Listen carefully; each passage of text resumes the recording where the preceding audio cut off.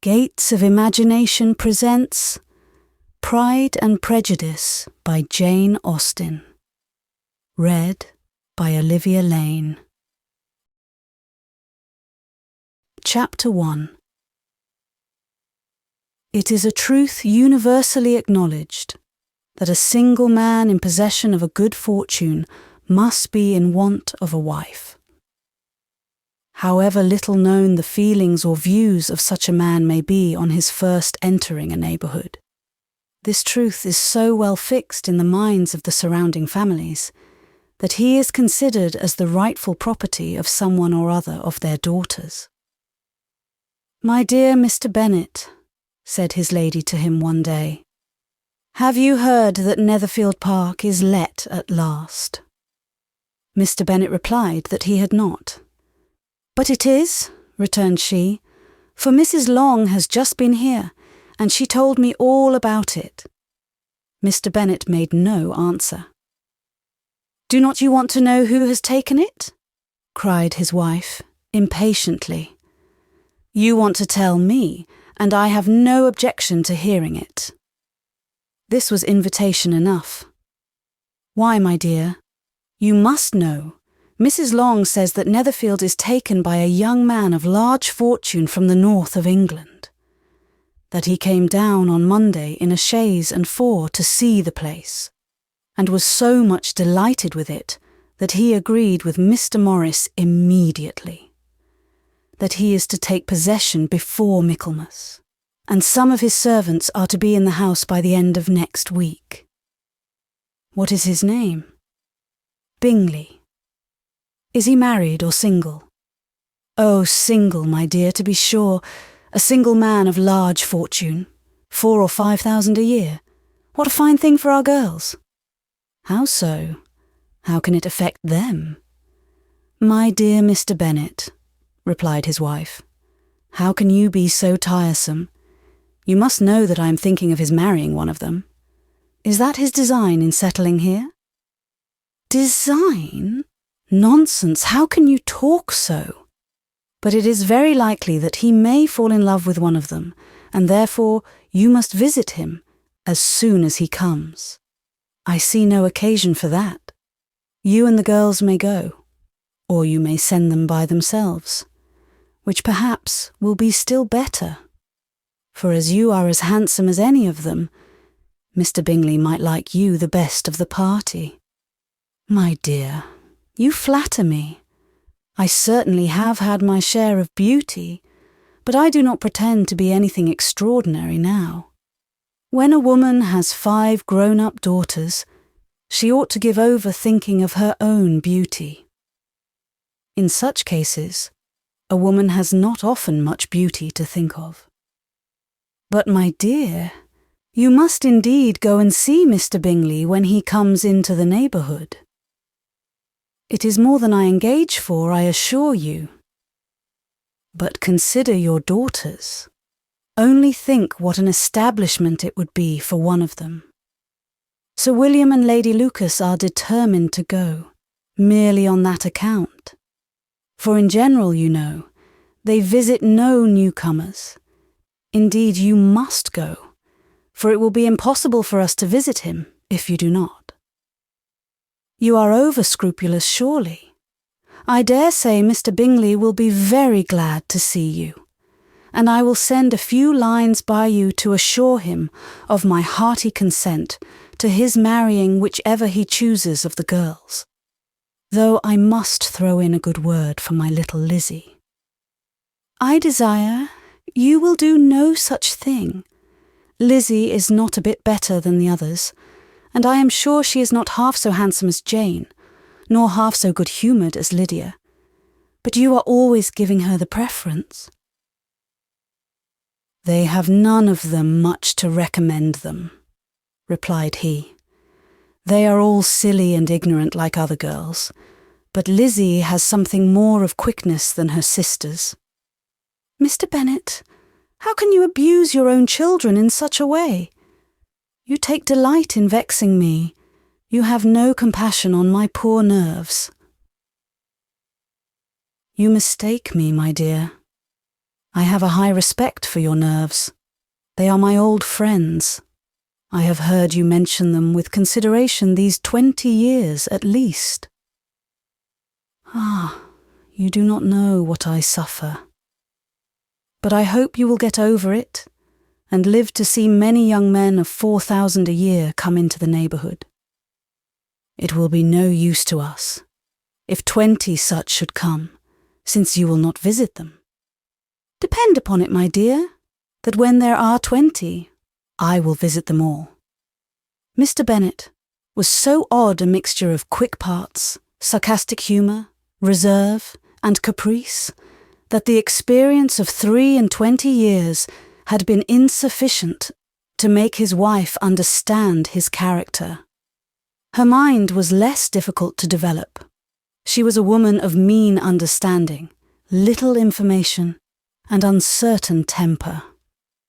When she was discontented, she fancied herself nervous. The business of her life was to get her daughters married. Its solace was visiting and news.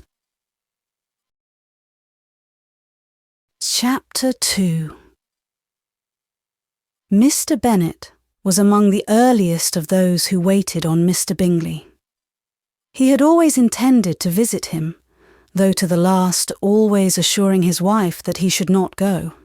Until the evening after the visit was paid, she had no knowledge of it. It was then disclosed in the following manner. Observing his second daughter employed in trimming a hat, he suddenly addressed her with, "I hope Mr. Bingley will like it, Lizzie." "We are not in a way to know what Mr. Bingley likes," said her mother, resentfully, "since we are not to visit." "But you forget, mamma," said Elizabeth, "that we shall meet him at the assemblies, and that Mrs. Long has promised to introduce him." "I do not believe Mrs. Long will do any such thing. She has 2 nieces of her own. She is a selfish, hypocritical woman, and I have no opinion of her." "No more have I," said Mr. Bennet, "and I am glad to find that you do not depend on her serving you." Mrs. Bennet deigned not to make any reply, but, unable to contain herself, began scolding one of her daughters. "Don't keep coughing so, Kitty, for heaven's sake. Have a little compassion on my nerves. You tear them to pieces." "Kitty has no discretion in her coughs," said her father. "She times them ill." "I do not cough for my own amusement," replied Kitty, fretfully. "When is your next ball to be, Lizzie?" "Tomorrow fortnight." "Aye, so it is," cried her mother. "And Mrs. Long does not come back till the day before, so it will be impossible for her to introduce him, for she will not know him herself." "Then, my dear, you may have the advantage of your friend, and introduce Mr. Bingley to her." "Impossible, Mr. Bennet, impossible, when I am not acquainted with him myself. How can you be so teasing?" "I honour your circumspection. A fortnight's acquaintance is certainly very little. One cannot know what a man really is by the end of a fortnight. But if we do not venture, somebody else will. And after all, Mrs. Long and her nieces must stand their chance, and therefore, as she will think it an act of kindness, if you decline the office, I will take it on myself." The girls stared at their father. Mrs. Bennet said only, "Nonsense, nonsense. What can be the meaning of that emphatic exclamation?" cried he. "Do you consider the forms of introduction and the stress that is laid on them as nonsense?" "I cannot quite agree with you there. What say you, Mary? For you are a young lady of deep reflection, I know, and read great books and make extracts." Mary wished to say something very sensible, but knew not how. "While Mary is adjusting her ideas," he continued, "let us return to Mr. Bingley." "I am sick of Mr. Bingley," cried his wife.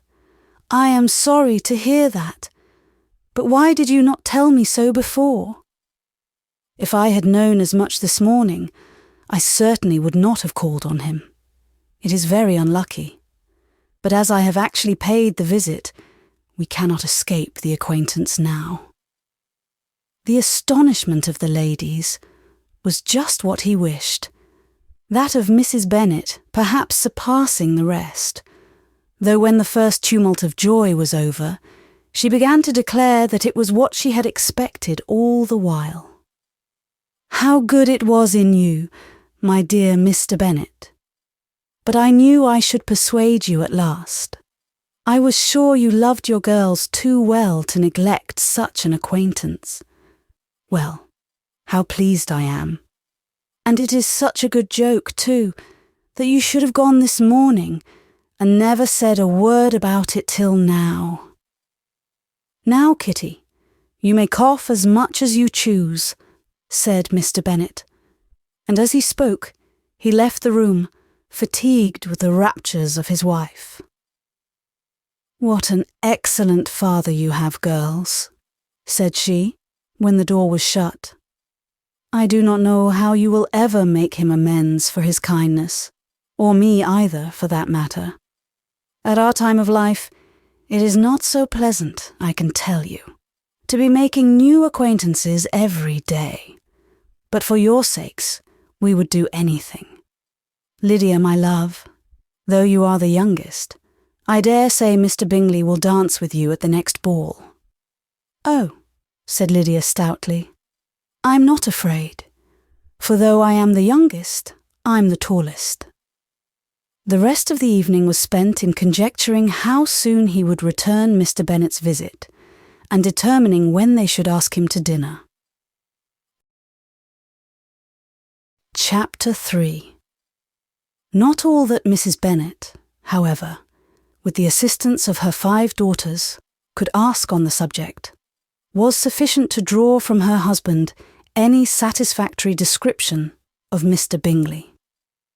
They attacked him in various ways, with barefaced questions, ingenious suppositions, and distant surmises, but he eluded the skill of them all, and they were at last obliged to accept the second-hand intelligence of their neighbour, Lady Lucas. Her report was highly favourable. Sir William had been delighted with him.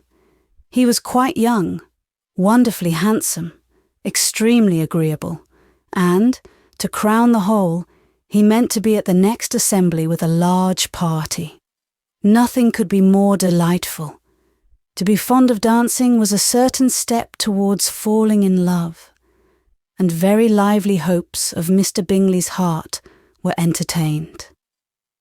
"If I can but see one of my daughters happily settled at Netherfield," said Mrs. Bennet to her husband, "and all the others equally well married, I shall have nothing to wish for." In a few days, Mr. Bingley returned Mr. Bennet's visit, and sat about 10 minutes with him in his library. He had entertained hopes of being admitted to a sight of the young ladies, of whose beauty he had heard much, but he saw only the father. The ladies were somewhat more fortunate, for they had the advantage of ascertaining, from an upper window, that he wore a blue coat and rode a black horse. An invitation to dinner was soon afterwards dispatched, and already had Mrs. Bennet planned the courses that were to do credit to her housekeeping, when an answer arrived which deferred it all. Mr. Bingley was obliged to be in town the following day, and consequently unable to accept the honour of their invitation, etc. Mrs. Bennet was quite disconcerted. She could not imagine what business he could have in town so soon after his arrival in Hertfordshire, and she began to fear that he might always be flying about from one place to another, and never settled at Netherfield, as he ought to be. Lady Lucas quieted her fears a little by starting the idea of his being gone to London, only to get a large party for the ball. And a report soon followed that Mr. Bingley was to bring 12 ladies and 7 gentlemen with him to the assembly. The girls grieved over such a number of ladies, but were comforted the day before the ball by hearing that, instead of 12, he had brought only 6 with him, from London, his 5 sisters and a cousin. And when the party entered the assembly room, it consisted of only 5 altogether: Mr. Bingley, his 2 sisters, the husband of the eldest, and another young man. Mr. Bingley was good-looking and gentlemanlike. He had a pleasant countenance and easy, unaffected manners. His sisters were fine women, with an air of decided fashion. His brother-in-law, Mr. Hurst, merely looked the gentleman, but his friend Mr. Darcy soon drew the attention of the room by his fine, tall person, handsome features, noble mien, and the report, which was in general circulation within 5 minutes after his entrance, of his having 10,000 a year. The gentlemen pronounced him to be a fine figure of a man. The ladies declared he was much handsomer than Mr. Bingley, and he was looked at with great admiration for about half the evening, till his manners gave a disgust which turned the tide of his popularity, for he was discovered to be proud, to be above his company, and above being pleased. And not all his large estate in Derbyshire could save him from having a most forbidding, disagreeable countenance, and being unworthy to be compared with his friend. Mr. Bingley had soon made himself acquainted with all the principal people in the room. He was lively and unreserved, danced every dance, was angry that the ball closed so early, and talked of giving one himself at Netherfield. Such amiable qualities must speak for themselves. What a contrast between him and his friend! Mr. Darcy danced only once with Mrs. Hurst and once with Miss Bingley, declined being introduced to any other lady, and spent the rest of the evening in walking about the room, speaking occasionally to one of his own party. His character was decided. He was the proudest, most disagreeable man in the world, and everybody hoped that he would never come there again. Amongst the most violent against him was Mrs. Bennet, whose dislike of his general behaviour was sharpened into particular resentment by his having slighted one of her daughters. Elizabeth Bennet had been obliged, by the scarcity of gentlemen, to sit down for 2 dances, and during part of that time Mr. Darcy had been standing near enough for her to overhear a conversation between him and Mr. Bingley, who came from the dance for a few minutes to press his friend to join it. "Come, Darcy," said he, "I must have you dance. I hate to see you standing about by yourself in this stupid manner. You had much better dance." "I certainly shall not. You know how I detest it, unless I am particularly acquainted with my partner. At such an assembly as this, it would be insupportable. Your sisters are engaged, and there is not another woman in the room whom it would not be a punishment to me to stand up with." "I would not be so fastidious as you are," cried Bingley, "for a kingdom. Upon my honour, I never met with so many pleasant girls in my life as I have this evening. And there are several of them, you see, uncommonly pretty." "You are dancing with the only handsome girl in the room," said Mr. Darcy, looking at the eldest Miss Bennet. "Oh, she is the most beautiful creature I ever beheld. But there is one of her sisters sitting down just behind you, who is very pretty, and I dare say very agreeable. Do let me ask my partner to introduce you." "Which do you mean?" And turning round, he looked for a moment at Elizabeth, till, catching her eye, he withdrew his own and coldly said, "She is tolerable, but not handsome enough to tempt me, and I am in no humour at present to give consequence to young ladies who are slighted by other men. You had better return to your partner and enjoy her smiles, for you are wasting your time with me." Mr. Bingley followed his advice.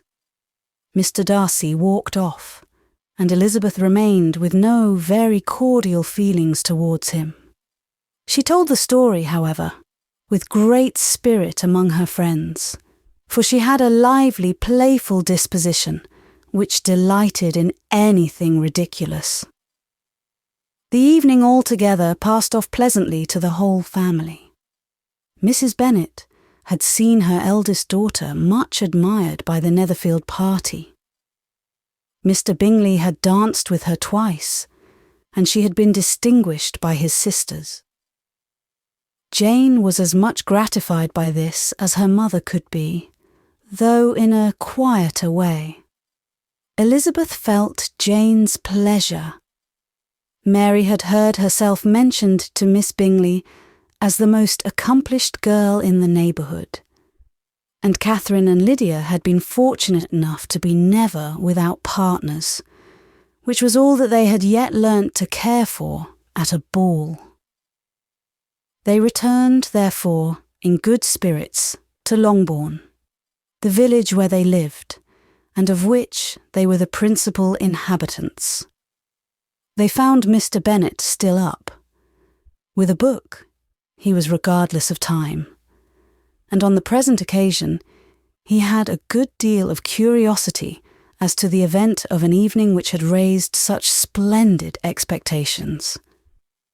He had rather hoped that all his wife's views on the stranger would be disappointed, but he soon found that he had a very different story to hear.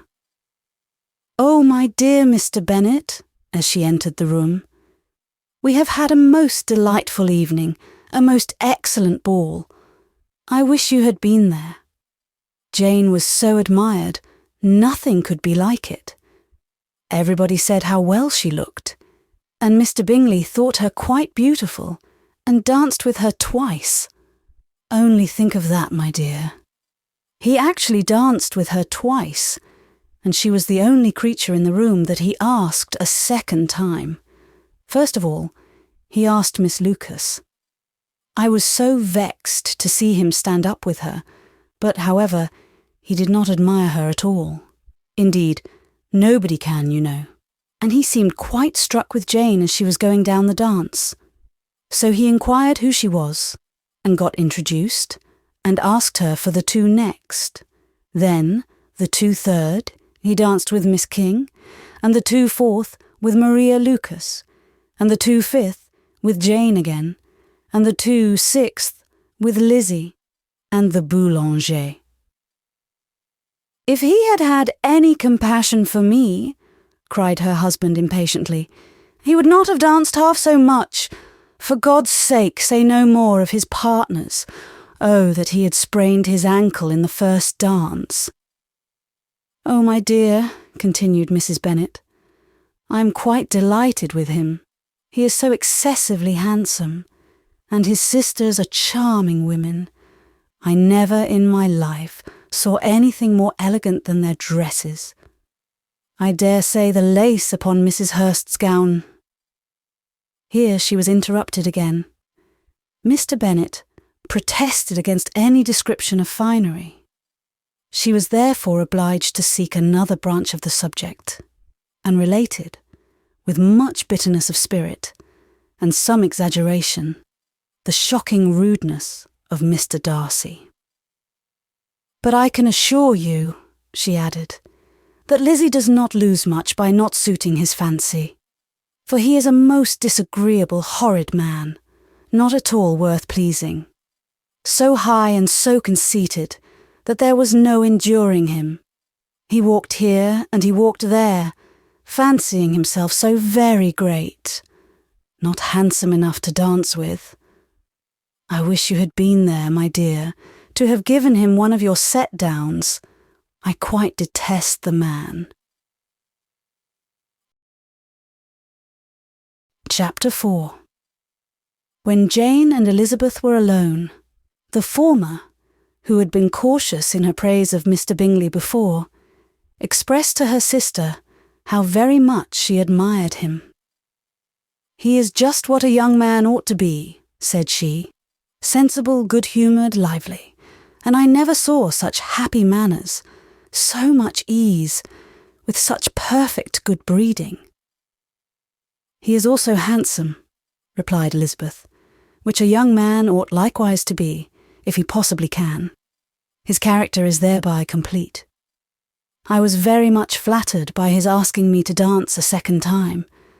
I did not expect such a compliment. Did not you? I did for you. But that is one great difference between us. Compliments always take you by surprise, and me never. What could be more natural than his asking you again?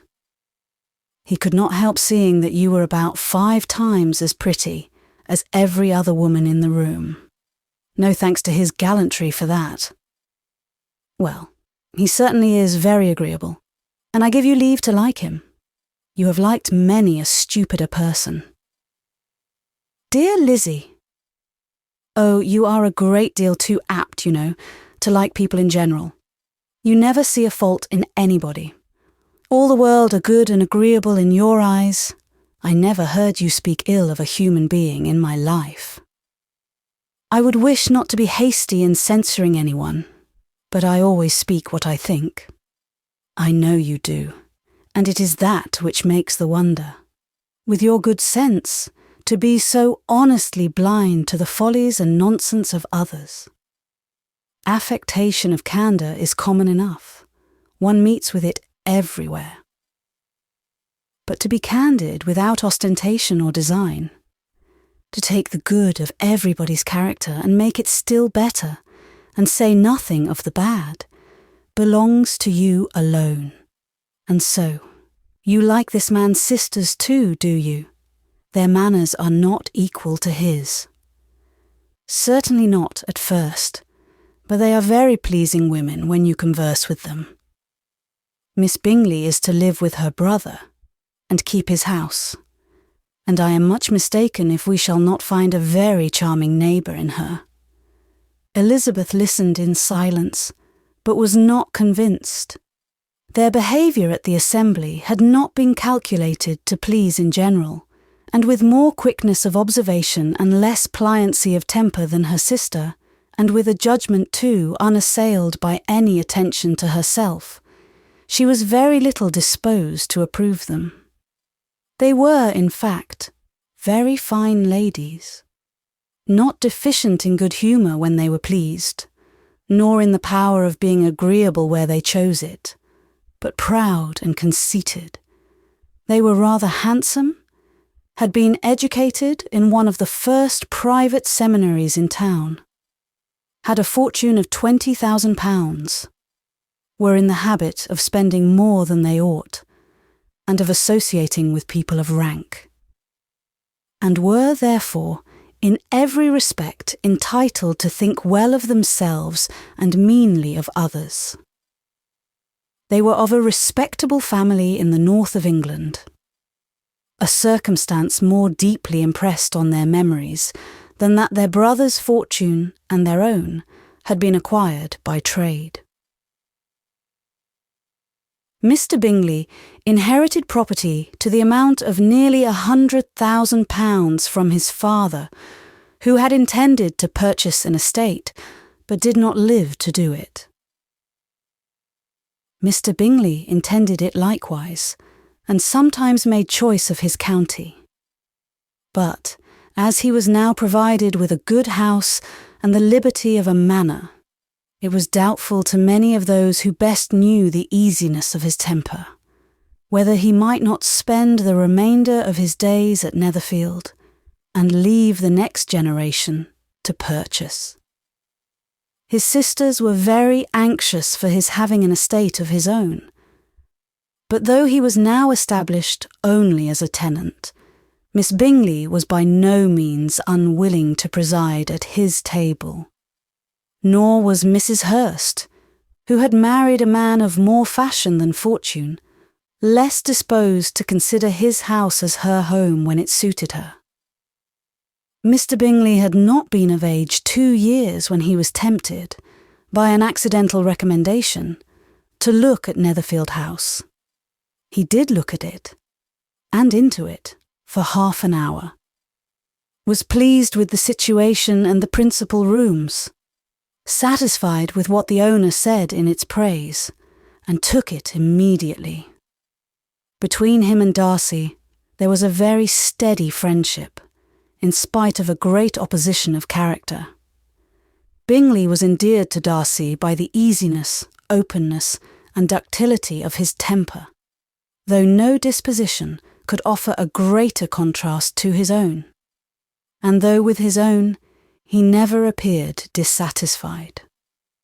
On the strength of Darcy's regard, Bingley had the firmest reliance, and of his judgment the highest opinion.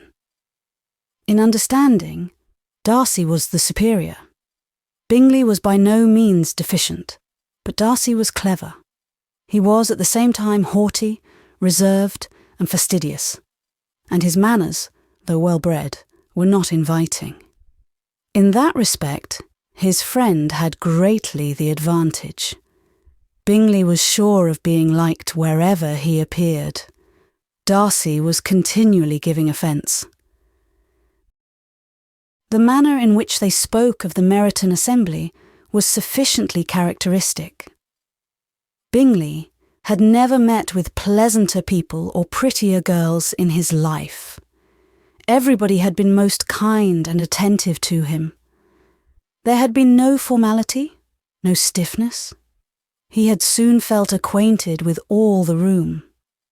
And as to Miss Bennet, he could not conceive an angel more beautiful. Darcy, on the contrary, had seen a collection of people in whom there was little beauty and no fashion, for none of whom he had felt the smallest interest, and from none received either attention or pleasure. Miss Bennet he acknowledged to be pretty, but she smiled too much. Mrs. Hurst and her sister allowed it to be so, but still they admired her and liked her, and pronounced her to be a sweet girl, and one whom they should not object to know more of. Miss Bennet was therefore established as a sweet girl, and their brother felt authorized by such commendation to think of her as he chose.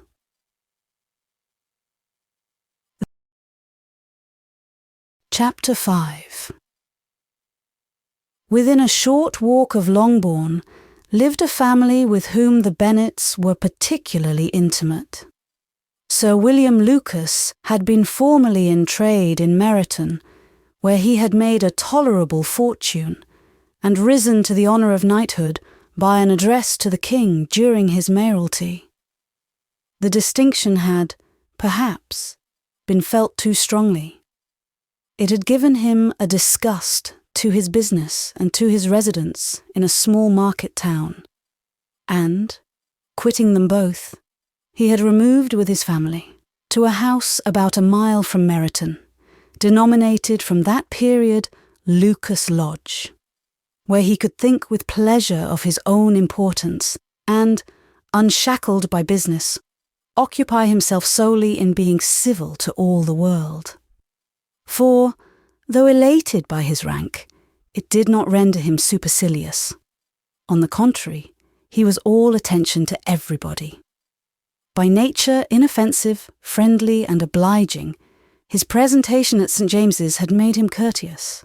Lady Lucas was a very good kind of woman, not too clever to be a valuable neighbour to Mrs. Bennet. They had several children. The eldest of them, a sensible, intelligent young woman, about 27, was Elizabeth's intimate friend. That the Miss Lucases and the Miss Bennetts should meet to talk over a ball was absolutely necessary, and the morning after the assembly brought the former to Longbourn to hear and to communicate. "You began the evening well, Charlotte," said Mrs. Bennet, with civil self-command, to Miss Lucas. "You were Mr. Bingley's first choice." "Yes, but he seemed to like his second better." "Oh, you mean Jane, I suppose, because he danced with her twice." "To be sure, that did seem as if he admired her. Indeed, I rather believe he did. I heard something about it, but I hardly know what. Something about Mr. Robinson." "Perhaps you mean what I overheard between him and Mr. Robinson. Did not I mention it to you? Mr. Robinson's asking him how he liked our Meryton assemblies, and whether he did not think there were a great many pretty women in the room, and which he thought the prettiest, and his answering immediately to the last question, 'Oh, the eldest Miss Bennet, beyond a doubt. There cannot be two opinions on that point.'" "Upon my word! Well, that was very decided indeed. That does seem as if... But however, it may all come to nothing, you know." "My overhearings were more to the purpose than yours, Eliza," said Charlotte. "Mr. Darcy is not so well worth listening to as his friend, is he? Poor Eliza, to be only just tolerable."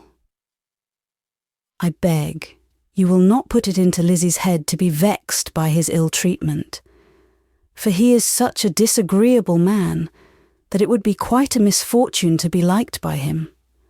Mrs. Long told me last night that he sat close to her for half an hour without once opening his lips." "Are you quite sure, ma'am?" "Is not there a little mistake?" said Jane. "I certainly saw Mr. Darcy speaking to her." "Aye, because she asked him at last how he liked Netherfield, and he could not help answering her. But she said he seemed very angry at being spoke to." "Miss Bingley told me," said Jane, "that he never speaks much unless among his intimate acquaintance. With them he is remarkably agreeable." "I do not believe a word of it, my dear. If he had been so very agreeable, he would have talked to Mrs. Long. But I can guess how it was. Everybody says that he is eat up with pride, and I dare say he had heard somehow that Mrs. Long does not keep a carriage, and had to come to the ball in a hack chaise." "I do not mind his not talking to Mrs. Long," said Miss Lucas, "but I wish he had danced with Eliza." "Another time, Lizzie," said her mother. "I would not dance with him if I were you." "I believe, ma'am, I may safely promise you never to dance with him." "His pride," said Miss Lucas, "does not offend me so much as pride often does, because there is an excuse for it. One cannot wonder that so very fine a young man, with family, fortune, everything in his favour, should think highly of himself. If I may so express it, he has a right to be proud." "That is very true," replied Elizabeth, "and I could easily forgive his pride, if he had not mortified mine." "Pride," observed Mary, who piqued herself upon the solidity of her reflections, "is a very common failing, I believe. By all that I have ever read, I am convinced that it is very common indeed, that human nature is particularly prone to it, and that there are very few of us who do not cherish a feeling of self-complacency on the score of some quality or other, real or imaginary. Vanity and pride are different things, though the words are often used synonymously. A person may be proud without being vain. Pride relates more to our opinion of ourselves, vanity to what we would have others think of us. "If I were as rich as Mr. Darcy," cried a young Lucas, who came with his sisters, "I should not care how proud I was. I would keep a pack of foxhounds and drink a bottle of wine every day." "Then you would drink a great deal more than you ought," said Mrs. Bennet, "and if I were to see you at it, I should take away your bottle directly." The boy protested that she should not. She continued to declare that she would, and the argument ended only with the visit. Chapter 6. The ladies of Longbourn soon waited on those of Netherfield. The visit was returned in due form. Miss Bennet's pleasing manners grew on the goodwill of Mrs. Hurst and Miss Bingley, and though the mother was found to be intolerable and the younger sisters not worth speaking to, a wish of being better acquainted with them was expressed towards the two eldest. By Jane, this attention was received with the greatest pleasure, but Elizabeth still saw superciliousness in their treatment of everybody, hardly excepting even her sister, and could not like them, though their kindness to Jane, such as it was, had a value, as arising in all probability from the influence of their brother's admiration. It was generally evident, whenever they met, that he did admire her, and to her it was equally evident that Jane was yielding to the preference which she had begun to entertain for him from the first, and was in a way to be very much in love. But she considered with pleasure that it was not likely to be discovered by the world in general, since Jane, united with great strength of feeling, a composure of temper and an uniform cheerfulness of manner, which would guard her from the suspicions of the impertinent. She mentioned this to her friend, Miss Lucas. "It may perhaps be pleasant," replied Charlotte, "to be able to impose on the public in such a case, but it is sometimes a disadvantage to be so very guarded. If a woman conceals her affection with the same skill from the object of it, she may lose the opportunity of fixing him, and it will then be but poor consolation to believe the world equally in the dark. There is so much of gratitude or vanity in almost every attachment that it is not safe to leave any to itself. We can all begin freely. A slight preference is natural enough, but there are very few of us who have heart enough to be really in love without encouragement. In 9 cases out of 10, a woman had better show more affection than she feels. Bingley likes your sister undoubtedly, but he may never do more than like her if she does not help him on. But she does help him on, as much as her nature will allow. If I can perceive her regard for him, he must be a simpleton indeed, not to discover it too. Remember, Eliza, that he does not know Jane's disposition as you do. But if a woman is partial to a man, and does not endeavour to conceal it, he must find it out. Perhaps he must, if he sees enough of her. But though Bingley and Jane meet tolerably often, it is never for many hours together. And as they always see each other in large mixed parties, it is impossible that every moment should be employed in conversing together. Jane should therefore make the most of every half-hour in which she can command his attention. When she is secure of him, there will be leisure for falling in love as much as she chooses. "Your plan is a good one," replied Elizabeth, "where nothing is in question but the desire of being well married, and if I were determined to get a rich husband, or any husband, I dare say I should adopt it. But these are not Jane's feelings. She is not acting by design. As yet, she cannot even be certain of the degree of her own regard, nor of its reasonableness. She has known him only a fortnight. She danced 4 dances with him at Meryton. She saw him one morning at his own house, and has since dined in company with him 4 times. This is not quite enough to make her understand his character. Not as you represent it. Had she merely dined with him, she might only have discovered whether he had a good appetite. But you must remember that 4 evenings have been also spent together, and 4 evenings may do a great deal. Yes, these 4 evenings have enabled them to ascertain that they both like Vingtoon better than commerce, but with respect to any other leading characteristic, I do not imagine that much has been unfolded.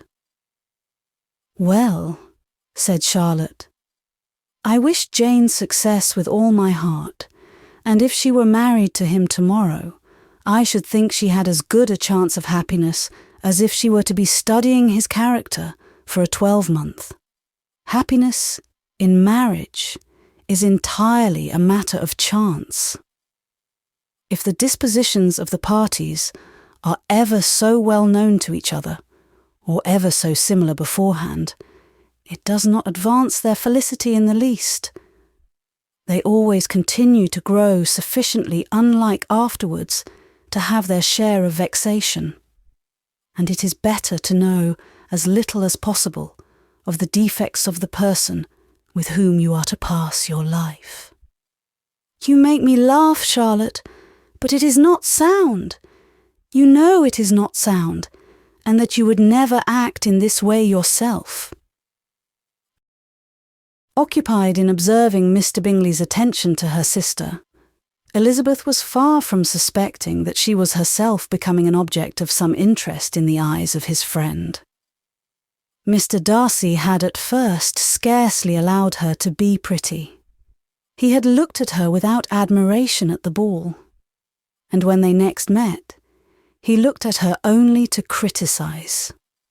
But no sooner had he made it clear to himself and his friends that she had hardly a good feature in her face, than he began to find it was rendered uncommonly intelligent by the beautiful expression of her dark eyes. To this discovery succeeded some others equally mortifying, though he had detected with a critical eye more than one failure of perfect symmetry in her form.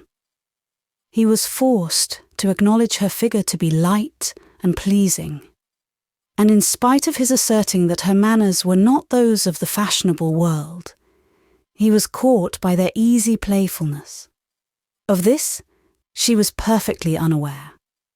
To her, he was only the man who made himself agreeable nowhere, and who had not thought her handsome enough to dance with.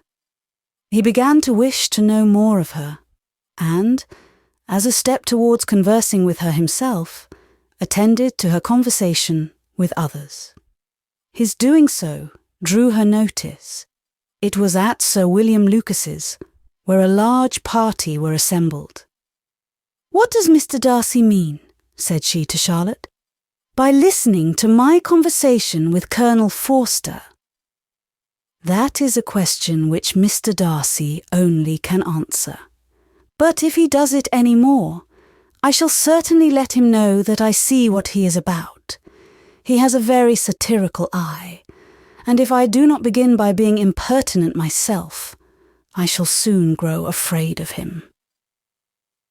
On his approaching them soon afterwards, though without seeming to have any intention of speaking, Miss Lucas defied her friend to mention such a subject to him, which immediately provoking Elizabeth to do it, she turned to him and said, "Did not you think, Mr. Darcy, that I expressed myself uncommonly well just now, when I was teasing Colonel Forster to give us a ball at Meryton?" "With great energy, but it is a subject which always makes a lady energetic." "You are severe on us." "It will be her turn soon to be teased," said Miss Lucas. "I am going to open the instrument, Eliza, and you know what follows." "You are a very strange creature by way of a friend. always wanting me to play and sing before anybody and everybody. If my vanity had taken a musical turn, you would have been invaluable. But as it is, I would really rather not sit down before those who must be in the habit of hearing the very best performers." On Miss Lucas's persevering, however, she added, "Very well. If it must be so, it must." And gravely glancing at Mr. Darcy, "There is a very fine old saying, which everybody here is of course familiar with. Keep your breath to cool your porridge, and I shall keep mine to swell my song." Her performance was pleasing, though by no means capital. After a song or two, and before she could reply to the entreaties of several that she would sing again, she was eagerly succeeded at the instrument by her sister Mary, who having, in consequence of being the only plain one in the family, worked hard for knowledge and accomplishments, was always impatient for display. Mary had neither genius nor taste, and though vanity had given her application, it had given her likewise a pedantic air and conceited manner, which would have injured a higher degree of excellence than she had reached. Elizabeth, easy and unaffected, had been listened to with much more pleasure, though not playing half so well, and Mary, at the end of a long concerto, was glad to purchase praise and gratitude by Scotch and Irish airs at the request of her younger sisters, who, with some of the Lucases and 2 or 3 officers, joined eagerly in dancing at one end of the room. Mr. Darcy stood near them in silent indignation at such a mode of passing the evening, to the exclusion of all conversation, and was too much engrossed by his own thoughts to perceive that Sir William Lucas was his neighbour, till Sir William thus began. "What a charming amusement for young people this is, Mr. Darcy. There is nothing like dancing after all. I consider it as one of the first refinements of polished societies." "Certainly, sir. And it has the advantage also of being in vogue amongst the less polished societies of the world. Every savage can dance." Sir William only smiled. "Your friend performs delightfully," he continued, after a pause, on seeing Bingley join the group. "And I doubt not that you are an adept in the science yourself, Mr. Darcy." "You saw me dance at Meryton, I believe, sir." "Yes, indeed, and received no inconsiderable pleasure from the sight." "Do you often dance at St. James's?" "Never, sir." "Do you not think it would be a proper compliment to the place?" "It is a compliment which I never pay to any place if I can avoid it." "You have a house in town, I conclude?" Mr. Darcy bowed. "I had once some thoughts of fixing in town myself, for I am fond of superior society, but I did not feel quite certain that the air of London would agree with Lady Lucas." He paused in hopes of an answer, but his companion was not disposed to make any, and Elizabeth at that instant moving towards them, he was struck with the notion of doing a very gallant thing, and called out to her, "My dear Miss Eliza, why are not you dancing? Mr. Darcy, you must allow me to present this young lady to you as a very desirable partner. You cannot refuse to dance, I am sure, when so much beauty is before you." And, taking her hand, he would have given it to Mr. Darcy, who, though extremely surprised, was not unwilling to receive it, when she instantly drew back, and said with some discomposure to Sir William, "Indeed, sir, I have not the least intention of dancing. I entreat you not to suppose that I moved this way in order to beg for a partner." Mr. Darcy, with grave propriety, requested to be allowed the honour of her hand, but in vain. Elizabeth was determined, nor did Sir William at all shake her purpose by his attempt at persuasion. "You excel so much in the dance, Miss Eliza, that it is cruel to deny me the happiness of seeing you, and though this gentleman dislikes the amusement in general, he can have no objection, I am sure, to oblige us for 1/2 hour." "Mr. Darcy is all politeness," said Elizabeth, smiling. "He is indeed, but considering the inducement, my dear Miss Eliza, we cannot wonder at his complaisance, for who would object to such a partner?" Elizabeth looked archly and turned away. Her resistance had not injured her with the gentleman, and he was thinking of her with some complacency when thus accosted by Miss Bingley. "I can guess the subject of your reverie." "I should imagine not. You are considering how insupportable it would be to pass many evenings in this manner, in such society, and indeed I am quite of your opinion. I was never more annoyed. The insipidity, and yet the noise, the nothingness, and yet the self-importance of all these people. What would I give to hear your strictures on them?" "Your conjecture is totally wrong, I assure you. My mind was more agreeably engaged. I have been meditating on the very great pleasure which a pair of fine eyes in the face of a pretty woman can bestow." Miss Bingley immediately fixed her eyes on his face, and desired he would tell her what lady had the credit of inspiring such reflections. Mr. Darcy replied with great intrepidity, "Miss Elizabeth Bennet." "Miss Elizabeth Bennet!" repeated Miss Bingley.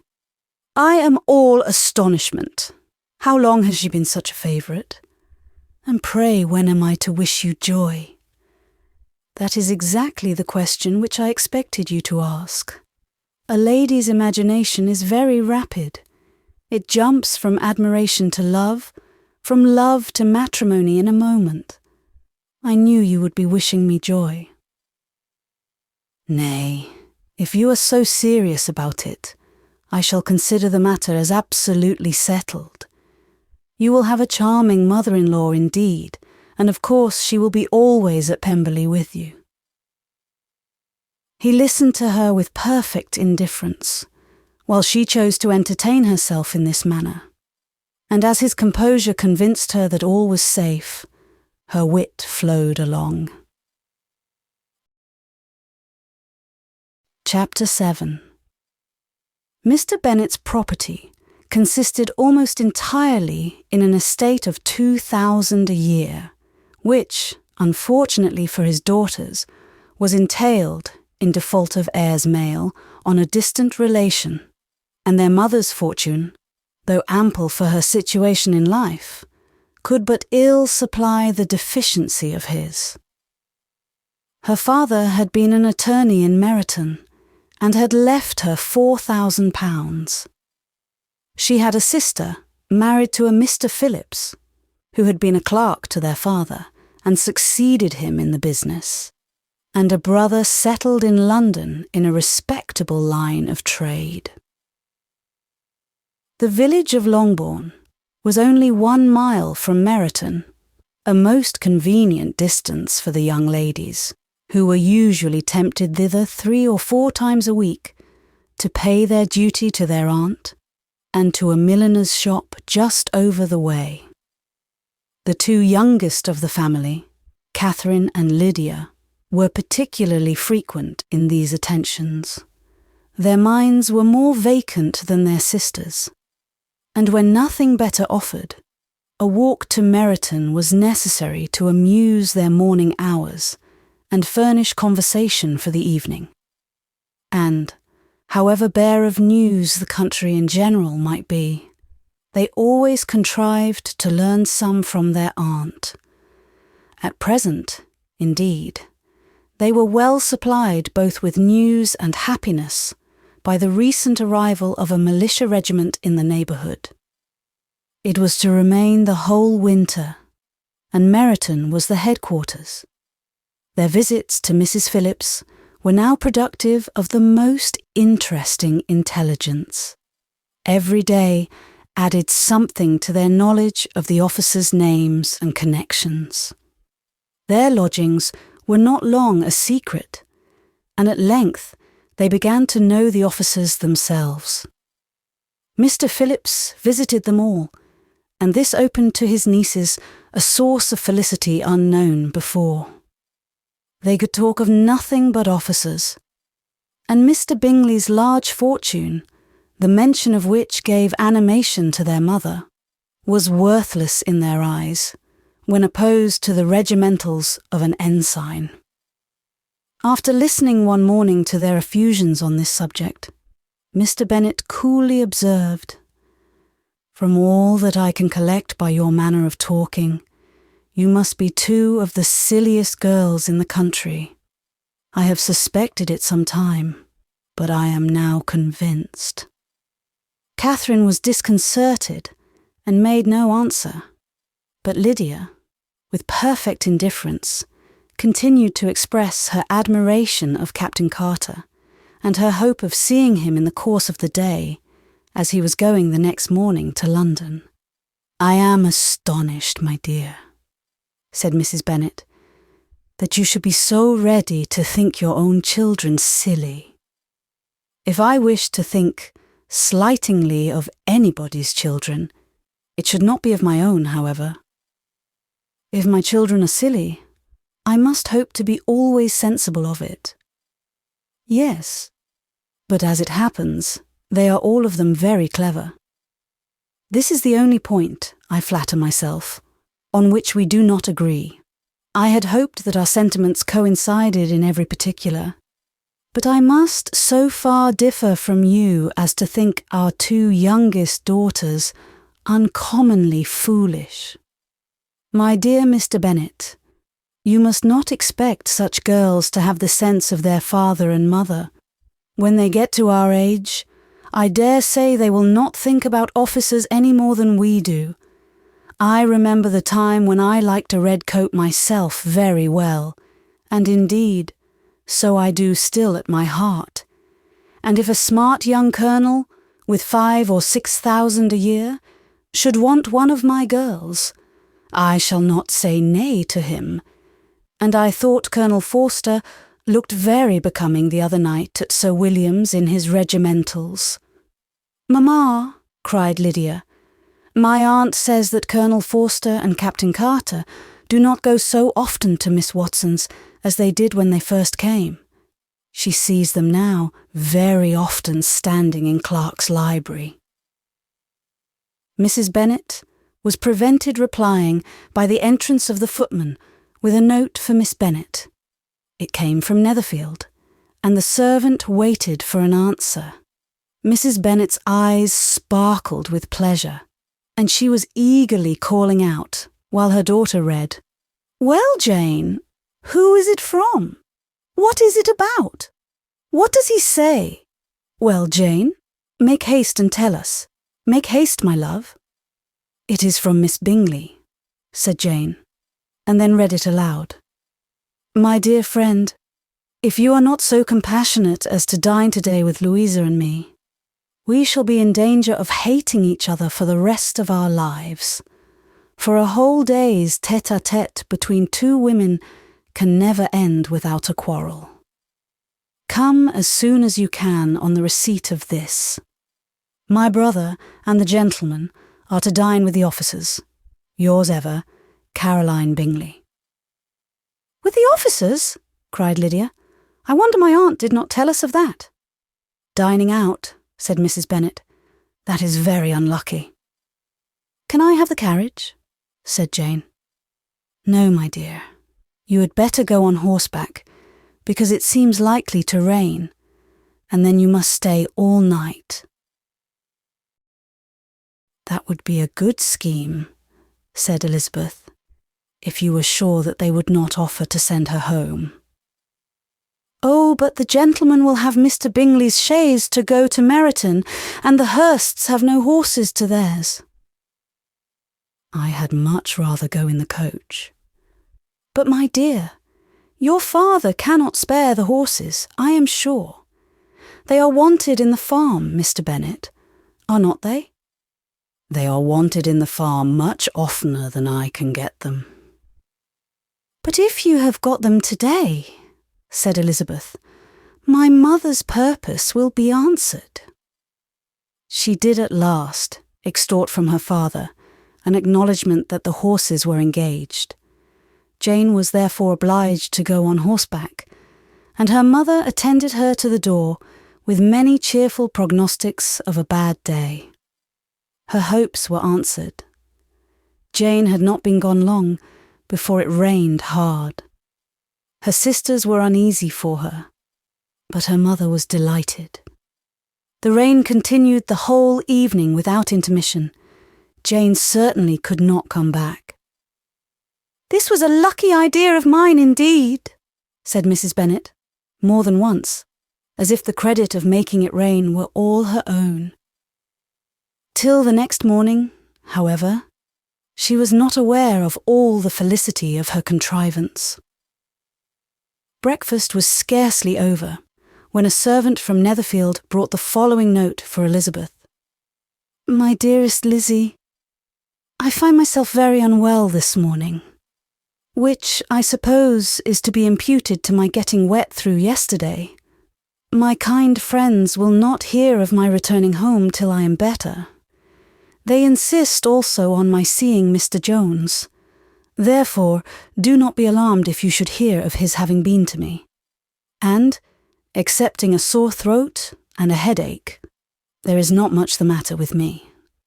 Yours, etc.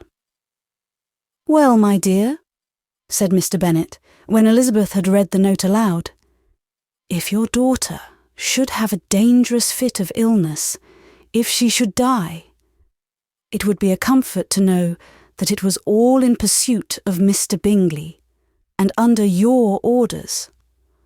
Oh, I am not at all afraid of her dying. People do not die of little trifling colds. She will be taken good care of. As long as she stays there, it is all very well. I would go and see her if I could have the carriage. Elizabeth, feeling really anxious, determined to go to her, though the carriage was not to be had, and as she was no horsewoman, walking was her only alternative. She declared her resolution. How can you be so silly, cried her mother, as to think of such a thing in all this dirt? You will not be fit to be seen when you get there. I shall be very fit to see Jane, which is all I want. Is this a hint to me, Lizzie? Said her father.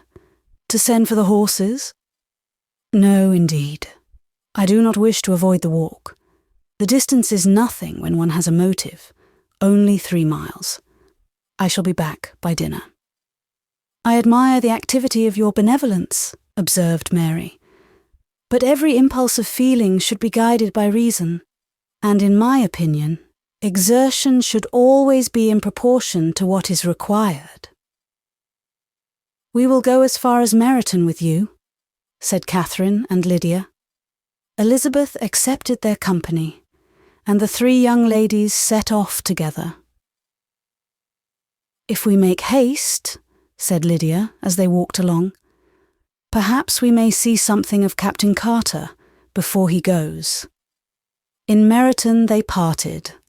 The 2 youngest repaired to the lodgings of one of the officers' wives, and Elizabeth continued her walk alone, crossing field after field at a quick pace, jumping over stiles and springing over puddles, with impatient activity, and finding herself at last within view of the house, with weary ankles, dirty stockings, and a face glowing with the warmth of exercise.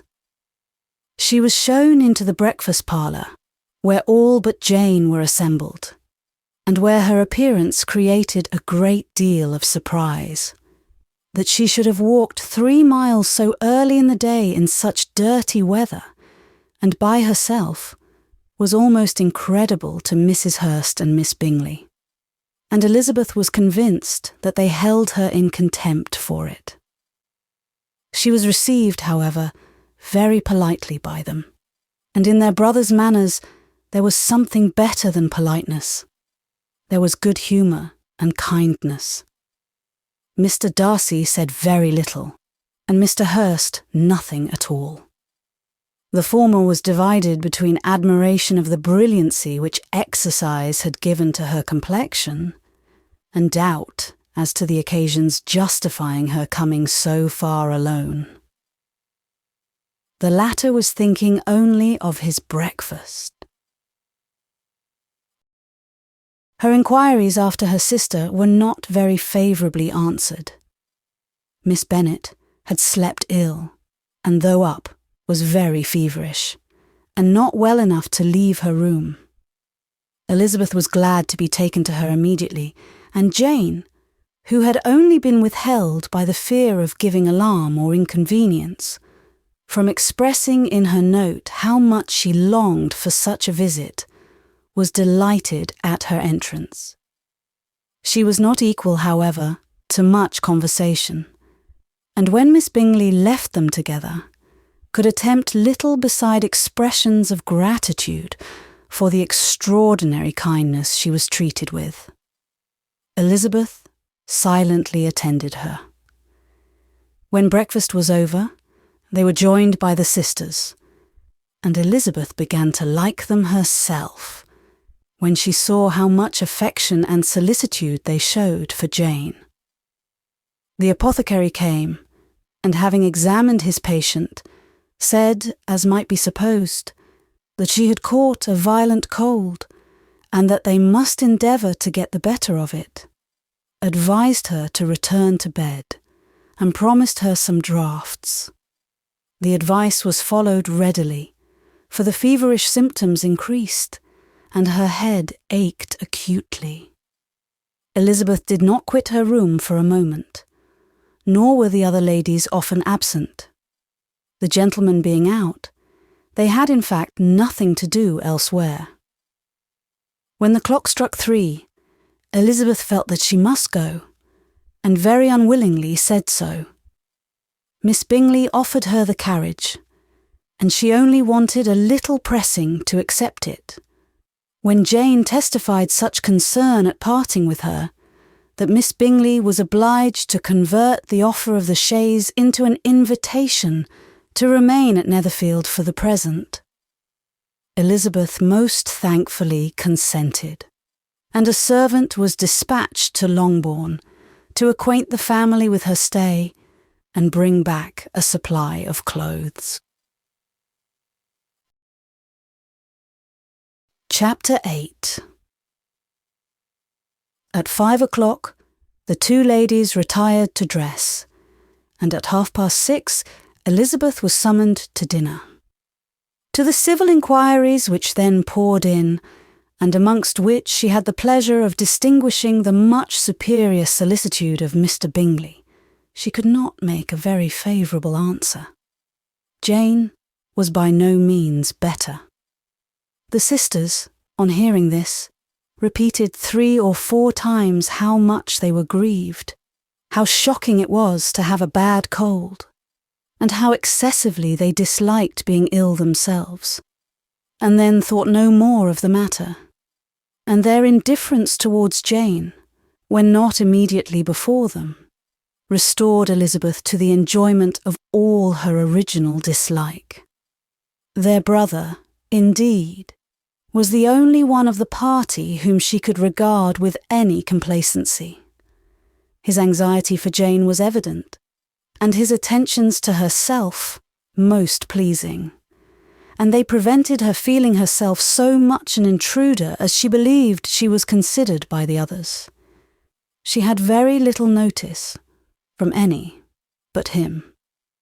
Miss Bingley was engrossed by Mr. Darcy, her sister scarcely less so, and as for Mr. Hurst, by whom Elizabeth sat, he was an indolent man who lived only to eat, drink, and play at cards, who, when he found her prefer a plain dish to a ragout, had nothing to say to her. When dinner was over, she returned directly to Jane, and Miss Bingley began abusing her as soon as she was out of the room.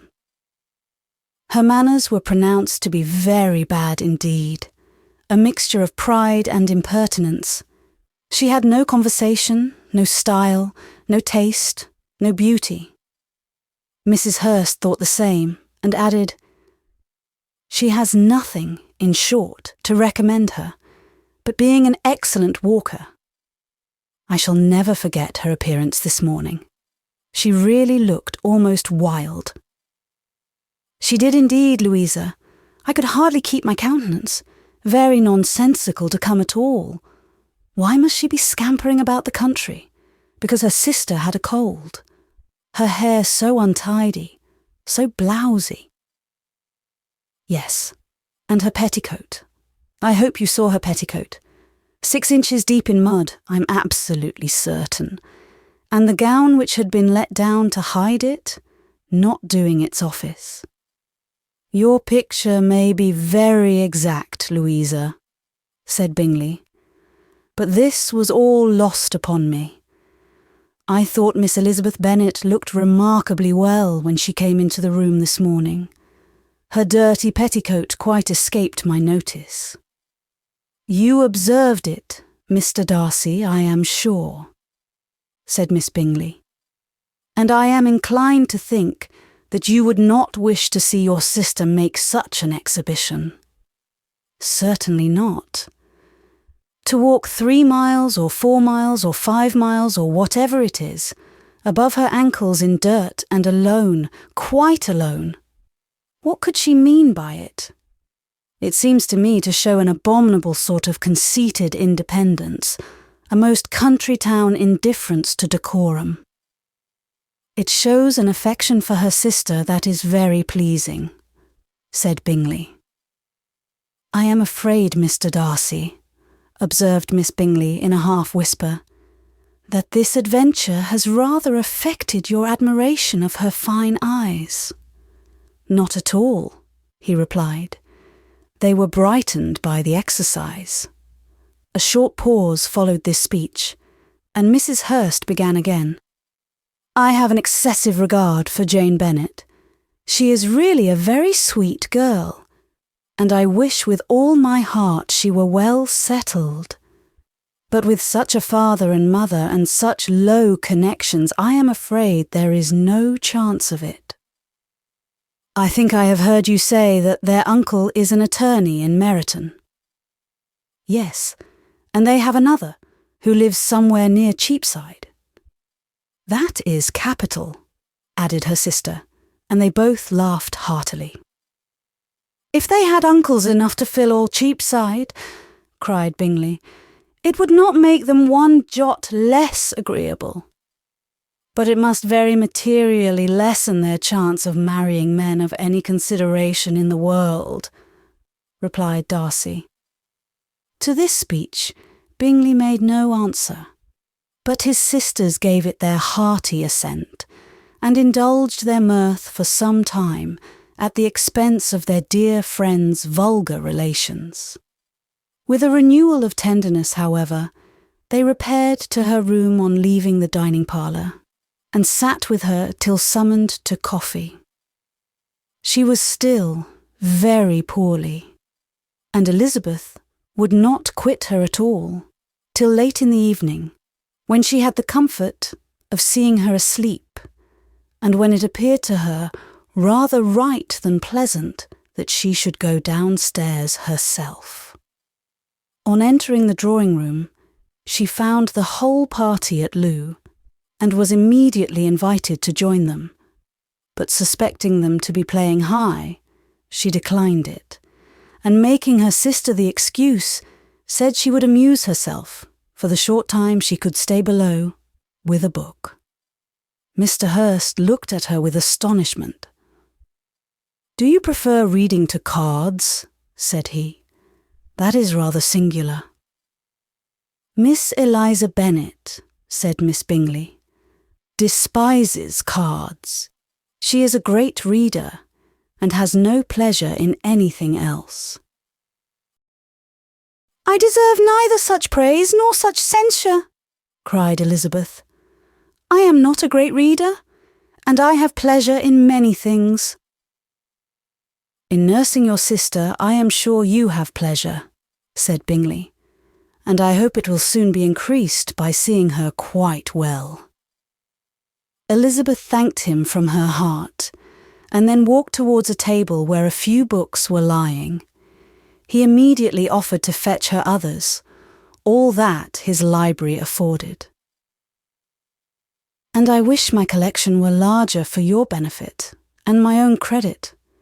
But I am an idle fellow, and though I have not many, I have more than I ever looked into." Elizabeth assured him that she could suit herself perfectly with those in the room. "I am astonished," said Miss Bingley, "that my father should have left so small a collection of books. What a delightful library you have at Pemberley, Mr. Darcy." "It ought to be good," he replied. "It has been the work of many generations." "And then you have added so much to it yourself. You are always buying books. I cannot comprehend the neglect of a family library in such days as these." "Neglect? I am sure you neglect nothing that can add to the beauties of that noble place. Charles, when you build your house, I wish it may be half as delightful as Pemberley." "I wish it may." "But I would really advise you to make your purchase in that neighbourhood, and take Pemberley for a kind of model. There is not a finer county in England than Derbyshire." "With all my heart, I will buy Pemberley itself, if Darcy will sell it." "I am talking of possibilities, Charles." "Upon my word, Caroline, I should think it more possible to get Pemberley by purchase than by imitation." Elizabeth was so much caught by what passed as to leave her very little attention for her book, and soon laying it wholly aside, she drew near the card table and stationed herself between Mr. Bingley and his eldest sister to observe the game. "Is Miss Darcy much grown since the spring?" said Miss Bingley. "Will she be as tall as I am?" "I think she will. She is now about Miss Elizabeth Bennet's height, or rather taller. How I long to see her again. I never met with anybody who delighted me so much. Such a countenance, such manners, and so extremely accomplished for her age. Her performance on the pianoforte is exquisite." "It is amazing to me," said Bingley, "how young ladies can have patience to be so very accomplished as they all are." "All young ladies accomplished? My dear Charles, what do you mean?" "Yes, all of them, I think. They all paint tables, cover screens, and net purses. I scarcely know anyone who cannot do all this, and I am sure I never heard a young lady spoken of for the first time without being informed that she was very accomplished." "Your list of the common extent of accomplishments," said Darcy, "has too much truth. The word is applied to many a woman who deserves it, no otherwise than by netting a purse or covering a screen." "But I am very far from agreeing with you in your estimation of ladies in general. I cannot boast of knowing more than half a dozen in the whole range of my acquaintance that are really accomplished." "Nor I am sure," said Miss Bingley. "Then," observed Elizabeth, "you must comprehend a great deal in your idea of an accomplished woman." "Yes, I do comprehend a great deal in it." "Oh, certainly," cried his faithful assistant. "No one can be really esteemed accomplished who does not greatly surpass what is usually met with. A woman must have a thorough knowledge of music, singing, drawing, dancing, and the modern languages to deserve the word. And, besides all this, she must possess a certain something in her air and manner of walking, the tone of her voice, her address and expressions, or the word will be but half deserved. All this she must possess," added Darcy, and to all she must yet add something more substantial in the improvement of her mind by extensive reading.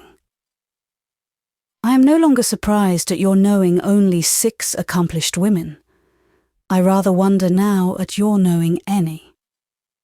Are you so severe upon your own sex as to doubt the possibility of all this? I never saw such a woman. I never saw such capacity and taste and application and elegance as you describe united. Mrs. Hurst and Miss Bingley both cried out against the injustice of her implied doubt, and were both protesting that they knew many women who answered this description, when Mr. Hurst called them to order, with bitter complaints of their inattention to what was going forward. As all conversation was thereby at an end, Elizabeth, soon afterwards, left the room. "Eliza Bennet," said Miss Bingley, when the door was closed on her, "is one of these young ladies who seek to recommend themselves to the other sex by undervaluing their own, and with many men, I dare say, it succeeds. But, in my opinion, it is a paltry device, a very mean art." "Undoubtedly," replied Darcy, to whom this remark was chiefly addressed. "There is meanness in all the arts which ladies sometimes condescend to employ for captivation. Whatever bears affinity to cunning is despicable." Miss Bingley was not so entirely satisfied with this reply as to continue the subject. Elizabeth joined them again, only to say that her sister was worse, and that she could not leave her. Bingley urged Mr. Jones's being sent for immediately, while his sisters, convinced that no country advice could be of any service, recommended an express to town for one of the most eminent physicians. This she would not hear of, but she was not so unwilling to comply with their brother's proposal. And it was settled that Mr. Jones should be sent for early in the morning if Miss Bennet were not decidedly better. Bingley was quite uncomfortable. His sisters declared that they were miserable. They solaced their wretchedness, however, by duets after supper, while he could find no better relief to his feelings than by giving his housekeeper directions that every possible attention might be paid to the sick lady and her sister. Chapter 9. Elizabeth passed the chief of the night in her sister's room, and in the morning had the pleasure of being able to send a tolerable answer to the inquiries which she very early received from Mr. Bingley by a housemaid, and some time afterwards from the 2 elegant ladies who waited on his sisters. In spite of this amendment, however, she requested to have a note sent to Longbourn, desiring her mother to visit Jane and form her own judgment of her situation. The note was immediately dispatched, and its contents as quickly complied with. Mrs. Bennet, accompanied by her 2 youngest girls, reached Netherfield soon after the family breakfast. Had she found Jane in any apparent danger, Mrs. Bennet would have been very miserable. But being satisfied on seeing her that her illness was not alarming, she had no wish of her recovering immediately, as her restoration to health would probably remove her from Netherfield. She would not listen, therefore, to her daughter's proposal of being carried home. Neither did the apothecary, who arrived about the same time, think it at all advisable. After sitting a little while with Jane, on Miss Bingley's appearance and invitation, the mother and 3 daughters all attended her into the breakfast parlour. Bingley met them with hopes that Mrs. Bennet had not found Miss Bennet worse than she expected. "Indeed I have, sir," was her answer. "She is a great deal too ill to be moved. Mr. Jones says we must not think of moving her. We must trespass a little longer on your kindness." "Removed?" cried Bingley. "It must not be thought of. My sister, I am sure, will not hear of her removal." "You may depend upon it, madam," said Miss Bingley, with cold civility, "that Miss Bennet shall receive every possible attention while she remains with us." Mrs. Bennet was profuse in her acknowledgments. "I am sure," she added, "if it was not for such good friends, I do not know what would become of her, for she is very ill indeed, and suffers a vast deal, though with the greatest patience in the world, which is always the way with her. For she has, without exception, the sweetest temper I ever met with. I often tell my other girls they are nothing to her. You have a sweet room here, Mr. Bingley, and a charming prospect over that gravel walk. I do not know a place in the country that is equal to Netherfield. You will not think of quitting it in a hurry, I hope, though you have but a short lease." "Whatever I do is done in a hurry," replied he, "and therefore if I should resolve to quit Netherfield, I should probably be off in 5 minutes. At present, however, I consider myself as quite fixed here." "That is exactly what I should have supposed of you," said Elizabeth. "You begin to comprehend me, do you?" cried he, turning towards her. "Oh yes, I understand you perfectly. I wish I might take this for a compliment, but to be so easily seen through, I am afraid, is pitiful. That is as it happens. It does not necessarily follow that a deep, intricate character is more or less estimable than such a one as yours." "Lizzie," cried her mother, "remember where you are, and do not run on in the wild manner that you are suffered to do at home." "I did not know before," continued Bingley immediately, "that you were a studier of character. It must be an amusing study." "Yes, but intricate characters are the most amusing. They have at least that advantage." "The country," said Darcy, "can in general supply but few subjects for such a study. In a country neighbourhood, you move in a very confined and unvarying society. But people themselves alter so much that there is something new to be observed in them forever." "Yes, indeed," cried Mrs. Bennet, offended by his manner of mentioning a country neighbourhood. "I assure you, there is quite as much of that going on in the country as in town." Everybody was surprised, and Darcy, after looking at her for a moment, turned silently away. Mrs. Bennet, who fancied she had gained a complete victory over him, continued her triumph. "I cannot see that London has any great advantage over the country, for my part, except the shops and public places. The country is a vast deal pleasanter, is not it, Mr. Bingley?"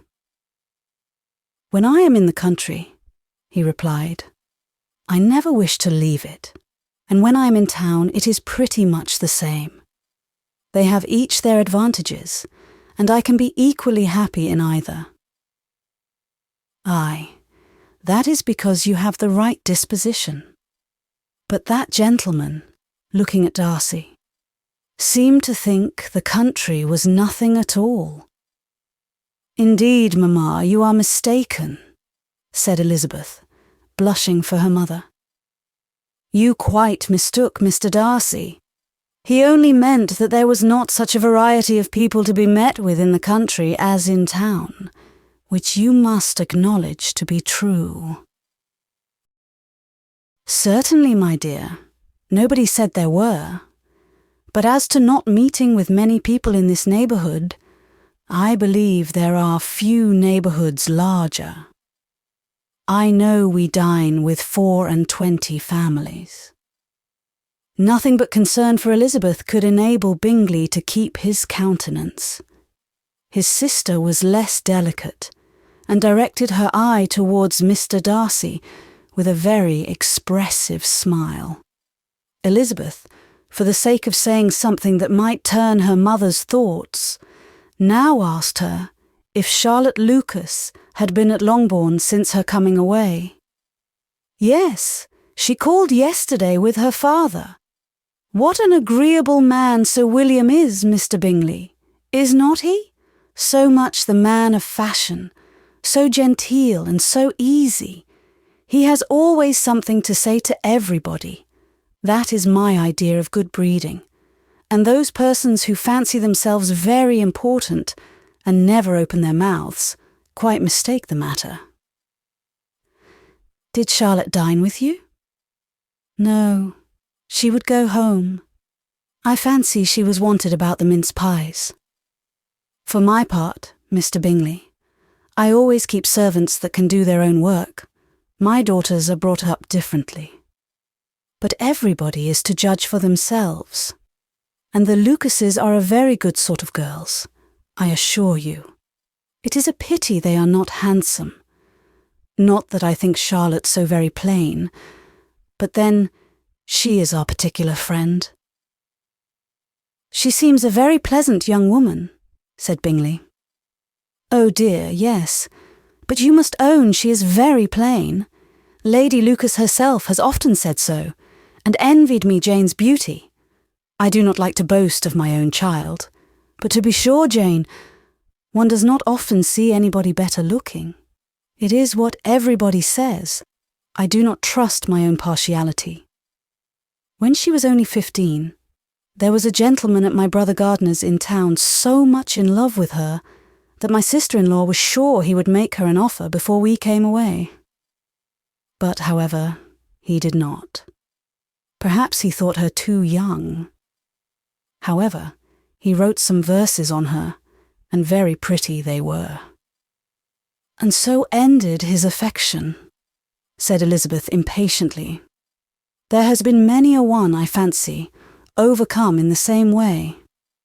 I wonder who first discovered the efficacy of poetry in driving away love. I have been used to consider poetry as the food of love, said Darcy. Of a fine, stout, healthy love it may. Everything nourishes what is strong already. But if it be only a slight, thin sort of inclination, I am convinced that one good sonnet will starve it entirely away. Darcy only smiled, and the general pause which ensued made Elizabeth tremble lest her mother should be exposing herself again. She longed to speak, but could think of nothing to say, and after a short silence, Mrs. Bennet began repeating her thanks to Mr. Bingley for his kindness to Jane, with an apology for troubling him also with Lizzie. Mr. Bingley was unaffectedly civil in his answer, and forced his younger sister to be civil also, and say what the occasion required. She performed her part, indeed, without much graciousness, but Mrs. Bennet was satisfied, and soon afterwards ordered her carriage. Upon this signal, the youngest of her daughters put herself forward. The two girls had been whispering to each other during the whole visit, and the result of it was that the youngest should tax Mr. Bingley with having promised on his first coming into the country to give a ball at Netherfield. Lydia was a stout, well-grown girl of 15, with a fine complexion and good-humoured countenance, a favourite with her mother, whose affection had brought her into public at an early age. She had high animal spirits, and a sort of natural self-consequence, which the attentions of the officers, to whom her uncle's good dinners and her own easy manners recommended her, had increased into assurance. She was very equal, therefore, to address Mr. Bingley on the subject of the ball, and abruptly reminded him of his promise, adding that it would be the most shameful thing in the world if he did not keep it. His answer to this sudden attack was delightful to her mother's ear. I am perfectly ready, I assure you, to keep my engagement.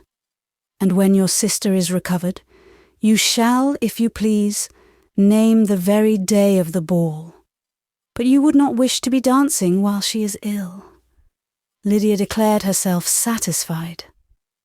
"Oh, yes, it would be much better to wait till Jane was well, and by that time, most likely, Captain Carter would be at Meryton again. And when you have given your ball," she added, "I shall insist on their giving one also. I shall tell Colonel Forster it will be quite a shame if he does not." Mrs. Bennet and her daughters then departed, and Elizabeth returned instantly to Jane, leaving her own and her relations' behaviour to the remarks of the two ladies and Mr. Darcy, the latter of whom, however, could not be prevailed on to join in their censure of her, in spite of all Miss Bingley's witticisms on fine eyes. Chapter 10. The day passed much as the day before had done. Mrs. Hurst and Miss Bingley had spent some hours of the morning with the invalid, who continued, though slowly, to mend, and in the evening Elizabeth joined their party in the drawing-room. The loo table, however, did not appear. Mr. Darcy was writing, and Miss Bingley, seated near him, was watching the progress of his letter and repeatedly calling off his attention by messages to his sister. Mr. Hurst and Mr. Bingley were at piquet, and Mrs. Hurst was observing their game. Elizabeth took up some needlework and was sufficiently amused in attending to what passed between Darcy and his companion. The perpetual commendations of the lady, either on his handwriting, or on the evenness of his lines, or on the length of his letter, with the perfect unconcern with which her praises were received, formed a curious dialogue, and was exactly in unison with her opinion of each. "How delighted Miss Darcy will be to receive such a letter!" He made no answer. "You write uncommonly fast." "You are mistaken. I write rather slowly." "How many letters you must have occasion to write in the course of a year! Letters of business, too. How odious I should think them." "It is fortunate, then, that they fall to my lot instead of to yours. Pray, tell your sister that I long to see her. I have already told her so once, by your desire. I am afraid you do not like your pen. Let me mend it for you. I mend pens remarkably well." "Thank you. But I always mend my own." "How can you contrive to write so even?" He was silent. "Tell your sister I am delighted to hear of her improvement on the harp, and pray let her know that I am quite in raptures with her beautiful little design for a table, and I think it infinitely superior to Miss Grantley's. Will you give me leave to defer your raptures till I write again? At present, I have not room to do them justice." "Oh, it is of no consequence. I shall see her in January. But do you always write such charming long letters to her, Mr. Darcy?" "They are generally long, but whether always charming, it is not for me to determine. It is a rule with me that a person who can write a long letter with ease cannot write ill." "That will not do for a compliment to Darcy, Caroline," cried her brother, "because he does not write with ease. He studies too much for words of 4 syllables. Do not you, Darcy?" "My style of writing is very different from yours." "Oh," cried Miss Bingley, "Charles writes in the most careless way imaginable. He leaves out half his words and blots the rest." "My ideas flow so rapidly that I have not time to express them, by which means my letters sometimes convey no ideas at all to my correspondents." "Your humility, Mr. Bingley," said Elizabeth, "must disarm reproof."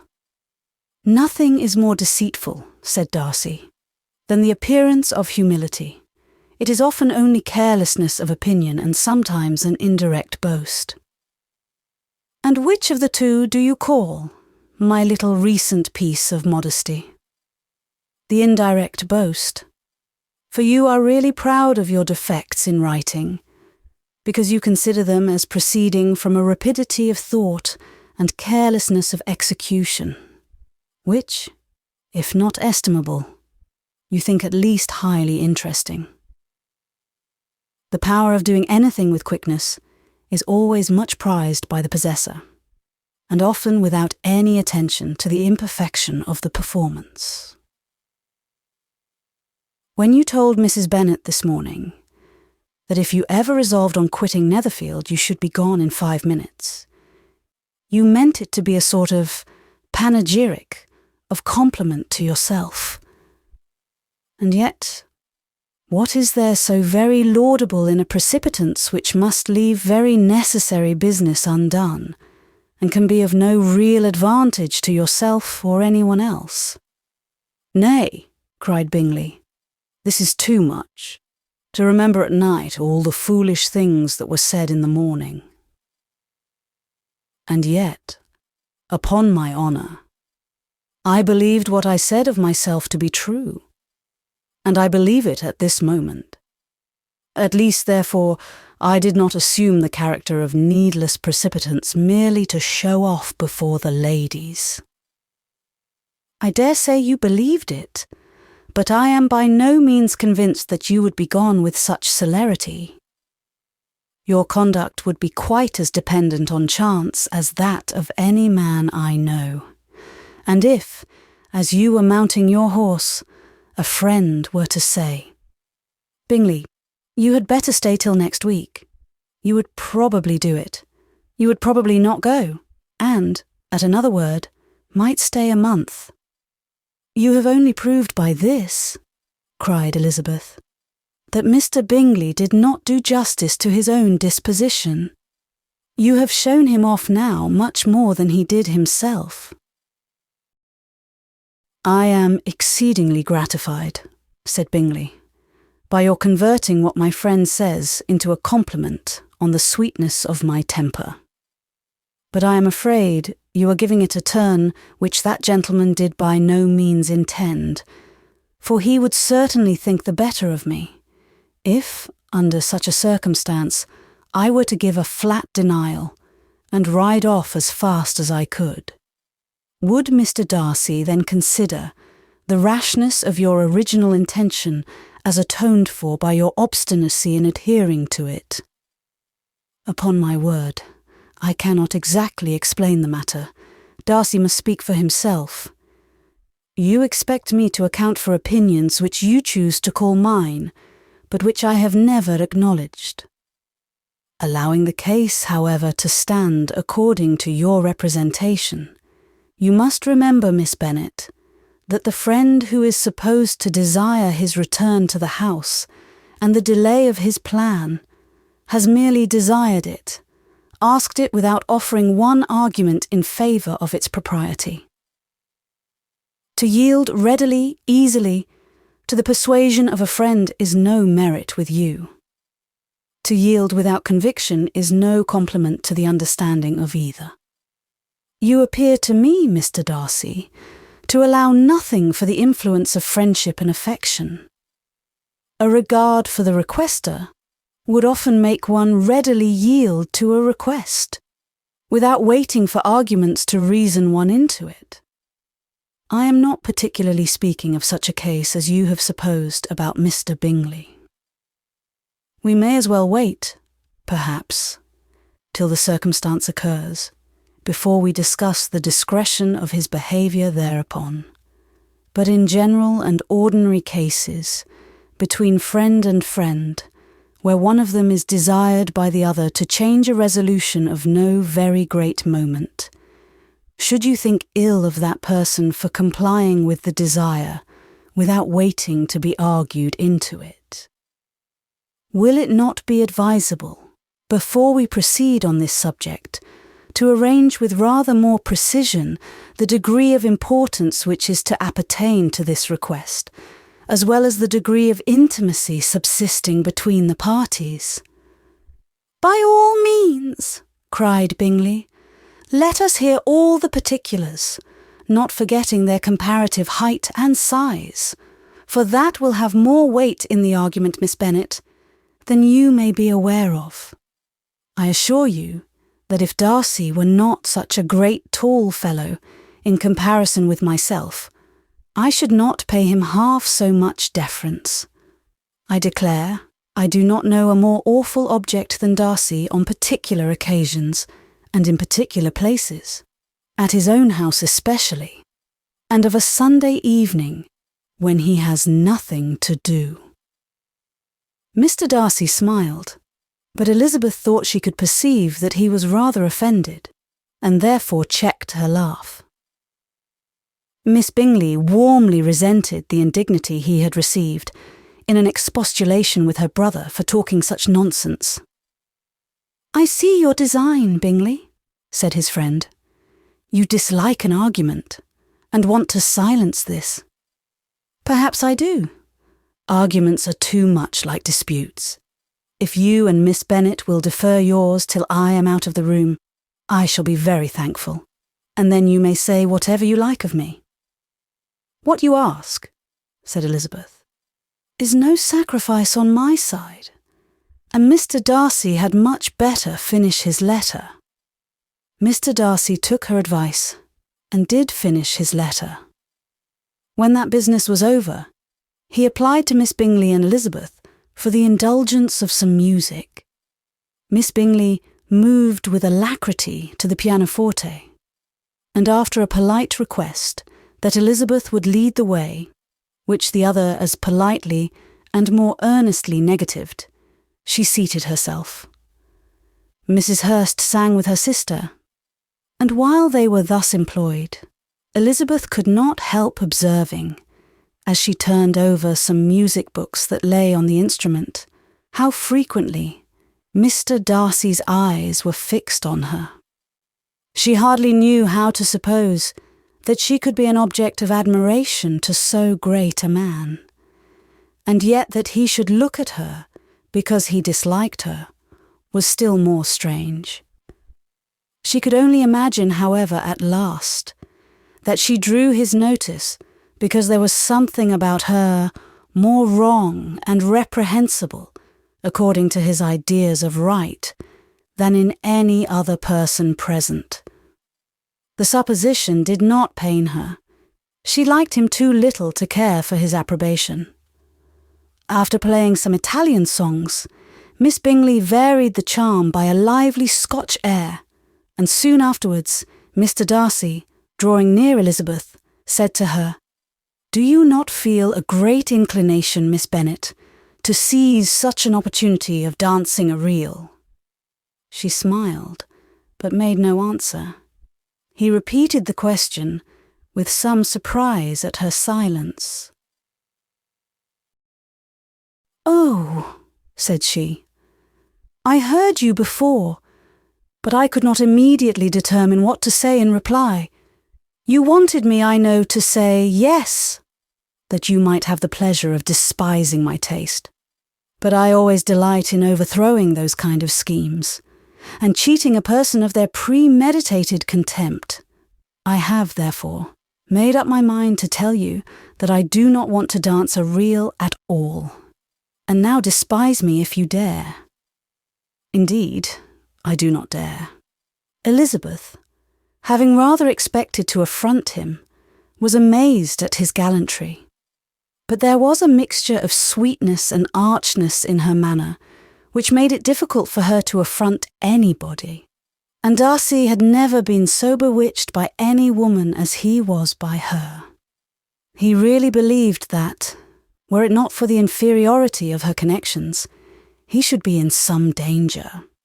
Miss Bingley saw, or suspected, enough to be jealous, and her great anxiety for the recovery of her dear friend Jane received some assistance from her desire of getting rid of Elizabeth. She often tried to provoke Darcy into disliking her guest by talking of their supposed marriage, and planning his happiness in such an alliance.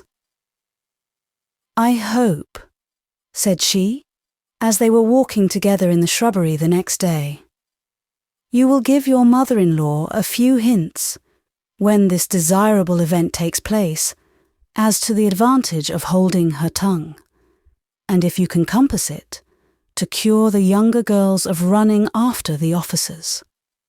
And, if I may mention so delicate a subject, endeavour to check that little something, bordering on conceit and impertinence, which your lady possesses. Have you anything else to propose for my domestic felicity? Oh yes, do let the portraits of your uncle and Aunt Phillips be placed in the gallery at Pemberley. Put them next to your great-uncle the judge. They are in the same profession, you know, only in different lines.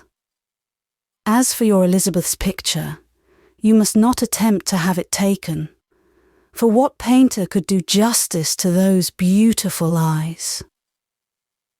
It would not be easy indeed to catch their expression, but their colour and shape and the eyelashes, so remarkably fine, might be copied. At that moment, they were met from another walk by Mrs. Hurst and Elizabeth herself. "I did not know that you intended to walk," said Miss Bingley, in some confusion, lest they had been overheard. "You used us abominably ill," answered Mrs. Hurst, "running away without telling us that you were coming out." Then, taking the disengaged arm of Mr. Darcy, she left Elizabeth to walk by herself.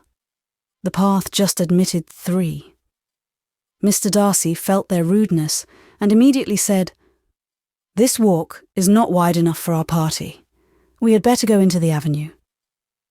But Elizabeth, who had not the least inclination to remain with them, laughingly answered, "No, no, stay where you are. You are charmingly grouped, and appear to uncommon advantage. The picturesque would be spoilt by admitting a 4th. Goodbye." She then ran gaily off, rejoicing as she rambled about, in the hope of being at home again in a day or 2. Jane was already so much recovered as to intend leaving her room for a couple of hours that evening. Chapter 11. When the ladies removed after dinner, Elizabeth ran up to her sister, and seeing her well guarded from cold, attended her into the drawing-room, where she was welcomed by her 2 friends with many professions of pleasure, and Elizabeth had never seen them so agreeable as they were during the hour which passed before the gentleman appeared. Their powers of conversation were considerable.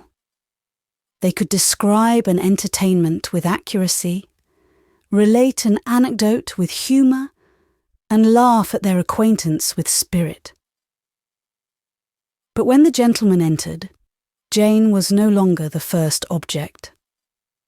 Miss Bingley's eyes were instantly turned towards Darcy, and she had something to say to him before he had advanced many steps.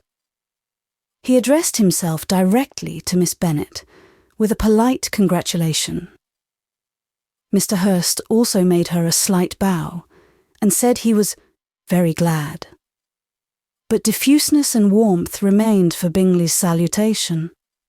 He was full of joy and attention. The first half-hour was spent in piling up the fire, lest she should suffer from the change of room, and she removed, at his desire, to the other side of the fireplace, that she might be farther from the door. He then sat down by her, and talked scarcely to anyone else. Elizabeth, at work in the opposite corner, saw it all with great delight. When tea was over, Mr. Hurst reminded his sister-in-law of the card-table, but in vain. She had obtained private intelligence that Mr. Darcy did not wish for cards, and Mr. Hurst soon found even his open petition rejected. She assured him that no one intended to play, and the silence of the whole party on the subject seemed to justify her. Mr. Hurst had, therefore, nothing to do but to stretch himself on one of the sofas and go to sleep. Darcy took up a book. Miss Bingley did the same, and Mrs. Hurst, principally occupied in playing with her bracelets and rings, joined now and then in her brother's conversation with Miss Bennet. Miss Bingley's attention was quite as much engaged in watching Mr. Darcy's progress through his book as in reading her own, and she was perpetually either making some inquiry or looking at his page. She could not win him, however, to any conversation. He merely answered her question and read on. At length, quite exhausted by the attempt to be amused with her own book, which she had only chosen because it was the second volume of his, she gave a great yawn and said, "How pleasant it is to spend an evening in this way. I declare, after all, there is no enjoyment like reading. How much sooner one tires of anything than of a book. When I have a house of my own, I shall be miserable if I have not an excellent library." No one made any reply. She then yawned again, threw aside her book, and cast her eyes round the room in quest of some amusement, when, hearing her brother mentioning a ball to Miss Bennet, she turned suddenly towards him and said, "By the by, Charles, are you really serious in meditating a dance at Netherfield? I would advise you, before you determine on it, to consult the wishes of the present party. I am much mistaken if there are not some among us to whom a ball would be rather a punishment than a pleasure." "If you mean Darcy," cried her brother, "he may go to bed, if he chooses, before it begins. But as for the ball, it is quite a settled thing, and as soon as Nichols has made white soup enough, I shall send round my cards." "I should like balls infinitely better," she replied, "if they were carried on in a different manner. But there is something insufferably tedious in the usual process of such a meeting. It would surely be much more rational if conversation instead of dancing made the order of the day." "Much more rational, my dear Caroline, I dare say, but it would not be near so much like a ball." Miss Bingley made no answer, and soon afterwards got up and walked about the room. Her figure was elegant, and she walked well, but Darcy, at whom it was all aimed, was still inflexibly studious. In the desperation of her feelings, she resolved on one effort more, and turning to Elizabeth said, "Miss Eliza Bennet, let me persuade you to follow my example and take a turn about the room. I assure you, it is very refreshing after sitting so long in one attitude."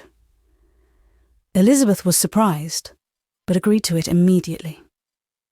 Miss Bingley succeeded no less in the real object of her civility. Mr. Darcy looked up. He was as much awake to the novelty of attention in that quarter as Elizabeth herself could be, and unconsciously closed his book.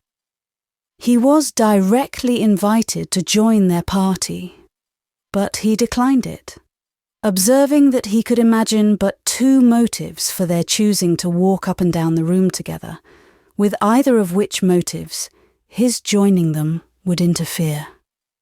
What could he mean? She was dying to know what could be his meaning, and asked Elizabeth whether she could at all understand him. "Not at all," was her answer, "but, depend upon it, he means to be severe on us, and our surest way of disappointing him will be to ask nothing about it." Miss Bingley, however, was incapable of disappointing Mr. Darcy in anything, and persevered, therefore, in requiring an explanation of his two motives. "I have not the smallest objection to explaining them," said he, as soon as she allowed him to speak.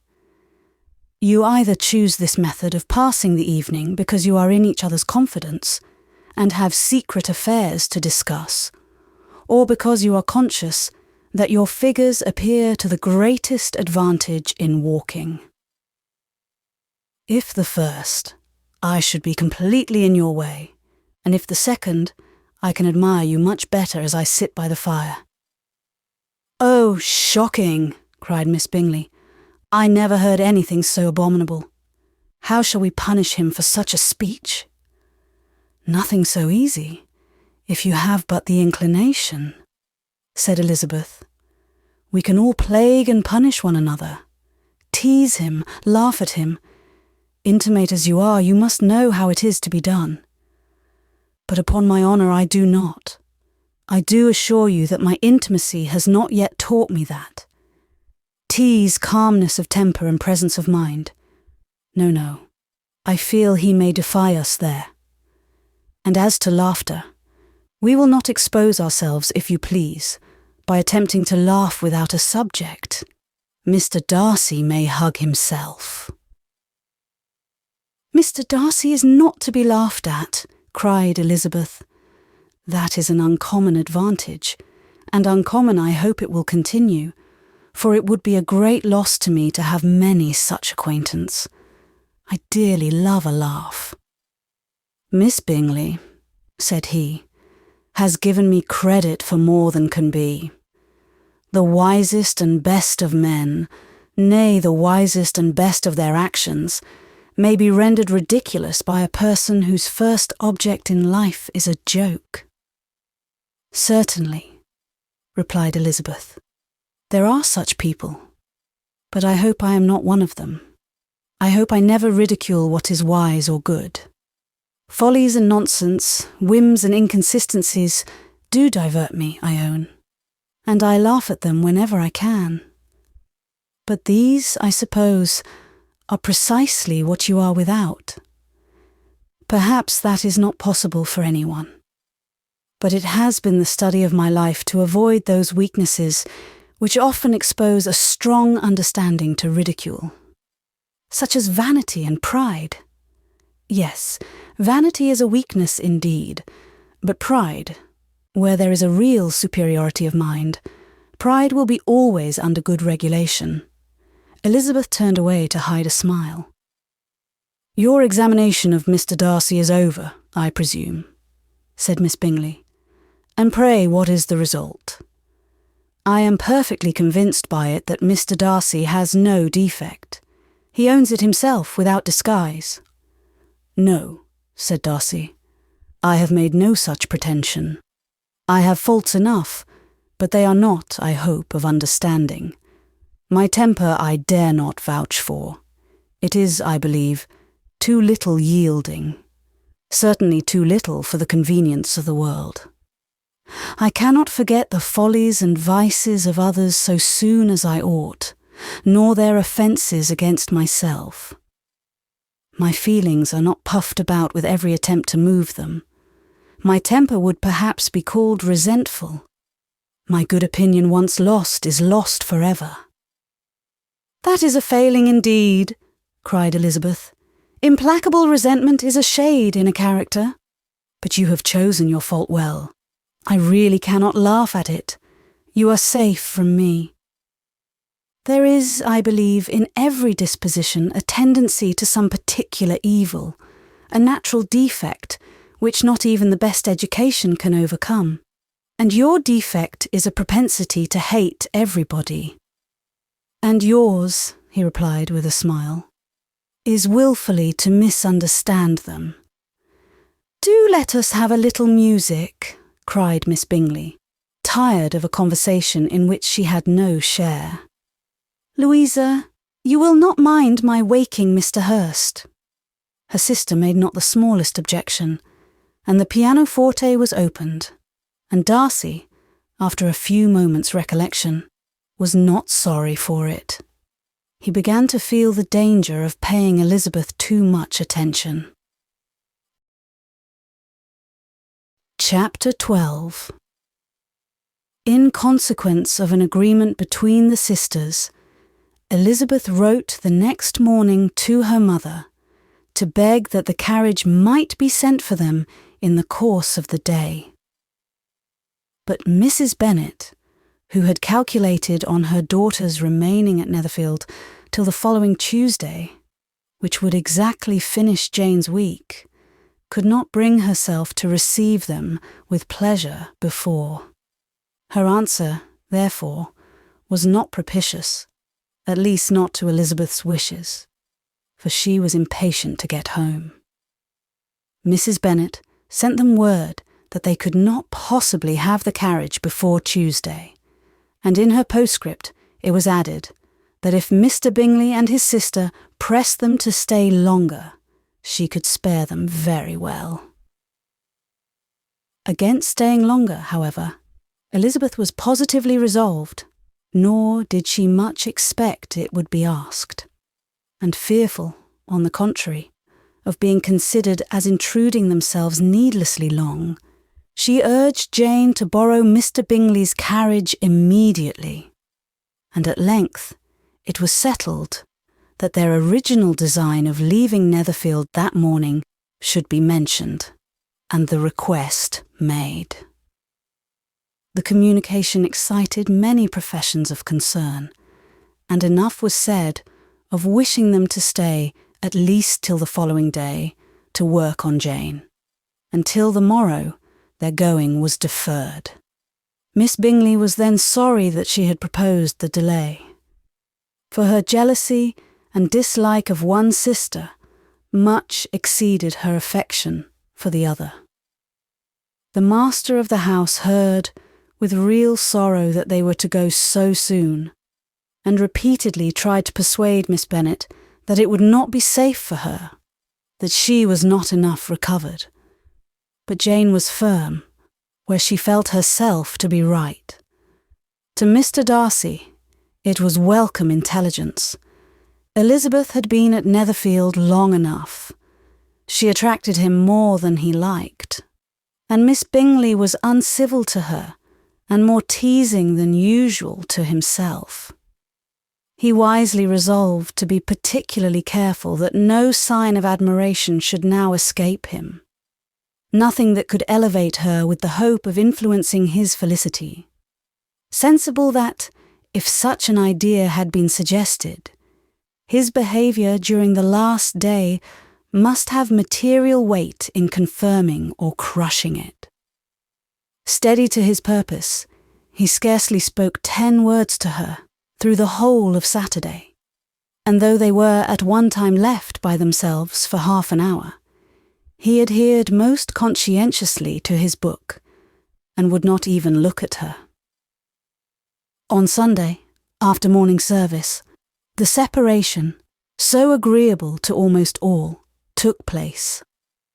Miss Bingley's civility to Elizabeth increased at last very rapidly, as well as her affection for Jane, and when they parted, after assuring the latter of the pleasure it would always give her to see her either at Longbourn or Netherfield, and embracing her most tenderly, she even shook hands with the former. Elizabeth took leave of the whole party in the liveliest spirits. They were not welcomed home very cordially by their mother. Mrs. Bennet wondered at their coming, and thought them very wrong to give so much trouble, and was sure Jane would have caught cold again. But their father, though very laconic in his expressions of pleasure, was really glad to see them. He had felt their importance in the family circle. The evening conversation, when they were all assembled, had lost much of its animation and almost all its sense by the absence of Jane and Elizabeth. They found Mary, as usual, deep in the study of thorough base and human nature, and had some new extracts to admire, and some new observations of threadbare morality to listen to. Catherine and Lydia had information for them of a different sort. Much had been done, and much had been said in the regiment since the preceding Wednesday. Several of the officers had dined lately with their uncle. A private had been flogged, and it had actually been hinted that Colonel Forster was going to be married. Chapter 13. "I hope, my dear," said Mr. Bennet to his wife, as they were at breakfast the next morning, "that you have ordered a good dinner today, because I have reason to expect an addition to our family party." "Who do you mean, my dear? I know of nobody that is coming, I am sure, unless Charlotte Lucas should happen to call in, and I hope my dinners are good enough for her. I do not believe she often sees such at home." "The person of whom I speak is a gentleman and a stranger." Mrs. Bennet's eyes sparkled. "A gentleman and a stranger? It is Mr. Bingley, I am sure. Why, Jane, you never dropped a word of this, you sly thing. Well, I am sure I shall be extremely glad to see Mr. Bingley. But good Lord, how unlucky! There is not a bit of fish to be got today. Lydia, my love, ring the bell. I must speak to Hill this moment." "It is not Mr. Bingley," said her husband. "It is a person whom I never saw in the whole course of my life." This roused a general astonishment, and he had the pleasure of being eagerly questioned by his wife and 5 daughters at once. After amusing himself some time with their curiosity, he thus explained. "About a month ago, I received this letter, and about a fortnight ago I answered it, for I thought it a case of some delicacy and requiring early attention. It is from my cousin, Mr. Collins, who, when I am dead, may turn you all out of this house as soon as he pleases." "Oh, my dear," cried his wife, "I cannot bear to hear that mentioned. Pray do not talk of that odious man. I do think it is the hardest thing in the world that your estate should be entailed away from your own children. And I am sure, if I had been you, I should have tried long ago to do something or other about it." Jane and Elizabeth attempted to explain to her the nature of an entail. They had often attempted it before, but it was a subject on which Mrs. Bennet was beyond the reach of reason, and she continued to rail bitterly against the cruelty of settling an estate away from a family of 5 daughters, in favour of a man whom nobody cared anything about. "It certainly is a most iniquitous affair," said Mr. Bennet, "and nothing can clear Mr. Collins from the guilt of inheriting Longbourn. But if you will listen to his letter, you may perhaps be a little softened by his manner of expressing himself." "No, that I am sure I shall not, and I think it was very impertinent of him to write to you at all, and very hypocritical. I hate such false friends. Why could not he keep on quarrelling with you, as his father did before him?" "Why, indeed, he does seem to have had some filial scruples on that head, as you will hear." "Hunsford, near Westerham, Kent, 15th of October. "Dear Sir, the disagreement subsisting between yourself and my late honoured father always gave me much uneasiness, and, since I have had the misfortune to lose him, I have frequently wished to heal the breach, but for some time I was kept back by my own doubts, fearing lest it might seem disrespectful to his memory for me to be on good terms with anyone with whom it had always pleased him to be at variance. There, Mrs. Bennet. My mind, however, is now made up on the subject, for having received ordination at Easter, I have been so fortunate as to be distinguished by the patronage of the Right Honourable Lady Catherine de Bourgh, widow of Sir Louis de Bourgh, whose bounty and beneficence has preferred me to the valuable rectory of this parish, where it shall be my earnest endeavour to demean myself with grateful respect towards her ladyship, and be ever ready to perform those rites and ceremonies which are instituted by the Church of England. As a clergyman, moreover, I feel it my duty to promote and establish the blessing of peace in all families within the reach of my influence. And on these grounds I flatter myself that my present overtures of goodwill are highly commendable, and that the circumstance of my being next in the entail of Longbourn estate will be kindly overlooked on your side, and not lead you to reject the offered olive branch. I cannot be otherwise than concerned at being the means of injuring your amiable daughters, and beg leave to apologize for it, as well as to assure you of my readiness to make them every possible amends. But of this hereafter. If you should have no objection to receive me into your house, I propose myself the satisfaction of waiting on you and your family Monday, November 18th, by 4 o'clock, and shall probably trespass on your hospitality till the Saturday se'nnight following, which I can do without any inconvenience, as Lady Catherine is far from objecting to my occasional absence on a Sunday, provided that some other clergyman is engaged to do the duty of the day. I remain, dear sir, with respectful compliments to your lady and daughters, your well-wisher and friend, William Collins.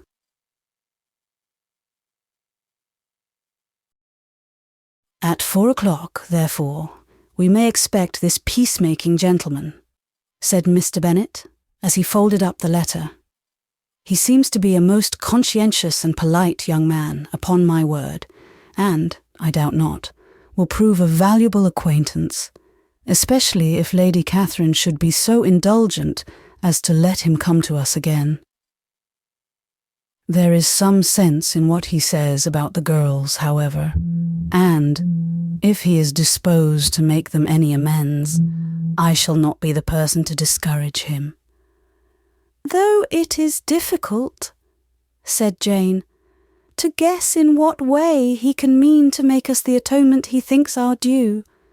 The wish is certainly to his credit. Elizabeth was chiefly struck with his extraordinary deference for Lady Catherine, and his kind intention of christening, marrying, and burying his parishioners, whenever it were required. He must be an oddity, I think, said she. I cannot make him out. There is something very pompous in his style, and what can he mean by apologizing for being next in the entail? We cannot suppose he would help it, if he could. Can he be a sensible man, sir? No, my dear, I think not. I have great hopes of finding him quite the reverse. There is a mixture of civility and self-importance in his letter which promises well. I am impatient to see him. In point of composition, said Mary, his letter does not seem defective. The idea of the olive branch perhaps is not wholly new, yet I think it is well expressed.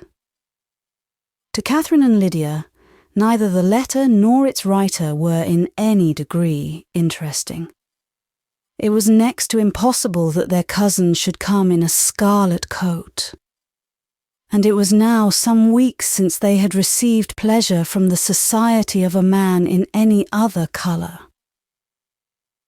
As for their mother, Mr. Collins's letter had done away much of her ill will, and she was preparing to see him with a degree of composure which astonished her husband and daughters. Mr. Collins was punctual to his time, and was received with great politeness by the whole family. Mr. Bennet indeed said little, but the ladies were ready enough to talk, and Mr. Collins seemed neither in need of encouragement nor inclined to be silent himself. He was a tall, heavy-looking young man of 25. His air was grave and stately, and his manners were very formal. He had not been long seated before he complimented Mrs. Bennet on having so fine a family of daughters, said he had heard much of their beauty, but that, in this instance, fame had fallen short of the truth, and added that he did not doubt her seeing them all in due time well disposed of in marriage. This gallantry was not much to the taste of some of his hearers, but Mrs. Bennet, who quarrelled with no compliments, answered most readily. "You are very kind, sir, I am sure, and I wish with all my heart it may prove so, for else they will be destitute enough. Things are settled so oddly." "You allude, perhaps, to the entail of this estate?" "Ah, sir, I do indeed. It is a grievous affair to my poor girls, you must confess. Not that I mean to find fault with you, for such things, I know, are all chance in this world. There is no knowing how estates will go when once they come to be entailed." "I am very sensible, madam, of the hardship to my fair cousins, and could say much on the subject, but that I am cautious of appearing forward and precipitate. But I can assure the young ladies that I come prepared to admire them. At present, I will not say more.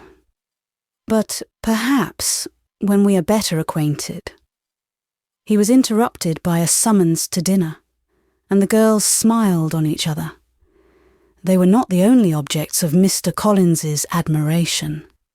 The hall, the dining room, and all its furniture were examined and praised, and his commendation of everything would have touched Mrs. Bennet's heart, but for the mortifying supposition of his viewing it all as his own future property.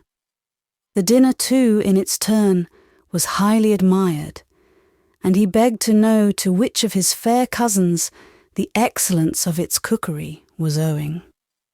But here he was set right by Mrs. Bennet, who assured him, with some asperity, that they were very well able to keep a good cook, and that her daughters had nothing to do in the kitchen. He begged pardon for having displeased her. In a softened tone she declared herself not at all offended, but he continued to apologize for about a quarter of an hour.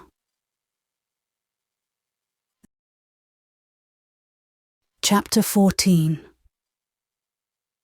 During dinner, Mr. Bennet scarcely spoke at all, but when the servants were withdrawn, he thought it time to have some conversation with his guest, and therefore started a subject in which he expected him to shine by observing that he seemed very fortunate in his patroness.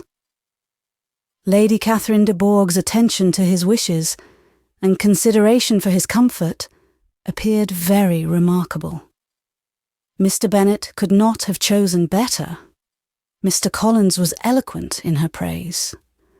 The subject elevated him to more than usual solemnity of manner, and with a most important aspect, he protested that he had never in his life witnessed such behaviour in a person of rank, such affability and condescension, as he had himself experienced from Lady Catherine.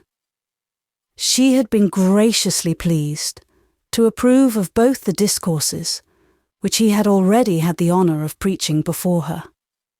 She had also asked him twice to dine at Rosings, and had sent for him only the Saturday before, to make up her pool of quadrille in the evening. Lady Catherine was reckoned proud by many people he knew, but he had never seen anything but affability in her. She had always spoken to him as she would to any other gentleman. She made not the smallest objection to his joining in the society of the neighbourhood, nor to his leaving his parish occasionally for a week or two to visit his relations.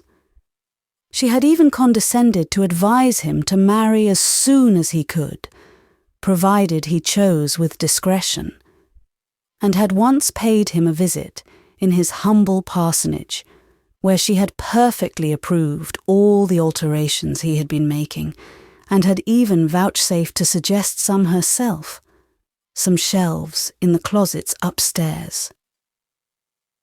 "That is all very proper and civil, I am sure," said Mrs. Bennet, "and I dare say she is a very agreeable woman. It is a pity that great ladies in general are not more like her. Does she live near you, sir?"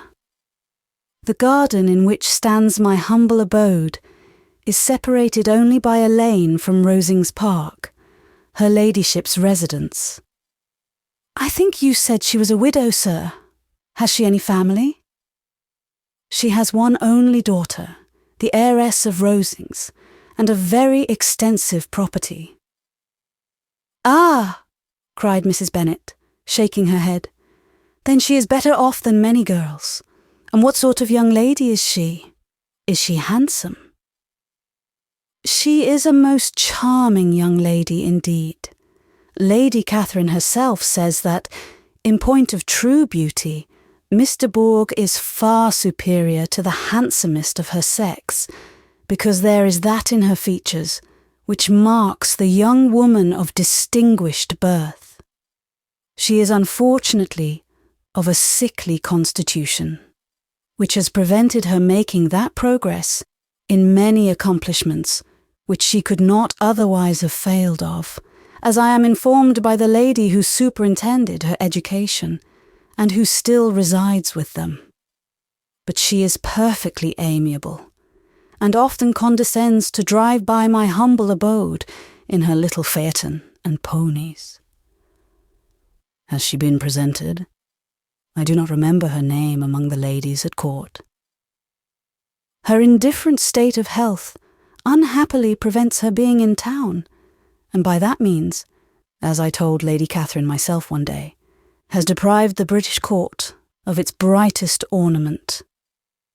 Her ladyship seemed pleased with the idea, and you may imagine that I am happy on every occasion to offer those little delicate compliments which are always acceptable to ladies. I have more than once observed to Lady Catherine that her charming daughter seemed born to be a duchess, and that the most elevated rank, instead of giving her consequence, would be adorned by her. These are the kind of little things which please her ladyship, and it is a sort of attention which I conceive myself peculiarly bound to pay." "You judge very properly," said Mr. Bennet, "and it is happy for you that you possess the talent of flattering with delicacy. May I ask whether these pleasing attentions proceed from the impulse of the moment, or are the result of previous study?" "They arise chiefly from what is passing at the time, and though I sometimes amuse myself with suggesting and arranging such little elegant compliments as may be adapted to ordinary occasions, I always wish to give them as unstudied an air as possible." Mr. Bennet's expectations were fully answered. His cousin was as absurd as he had hoped, and he listened to him with the keenest enjoyment, maintaining at the same time the most resolute composure of countenance, and, except in an occasional glance at Elizabeth, requiring no partner in his pleasure. By tea-time, however, the dose had been enough, and Mr. Bennet was glad to take his guest into the drawing-room again, and when tea was over, glad to invite him to read aloud to the ladies. Mr. Collins readily assented, and a book was produced, but on beholding it, for everything announced it to be from a circulating library, he started back and, begging pardon, protested that he never read novels. Kitty stared at him, and Lydia exclaimed.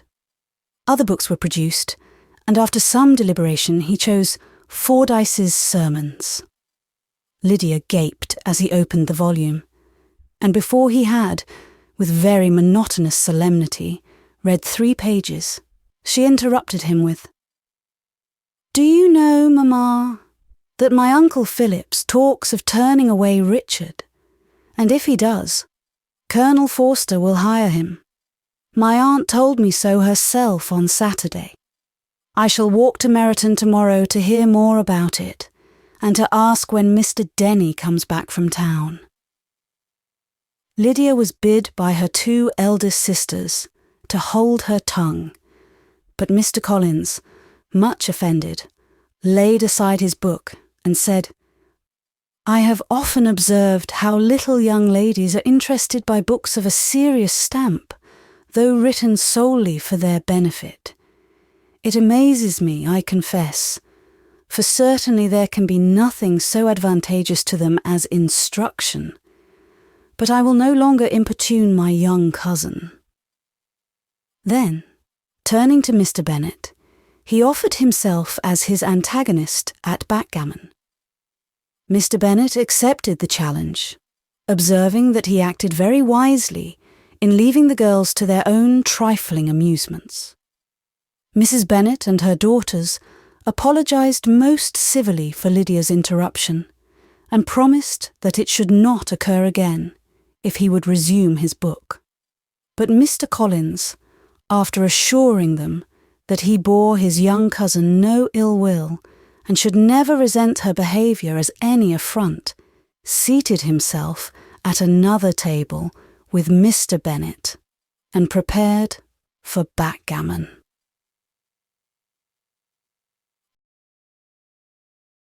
Chapter 15.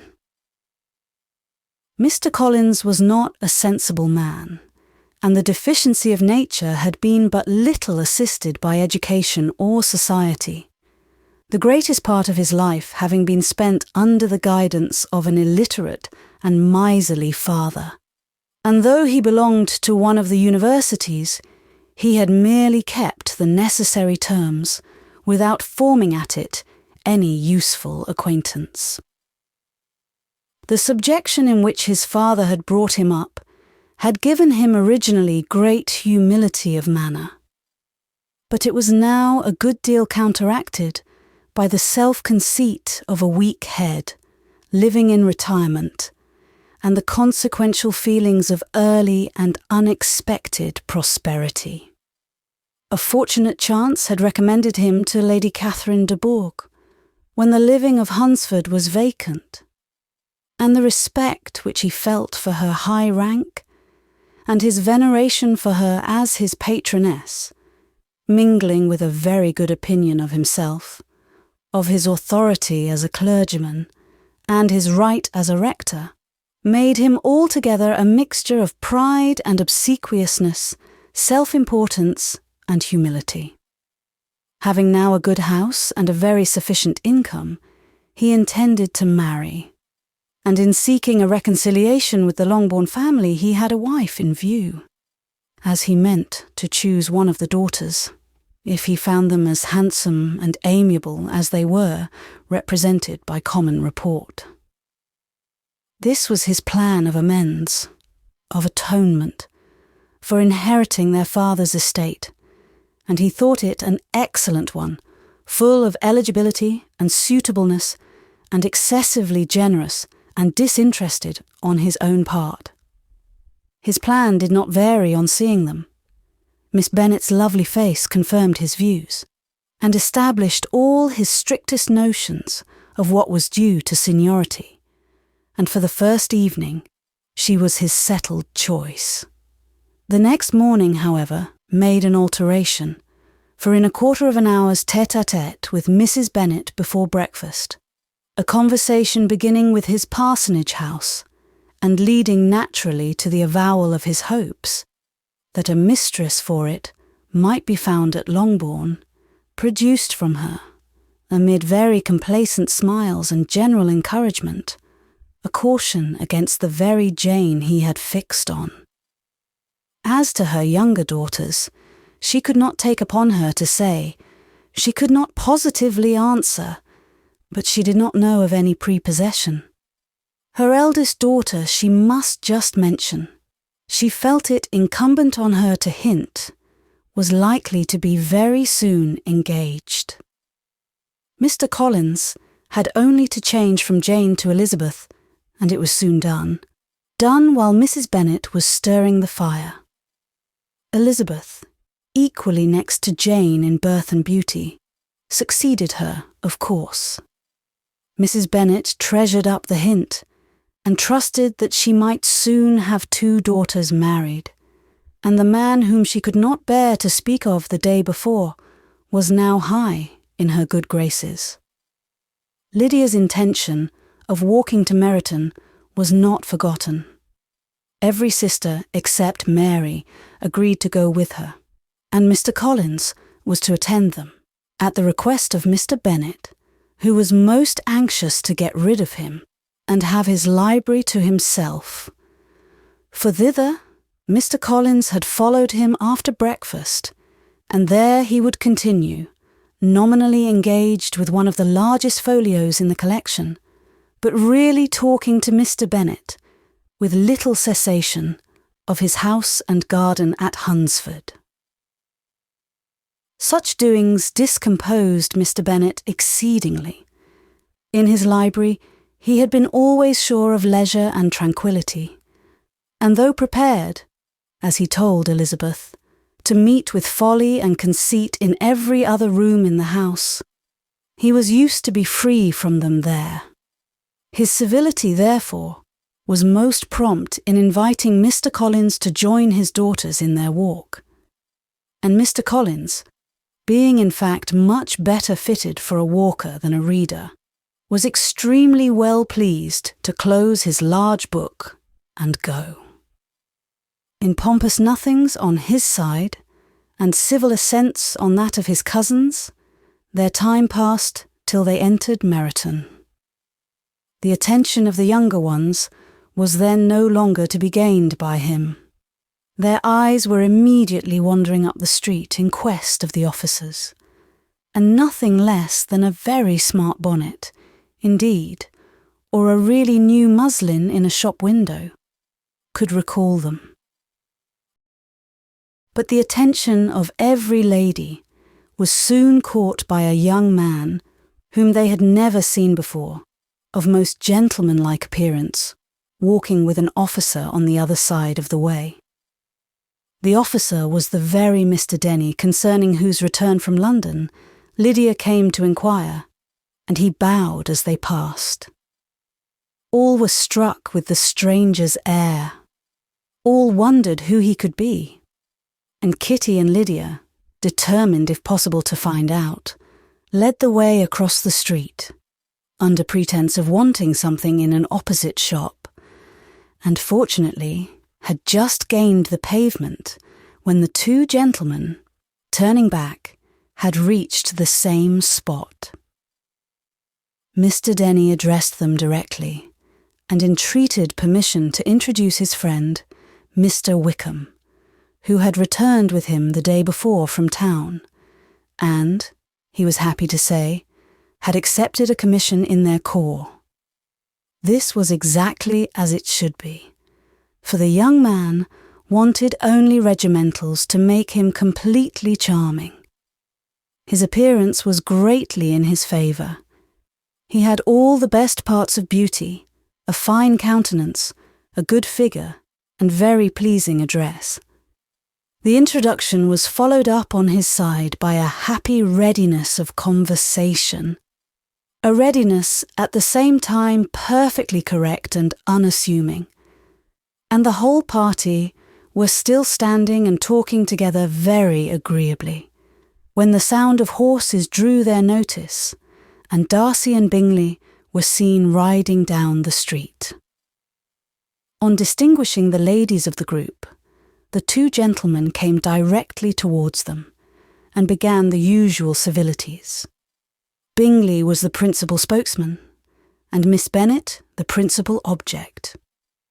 He was then, he said, on his way to Longbourn on purpose to inquire after her. Mr. Darcy corroborated it with a bow, and was beginning to determine not to fix his eyes on Elizabeth, when they were suddenly arrested by the sight of the stranger, and Elizabeth, happening to see the countenance of both as they looked at each other, was all astonishment at the effect of the meeting. Both, changed colour. One looked white, the other red. Mr. Wickham, after a few moments, touched his hat, a salutation which Mr. Darcy just deigned to return. What could be the meaning of it? It was impossible to imagine. It was impossible not to long to know. In another minute, Mr. Bingley, but without seeming to have noticed what passed, took leave and rode on with his friend. Mr. Denny and Mr. Wickham walked with the young ladies to the door of Mr. Phillips's house, and then made their bows, in spite of Miss Lydia's pressing entreaties that they would come in, and even in spite of Mrs. Phillips's throwing up the parlour window and loudly seconding the invitation.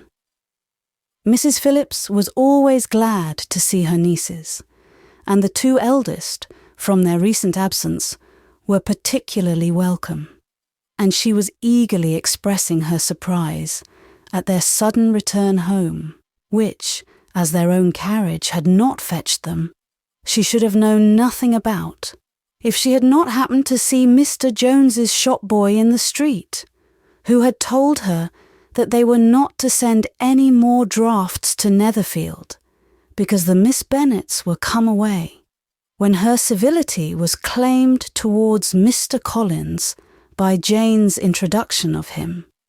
She received him with her very best politeness, which he returned with as much more, apologising for his intrusion, without any previous acquaintance with her, which he could not help flattering himself, however, might be justified by his relationship to the young ladies who introduced him to her notice.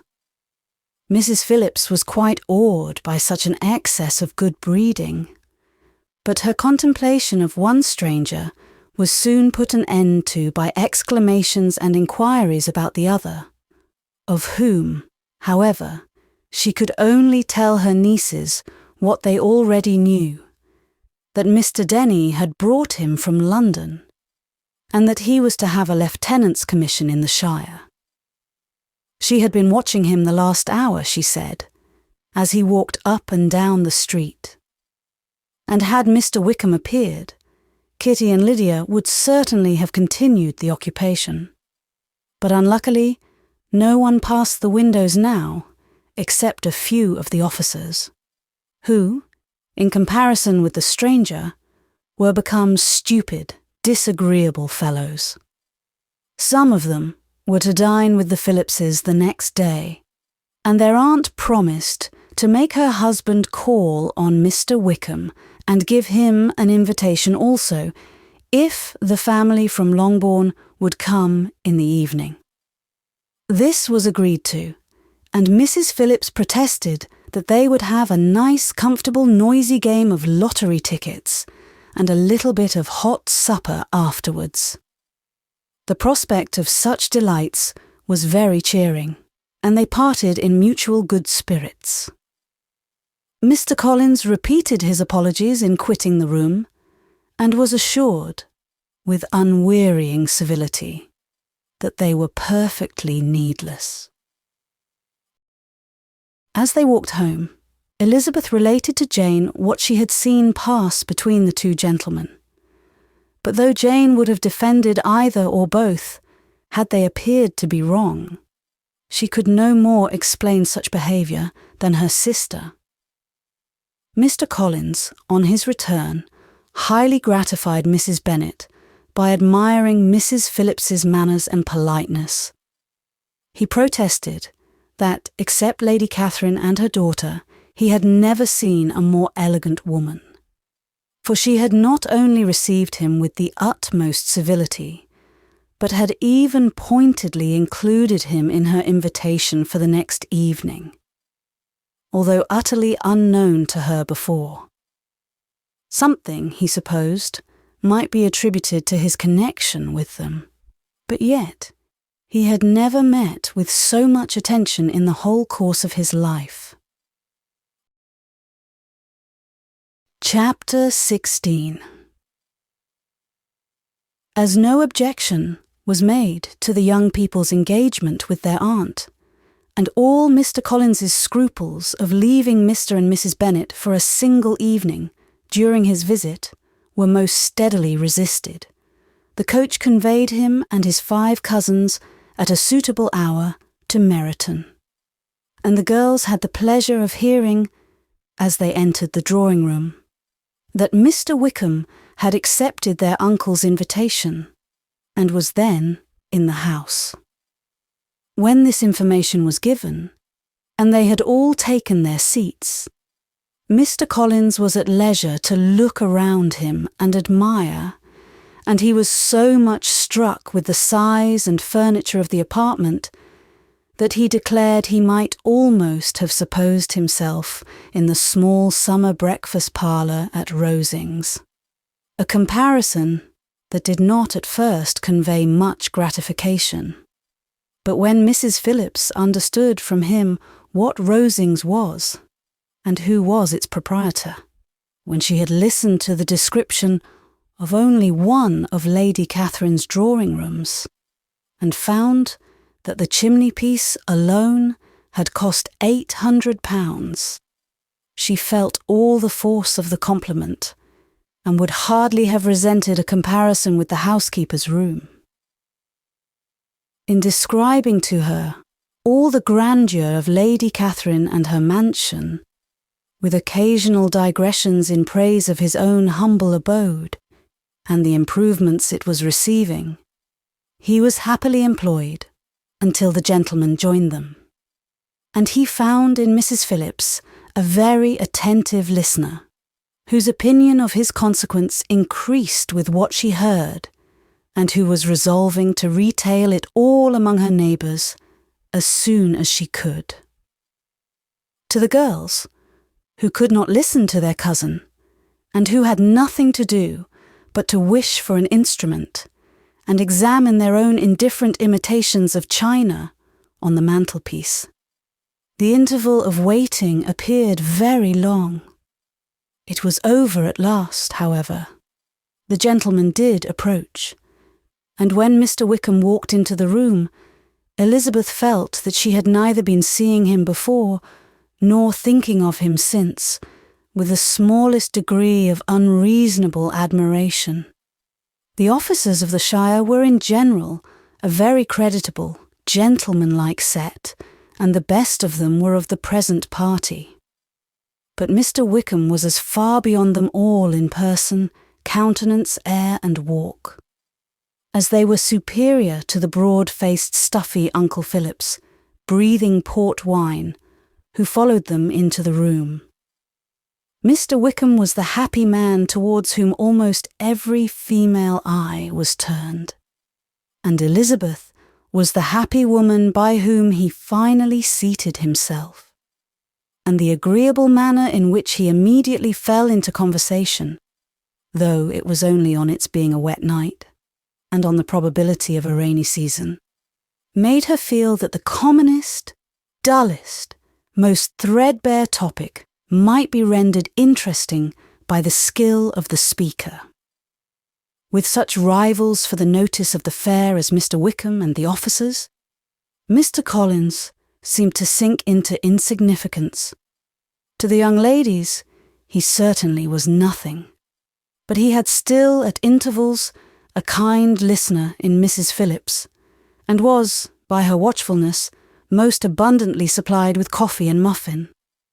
When the card tables were placed, he had an opportunity of obliging her, in return, by sitting down to whist. "I know little of the game at present," said he, "but I shall be glad to improve myself, for in my situation of life." Mrs. Phillips was very thankful for his compliance, but could not wait for his reason. Mr. Wickham did not play at whist, and with ready delight was he received at the other table between Elizabeth and Lydia. At first, there seemed danger of Lydia's engrossing him entirely, for she was a most determined talker. But being likewise extremely fond of lottery tickets, she soon grew too much interested in the game, too eager in making bets and exclaiming after prizes, to have attention for anyone in particular. Allowing for the common demands of the game, Mr. Wickham was therefore at leisure to talk to Elizabeth, and she was very willing to hear him, though what she chiefly wished to hear she could not hope to be told, the history of his acquaintance with Mr. Darcy. She dared not even mention that gentleman. Her curiosity, however, was unexpectedly relieved. Mr. Wickham began the subject himself. He inquired how far Netherfield was from Meryton, and, after receiving her answer, asked in a hesitating manner how long Mr. Darcy had been staying there.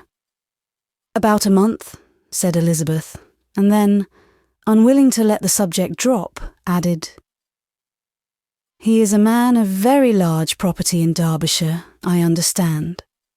"Yes," replied Wickham. "His estate there is a noble one, a clear 10,000 per annum. You could not have met with a person more capable of giving you certain information on that head than myself, for I have been connected with his family in a particular manner from my infancy." Elizabeth could not but look surprised. "You may well be surprised, Miss Bennet, at such an assertion, after seeing, as you probably might, the very cold manner of our meeting yesterday. Are you much acquainted with Mr. Darcy?" "As much as I ever wished to be," cried Elizabeth warmly. "I have spent 4 days in the same house with him, and I think him very disagreeable." "I have no right to give my opinion," said Wickham.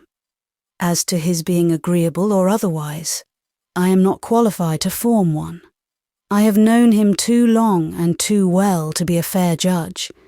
It is impossible for me to be impartial. But I believe your opinion of him would in general astonish, and perhaps you would not express it quite so strongly anywhere else.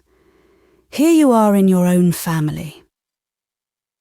Upon my word, I say no more here than I might say in any house in the neighbourhood, except Netherfield.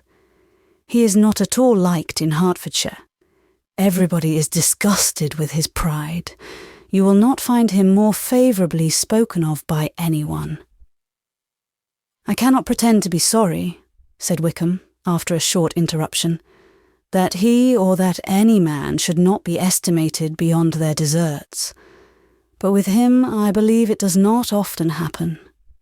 The world is blinded by his fortune and consequence, or frightened by his high and imposing manners, and sees him only as he chooses to be seen.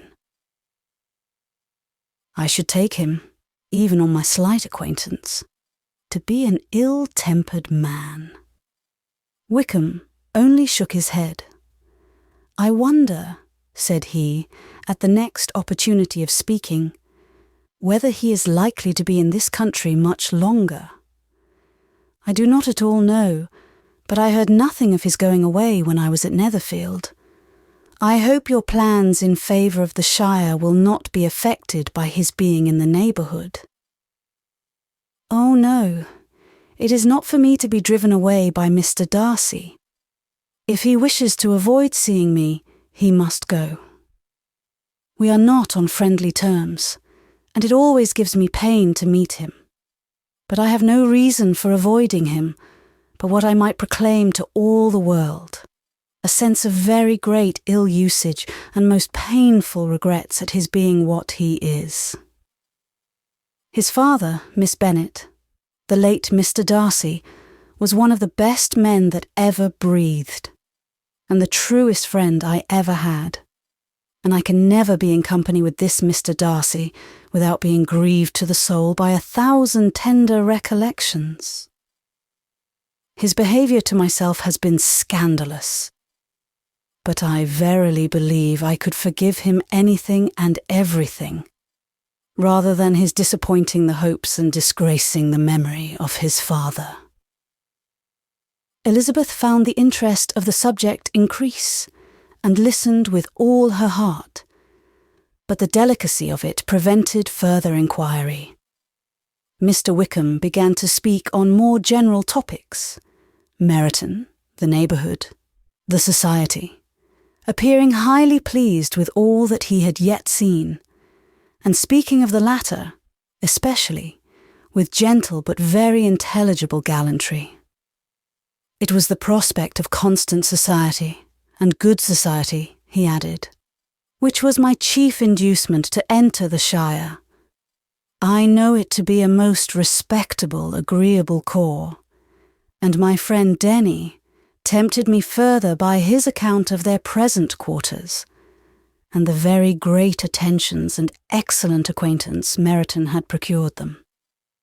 Society, I own, is necessary to me.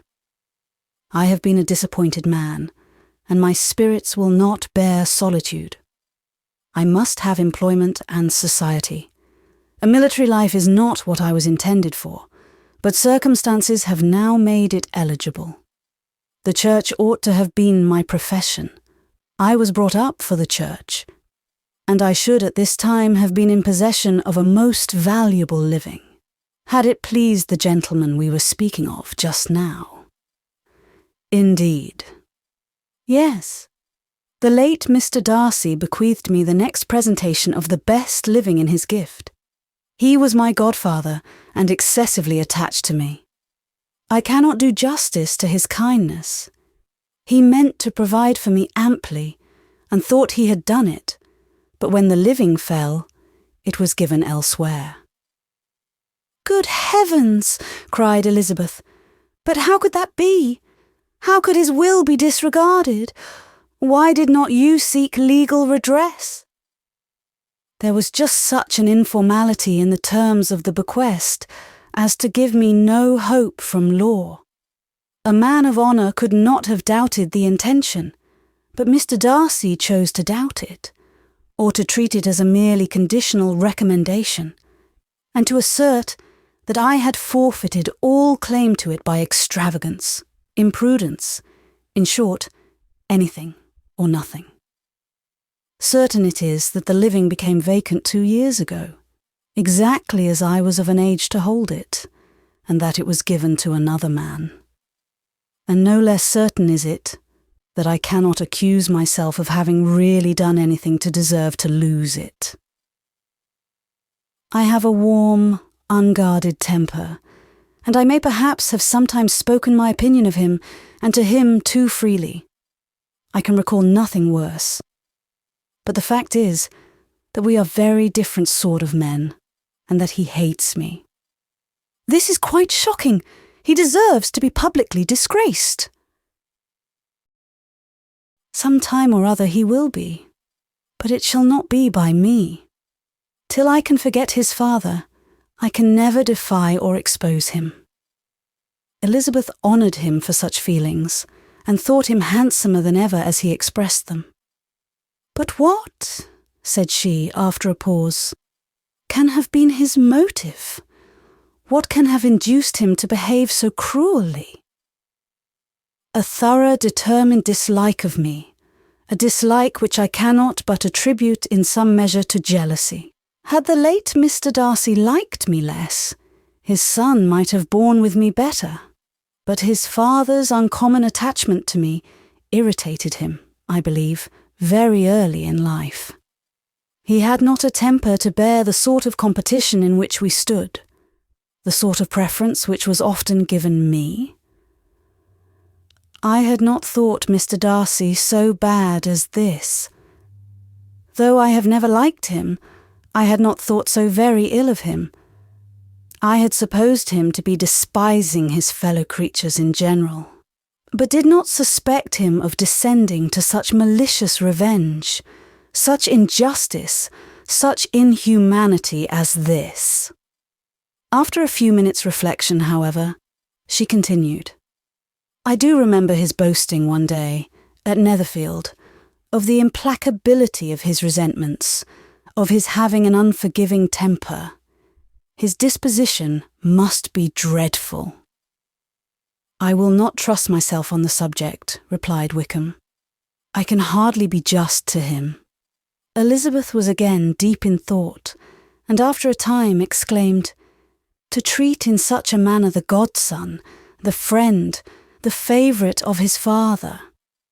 She could have added, "A young man too, like you, whose very countenance may vouch for your being amiable."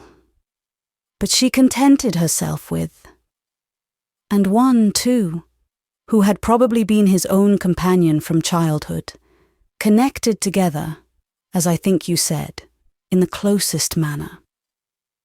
We were born in the same parish, within the same park. The greatest part of our youth was passed together, inmates of the same house, sharing the same amusements, objects of the same parental care. My father began life in the profession which your uncle, Mr. Phillips, appears to do so much credit to. But he gave up everything to be of use to the late Mr. Darcy, and devoted all his time to the care of the Pemberley property. He was most highly esteemed by Mr. Darcy, a most intimate, confidential friend. Mr. Darcy often acknowledged himself to be under the greatest obligations to my father's active superintendence, and when, immediately before my father's death, Mr. Darcy gave him a voluntary promise of providing for me, I am convinced that he felt it to be as much a debt of gratitude to him as of affection to myself." "How strange!" cried Elizabeth. "How abominable! I wonder that the very pride of this Mr. Darcy has not made him just to you. If from no better motive, that he should not have been too proud to be dishonest, for dishonesty I must call it." "It is wonderful," replied Wickham, "for almost all his actions may be traced to pride, and pride has often been his best friend. It has connected him nearer with virtue than any other feeling. But we are none of us consistent, and in his behaviour to me there were stronger impulses even than pride. Can such abominable pride as his have ever done him good? Yes, it has often led him to be liberal and generous, to give his money freely, to display hospitality, to assist his tenants and relieve the poor. Family pride and filial pride, for he is very proud of what his father was, have done this. Not to appear to disgrace his family, to degenerate from the popular qualities, or lose the influence of the Pemberley house, is a powerful motive. He has also brotherly pride, which, with some brotherly affection, makes him a very kind and careful guardian of his sister, and you will hear him generally cried up as the most attentive and best of brothers." "What sort of a girl is Miss Darcy?" He shook his head. "I wish I could call her amiable. It gives me pain to speak ill of a Darcy, but she is too much like her brother. Very, very proud. As a child, she was affectionate and pleasing and extremely fond of me, and I have devoted hours and hours to her amusement. But she is nothing to me now. She is a handsome girl, about 15 or 16, and, I understand, highly accomplished. Since her father's death, her home has been London, where a lady lives with her and superintends her education." After many pauses and many trials of other subjects, Elizabeth could not help reverting once more to the first and saying, "I am astonished at his intimacy with Mr. Bingley. How can Mr. Bingley, who seems good humour itself, and is, I really believe, truly amiable, be in friendship with such a man? How can they suit each other? Do you know Mr. Bingley?" "Not at all. He is a sweet-tempered, amiable, charming man. He cannot know what Mr. Darcy is." "Probably not. But Mr. Darcy can please where he chooses. He does not want abilities. He can be a conversable companion if he thinks it worth his while.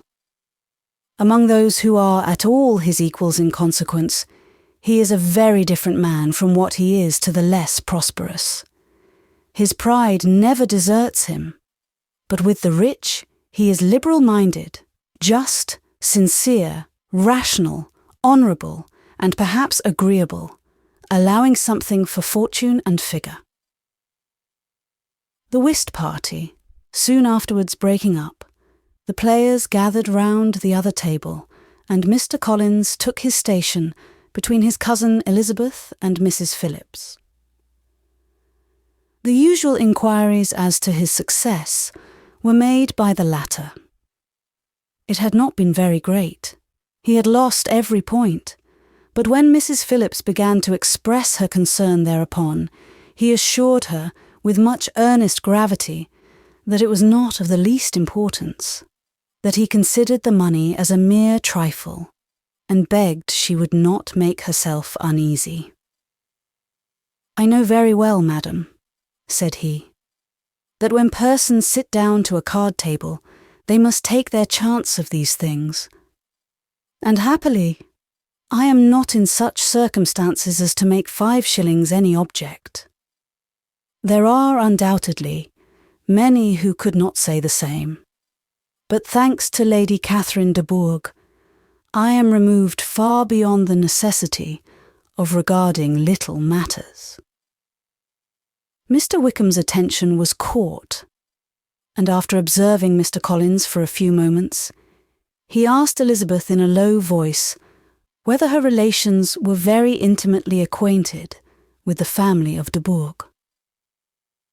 "Lady Catherine de Bourgh," she replied, "has very lately given him a living. I hardly know how Mr. Collins was first introduced to her notice, but he certainly has not known her long. You know, of course, that Lady Catherine de Bourgh and Lady Anne Darcy were sisters, consequently that she is aunt to the present Mr. Darcy." "No, indeed, I did not. I knew nothing at all of Lady Catherine's connections. I never heard of her existence till the day before yesterday. Her daughter, Miss de Bourgh, will have a very large fortune, and it is believed that she and her cousin will unite the 2 estates." This information made Elizabeth smile, as she thought of poor Miss Bingley. Vain indeed must be all her attentions, vain and useless her affection for his sister and her praise of himself, if he were already self-destined to another. "Mr. Collins," said she, "speaks highly both of Lady Catherine and her daughter, but, from some particulars that he has related of her ladyship, I suspect his gratitude misleads him, and that, in spite of her being his patroness, she is an arrogant, conceited woman." "I believe her to be both, in a great degree," replied Wickham. "I have not seen her for many years, but I very well remember that I never liked her, and that her manners were dictatorial and insolent. She has the reputation of being remarkably sensible and clever, but I rather believe she derives part of her abilities from her rank and fortune, part from her authoritative manner, and the rest from the pride of her nephew, who chooses that everyone connected with him should have an understanding of the first class." Elizabeth allowed that he had given a very rational account of it, and they continued talking together with mutual satisfaction, till supper put an end to cards, and gave the rest of the ladies their share of Mr. Wickham's attentions. There could be no conversation in the noise of Mrs. Phillips's supper party, but his manners recommended him to everybody. Whatever he said was said well, and whatever he did, done gracefully. Elizabeth went away, with her head full of him. She could think of nothing but of Mr. Wickham, and of what he had told her all the way home. But there was not time for her even to mention his name as they went, for neither Lydia nor Mr. Collins were once silent. Lydia talked incessantly of lottery tickets, of the fish she had lost and the fish she had won, and Mr. Collins, in describing the civility of Mr. and Mrs. Phillips, protesting that he did not in the least regard his losses at whist, enumerating all the dishes at supper, and repeatedly fearing that he crowded his cousins, had more to say than he could well manage before the carriage stopped at Longbourn House. Chapter 17. Elizabeth related to Jane, the next day, what had passed between Mr. Wickham and herself. Jane listened with astonishment and concern. She knew not how to believe that Mr. Darcy could be so unworthy of Mr. Bingley's regard, and yet it was not in her nature to question the veracity of a young man of such amiable appearance as Wickham. The possibility of his having really endured such unkindness was enough to interest all her tender feelings, and nothing therefore remained to be done but to think well of them both, to defend the conduct of each, and throw into the account of accident or mistake whatever could not be otherwise explained. "They have both," said she, "been deceived, I dare say, in some way or other, of which we can form no idea. Interested people have perhaps misrepresented each to the other. It is, in short, impossible for us to conjecture the causes or circumstances which may have alienated them, without actual blame on either side." "Very true indeed. And now, my dear Jane, what have you got to say in behalf of the interested people who have probably been concerned in the business?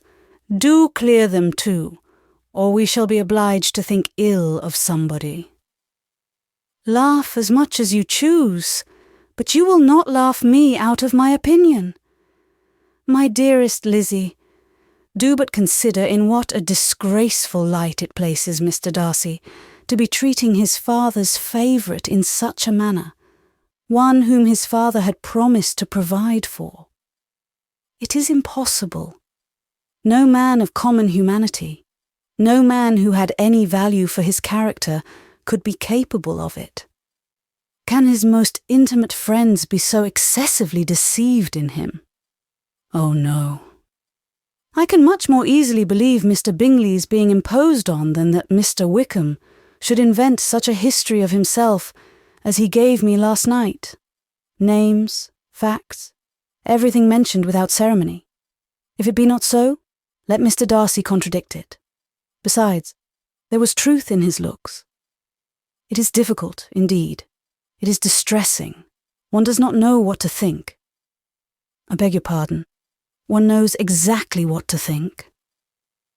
But Jane could think with certainty on only one point, that Mr. Bingley, if he had been imposed on, would have much to suffer when the affair became public. The two young ladies were summoned from the shrubbery, where this conversation passed, by the arrival of some of the very persons of whom they had been speaking.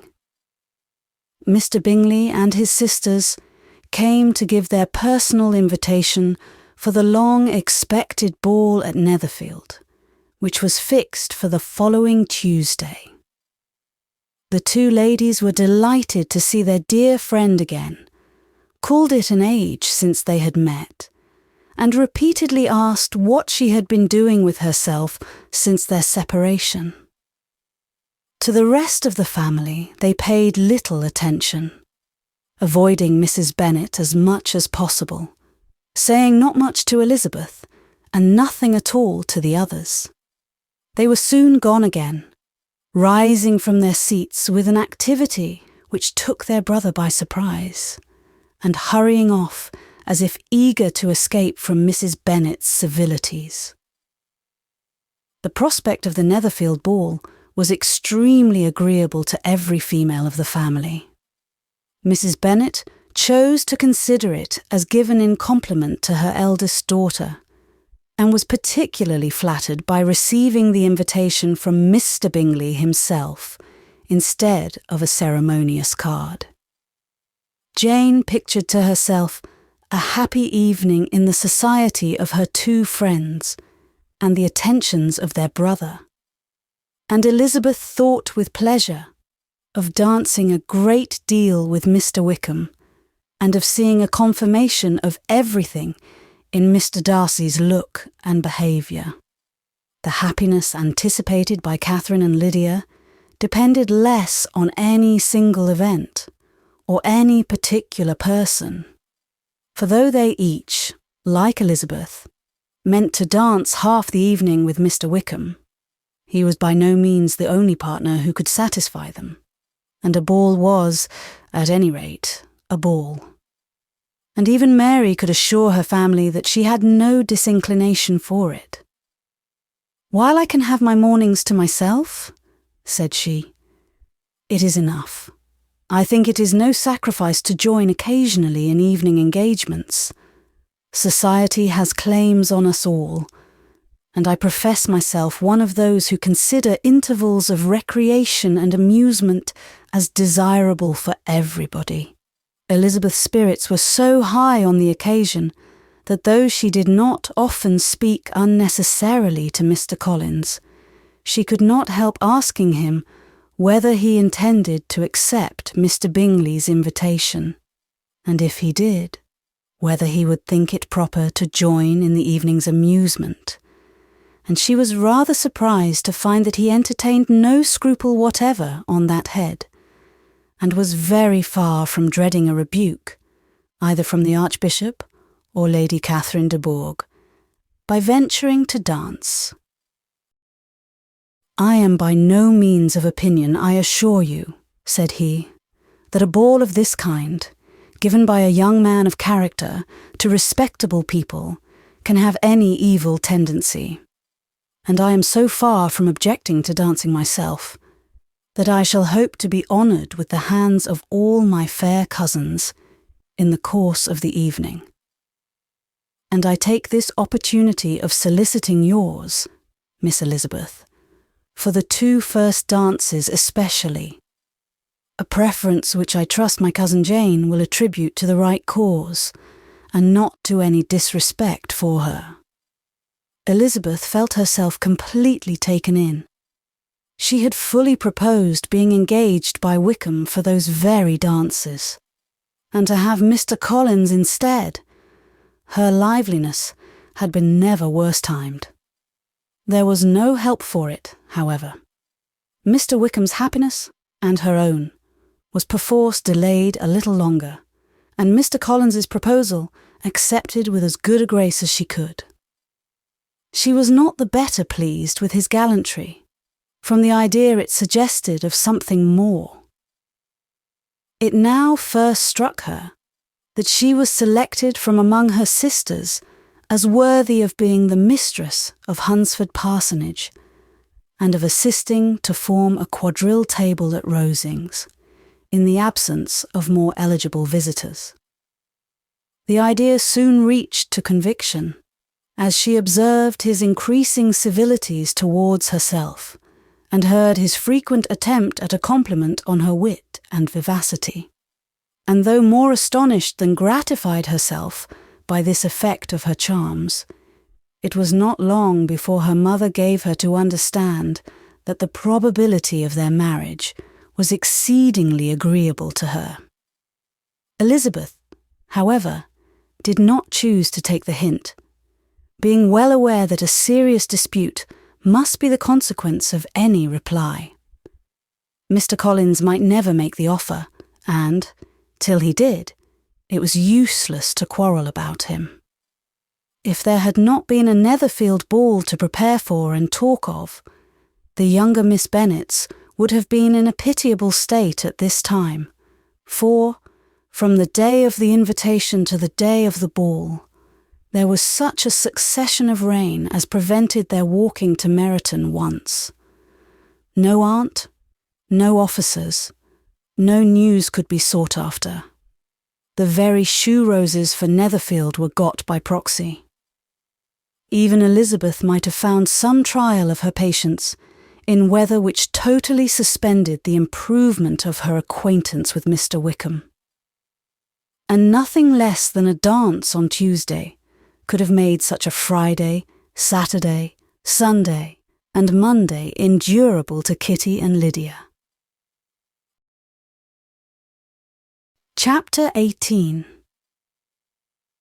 Till Elizabeth entered the drawing-room at Netherfield, and looked in vain for Mr. Wickham among the cluster of red coats there assembled, a doubt of his being present had never occurred to her. The certainty of meeting him had not been checked by any of those recollections that might not unreasonably have alarmed her. She had dressed with more than usual care, and prepared in the highest spirits for the conquest of all that remained unsubdued of his heart, trusting that it was not more than might be won in the course of the evening. But in an instant arose the dreadful suspicion of his being purposely omitted, for Mr. Darcy's pleasure, in the Bingley's invitation to the officers. And though this was not exactly the case, the absolute fact of his absence was pronounced by his friend Mr. Denny, to whom Lydia eagerly applied, and who told them that Wickham had been obliged to go to town on business the day before, and was not yet returned, adding, with a significant smile, "I do not imagine his business would have called him away just now, if he had not wished to avoid a certain gentleman here." This part of his intelligence, though unheard by Lydia, was caught by Elizabeth, and, as it assured her that Darcy was not less answerable for Wickham's absence than if her first surmise had been just, every feeling of displeasure against the former was so sharpened by immediate disappointment that she could hardly reply with tolerable civility to the polite inquiries which he directly afterwards approached to make. Attention, forbearance, patience with Darcy was injury to Wickham. She was resolved against any sort of conversation with him, and turned away with a degree of ill humour which she could not wholly surmount, even in speaking to Mr. Bingley, whose blind partiality provoked her. But Elizabeth was not formed for ill humour, and though every prospect of her own was destroyed for the evening, it could not dwell long on her spirits, and having told all her griefs to Charlotte Lucas, whom she had not seen for a week, she was soon able to make a voluntary transition to the oddities of her cousin, and to point him out to her particular notice. The 2 first dances, however, brought a return of distress. They were dances of mortification. Mr. Collins, awkward and solemn, apologising instead of attending, and often moving wrong without being aware of it, gave her all the shame and misery which a disagreeable partner for a couple of dances can give. The moment of her release from him was ecstasy. She danced next with an officer, and had the refreshment of talking of Wickham, and of hearing that he was universally liked. When those dances were over, she returned to Charlotte Lucas, and was in conversation with her, when she found herself suddenly addressed by Mr. Darcy, who took her so much by surprise in his application for her hand, that, without knowing what she did, she accepted him. He walked away again immediately, and she was left to fret over her own want of presence of mind. Charlotte tried to console her. "I dare say you will find him very agreeable." "Heaven forbid. That would be the greatest misfortune of all. To find a man agreeable whom one is determined to hate. Do not wish me such an evil." When the dancing recommenced, however, and Darcy approached to claim her hand, Charlotte could not help cautioning her, in a whisper, not to be a simpleton, and allow her fancy for Wickham to make her appear unpleasant in the eyes of a man oftentimes his consequence. Elizabeth made no answer, and took her place in the set, amazed at the dignity to which she was arrived in being allowed to stand opposite to Mr. Darcy, and reading in her neighbours' looks their equal amazement in beholding it. They stood for some time without speaking a word, and she began to imagine that their silence was to last through the 2 dances, and, at first, was resolved not to break it, till suddenly fancying that it would be the greater punishment to her partner to oblige him to talk, she made some slight observation on the dance. He replied, and was again silent. After a pause of some minutes, she addressed him a second time with, "It is your turn to say something now, Mr. Darcy. I talked about the dance, and you ought to make some kind of remark on the size of the room, or the number of couples." He smiled, and assured her that whatever she wished him to say should be said. "Very well, that reply will do for the present. Perhaps by and by I may observe that private balls are much pleasanter than public ones. But now we may be silent. Do you talk by rule, then, while you are dancing?" "Sometimes. One must speak a little, you know. It would look odd to be entirely silent for half an hour together. And yet, for the advantage of some, conversation ought to be so arranged as that they may have the trouble of saying as little as possible." Are you consulting your own feelings in the present case, or do you imagine that you are gratifying mine? "Both," replied Elizabeth archly, "for I have always seen a great similarity in the turn of our minds. We are each of an unsocial, taciturn disposition, unwilling to speak, unless we expect to say something that will amaze the whole room and be handed down to posterity with all the éclat of a proverb. This is no very striking resemblance of your own character, I am sure," said he. "How near it may be to mine, I cannot pretend to say. You think it a faithful portrait, undoubtedly. I must not decide on my own performance." He made no answer, and they were again silent, till they had gone down the dance, when he asked her if she and her sisters did not very often walk to Meryton. She answered in the affirmative, and unable to resist the temptation, added, "When you met us there the other day, we had just been forming a new acquaintance. The effect was immediate. A deeper shade of hauteur overspread his features, but he said not a word, and Elizabeth, though blaming herself for her own weakness, could not go on. At length, Darcy spoke, and in a constrained manner said, "Mr. Wickham is blessed with such happy manners as may ensure his making friends. Whether he may be equally capable of retaining them is less certain." "He has been so unlucky as to lose your friendship," replied Elizabeth with emphasis, "and in a manner which he is likely to suffer from all his life." Darcy made no answer, and seemed desirous of changing the subject. At that moment, Sir William Lucas appeared close to them, meaning to pass through the set to the other side of the room. But, on perceiving Mr. Darcy, he stopped, with a bow of superior courtesy, to compliment him on his dancing and his partner.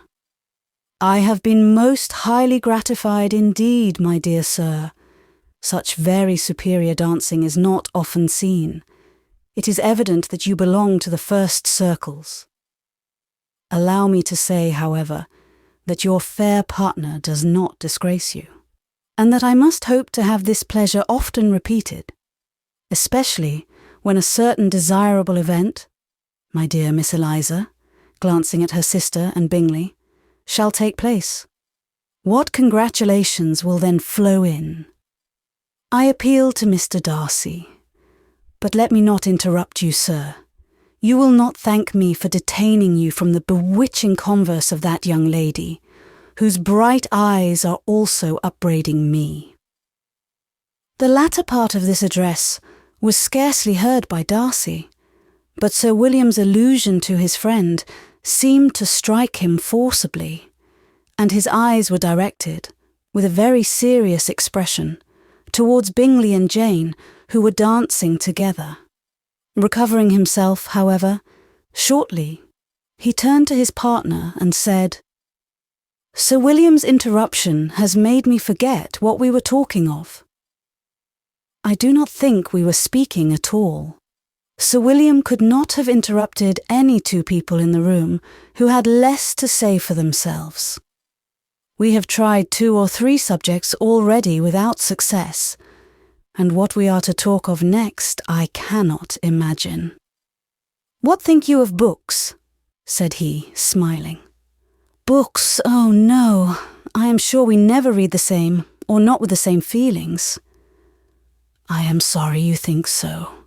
But if that be the case, there can at least be no want of subject. We may compare our different opinions. No, I cannot talk of books in a ballroom. My head is always full of something else." "The present always occupies you in such scenes." "Does it?" said he, with a look of doubt. "Yes, always," she replied, without knowing what she said, for her thoughts had wandered far from the subject, as soon afterwards appeared by her suddenly exclaiming, "I remember hearing you once say, Mr. Darcy, that you hardly ever forgave, that your resentment, once created, was unappeasable. You are very cautious, I suppose, as to its being created." "I am," said he, with a firm voice. "And never allow yourself to be blinded by prejudice?" "I hope not. It is particularly incumbent on those who never change their opinion to be secure of judging properly at first. May I ask to what these questions tend?" "Merely to the illustration of your character," said she, endeavouring to shake off her gravity. "I am trying to make it out." "And what is your success?" She shook her head. "I do not get on at all. I hear such different accounts of you as puzzle me exceedingly." "I can readily believe," answered he gravely, "that reports may vary greatly with respect to me, and I could wish, Miss Bennet, that you were not to sketch my character at the present moment, as there is reason to fear that the performance would reflect no credit on either. But if I do not take your likeness now, I may never have another opportunity." "I would by no means suspend any pleasure of yours," he coldly replied. She said no more, and they went down the other dance and parted in silence, on each side dissatisfied, though not to an equal degree, for in Darcy's breast there was a tolerably powerful feeling towards her, which soon procured her pardon and directed all his anger against another. They had not long separated when Miss Bingley came towards her, and with an expression of civil disdain thus accosted her. "So, Miss Eliza, I hear you are quite delighted with George Wickham.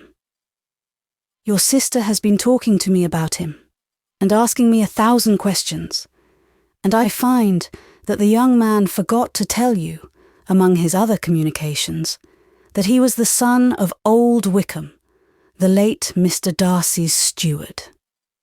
Let me recommend you, however, as a friend, not to give implicit confidence to all his assertions, for, as to Mr. Darcy's using him ill, it is perfectly false, for, on the contrary, he has been always remarkably kind to him, though George Wickham has treated Mr. Darcy in a most infamous manner. I do not know the particulars, but I know very well that Mr. Darcy is not in the least to blame, that he cannot bear to hear George Wickham mentioned, and that though my brother thought he could not well avoid including him in his invitation to the officers, he was excessively glad to find that he had taken himself out of the way. His coming into the country at all is a most insolent thing indeed, and I wonder how he could presume to do it. I pity you, Miss Eliza, for this discovery of your favourite's guilt, but really, considering his descent, one could not expect much better. His guilt and his descent appear, by your account, to be the same, said Elizabeth angrily, for I have heard you accuse him of nothing worse than of being the son of Mr. Darcy's steward, and of that, I can assure you, he informed me himself. I beg your pardon, replied Miss Bingley, turning away with a sneer. Excuse my interference. It was kindly meant. Insolent girl, said Elizabeth to herself. You are much mistaken if you expect to influence me by such a paltry attack as this. I see nothing in it but your own wilful ignorance and the malice of Mr. Darcy. She then sought her eldest sister, who had undertaken to make inquiries on the same subject of Bingley. Jane met her with a smile of such sweet complacency, a glow of such happy expression, as sufficiently marked how well she was satisfied with the occurrences of the evening. Elizabeth instantly read her feelings, and at that moment, solicitude for Wickham, resentment against his enemies, and everything else, gave way before the hope of Jane's being in the fairest way for happiness. I want to know, said she, with a countenance no less smiling than her sister's, what you have learnt about Mr. Wickham. But perhaps you have been too pleasantly engaged to think of any third person, in which case you may be sure of my pardon. No, replied Jane, I have not forgotten him, but I have nothing satisfactory to tell you. Mr. Bingley does not know the whole of his history, and is quite ignorant of the circumstances which have principally offended Mr. Darcy. But he will vouch for the good conduct, the probity and honour of his friend, and is perfectly convinced that Mr. Wickham has deserved much less attention from Mr. Darcy than he has received, and I am sorry to say that by his account, as well as his sister's, Mr. Wickham is by no means a respectable young man. I'm afraid he has been very imprudent, and has deserved to lose Mr. Darcy's regard. Mr. Bingley does not know Mr. Wickham himself. No, he never saw him till the other morning at Meryton. This account, then, is what he has received from Mr. Darcy. I am perfectly satisfied. But what does he say of the living? He does not exactly recollect the circumstances, though he has heard them from Mr. Darcy more than once, but he believes that it was left to him conditionally only. I have not a doubt of Mr. Bingley's sincerity, said Elizabeth warmly, but you must excuse my not being convinced by assurances only. Mr. Bingley's defence of his friend was a very able one, I dare say. But since he is unacquainted with several parts of the story, and has learnt the rest from that friend himself, I shall venture still to think of both gentlemen as I did before. She then changed the discourse to one more gratifying to each, and on which there could be no difference of sentiment. Elizabeth listened with delight to the happy though modest hopes which Jane entertained of Bingley's regard, and said all in her power to heighten her confidence in it. On their being joined by Mr. Bingley himself, Elizabeth withdrew to Miss Lucas, to whose inquiry after the pleasantness of her last partner she had scarcely replied, before Mr. Collins came up to them and told her with great exultation that he had just been so fortunate as to make a most important discovery. "I have found out," said he, "by a singular accident, that there is now in the room a near relation to my patroness. I happened to overhear the gentleman himself mentioning to the young lady who does the honours of this house the names of his cousin Mr. Bourke, and of her mother, Lady Catherine. How wonderfully these sort of things occur! Who would have thought of my meeting with, perhaps, a nephew of Lady Catherine de Bourgh in this assembly? I am most thankful that the discovery is made in time for me to pay my respects to him, which I am now going to do, and trust he will excuse my not having done it before. My total ignorance of the connection must plead my apology." "You are not going to introduce yourself to Mr. Darcy?" "Indeed I am. I shall entreat his pardon for not having done it earlier. I believe him to be Lady Catherine's nephew. It will be in my power to assure him that her ladyship was quite well yesterday se'nnight." Elizabeth tried hard to dissuade him from such a scheme, assuring him that Mr. Darcy would consider his addressing him without introduction as an impertinent freedom, rather than a compliment to his aunt. That it was not in the least necessary there should be any notice on either side, and that if it were, it must belong to Mr. Darcy, the superior in consequence, to begin the acquaintance. Mr. Collins listened to her with the determined air of following his own inclination, and when she ceased speaking, replied thus: "My dear Miss Elizabeth, I have the highest opinion in the world of your excellent judgment in all matters within the scope of your understanding. But permit me to say that there must be a wide difference between the established forms of ceremony amongst the laity and those which regulate the clergy. For, give me leave to observe that I consider the clerical office as equal in point of dignity with the highest rank in the kingdom, provided that a proper humility of behaviour is at the same time maintained. You must, therefore, allow me to follow the dictates of my conscience on this occasion, which lead me to perform what I look on as a point of duty. Pardon me for neglecting to profit by your advice, which on every other subject shall be my constant guide, though in the case before us I consider myself more fitted by education and habitual study to decide on what is right than a young lady like yourself." And with a low bow, he left her to attack Mr. Darcy, whose reception of his advances she eagerly watched, and whose astonishment at being so addressed was very evident.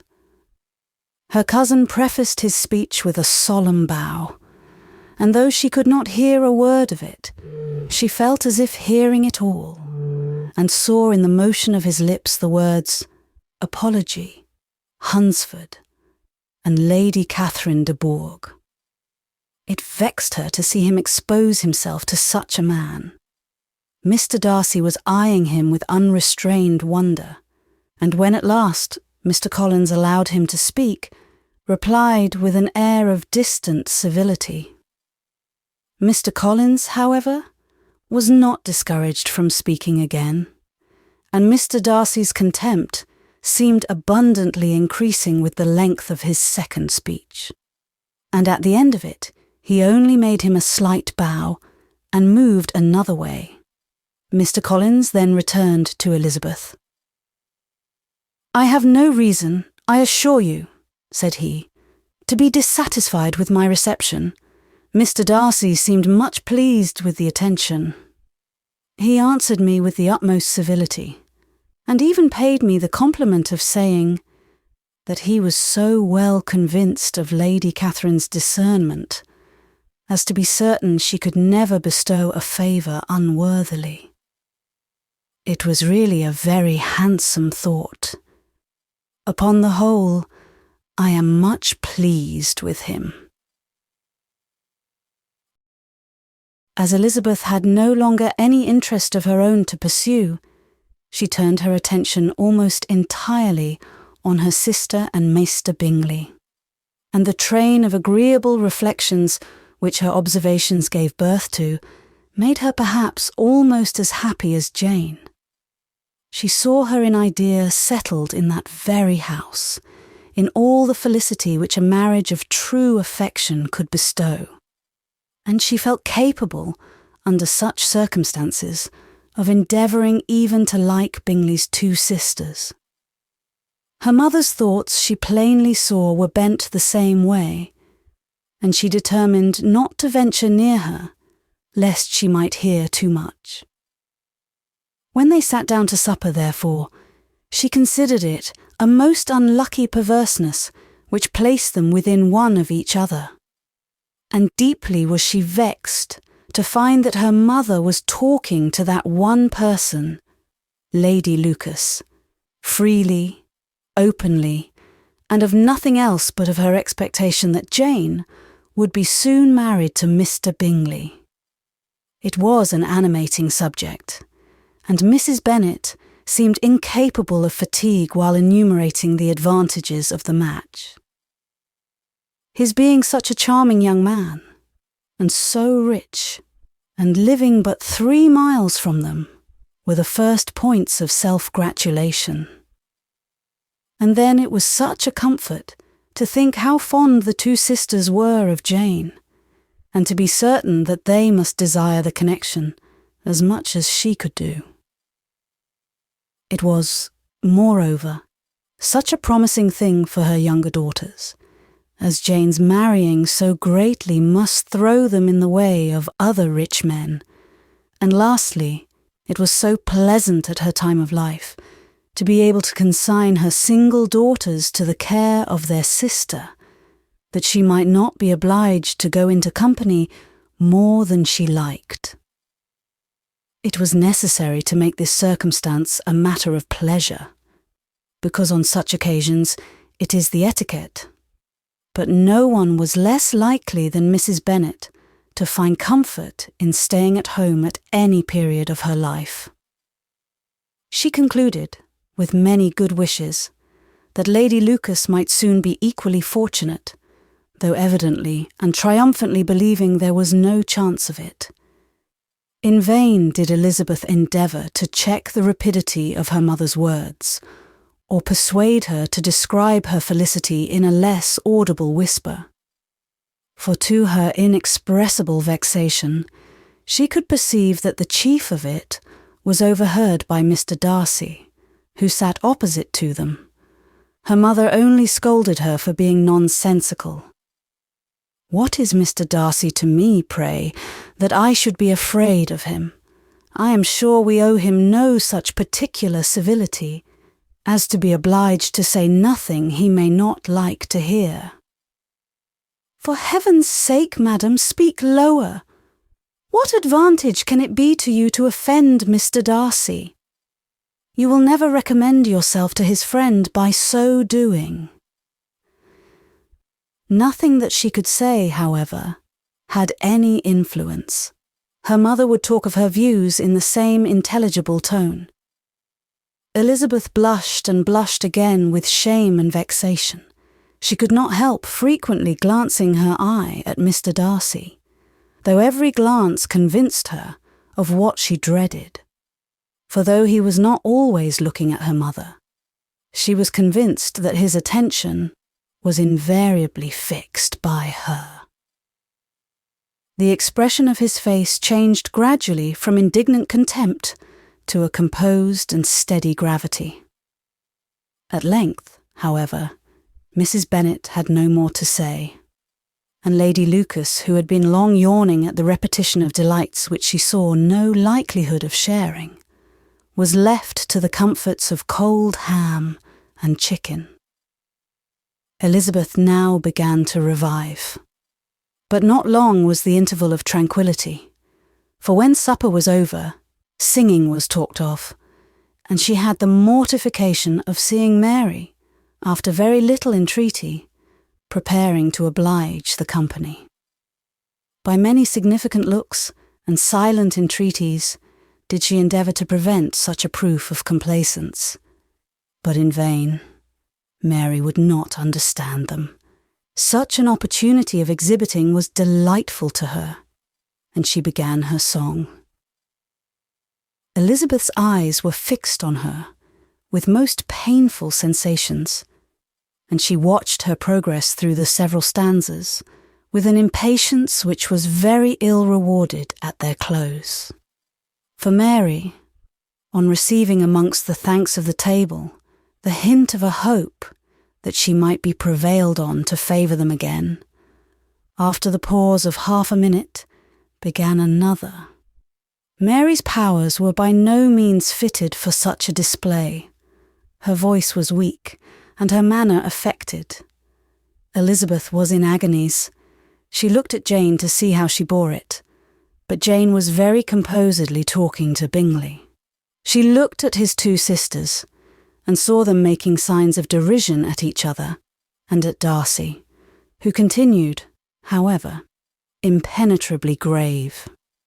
She looked at her father to entreat his interference, lest Mary should be singing all night.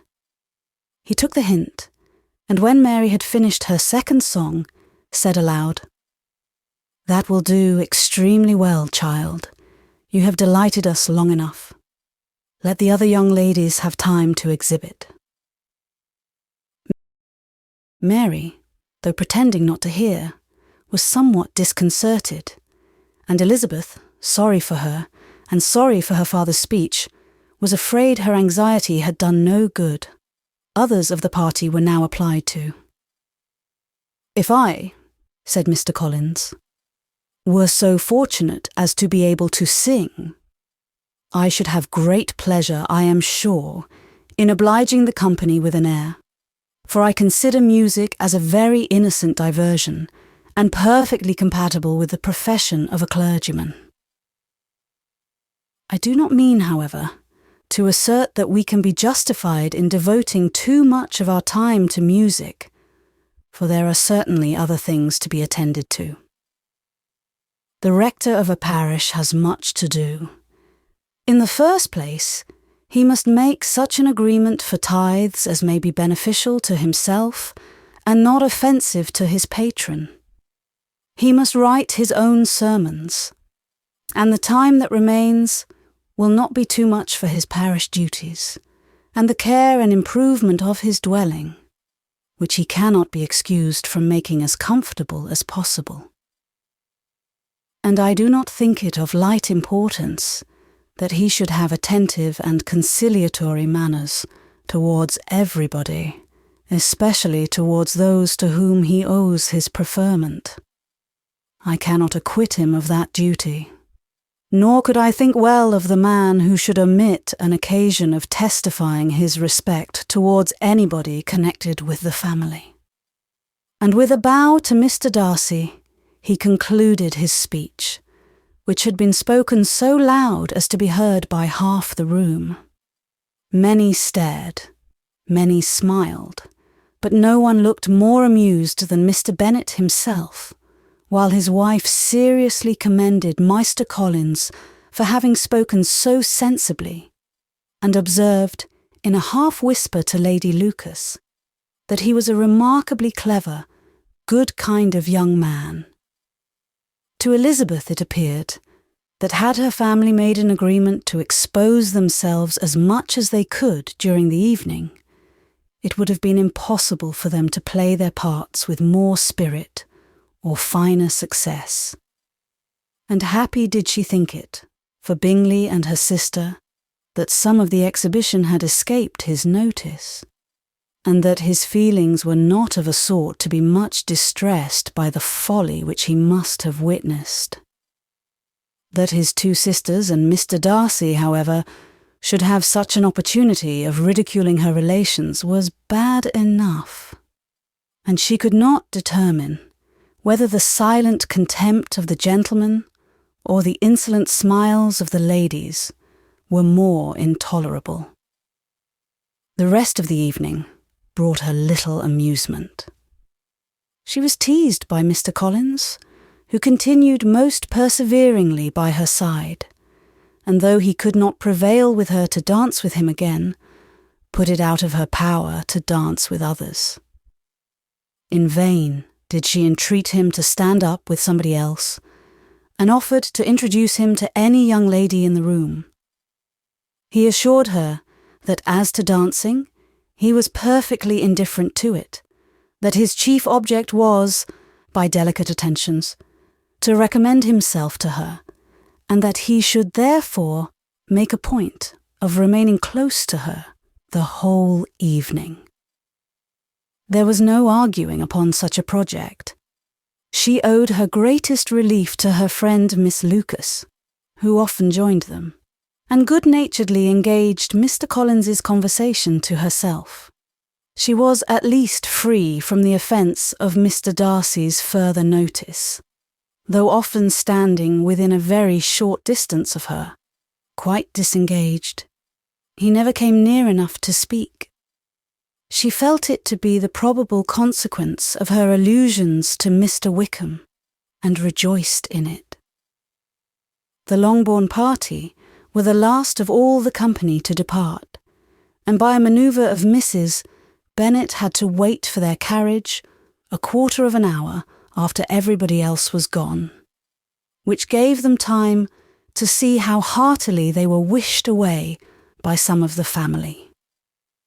Mrs. Hurst and her sister scarcely opened their mouths except to complain of fatigue, and were evidently impatient to have the house to themselves. They repulsed every attempt of Mrs. Bennet at conversation, and, by so doing, threw a languor over the whole party, which was very little relieved by the long speeches of Mr. Collins, who was complimenting Mr. Bingley and his sisters on the elegance of their entertainment, and the hospitality and politeness which had marked their behaviour to their guests. Darcy said nothing at all. Mr. Bennet, in equal silence, was enjoying the scene. Mr. Bingley and Jane were standing together a little detached from the rest, and talked only to each other. Elizabeth preserved as steady a silence as either Mrs. Hurst or Miss Bingley, and even Lydia was too much fatigued to utter more than the occasional exclamation of, "Lord, how tired I am," accompanied by a violent yawn.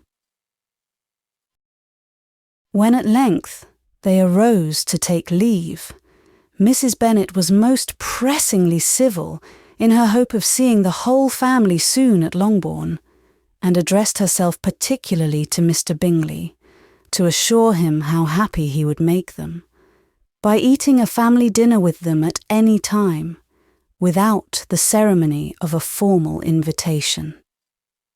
Bingley was all grateful pleasure, and he readily engaged for taking the earliest opportunity of waiting on her after his return from London, whither he was obliged to go the next day for a short time. Mrs. Bennet was perfectly satisfied, and quitted the house under the delightful persuasion that, allowing for the necessary preparations of settlements, new carriages, and wedding clothes, she should undoubtedly see her daughter settled at Netherfield in the course of 3 or 4 months. Of having another daughter married to Mr. Collins, she thought with equal certainty, and with considerable, though not equal, pleasure. Elizabeth was the least dear to her of all her children, and though the man and the match were quite good enough for her, the worth of each was eclipsed by Mr. Bingley and Netherfield. Chapter 19. The next day opened a new scene at Longbourn. Mr. Collins made his declaration in form, having resolved to do it without loss of time, as his leave of absence extended only to the following Saturday, and having no feelings of diffidence to make it distressing to himself, even at the moment, he set about it in a very orderly manner, with all the observances which he supposed a regular part of the business.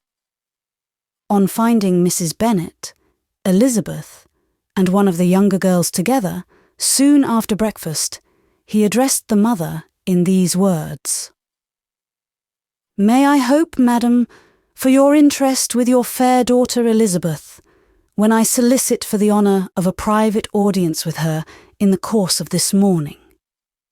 Before Elizabeth had time for anything but a blush of surprise, Mrs. Bennet instantly answered, "Oh dear, yes, certainly. I am sure Lizzie will be very happy. I am sure she can have no objection. Come, Kitty, I want you upstairs."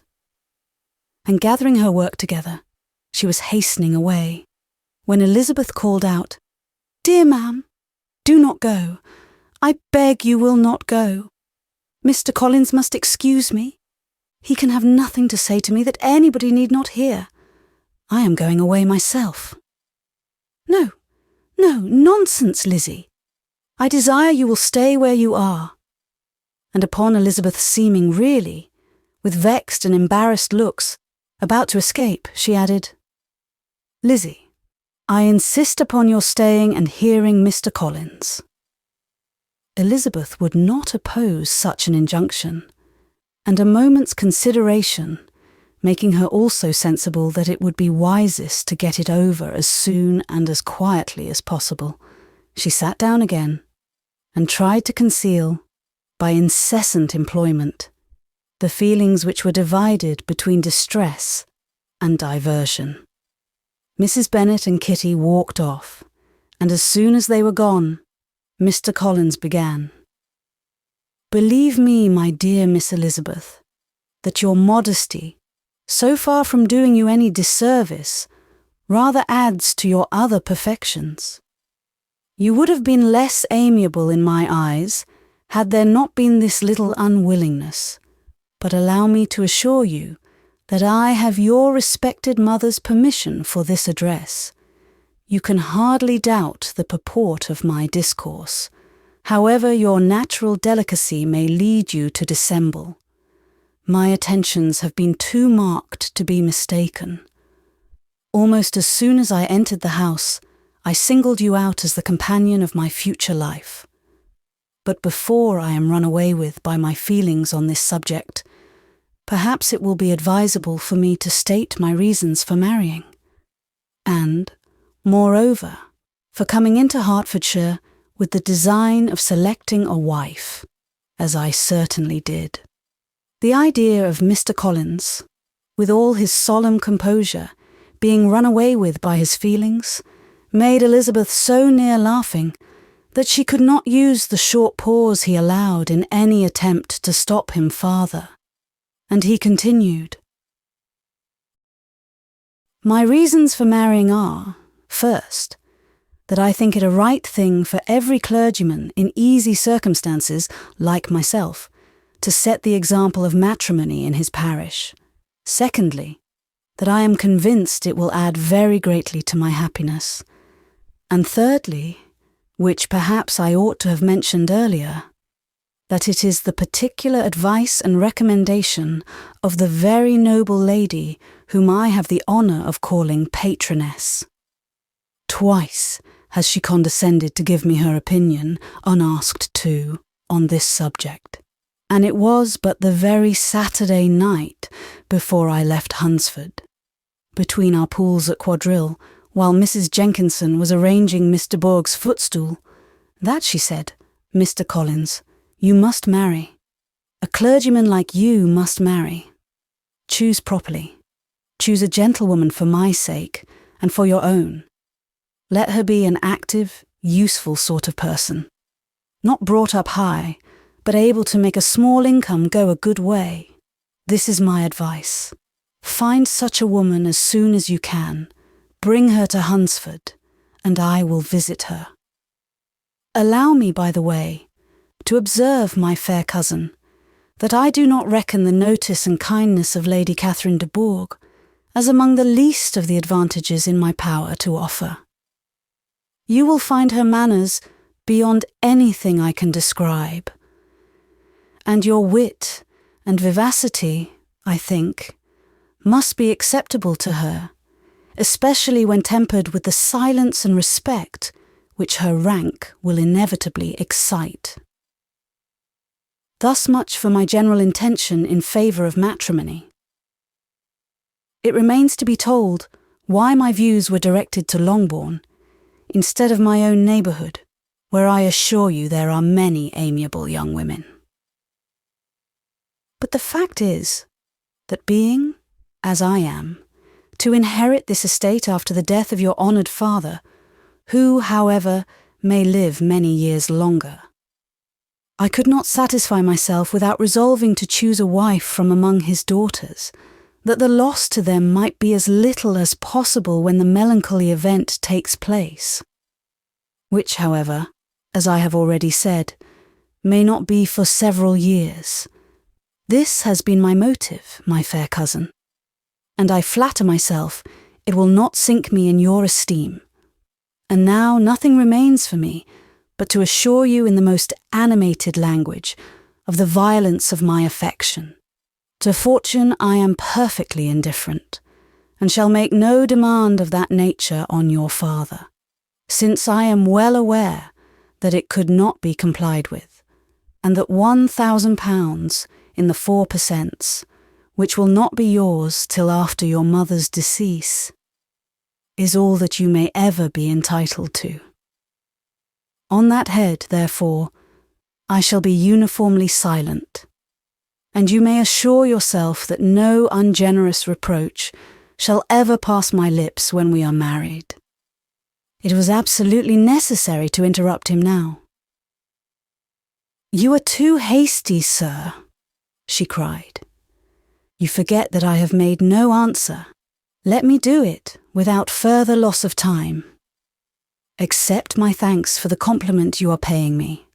I am very sensible of the honour of your proposals, but it is impossible for me to do otherwise than decline them." "I am not now to learn," replied Mr. Collins, with a formal wave of the hand, "that it is usual with young ladies to reject the addresses of the man whom they secretly mean to accept when he first applies for their favour, and that sometimes the refusal is repeated a second or even a third time. I am, therefore, by no means discouraged by what you have just said, and shall hope to lead you to the altar ere long." "'Pon my word, sir," cried Elizabeth, "your hope is rather an extraordinary one after my declaration. I do assure you that I am not one of those young ladies, if such young ladies there are, who are so daring as to risk their happiness on the chance of being asked a second time. I am perfectly serious in my refusal. You could not make me happy, and I am convinced that I am the last woman in the world who would make you so. Nay, were your friend Lady Catherine to know me, I am persuaded she would find me in every respect ill qualified for the situation." "Were it certain that Lady Catherine would think so?" said Mr. Collins, very gravely. "But I cannot imagine that her ladyship would at all disapprove of you. And you may be certain that when I have the honour of seeing her again, I shall speak in the highest terms of your modesty, economy, and other amiable qualifications. Indeed, Mr. Collins, all praise of me will be unnecessary. You must give me leave to judge for myself, and pay me the compliment of believing what I say. I wish you very happy and very rich, and by refusing your hand, do all in my power to prevent your being otherwise. In making me the offer, you must have satisfied the delicacy of your feelings with regard to my family, and may take possession of Longbourn estate whenever it falls, without any self-reproach. This matter may be considered, therefore, as finally settled." And rising as she thus spoke, she would have quitted the room, had not Mr. Collins thus addressed her. "When I do myself the honour of speaking to you next on the subject, I shall hope to receive a more favourable answer than you have now given me, though I am far from accusing you of cruelty at present, because I know it to be the established custom of your sex to reject a man on the first application, and perhaps you have even now said as much to encourage my suit as would be consistent with the true delicacy of the female character." "Really, Mr. Collins," cried Elizabeth, with some warmth, "you puzzle me exceedingly. If what I have hitherto said can appear to you in the form of encouragement, I know not how to express my refusal in such a way as may convince you of its being one. You must give me leave to flatter myself, my dear cousin, that your refusal of my addresses are merely words of course. My reasons for believing it are briefly these. It does not appear to me that my hand is unworthy of your acceptance, or that the establishment I can offer would be any other than highly desirable. My situation in life, my connections with the family of de Bourgh, and my relationship to your own, are circumstances highly in my favour, and you should take it into further consideration that, in spite of your manifold attractions, it is by no means certain that another offer of marriage may ever be made you. Your portion is unhappily so small that it will in all likelihood undo the effects of your loveliness and amiable qualifications. As I must therefore conclude that you are not serious in your rejection of me, I shall choose to attribute it to your wish of increasing my love by suspense, according to the usual practice of elegant females. I do assure you, sir, that I have no pretensions whatever to that kind of elegance which consists in tormenting a respectable man. I would rather be paid the compliment of being believed sincere. I thank you again and again for the honour you have done me in your proposals, but to accept them is absolutely impossible. My feelings in every respect forbid it. Can I speak plainer? Do not consider me now as an elegant female intending to plague you, but as a rational creature speaking the truth from her heart." "You are uniformly charming," cried he, with an air of awkward gallantry, "and I am persuaded that, when sanctioned by the express authority of both your excellent parents, my proposals will not fail of being acceptable." To such perseverance in wilful self-deception, Elizabeth would make no reply, and immediately and in silence withdrew, determined that if he persisted in considering her repeated refusals as flattering encouragement, to apply to her father, whose negative might be uttered in such a manner as must be decisive, and whose behaviour at least could not be mistaken for the affectation and coquetry of an elegant female.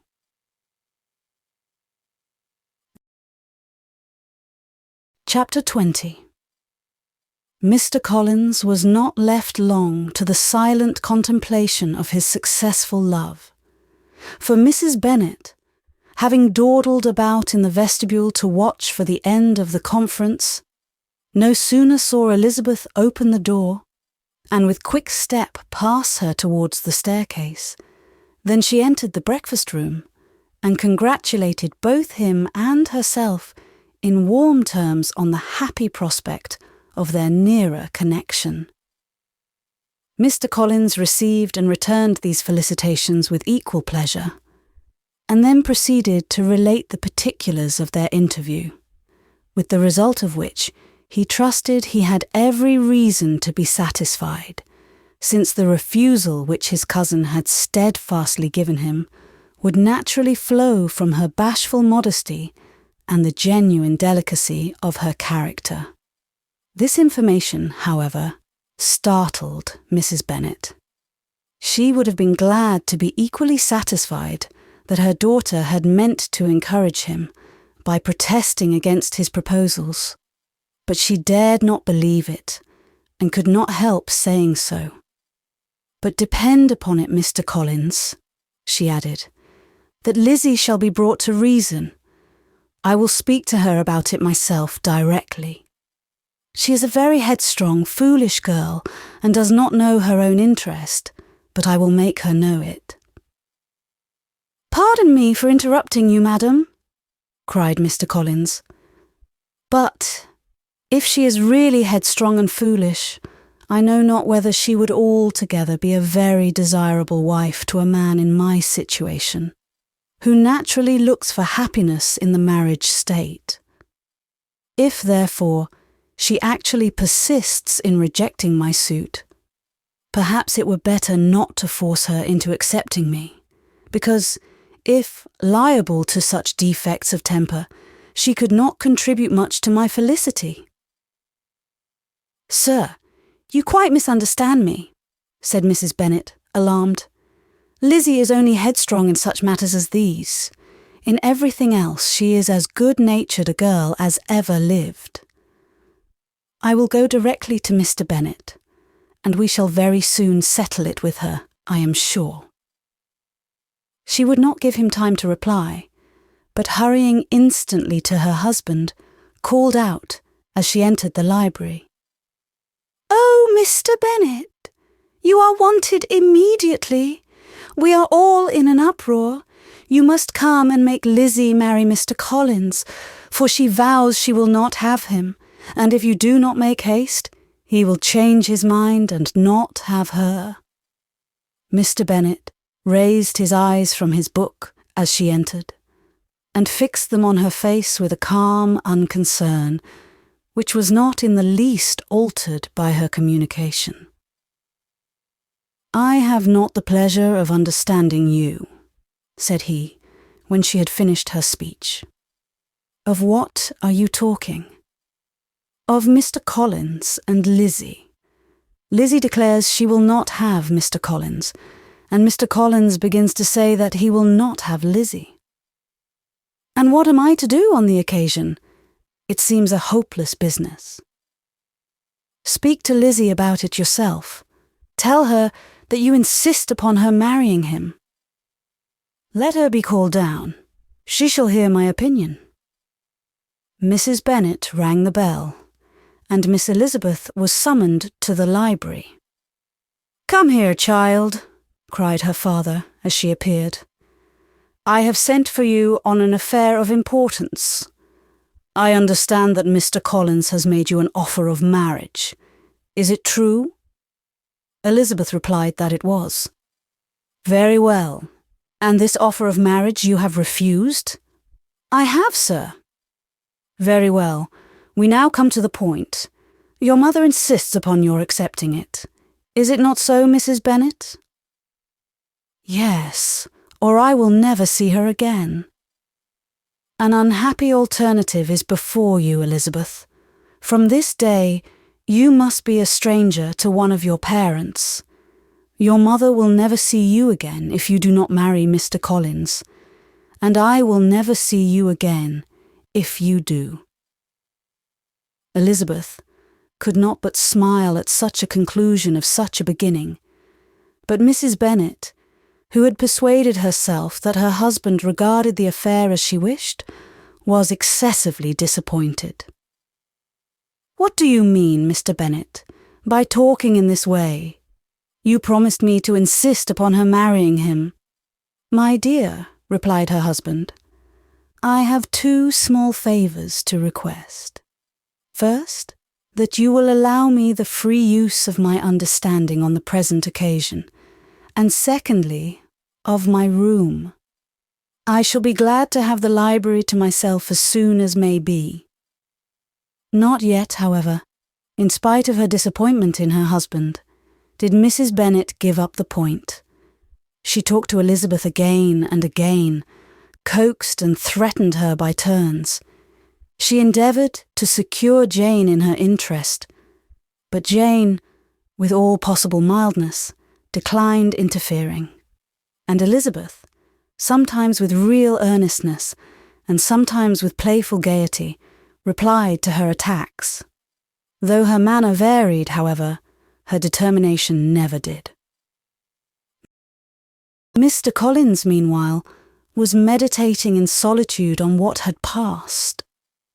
He thought too well of himself to comprehend on what motive his cousin could refuse him, and though his pride was hurt, he suffered in no other way.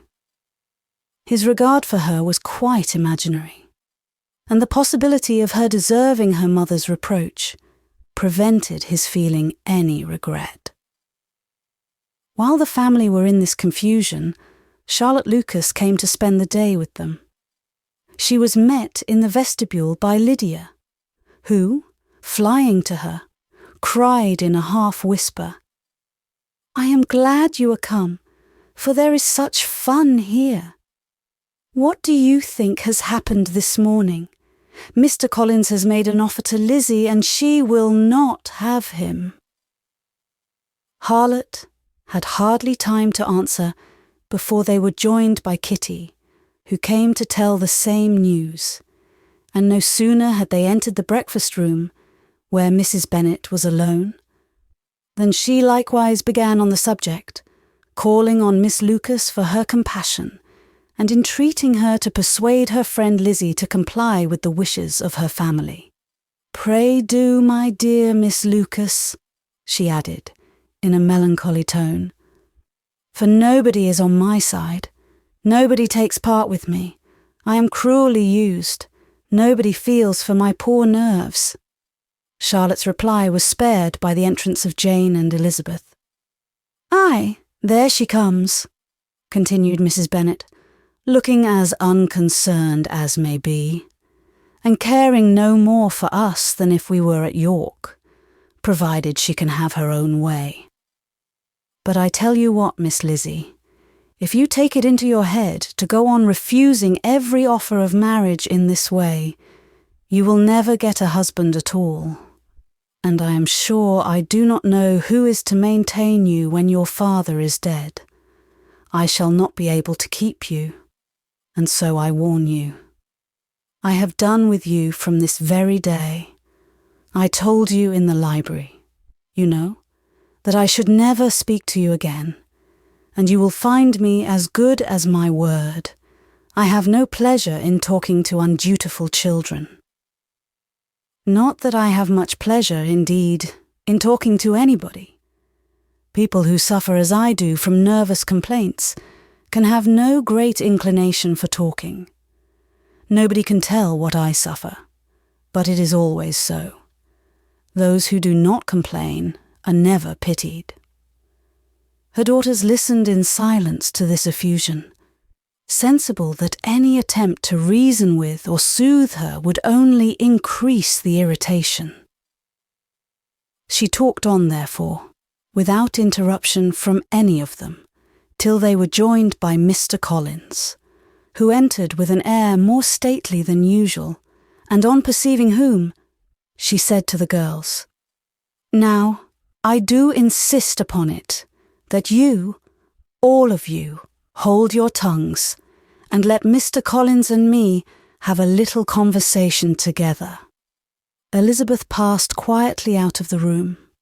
Jane and Kitty followed, but Lydia stood her ground, determined to hear all she could, and Charlotte, detained first by the civility of Mr. Collins, whose inquiries after herself and all her family were very minute, and then by a little curiosity, satisfied herself with walking to the window and pretending not to hear. In a doleful voice, Mrs. Bennet thus began the projected conversation. "Oh, Mr. Collins!" "My dear madam," replied he, "let us be for ever silent on this point. Far be it from me," he presently continued, in a voice that marked his displeasure, "to resent the behaviour of your daughter. Resignation to inevitable evils is the duty of us all. the peculiar duty of a young man who has been so fortunate as I have been in early preferment. And, I trust, I am resigned.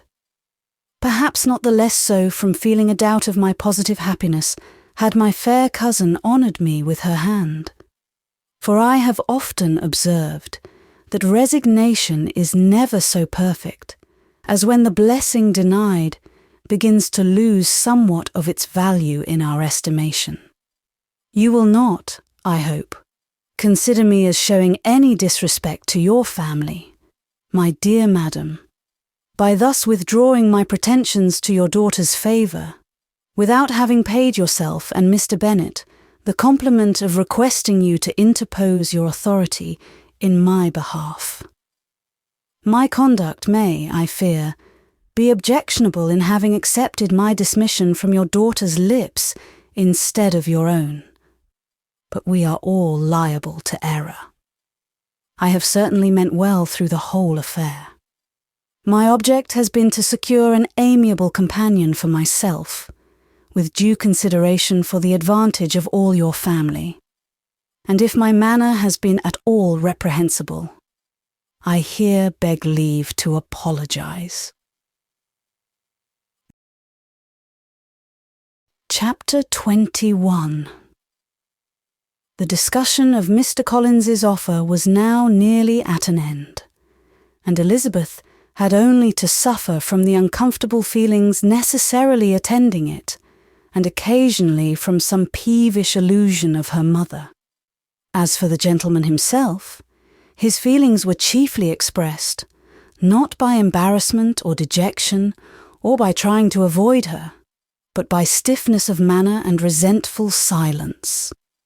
He scarcely ever spoke to her, and the assiduous attentions which he had been so sensible of himself were transferred for the rest of the day to Miss Lucas, whose civility in listening to him was a seasonable relief to them all, and especially to her friend.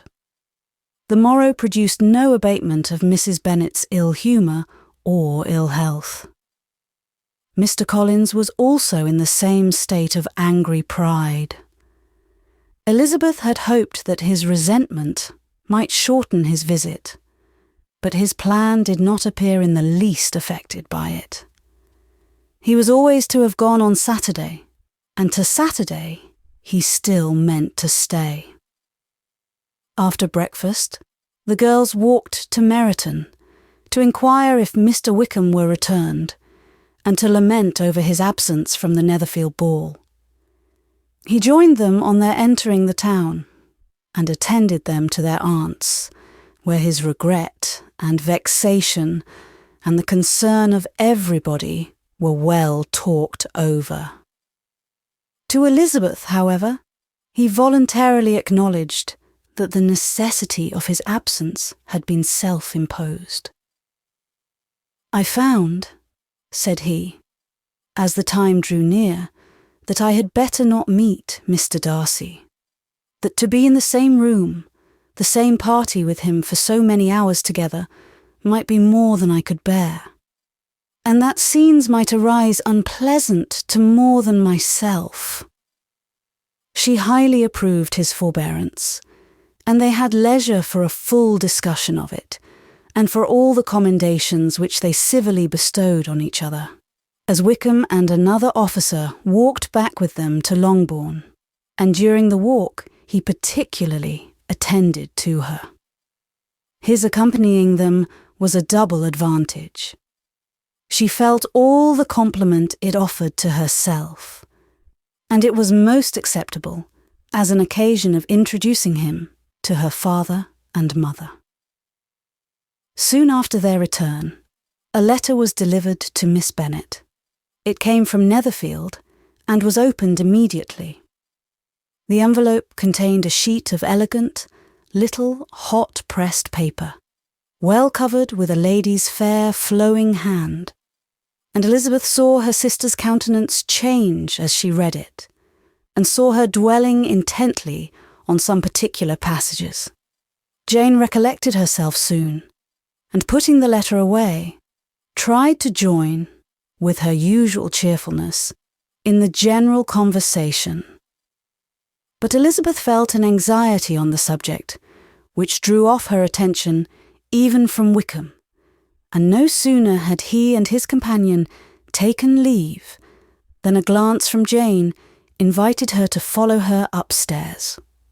When they had gained their own room, Jane, taking out her letter, said, "This is from Caroline Bingley.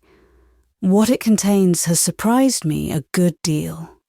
The whole party have left Netherfield by this time, and are on their way to town, and without any intention of coming back again. You shall hear what she says." She then read the first sentence aloud, which comprised the information of their having just resolved to follow their brother to town directly, and of their meaning to dine that day in Grosvenor Street, where Mr. Hurst had a house. The next was in these words: "I do not pretend to regret anything I shall leave in Hertfordshire, except your society, my dearest friend, but we will hope, at some future period, to enjoy many returns of that delightful intercourse we have known, and in the meanwhile may lessen the pain of separation by a very frequent and most unreserved correspondence. I depend on you for that." To these high-flown expressions, Elizabeth listened with all the insensibility of distrust, and though the suddenness of their removal surprised her, she saw nothing in it really to lament. It was not to be supposed that their absence from Netherfield would prevent Mr. Bingley's being there.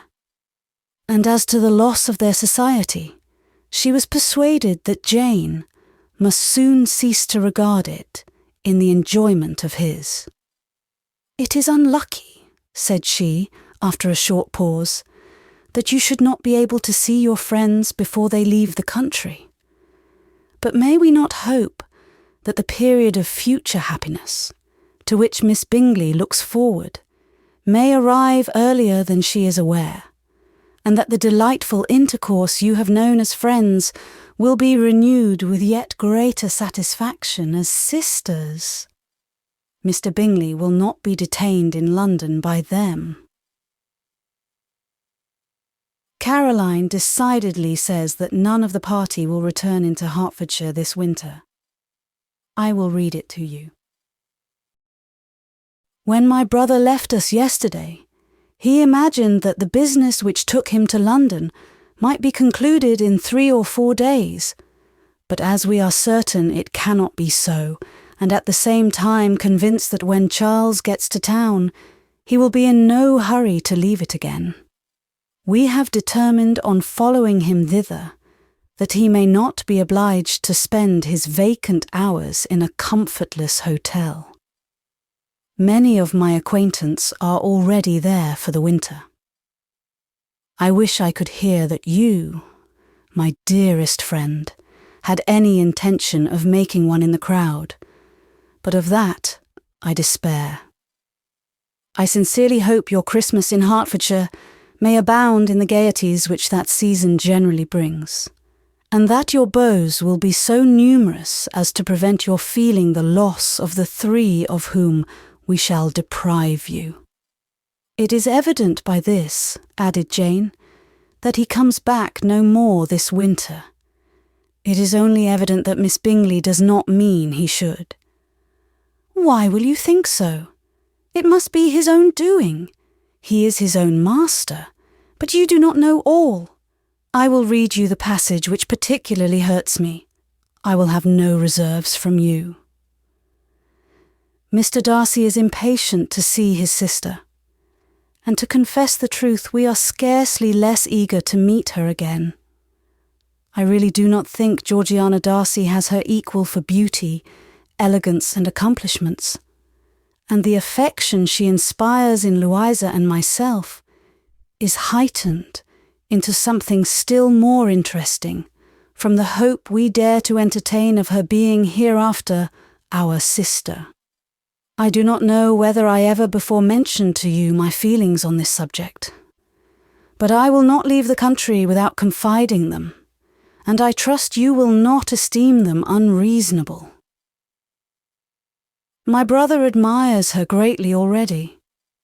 He will have frequent opportunity now of seeing her on the most intimate footing.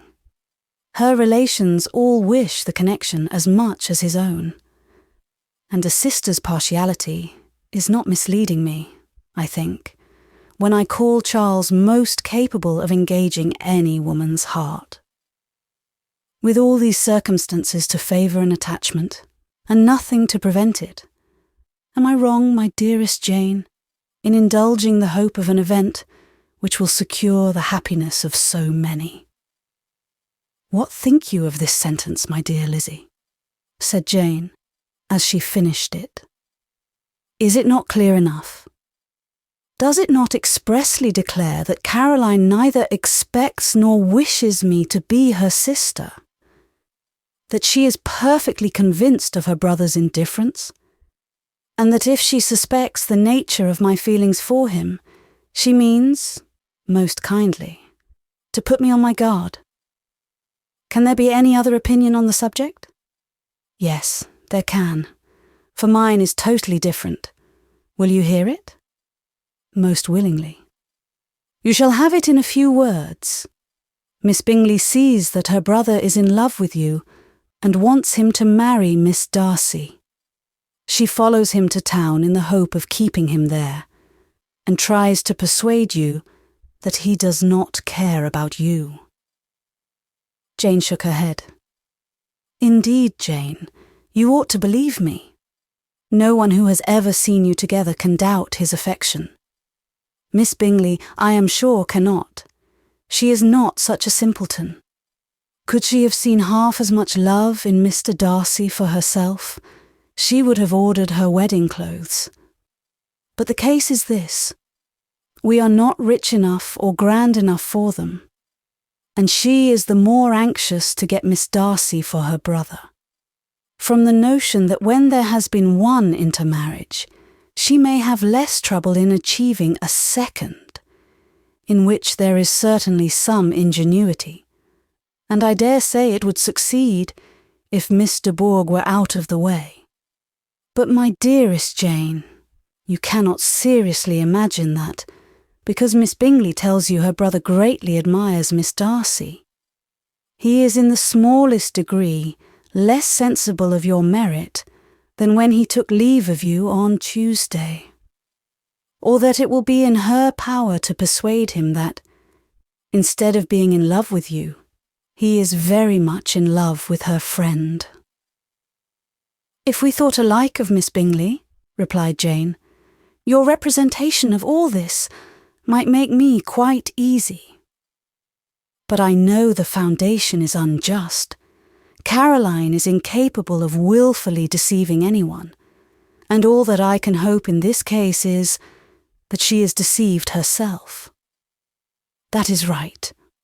You could not have started a more happy idea, since you will not take comfort in mine. Believe her to be deceived by all means. You have now done your duty by her, and must fret no longer. But my dear sister, can I be happy, even supposing the best, in accepting a man whose sisters and friends are all wishing him to marry elsewhere? You must decide for yourself, said Elizabeth.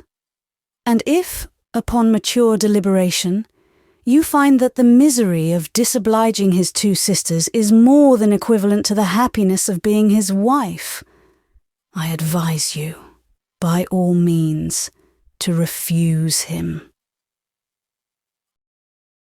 How can you talk so? Said Jane, faintly smiling.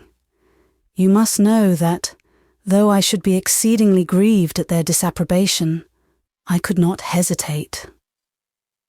I did not think you would, and that being the case, I cannot consider your situation with much compassion. But if he returns no more this winter, my choice will never be required. 1,000 things may arise in 6 months. The idea of his returning no more, Elizabeth treated with the utmost contempt. It appeared to her merely the suggestion of Caroline's interested wishes, and she could not for a moment suppose that those wishes, however openly or artfully spoken, could influence a young man so totally independent of everyone. She represented to her sister, as forcibly as possible, what she felt on the subject, and had soon the pleasure of seeing its happy effect. Jane's temper was not desponding, and she was gradually led to hope, though the diffidence of affection sometimes overcame the hope that Bingley would return to Netherfield and answer every wish of her heart. They agreed that Mrs. Bennet should only hear of the departure of the family without being alarmed on the score of the gentleman's conduct. But even this partial communication gave her a great deal of concern, and she bewailed it as exceedingly unlucky that the ladies should happen to go away just as they were all getting so intimate together. After lamenting it, however, at some length, she had the consolation of thinking that Mr. Bingley would be soon down again, and soon dining at Longbourn. And the conclusion of all was the comfortable declaration that, though he had been invited only to a family dinner, she would take care to have 2 full courses.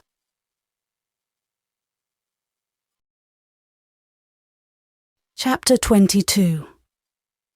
The Bennets were engaged to dine with the Lucases, and again, during the chief of the day, was Miss Lucas so kind as to listen to Mr. Collins. Elizabeth took an opportunity of thanking her. "It keeps him in good humour," said she, "and I am more obliged to you than I can express." Charlotte assured her friend of her satisfaction in being useful, and that it amply repaid her for the little sacrifice of her time. This was very amiable, but Charlotte's kindness extended farther than Elizabeth had any conception of.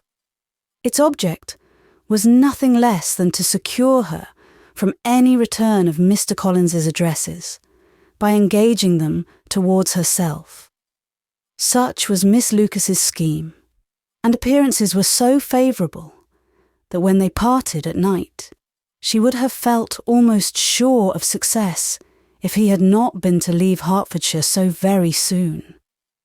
But here she did injustice to the fire and independence of his character, for it led him to escape out of Longbourn House the next morning with admirable slyness, and hasten to Lucas Lodge to throw himself at her feet.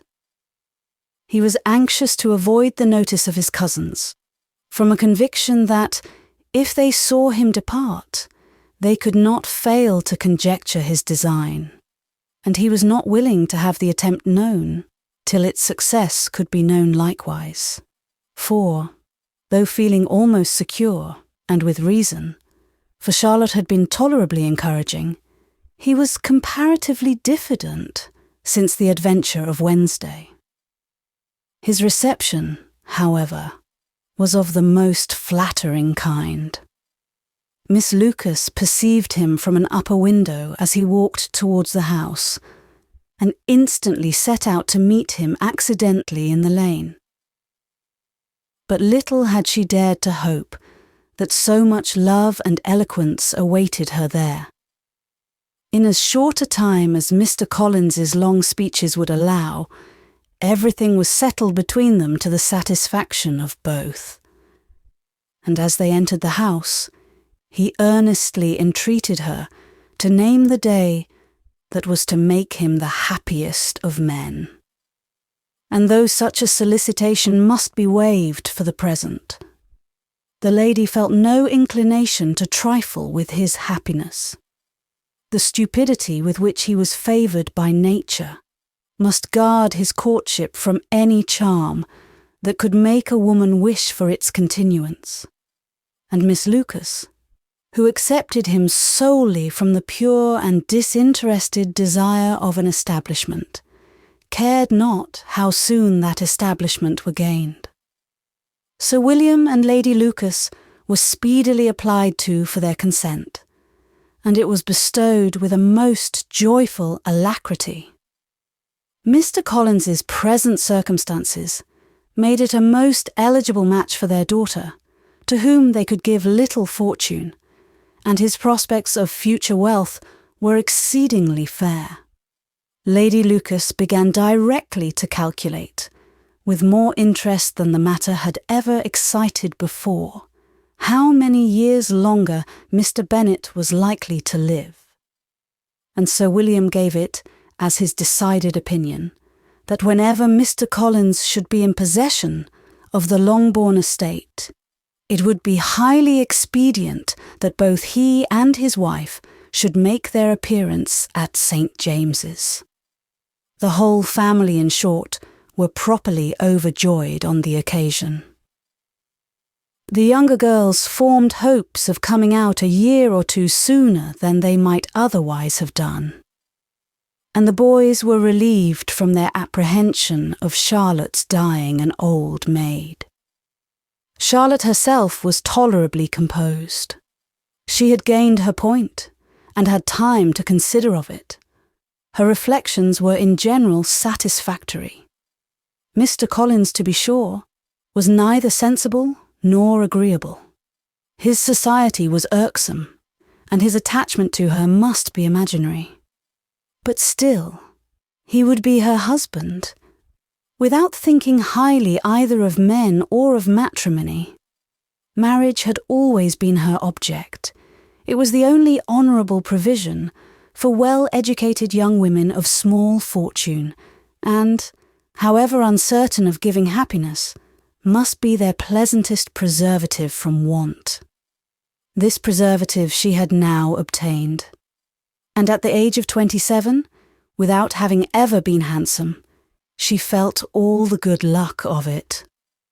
The least agreeable circumstance in the business was the surprise it must occasion to Elizabeth Bennet, whose friendship she valued beyond that of any other person. Elizabeth would wonder, and probably would blame her, and though her resolution was not to be shaken, her feelings must be hurt by such a disapprobation.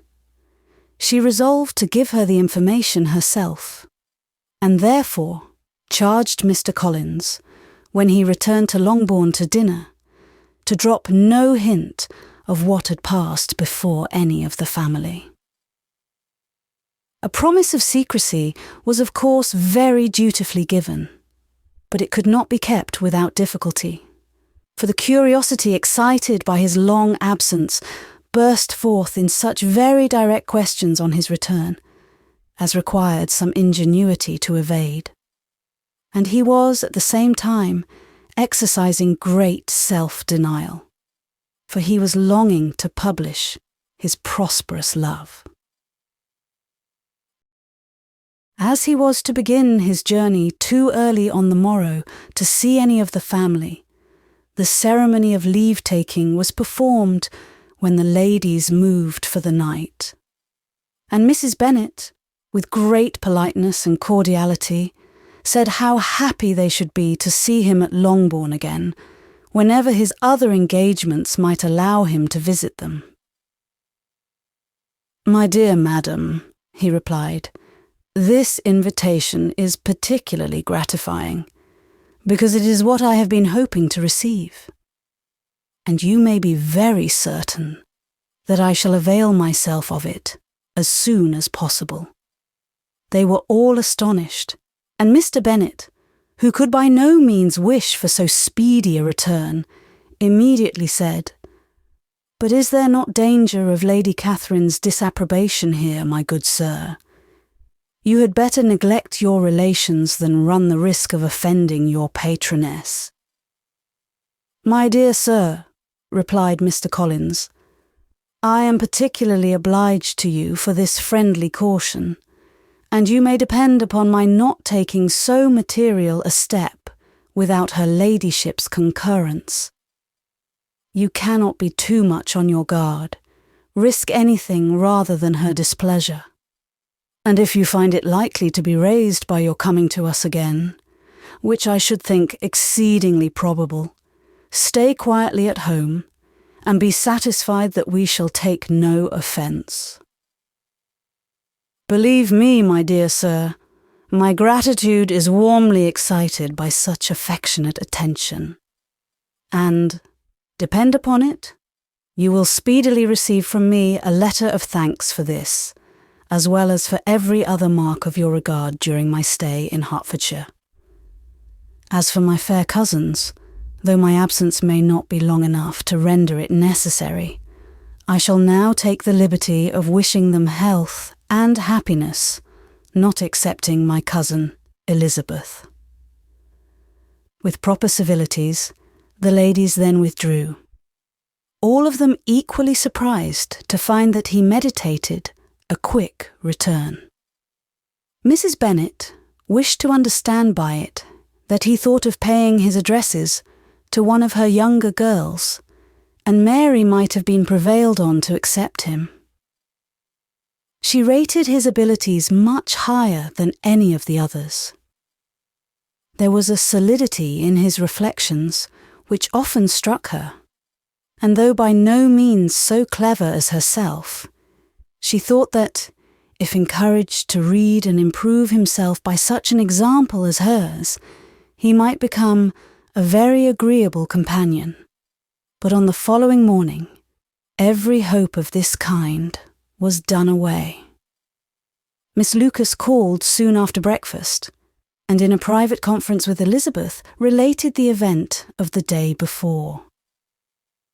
The possibility of Mr. Collins's fancying himself in love with her friend had once occurred to Elizabeth within the last day or two, but that Charlotte could encourage him seemed almost as far from possibility as that she could encourage him herself, and her astonishment was consequently so great as to overcome at first the bounds of decorum, and she could not help crying out, "Engaged to Mr. Collins! My dear Charlotte, impossible!"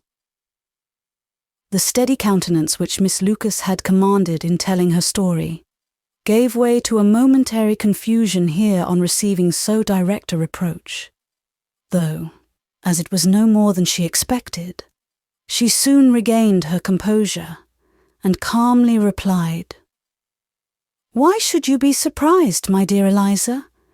Do you think it incredible that Mr. Collins should be able to procure any woman's good opinion because he was not so happy as to succeed with you?" But Elizabeth had now recollected herself, and, making a strong effort for it, was able to assure her, with tolerable firmness, that the prospect of their relationship was highly grateful to her, and that she wished her all imaginable happiness. "I see what you are feeling," replied Charlotte. "You must be surprised, very much surprised, so lately as Mr. Collins was wishing to marry you.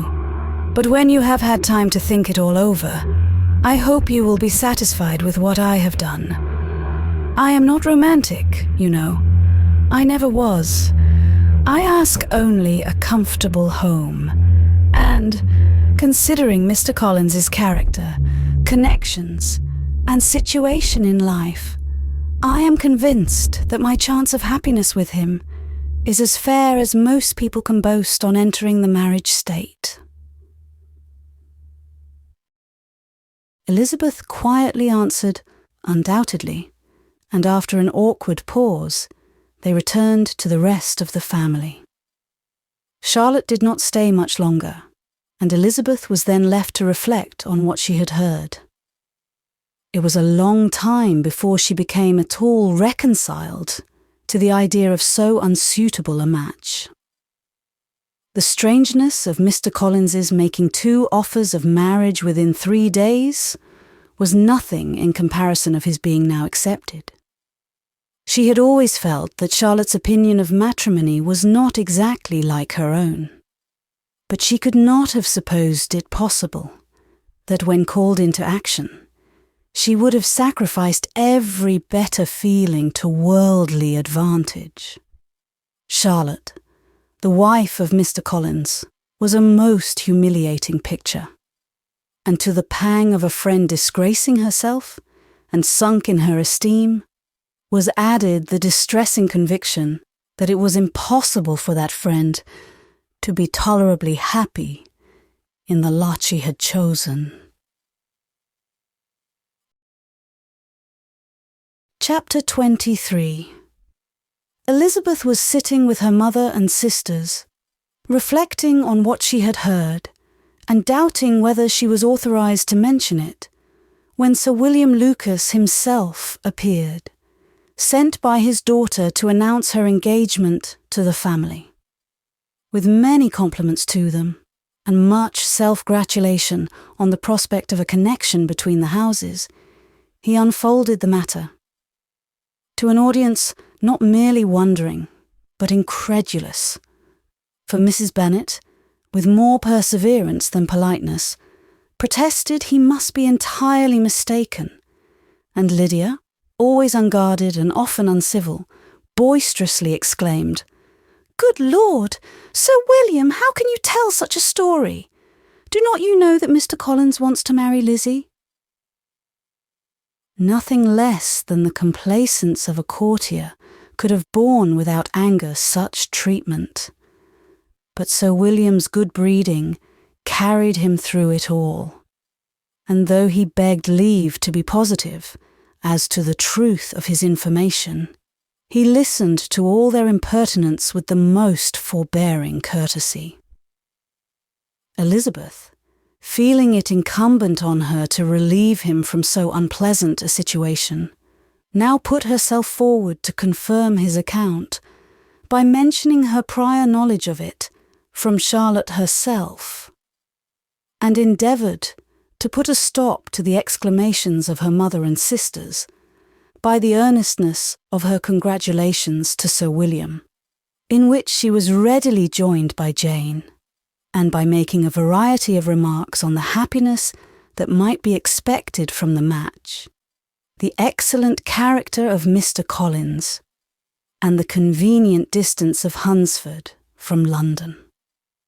Mrs. Bennet was, in fact, too much overpowered to say a great deal while Sir William remained. But no sooner had he left them than her feelings found a rapid vent. In the first place, she persisted in disbelieving the whole of the matter. Secondly, she was very sure that Mr. Collins had been taken in. Thirdly, she trusted that they would never be happy together. And fourthly, that the match might be broken off. Two inferences, however, were plainly deduced from the whole. One, that Elizabeth was the real cause of all the mischief, and the other, that she herself had been barbarously used by them all. And on these 2 points, she principally dwelt during the rest of the day. Nothing could console and nothing appease her. Nor did that day wear out her resentment. A week elapsed before she could see Elizabeth without scolding her. A month passed away before she could speak to Sir William or Lady Lucas without being rude, and many months were gone before she could at all forgive their daughter. Mr. Bennet's emotions were much more tranquil on the occasion, and such as he did experience he pronounced to be of a most agreeable sort. For it gratified him, he said, to discover that Charlotte Lucas, whom he had been used to think tolerably sensible, was as foolish as his wife, and more foolish than his daughter.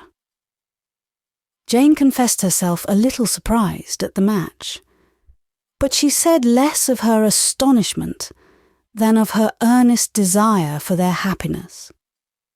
Nor could Elizabeth persuade her to consider it as improbable. Kitty and Lydia were far from envying Miss Lucas, for Mr. Collins was only a clergyman, and it affected them in no other way than as a piece of news to spread at Meryton. Lady Lucas could not be insensible of triumph on being able to retort on Mrs. Bennet the comfort of having a daughter well married, and she called at Longbourn rather oftener than usual to say how happy she was, though Mrs. Bennet's sour looks and ill-natured remarks might have been enough to drive happiness away. Between Elizabeth and Charlotte, there was a restraint which kept them mutually silent on the subject, and Elizabeth felt persuaded that no real confidence could ever subsist between them again. Her disappointment in Charlotte made her turn with fonder regard to her sister, of whose rectitude and delicacy she was sure her opinion could never be shaken, and for whose happiness she grew daily more anxious, as Bingley had now been gone a week, and nothing was heard of his return. Jane had sent Caroline an early answer to her letter, and was counting the days till she might reasonably hope to hear again. The promised letter of thanks from Mr. Collins arrived on Tuesday, addressed to their father, and written with all the solemnity of gratitude which a 12 months' abode in the family might have prompted. After discharging his conscience on that head, he proceeded to inform them, with many rapturous expressions, of his happiness in having obtained the affection of their amiable neighbour, Miss Lucas, and then explained that it was merely with the view of enjoying her society that he had been so ready to close with their kind wish of seeing him again at Longbourn, whither he hoped to be able to return on Monday fortnight. For Lady Catherine, he added, so heartily approved his marriage that she wished it to take place as soon as possible, which he trusted would be an unanswerable argument with his amiable Charlotte to name an early day for making him the happiest of men. Mr. Collins's return into Hertfordshire was no longer a matter of pleasure to Mrs. Bennet. On the contrary, she was as much disposed to complain of it as her husband. It was very strange that he should come to Longbourn instead of to Lucas Lodge. It was also very inconvenient and exceedingly troublesome. She hated having visitors in the house while her health was so indifferent, and lovers were of all people the most disagreeable. Such were the gentle murmurs of Mrs. Bennet, and they gave way only to the greater distress of Mr. Bingley's continued absence. Neither Jane nor Elizabeth were comfortable on this subject. Day after day passed away without bringing any other tidings of him than the report which shortly prevailed in Meryton of his coming no more to Netherfield the whole winter. A report which highly incensed Mrs. Bennet, and which she never failed to contradict as a most scandalous falsehood. Even Elizabeth began to fear, not that Bingley was indifferent, but that his sisters would be successful in keeping him away. Unwilling as she was to admit an idea so destructive to Jane's happiness, and so dishonourable to the stability of her lover, she could not prevent its frequently recurring. The united efforts of his two unfeeling sisters, and of his overpowering friend, assisted by the attractions of Miss Darcy and the amusements of London, might be too much, she feared, for the strength of his attachment. As for Jane, her anxiety under this suspense was, of course, more painful than Elizabeth's. But whatever she felt she was desirous of concealing, and between herself and Elizabeth, therefore, the subject was never alluded to. But as no such delicacy restrained her mother, an hour seldom passed in which she did not talk of Bingley, express her impatience for his arrival, or even require Jane to confess that if he did not come back, she should think herself very ill-used. It needed all Jane's steady mildness to bear these attacks with tolerable tranquillity. Mr. Collins returned most punctually on the Monday fortnight, but his reception at Longbourn was not quite so gracious as it had been on his first introduction. He was too happy, however, to need much attention, and, luckily for the others, the business of love-making relieved them from a great deal of his company. The chief of every day was spent by him at Lucas Lodge, and he sometimes returned to Longbourn only in time to make an apology for his absence before the family went to bed. Mrs. Bennet was really in a most pitiable state. The very mention of anything concerning the match threw her into an agony of ill humour, and wherever she went, she was sure of hearing it talked of. The sight of Miss Lucas was odious to her. As her successor in that house, she regarded her with jealous abhorrence. Whenever Charlotte came to see them, she concluded her to be anticipating the hour of possession. And whenever she spoke in a low voice to Mr. Collins, was convinced that they were talking of the Longbourn estate, and resolving to turn herself and her daughters out of the house as soon as Mr. Bennet was dead. She complained bitterly of all this to her husband. "Indeed, Mr. Bennet," said she, "it is very hard to think that Charlotte Lucas should ever be mistress of this house, that I should be forced to make way for her, and live to see her take my place in it." "My dear, do not give way to such gloomy thoughts. Let us hope for better things. Let us flatter ourselves that I may be the survivor." This was not very consoling to Mrs. Bennet, and therefore, instead of making any answer, she went on as before. "I cannot bear to think that they should have all this estate. If it was not for the entail, I should not mind it." "What should not you mind?" "I should not mind anything at all." "Let us be thankful that you are preserved from a state of such insensibility."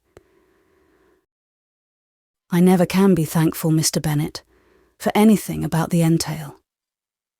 How anyone could have the conscience to entail away an estate from one's own daughters, I cannot understand. And all for the sake of Mr. Collins, too. Why should he have it more than anybody else?" "I leave it to yourself to determine," said Mr. Bennet. Chapter 24. Miss Bingley's letter arrived, and put an end to doubt. The very first sentence conveyed the assurance of their being all settled in London for the winter, and concluded with her brother's regret at not having had time to pay his respects to his friends in Hertfordshire before he left the country. Hope was over, entirely over, and when Jane could attend to the rest of the letter, she found little, except the professed affection of the writer, that could give her any comfort. Miss Darcy's praise occupied the chief of it. Her many attractions were again dwelt on, and Caroline boasted joyfully of their increasing intimacy, and ventured to predict the accomplishment of the wishes which had been unfolded in her former letter. She wrote also with great pleasure of her brother's being an inmate of Mr. Darcy's house, and mentioned with raptures some plans of the latter with regard to new furniture. Elizabeth, to whom Jane very soon communicated the chief of all this, heard it in silent indignation. Her heart was divided between concern for her sister and resentment against all others.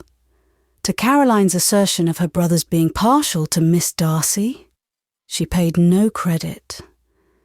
That he was really fond of Jane, she doubted no more than she had ever done.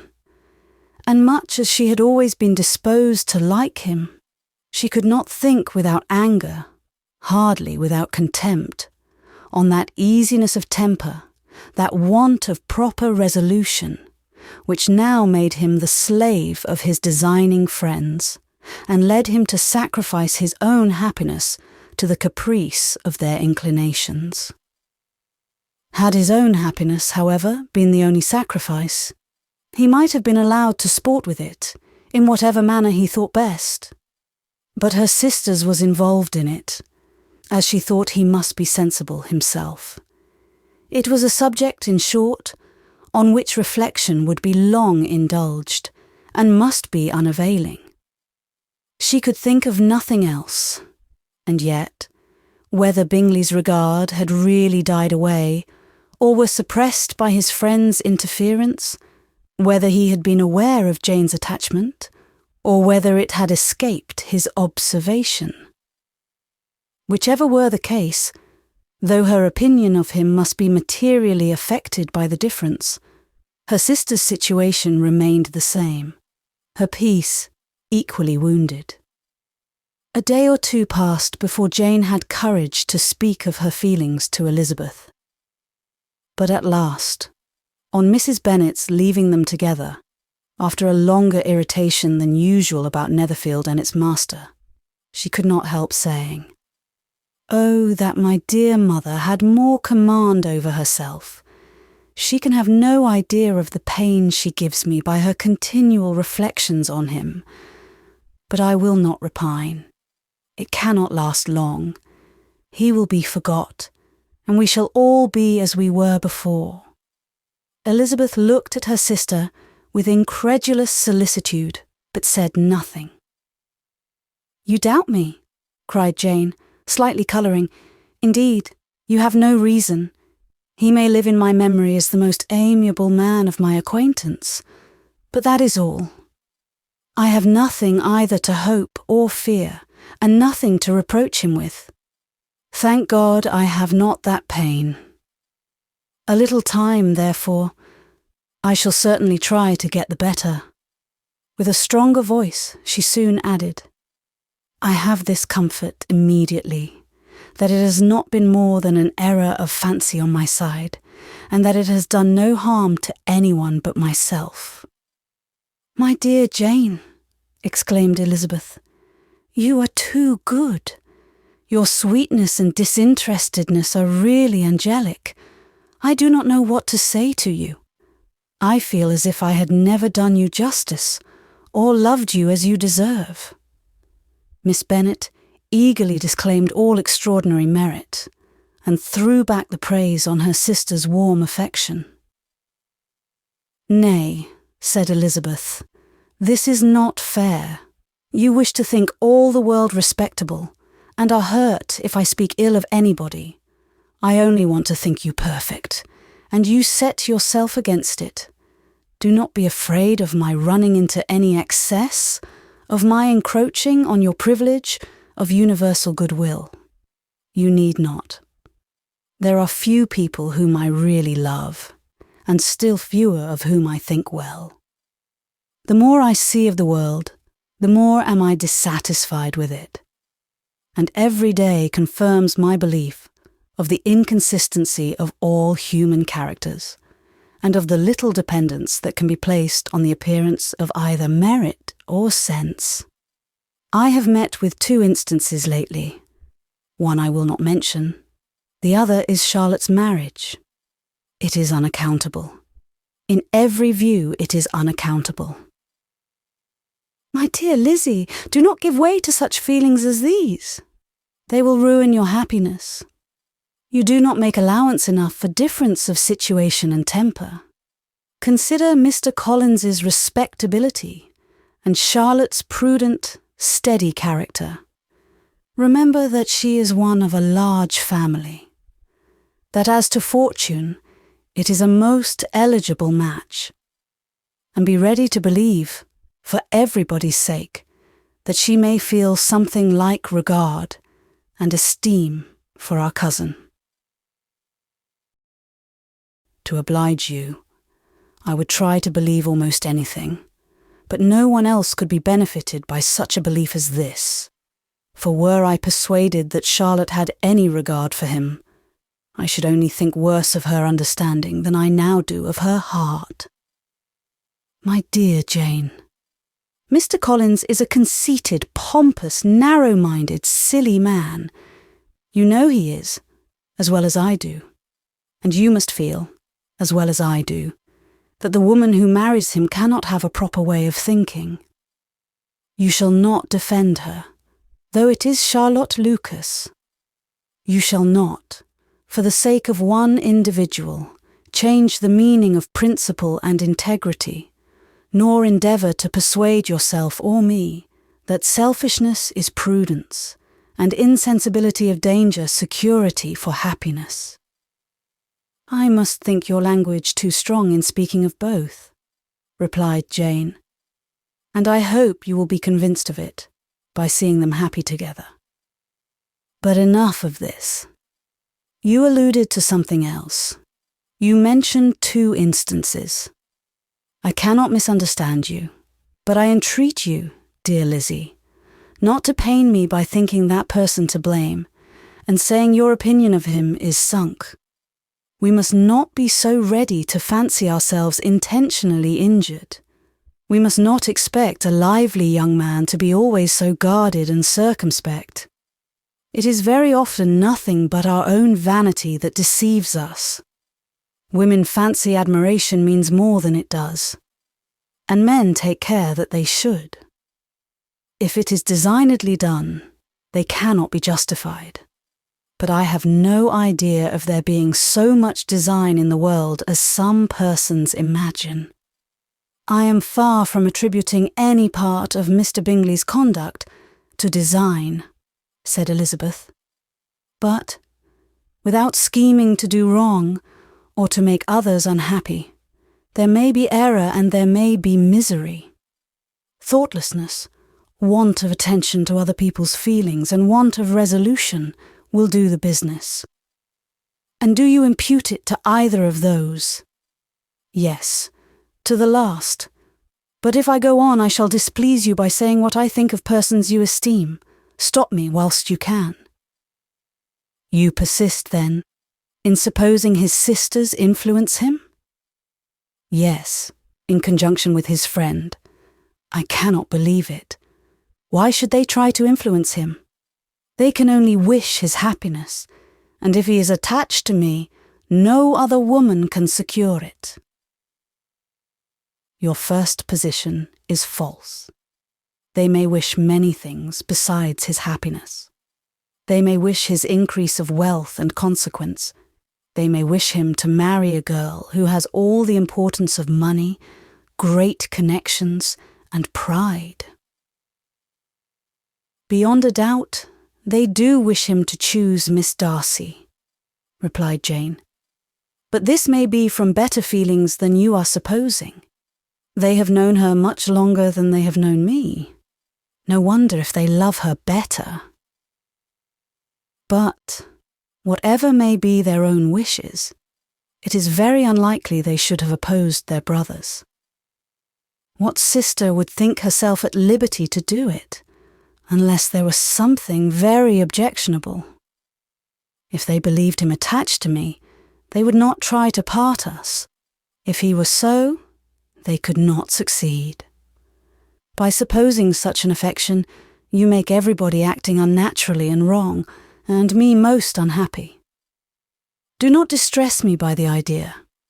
I'm not ashamed of having been mistaken. Or at least, it is slight. It is nothing in comparison of what I should feel in thinking ill of him or his sisters. Let me take it in the best light, in the light in which it may be understood. Elizabeth could not oppose such a wish, and from this time, Mr. Bingley's name was scarcely ever mentioned between them. Mrs. Bennet still continued to wonder and repine at his returning no more. And though a day seldom passed in which Elizabeth did not account for it clearly, there seemed little chance of her ever considering it with less perplexity. Her daughter endeavoured to convince her of what she did not believe herself, that his attentions to Jane had been merely the effect of a common and transient liking, which ceased when he saw her no more. But though the probability of the statement was admitted at the time, she had the same story to repeat every day. Mrs. Bennet's best comfort was that Mr. Bingley must be down again in the summer. Mr. Bennet treated the matter differently. "So, Lizzie," said he one day, "your sister is crossed in love, I find. I congratulate her. Next to being married, a girl likes to be crossed in love a little now and then. It is something to think of, and gives her a sort of distinction among her companions. When is your turn to come? You will hardly bear to be long outdone by Jane. Now is your time. Here are officers enough at Meryton to disappoint all the young ladies in the country. Let Wickham be your man. He is a pleasant fellow, and would jilt you creditably." "Thank you, sir, but a less agreeable man would satisfy me. We must not all expect Jane's good fortune."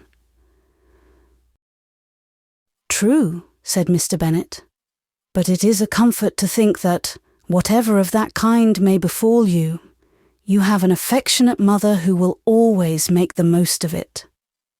Mr. Wickham's society was of material service in dispelling the gloom which the late perverse occurrences had thrown on many of the Longbourn family. They saw him often, and to his other recommendations was now added that of general unreserve.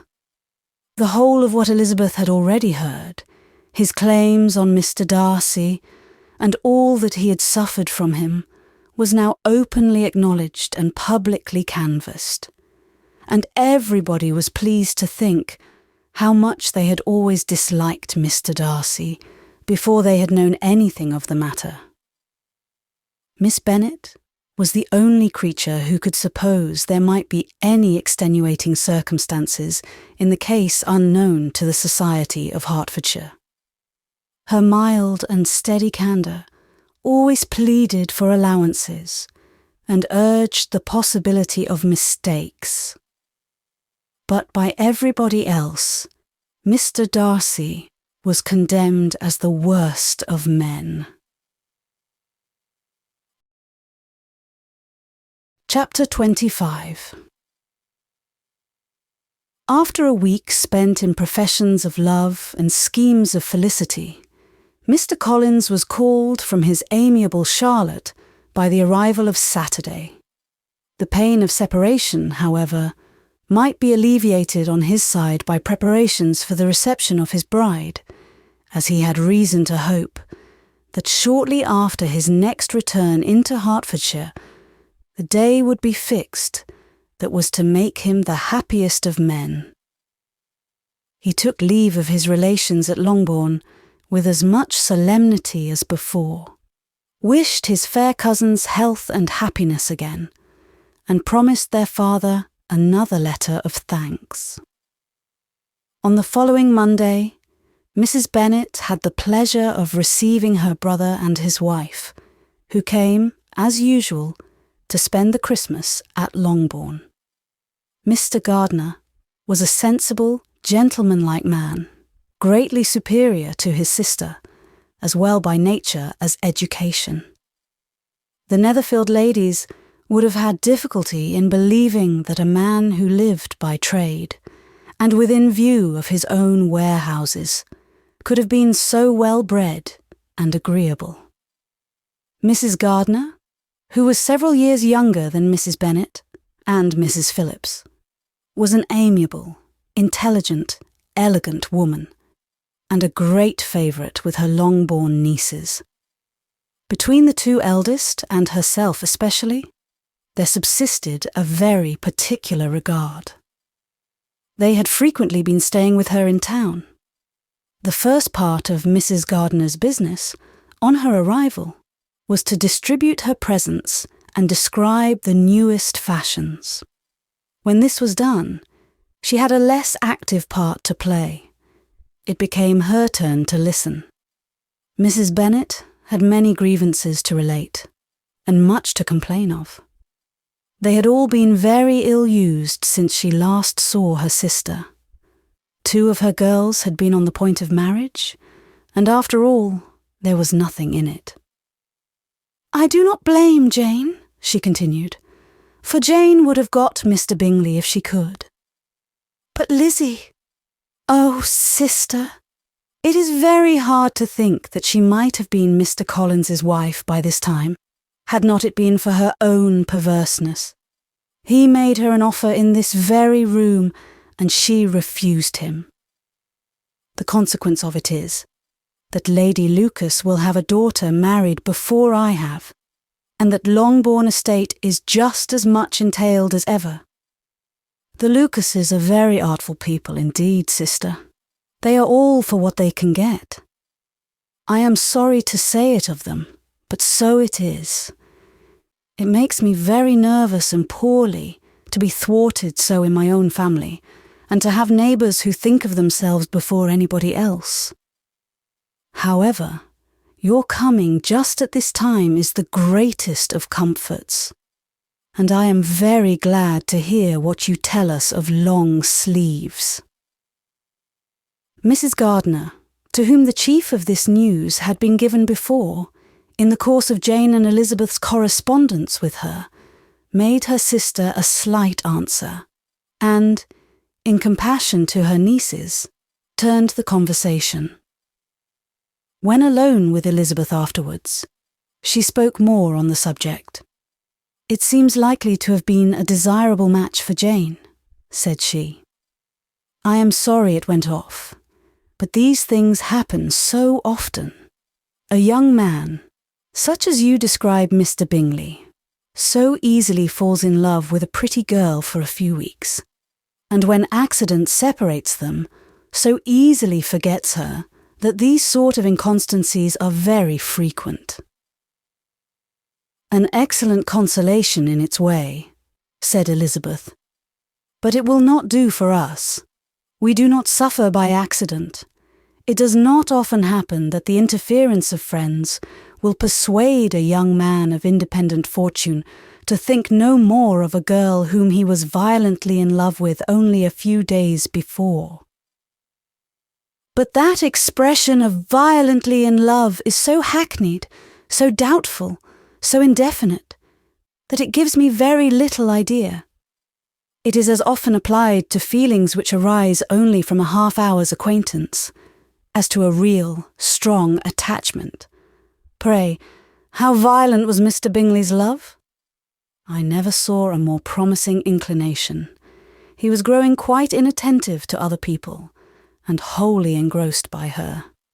Every time they met, it was more decided and remarkable. At his own ball, he offended 2 or 3 young ladies by not asking them to dance, and I spoke to him twice myself without receiving an answer. Could there be finer symptoms? Is not general incivility the very essence of love? Oh, yes, of that kind of love which I suppose him to have felt. Poor Jane. I am sorry for her, because with her disposition, she may not get over it immediately. It had better have happened to you, Lizzie. You would have laughed yourself out of it sooner. But do you think she would be prevailed on to go back with us? Change of scene might be of service, and perhaps a little relief from home may be as useful as anything. Elizabeth was exceedingly pleased with this proposal, and felt persuaded of her sister's ready acquiescence. I hope, added Mrs. Gardiner, that no consideration with regard to this young man will influence her. We live in so different a part of town. All our connections are so different. And, as you well know, we go out so little that it is very improbable they should meet at all, unless he really comes to see her. And that is quite impossible, for he is now in the custody of his friend, and Mr. Darcy would no more suffer him to call on Jane in such a part of London. My dear aunt, How could you think of it? Mr. Darcy may, perhaps, have heard of such a place as Gracechurch Street, but he would hardly think a month's ablution enough to cleanse him from its impurities, were he once to enter it. And depend upon it, Mr. Bingley never stirs without him. So much the better. I hope they will not meet at all. But does not Jane correspond with his sister? She will not be able to help calling. She will drop the acquaintance entirely. But, in spite of the certainty in which Elizabeth affected to place this point, as well as the still more interesting one of Bingley's being withheld from seeing Jane, she felt a solicitude on the subject, which convinced her, on examination, that she did not consider it entirely hopeless. It was possible, and sometimes she thought it probable, that his affection might be reanimated, and the influence of his friends successfully combated by the more natural influence of Jane's attractions. Miss Bennet accepted her aunt's invitation with pleasure, and the Bingleys were no otherwise in her thoughts at the same time than as she hoped, by Caroline's not living in the same house with her brother, she might occasionally spend a morning with her, without any danger of seeing him. The Gardiners stayed a week at Longbourn, and what with the Phillipses, the Lucases, and the officers, there was not a day without its engagement. Mrs. Bennet had so carefully provided for the entertainment of her brother and sister that they did not once sit down to a family dinner. When the engagement was for home, some of the officers always made part of it, of which officers Mr. Wickham was sure to be one.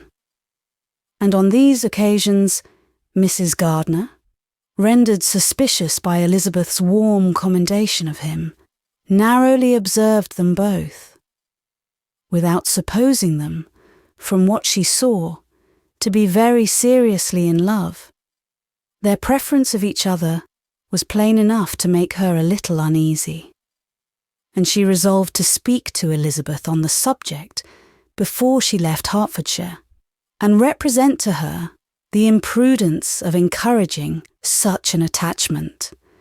To Mrs. Gardiner, Wickham had one means of affording pleasure, unconnected with his general powers. About 10 or a dozen years ago, before her marriage, she had spent a considerable time in that very part of Derbyshire to which he belonged. They had, therefore, many acquaintance in common. And though Wickham had been little there since the death of Darcy's father, 5 years before, it was yet in his power to give her fresher intelligence of her former friends than she had been in the way of procuring. Mrs. Gardiner had seen Pemberley, and known the late Mr. Darcy by character perfectly well. Here, consequently, was an inexhaustible subject of discourse. In comparing her recollection of Pemberley with the minute description which Wickham could give, and in bestowing her tribute of praise on the character of its late possessor, she was delighting both him and herself. On being made acquainted with the present Mr. Darcy's treatment of him, she tried to remember something of that gentleman's reputed disposition when quite a lad, which might agree with it, and was confident, at last, that she recollected having heard Mr. Fitzwilliam Darcy, formerly spoken of, as a very proud, ill-natured boy. Chapter 26. Mrs. Gardiner's caution to Elizabeth was punctually and kindly given on the first favourable opportunity of speaking to her alone. After honestly telling her what she thought, she thus went on. "You are too sensible a girl, Lizzie, to fall in love merely because you are warned against it, and therefore I am not afraid of speaking openly. Seriously, I would have you be on your guard. Do not involve yourself, or endeavour to involve him, in an affection which the want of fortune would make so very imprudent. I have nothing to say against him. He is a most interesting young man, and if he had the fortune he ought to have, I should think you could not do better. But as it is, you must not let your fancy run away with you. You have sense, and we all expect you to use it. Your father would depend on your resolution and good conduct, I am sure. You must not disappoint your father. My dear aunt, this is being serious indeed. Yes, and I hope to engage you to be serious likewise. Well then, you need not be under any alarm. I will take care of myself, and of Mr. Wickham too. He shall not be in love with me, if I can prevent it. Elizabeth, you are not serious now. I beg your pardon. I will try again. At present, I am not in love with Mr. Wickham. No, I certainly am not. But he is, beyond all comparison, the most agreeable man I ever saw, and if he becomes really attached to me, I believe it will be better that he should not. I see the imprudence of it. Oh, that abominable Mr. Darcy! My father's opinion of me does me the greatest honour, and I should be miserable to forfeit it. My father, however, is partial to Mr. Wickham. In short, my dear aunt, I should be very sorry to be the means of making any of you unhappy, but since we see every day that where there is affection, young people are seldom withheld, by immediate want of fortune, from entering into engagements with each other. How can I promise to be wiser than so many of my fellow creatures, if I am tempted? Or how am I even to know that it would be wiser to resist? All that I can promise you, therefore, is not to be in a hurry.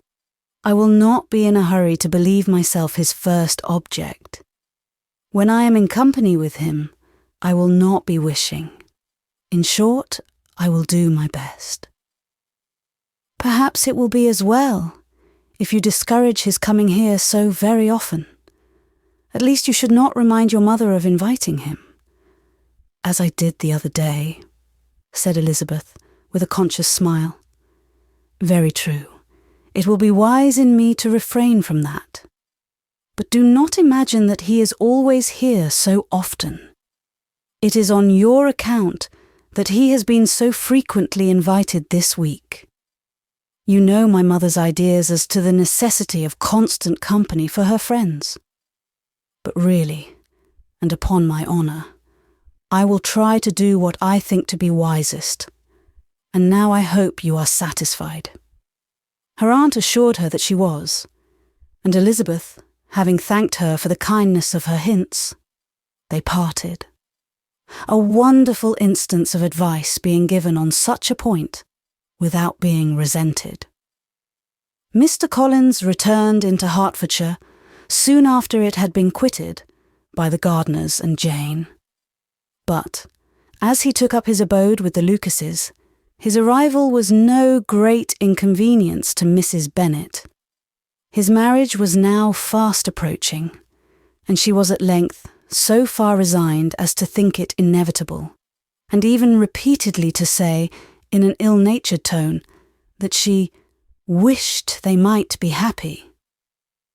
Thursday was to be the wedding day, and on Wednesday Miss Lucas paid her farewell visit, and when she rose to take leave, Elizabeth, ashamed of her mother's ungracious and reluctant good wishes, and sincerely affected herself, accompanied her out of the room. As they went downstairs together, Charlotte said, "I shall depend on hearing from you very often, Eliza." "That you certainly shall. And I have another favour to ask.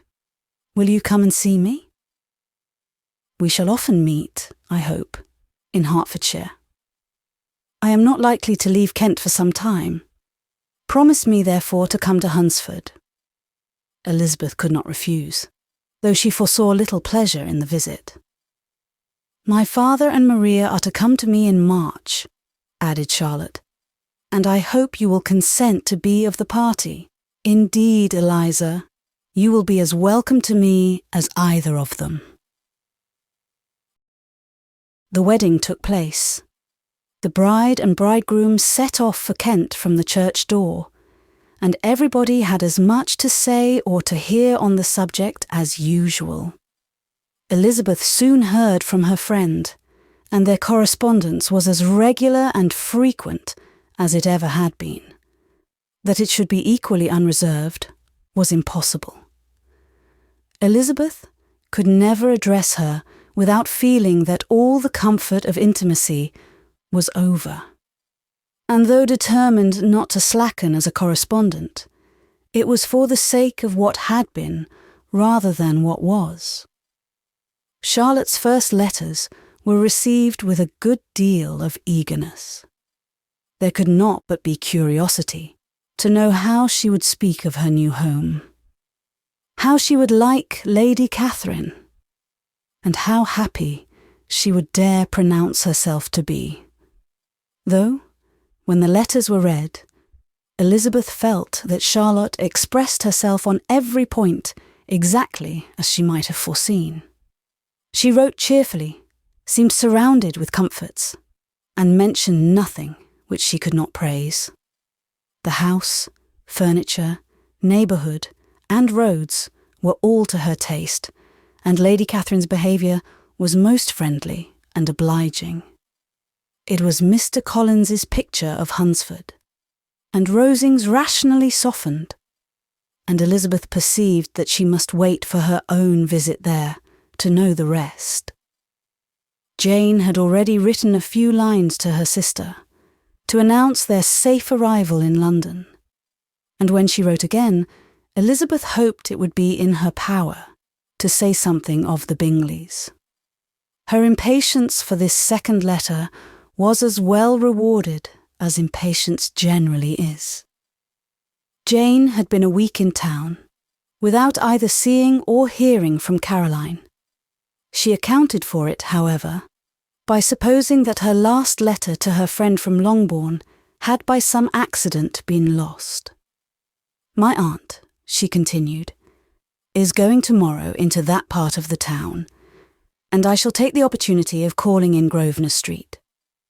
She wrote again, when the visit was paid, and she had seen Miss Bingley. "I did not think Caroline in spirits," were her words, "but she was very glad to see me, and reproached me for giving her no notice of my coming to London. I was right, therefore. My last letter had never reached her. I inquired after their brother, of course. He was well, but so much engaged with Mr. Darcy that they scarcely ever saw him. I found that Miss Darcy was expected to dinner. I wish I could see her. My visit was not long, as Caroline and Mrs. Hurst were going out. I dare say I shall soon see them here." Elizabeth shook her head over this letter. It convinced her that accident only could discover to Mr. Bingley her sister's being in town. 4 weeks passed away, and Jane saw nothing of him. She endeavoured to persuade herself that she did not regret it, but she could no longer be blind to Miss Bingley's inattention. After waiting at home every morning for a fortnight, and inventing every evening a fresh excuse for her, the visitor did at last appear. But the shortness of her stay, and yet more, the alteration of her manner, would allow Jane to deceive herself no longer. The letter which she wrote on this occasion to her sister will prove what she felt. "My dearest Lizzie will, I am sure, be incapable of triumphing in her better judgment, at my expense, when I confess myself to have been entirely deceived in Miss Bingley's regard for me. But, my dear sister, though the event has proved you right, do not think me obstinate if I still assert that, considering what her behaviour was, My confidence was as natural as your suspicion. I do not at all comprehend her reason for wishing to be intimate with me. But if the same circumstances were to happen again, I am sure I should be deceived again. Caroline did not return my visit till yesterday, and not a note, not a line, did I receive in the meantime. When she did come, it was very evident that she had no pleasure in it. She made a slight, formal apology for not calling before, said not a word of wishing to see me again, and was, in every respect, so altered a creature that when she went away I was perfectly resolved to continue the acquaintance no longer. I pity, though I cannot help blaming her. She was very wrong in singling me out as she did. I can safely say that every advance to intimacy began on her side. But I pity her, because she must feel that she has been acting wrong, and because I am very sure that anxiety for her brother is the cause of it. I need not explain myself farther, and though we know this anxiety to be quite needless, yet if she feels it, it will easily account for her behaviour to me. And so deservedly dear as he is to his sister, whatever anxiety she may feel on his behalf is natural and amiable. I cannot but wonder, however, at her having any such fears now, because if he had at all cared about me, we must have met long, long ago. He knows of my being in town, I am certain, from something she said herself, and yet it would seem, by her manner of talking, as if she wanted to persuade herself that he is really partial to Miss Darcy. I cannot understand it. If I were not afraid of judging harshly, I should be almost tempted to say that there is a strong appearance of duplicity in all this. I will endeavour to banish every painful thought and think only of what will make me happy, your affection, and the invariable kindness of my dear uncle and aunt. Let me hear from you very soon. Miss Bingley said something of his never returning to Netherfield again, of giving up the house, but not with any certainty. We had better not mention it. I am extremely glad that you have such pleasant accounts from our friends at Hunsford. Pray go to see them, with Sir William and Maria. I am sure you will be very comfortable there. Yours, etc. This letter gave Elizabeth some pain, but her spirits returned, as she considered that Jane would no longer be duped, by the sister at least. All expectation from the brother was now absolutely over. She would not even wish for any renewal of his attentions.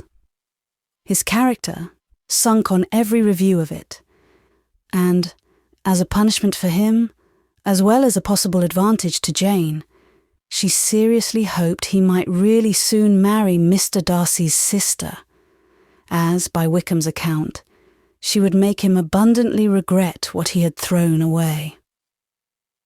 Mrs. Gardiner, about this time, reminded Elizabeth of her promise concerning that gentleman, and required information. And Elizabeth had such to send as might rather give contentment to her aunt than to herself. His apparent partiality had subsided.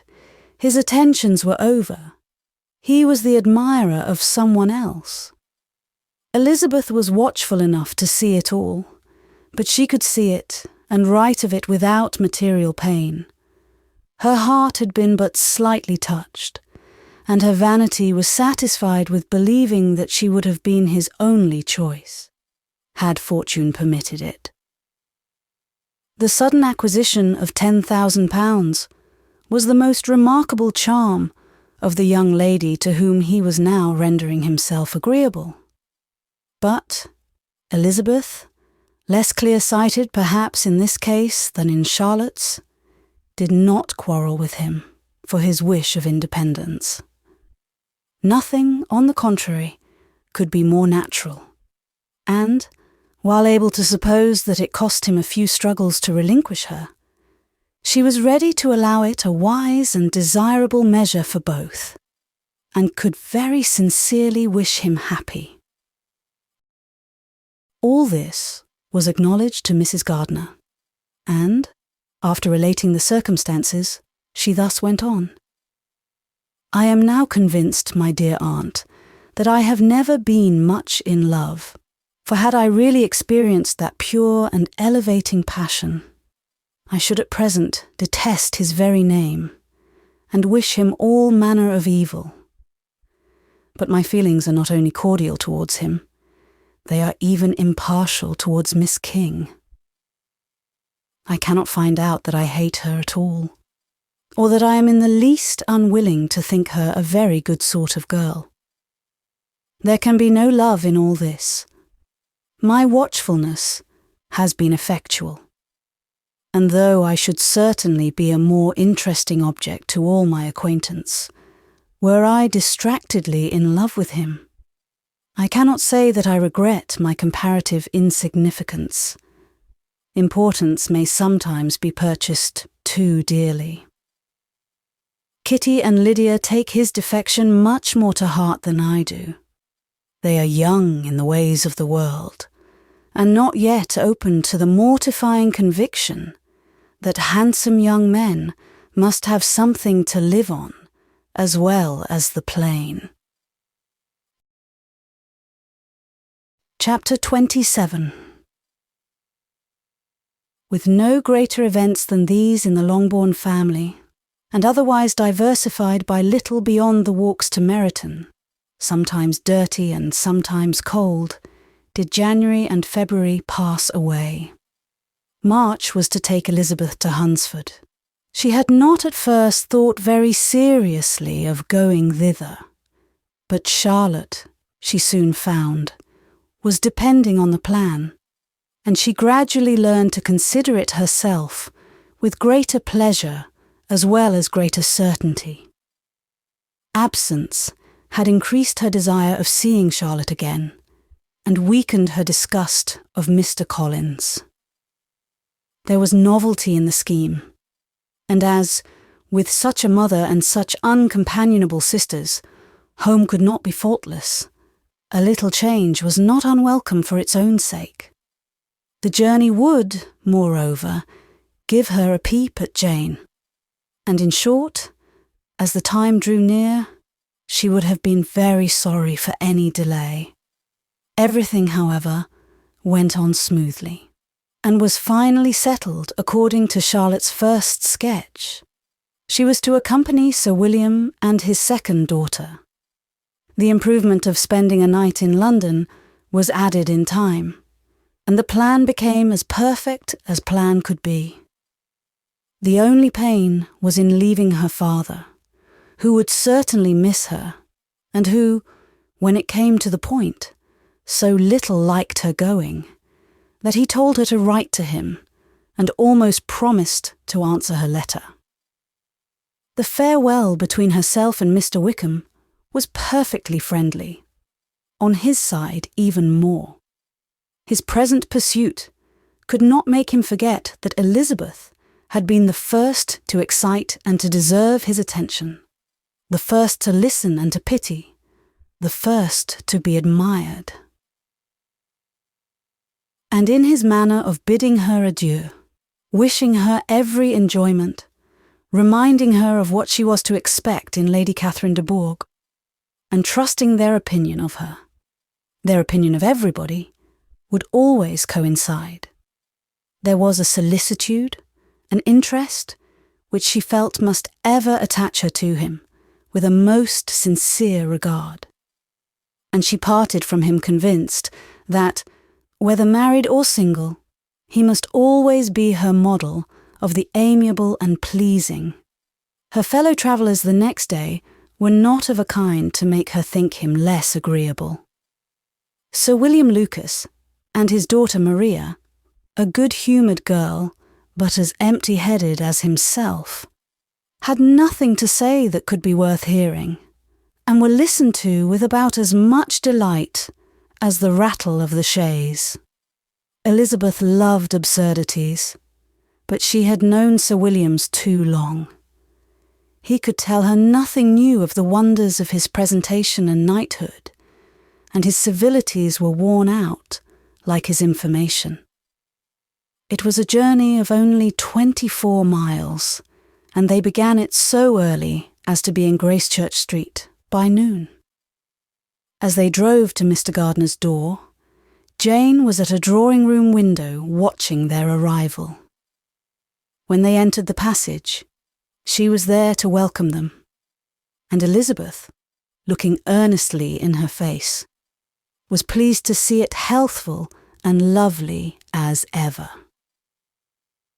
On the stairs were a troop of little boys and girls, whose eagerness for their cousin's appearance would not allow them to wait in the drawing-room, and whose shyness, as they had not seen her for a 12-month, prevented their coming lower. All was joy and kindness. The day passed most pleasantly away, the morning in bustle and shopping, and the evening at one of the theatres.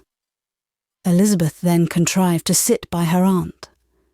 Their first subject was her sister, and she was more grieved than astonished to hear, in reply to her minute inquiries, that though Jane always struggled to support her spirits, there were periods of dejection.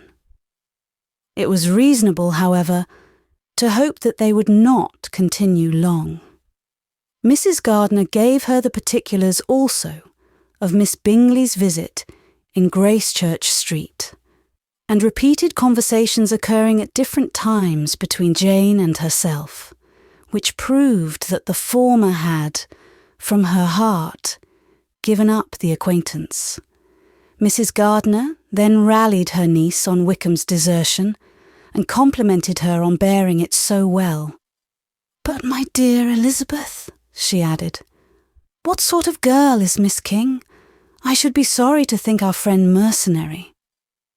"Pray, my dear aunt, what is the difference in matrimonial affairs between the mercenary and the prudent motive? Where does discretion end and avarice begin? Last Christmas, you were afraid of his marrying me, because it would be imprudent, and now, because he is trying to get a girl with only £10,000, you want to find out that he is mercenary. If you will only tell me what sort of girl Miss King is, I shall know what to think. She is a very good kind of girl, I believe. I know no harm of her." But he paid her not the smallest attention, till her grandfather's death made her mistress of this fortune? "No, why should he? If it were not allowable for him to gain my affections, because I had no money, what occasion could there be for making love to a girl whom he did not care about, and who was equally poor? But there seems indelicacy in directing his attentions towards her so soon after this event. A man in distressed circumstances has not time for all those elegant decorums which other people may observe. If she does not object to it, why should we? Her not objecting does not justify him. It only shows her being deficient in something herself, sense or feeling." "Well," cried Elizabeth, "have it as you choose. He shall be mercenary and she shall be foolish." "No, Lizzie, that is what I do not choose. I should be sorry, you know, to think ill of a young man who has lived so long in Derbyshire." "Oh, if that is all, I have a very poor opinion of young men who live in Derbyshire, and their intimate friends who live in Hertfordshire are not much better. I am sick of them all, thank heaven.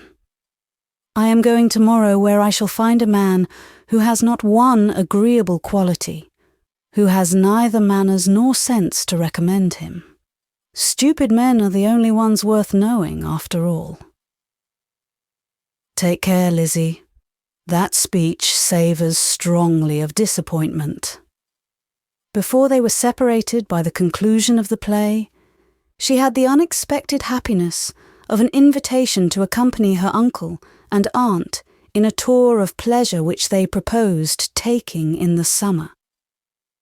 "We have not quite determined how far it shall carry us," said Mrs. Gardiner, "but perhaps to the lakes." No scheme could have been more agreeable to Elizabeth, and her acceptance of the invitation was most ready and grateful. "My dear, dear aunt," she rapturously cried, "what delight! What felicity! You give me fresh life and vigour. Adieu to disappointment and spleen. What are men to rocks and mountains? Oh, what hours of transport we shall spend!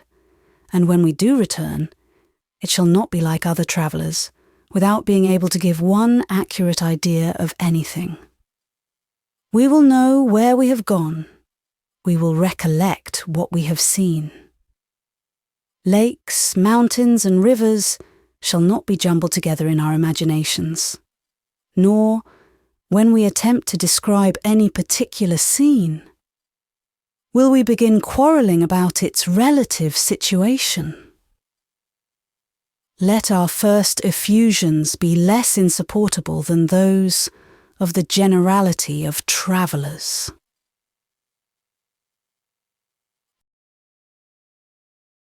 Chapter 28. Every object in the next day's journey was new and interesting to Elizabeth, and her spirits were in a state of enjoyment, for she had seen her sister looking so well as to banish all fear for her health, and the prospect of her northern tour was a constant source of delight. When they left the high road for the lane to Hunsford, every eye was in search of the parsonage, and every turning expected to bring it in view. The paling of Rosings Park was their boundary on one side. Elizabeth smiled at the recollection of all that she had heard of its inhabitants. At length, the parsonage was discernible. The garden sloping to the road, the house standing in it, the green pales and the laurel hedge, everything declared they were arriving. Mr. Collins and Charlotte appeared at the door, and the carriage stopped at the small gate, which led by a short gravel walk to the house, amidst the nods and smiles of the whole party. In a moment, they were all out of the chaise, rejoicing at the sight of each other. Mrs. Collins welcomed her friend with the liveliest pleasure, and Elizabeth was more and more satisfied with coming, when she found herself so affectionately received. She saw instantly that her cousin's manners were not altered by his marriage. His formal civility was just what it had been, and he detained her some minutes at the gate to hear and satisfy his inquiries after all her family. They were then, with no other delay than his pointing out the neatness of the entrance, taken into the house, and as soon as they were in the parlour, he welcomed them a second time with ostentatious formality to his humble abode, and punctually repeated all his wife's offers of refreshment. Elizabeth was prepared to see him in his glory, and she could not help fancying that, in displaying the good proportion of the room, its aspect and its furniture, he addressed himself particularly to her, as if wishing to make her feel what she had lost in refusing him. But though everything seemed neat and comfortable, she was not able to gratify him by any sigh of repentance, and rather looked with wonder at her friend, that she could have so cheerful an air with such a companion. When Mr. Collins said anything of which his wife might reasonably be ashamed, which certainly was not seldom, she involuntarily turned her eye on Charlotte. Once or twice she could discern a faint blush, but in general Charlotte wisely did not hear. After sitting long enough to admire every article of furniture in the room, from the sideboard to the fender, to give an account of their journey, and of all that had happened in London. Mr. Collins invited them to take a stroll in the garden, which was large and well laid out, and to the cultivation of which he attended himself. To work in his garden was one of his most respectable pleasures, and Elizabeth admired the command of countenance with which Charlotte talked of the healthfulness of the exercise, and owned she encouraged it as much as possible. Here, leading the way through every walk and crosswalk, and scarcely allowing them an interval to utter the praises he asked for, every view was pointed out with a minuteness which left beauty entirely behind. He could number the fields in every direction, and could tell how many trees there were in the most distant clump. But of all the views which his garden, or which the country or the kingdom could boast, none were to be compared with the prospect of Rosings, afforded by an opening in the trees that bordered the park nearly opposite the front of his house. It was a handsome modern building, well situated on rising ground.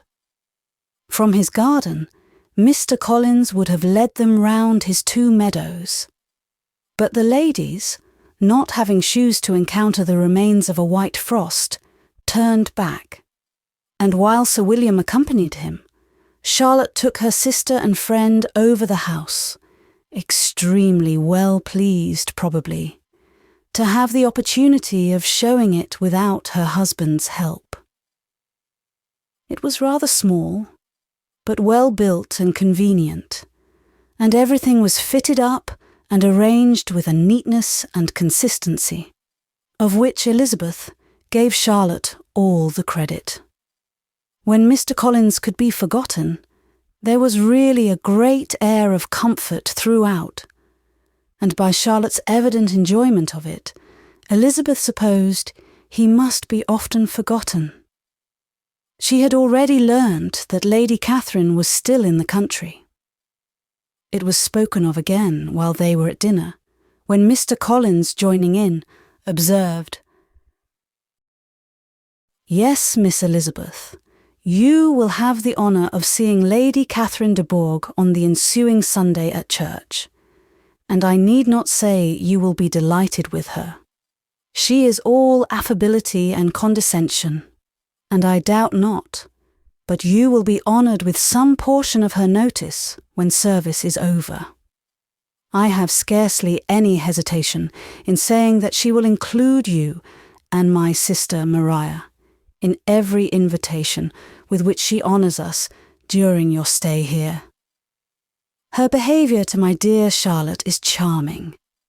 We dine at Rosings twice every week, and are never allowed to walk home. Her ladyship's carriage is regularly ordered for us. I should say, one of her ladyship's carriages, for she has several. Lady Catherine is a very respectable, sensible woman indeed," added Charlotte, "and a most attentive neighbour." "Very true, my dear. That is exactly what I say.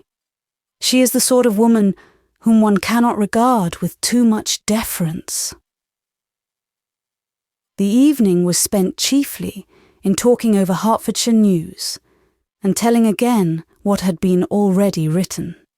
And when it closed, Elizabeth, in the solitude of her chamber, had to meditate upon Charlotte's degree of contentment, to understand her address in guiding, and composure in bearing with, her husband, and to acknowledge that it was all done very well. She had also to anticipate how her visit would pass, the quiet tenure of their usual employments, the vexatious interruptions of Mr. Collins, and the gaieties of their intercourse with Rosings. A lively imagination soon settled it all. About the middle of the next day, as she was in her room getting ready for a walk, a sudden noise below seemed to speak the whole house in confusion, and after listening a moment, she heard somebody running upstairs in a violent hurry and calling loudly after her, She opened the door and met Maria in the landing place who, breathless with agitation, cried out, "Oh, my dear Eliza, pray make haste and come into the dining room, for there is such a sight to be seen. I will not tell you what it is. Make haste and come down this moment." Elizabeth asked questions in vain. Maria would tell her nothing more. And down they ran into the dining room which fronted the lane in quest of this wonder. It was two ladies, stopping in a low phaeton at the garden gate. "And is this all?" cried Elizabeth. "I expected at least that the pigs were got into the garden, and here is nothing but Lady Catherine and her daughter." "La, my dear," said Maria, quite shocked at the mistake. "It is not Lady Catherine. The old lady is Mrs. Jenkinson, who lives with them. The other is Miss de Bourgh. Only look at her. She is quite a little creature. Who would have thought she could be so thin and small? She is abominably rude to keep Charlotte out of doors in all this wind. Why does she not come in?" "Oh, Charlotte says she hardly ever does. It is the greatest of favours when Miss de Bourgh comes in." "I like her appearance," said Elizabeth, struck with other ideas. "She looks sickly and cross. Yes, she will do for him very well. She will make him a very proper wife."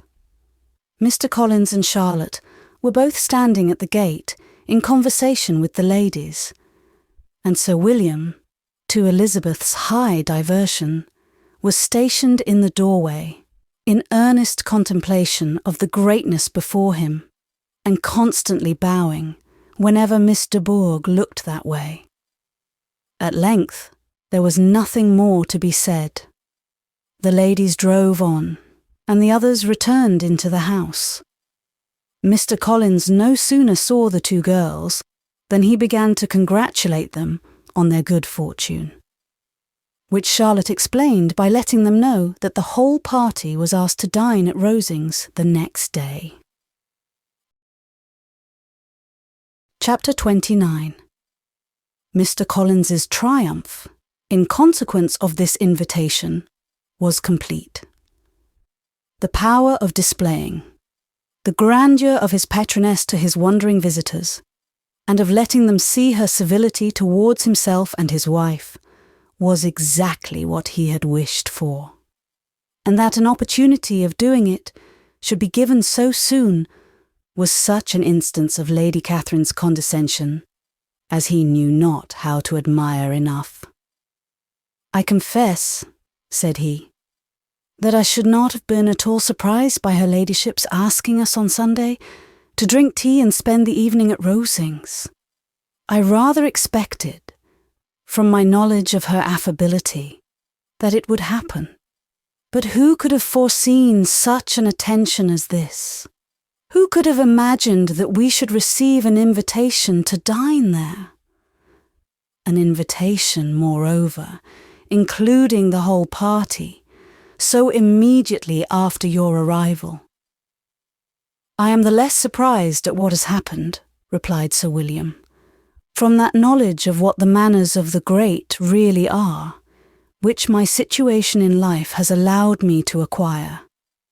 About the court, such instances of elegant breeding are not uncommon. Scarcely anything was talked of the whole day or next morning but their visit to Rosings."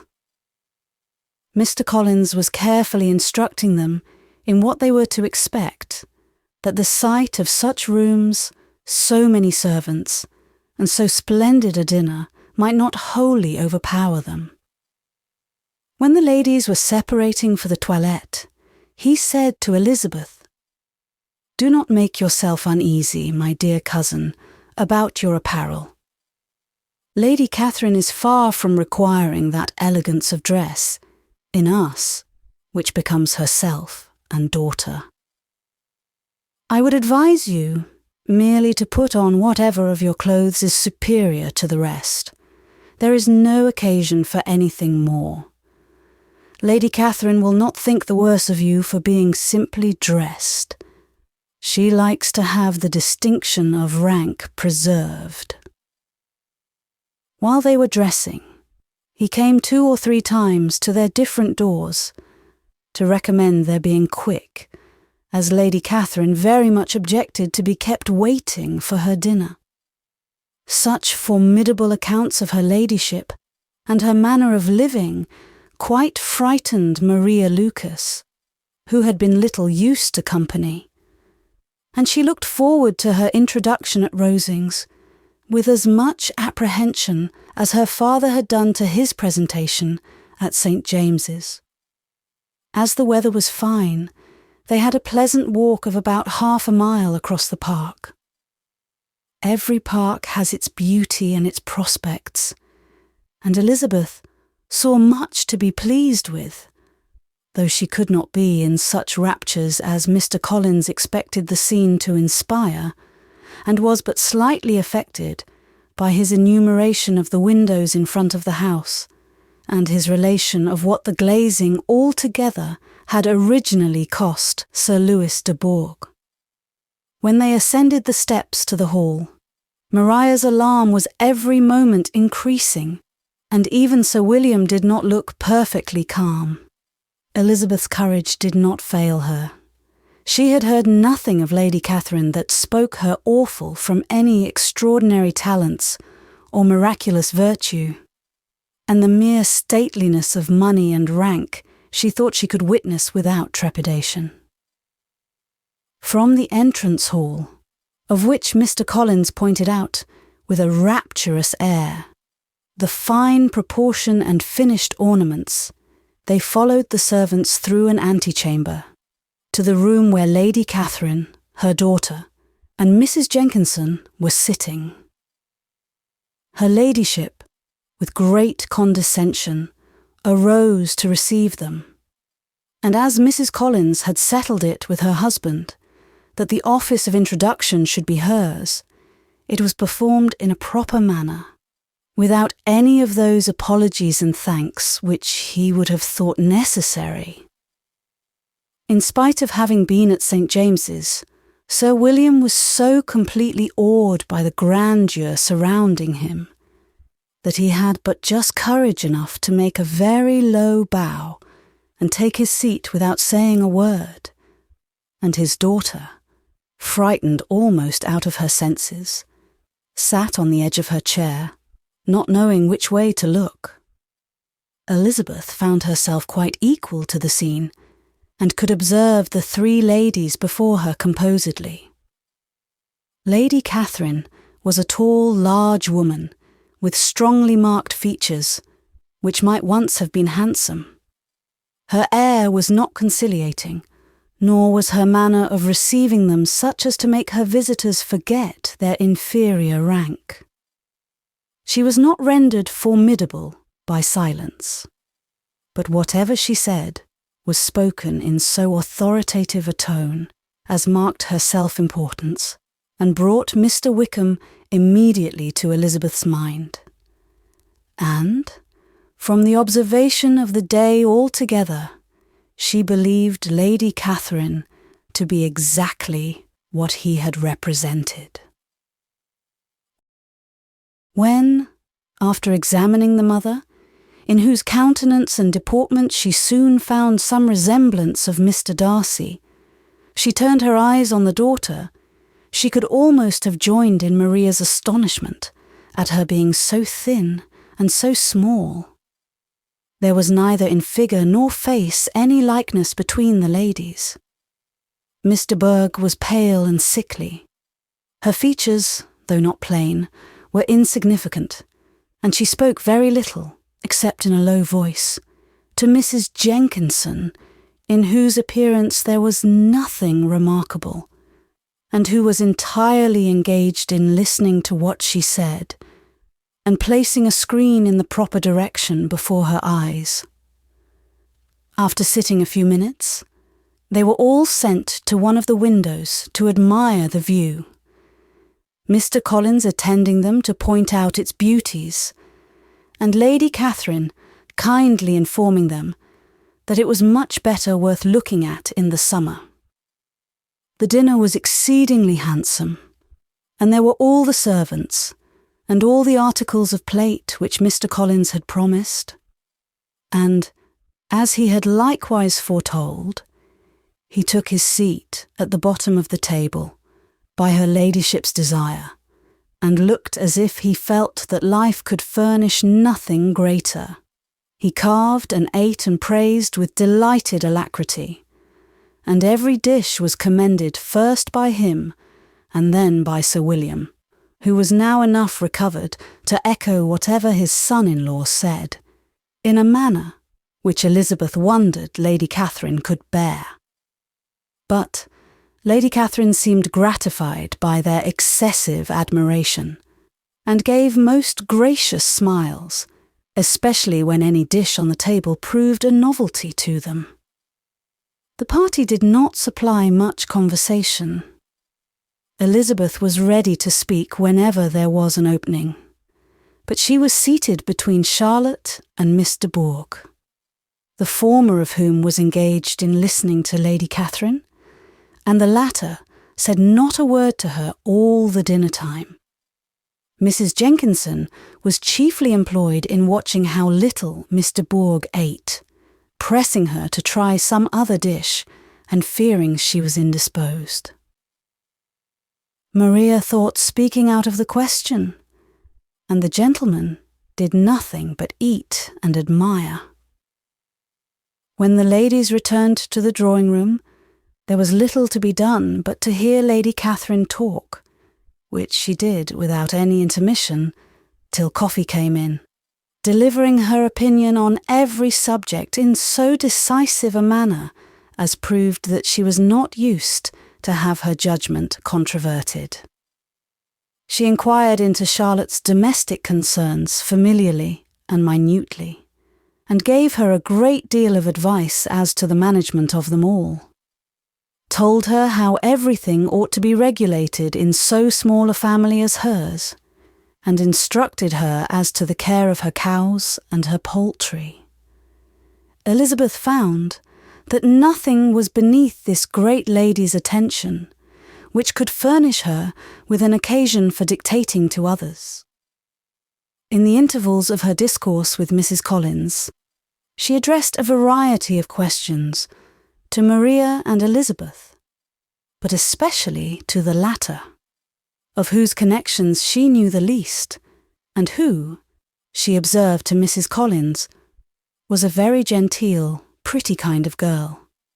She asked her at different times how many sisters she had, whether they were older or younger than herself, whether any of them were likely to be married, whether they were handsome, where they had been educated, what carriage her father kept, and what had been her mother's maiden name. Elizabeth felt all the impertinence of her questions, but answered them very composedly. Lady Catherine then observed, "Your father's estate is entailed on Mr. Collins, I think. For your sake," turning to Charlotte, "I am glad of it, but otherwise I see no occasion for entailing estates from the female line. It was not thought necessary in Sir Louis de Bourgh's family. Do you play and sing, Miss Bennet?" "A little." "Oh, then, some time or other we shall be happy to hear you. Our instrument is a capital one, probably superior to— you shall try it some day. Do your sisters play and sing?" "One of them does." "Why did not you all learn? You ought all to have learned. The Miss Webbs all play, and their father has not so good an income as yours. Do you draw?" "No, not at all." "What, none of you?" "Not one." "That is very strange. But I suppose you had no opportunity. Your mother should have taken you to town every spring for the benefit of masters." "My mother would have no objection, but my father hates London." "Has your governess left you?" "We never had any governess." "No governess? How was that possible? 5 daughters brought up at home without a governess. I never heard of such a thing. Your mother must have been quite a slave to your education." Elizabeth could hardly help smiling, as she assured her that had not been the case. "Then who taught you? Who attended to you? Without a governess, you must have been neglected."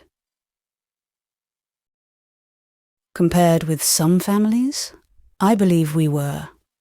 But such of us as wished to learn never wanted the means. We were always encouraged to read, and had all the masters that were necessary. Those who chose to be idle certainly might. Aye, no doubt. But that is what a governess will prevent.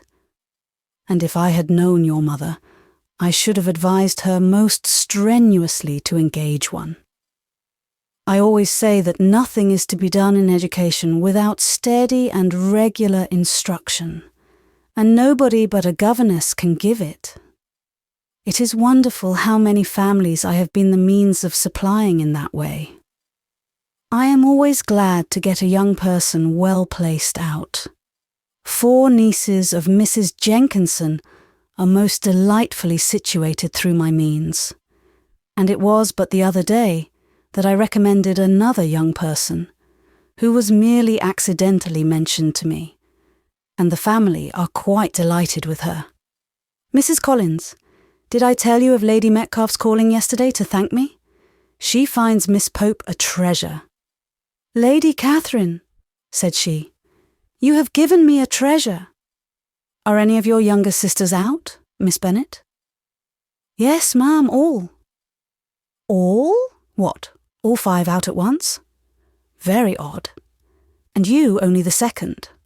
The younger ones out before the elder are married. Your younger sisters must be very young." "Yes, my youngest is not 16. Perhaps she is full young to be much in company. But really, ma'am, I think it would be very hard upon younger sisters that they should not have their share of society and amusement, because the elder may not have the means or inclination to marry early.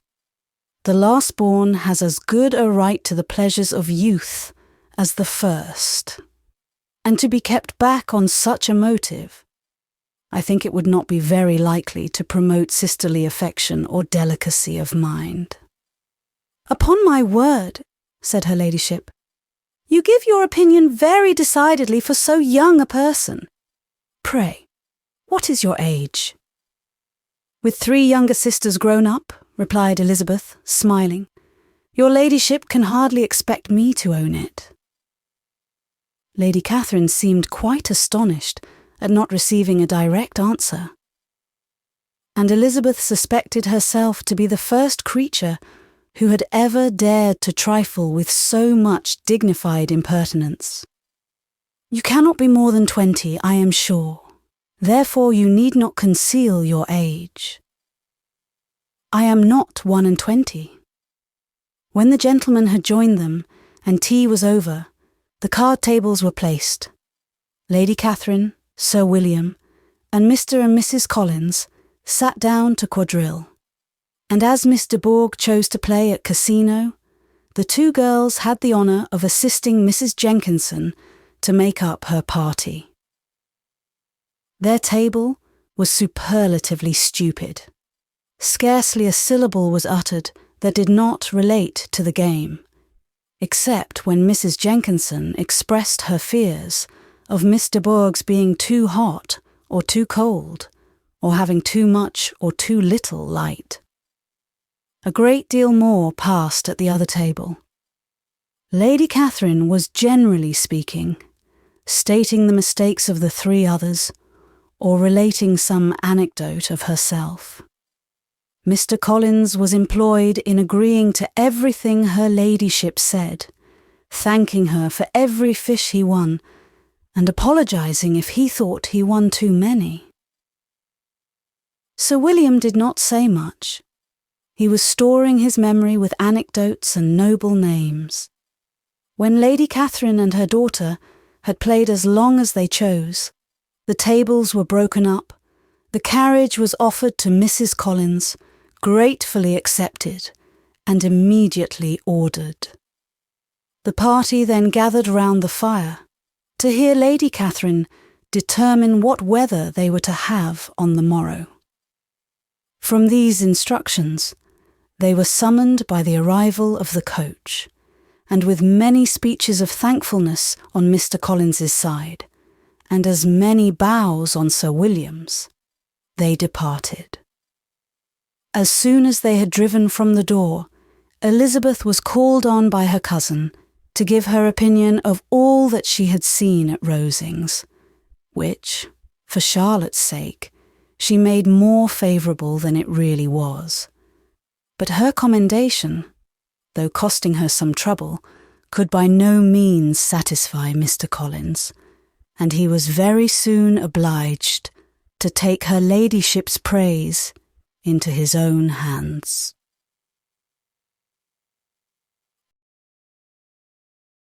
Chapter 30.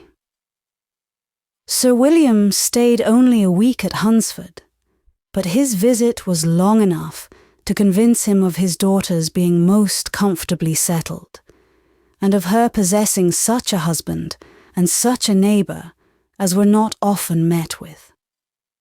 While Sir William was with them, Mr. Collins devoted his mornings to driving him out in his gig and showing him the country.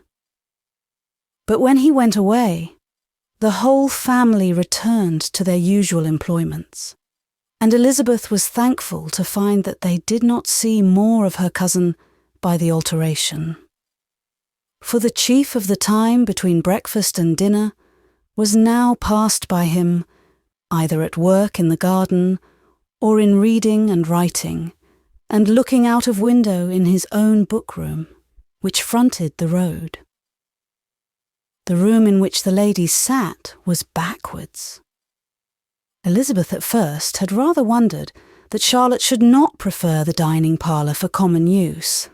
It was a better-sized room, and had a pleasanter aspect, but she soon saw that her friend had an excellent reason for what she did.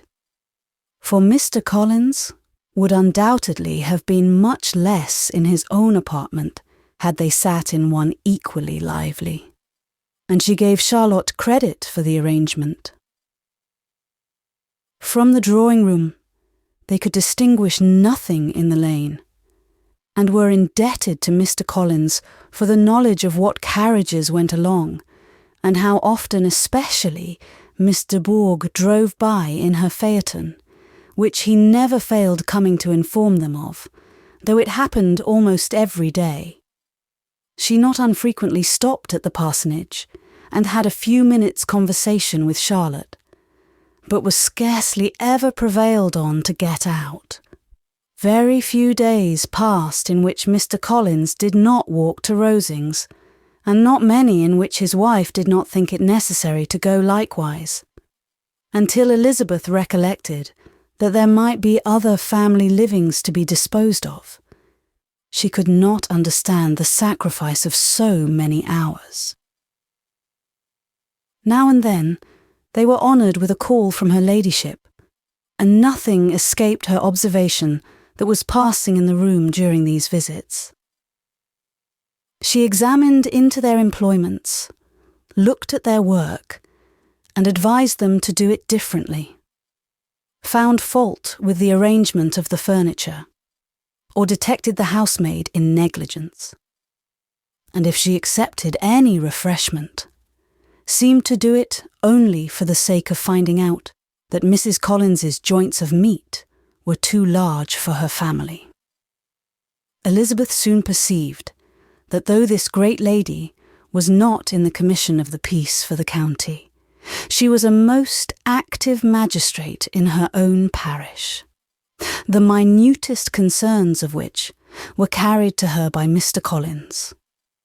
And whenever any of the cottagers were disposed to be quarrelsome, discontented, or too poor, she sallied forth into the village to settle their differences, silence their complaints, and scold them into harmony and plenty. The entertainment of dining at Rosings was repeated about twice a week, and, allowing for the loss of Sir William, and there being only one card table in the evening, every such entertainment was the counterpart of the first. Their other engagements were few, as the style of living of the neighbourhood in general was beyond the Collinses' reach. This, however, was no evil to Elizabeth, and upon the whole, she spent her time comfortably enough.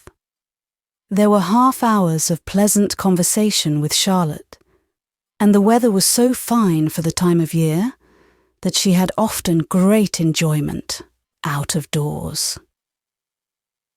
Her favourite walk, and where she frequently went while the others were calling on Lady Catherine, was along the open grove which edged that side of the park, where there was a nice, sheltered path, which no one seemed to value but herself, and where she felt beyond the reach of Lady Catherine's curiosity.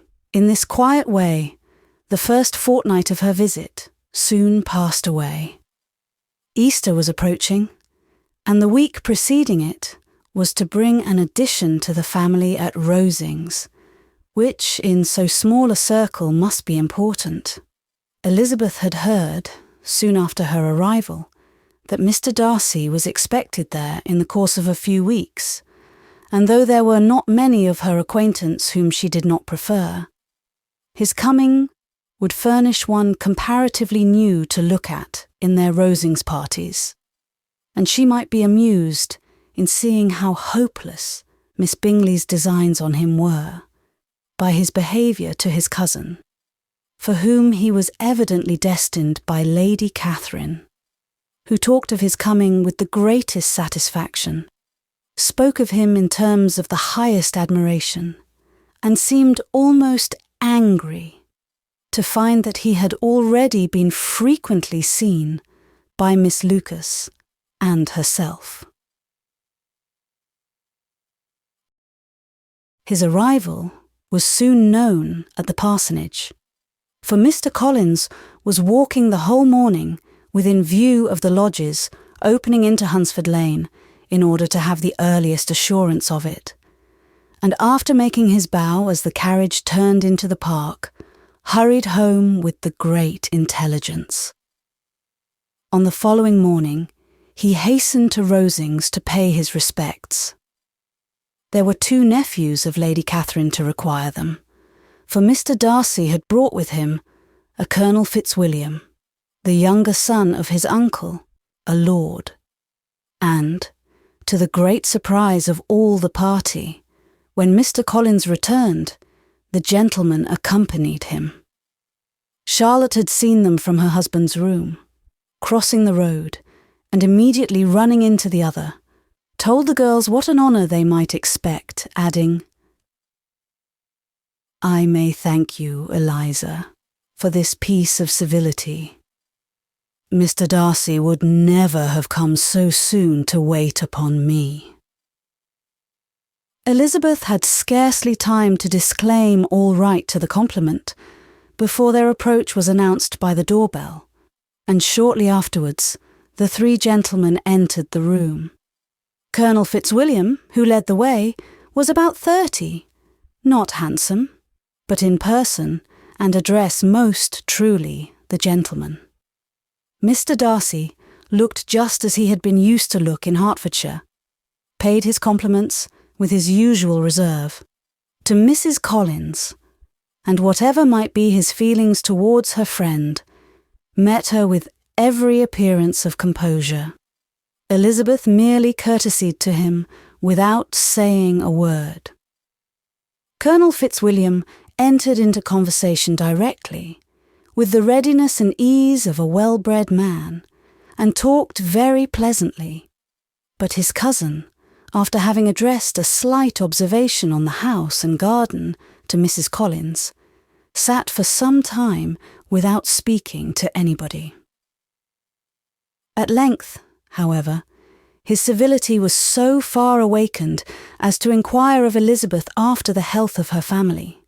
She answered him in the usual way, and after a moment's pause added, "My eldest sister has been in town these 3 months. Have you never happened to see her there?" She was perfectly sensible that he never had, but she wished to see whether he would betray any consciousness of what had passed between the Bingleys and Jane, and she thought he looked a little confused as he answered that he had never been so fortunate as to meet Miss Bennet. The subject was pursued no further, and the gentleman soon afterwards went away. Chapter 31. Colonel Fitzwilliam's manners were very much admired at the parsonage, and the ladies all felt that he must add considerably to the pleasure of their engagements at Rosings. It was some days, however, before they received any invitation thither, for while there were visitors in the house, they could not be necessary, and it was not till Easter Day, almost a week after the gentleman's arrival, that they were honoured by such an attention, and then they were merely asked on leaving church to come there in the evening. For the last week, they had seen very little of either Lady Catherine or her daughter. Colonel Fitzwilliam had called at the parsonage more than once during the time, but Mr. Darcy they had only seen at church. The invitation was accepted, of course, and at a proper hour they joined the party in Lady Catherine's drawing-room. Her ladyship received them civilly, but it was plain that their company was by no means so acceptable as when she could get nobody else, and she was, in fact, almost engrossed by her nephews, speaking to them, especially to Darcy, much more than to any other person in the room. Colonel Fitzwilliam seemed really glad to see them. Anything was a welcome relief to him at Rosings, and Mrs. Collins's pretty friend had, moreover, caught his fancy very much.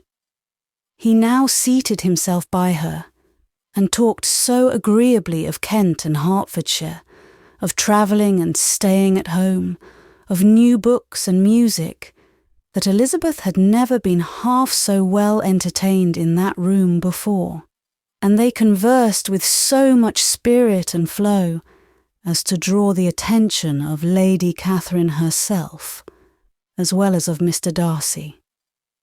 His eyes had been soon and repeatedly turned towards them with a look of curiosity, and that her ladyship, after a while, shared the feeling, was more openly acknowledged, for she did not scruple to call out, "What is that you are saying, Fitzwilliam? What is it you are talking of? What are you telling Miss Bennet? Let me hear what it is." "We were talking of music, madam," said he, when no longer able to avoid a reply. "Of music? Then pray speak aloud. It is of all subjects my delight.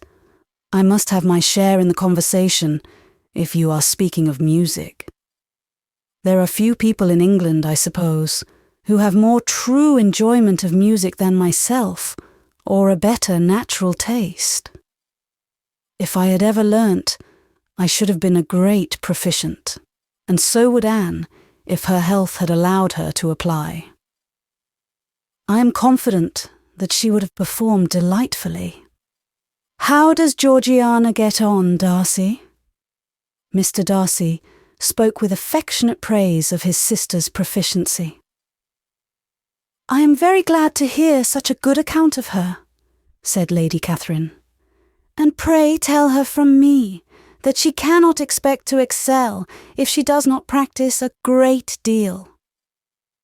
"I assure you, madam," he replied, "that she does not need such advice. She practices very constantly." "So much the better. It cannot be done too much. And when I next write to her, I shall charge her not to neglect it on any account. I often tell young ladies that no excellence in music is to be acquired without constant practice. I have told Miss Bennet several times that she will never play really well unless she practices more. And though Mrs. Collins has no instrument, she is very welcome, as I have often told her, to come to Rosings every day and play on the pianoforte in Mrs. Jenkinson's room. She would be in nobody's way, you know, in that part of the house. Mr. Darcy looked a little ashamed of his aunt's ill-breeding and made no answer. When coffee was over, Colonel Fitzwilliam reminded Elizabeth of having promised to play to him, and she sat down directly to the instrument. He drew a chair near her.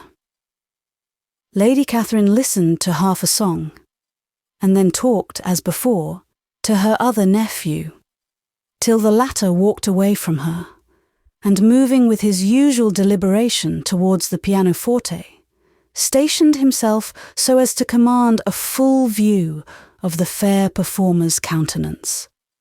Elizabeth saw what he was doing, and at the first convenient pause, turned to him with an arch smile, and said, "You mean to frighten me, Mr. Darcy, by coming in all this state to hear me.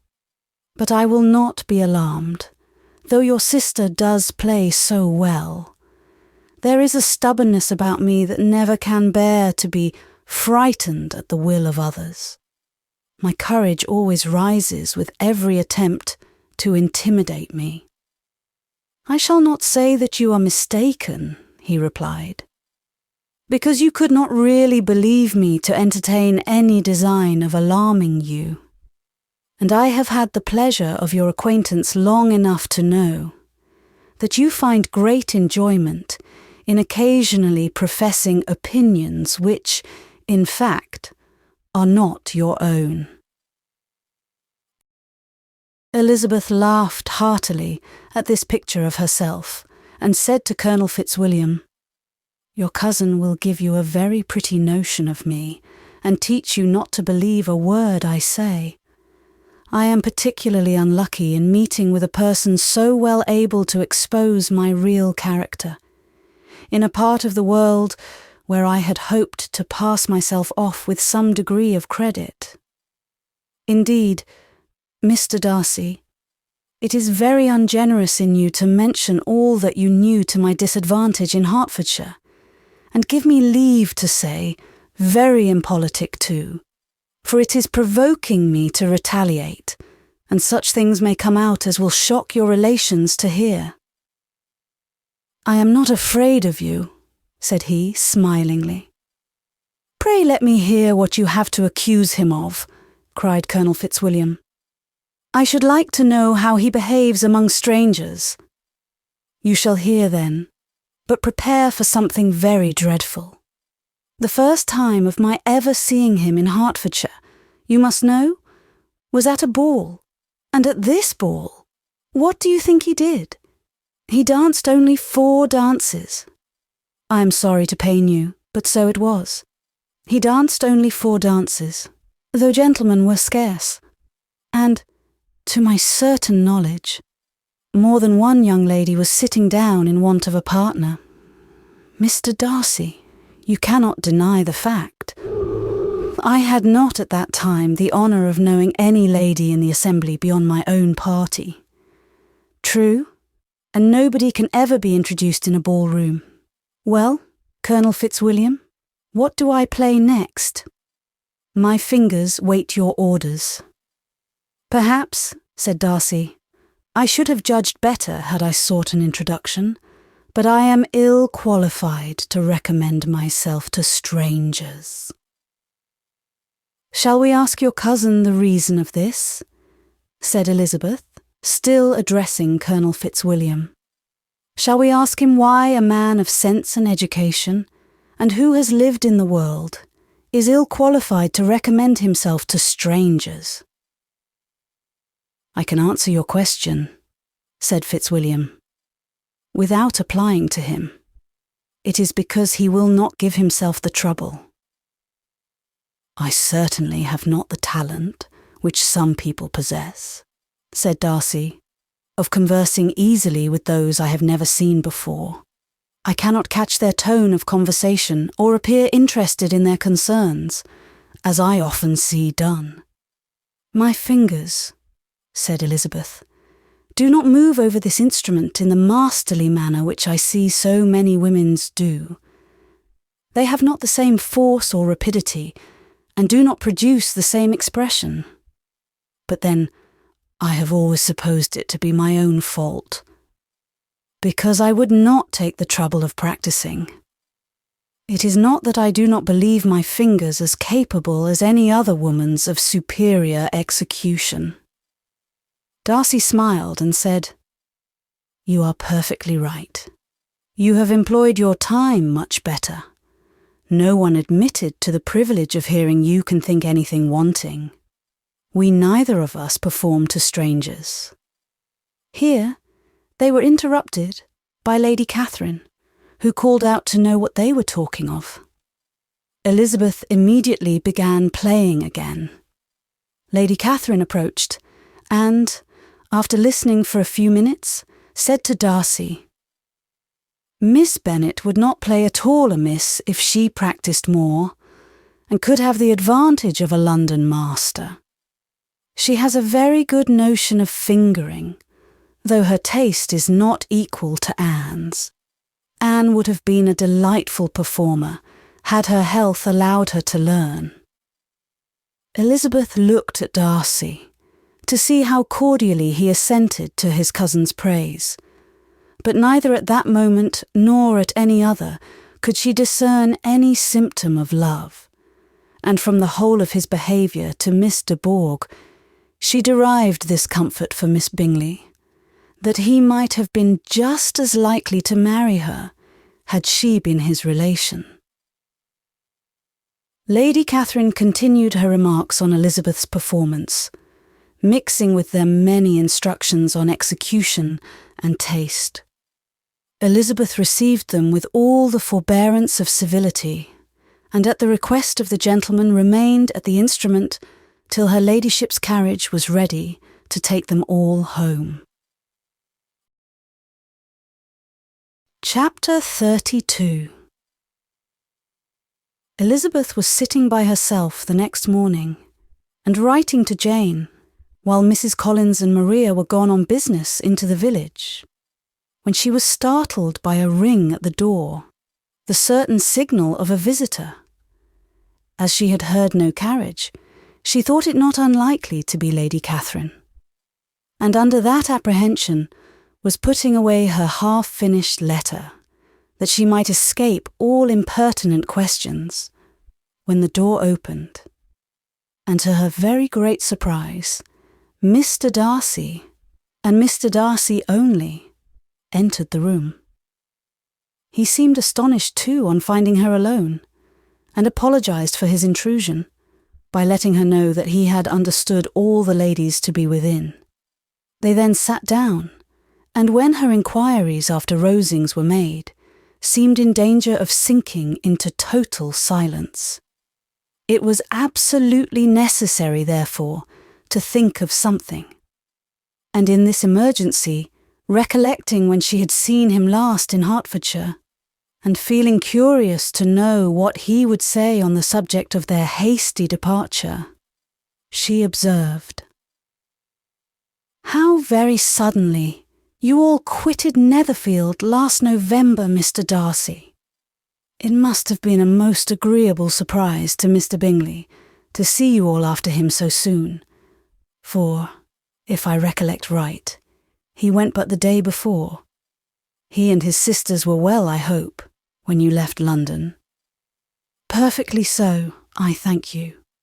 She found that she was to receive no other answer, and, after a short pause, added, "I think I have understood that Mr. Bingley has not much idea of ever returning to Netherfield again. I have never heard him say so, but it is probable that he may spend very little of his time there in future.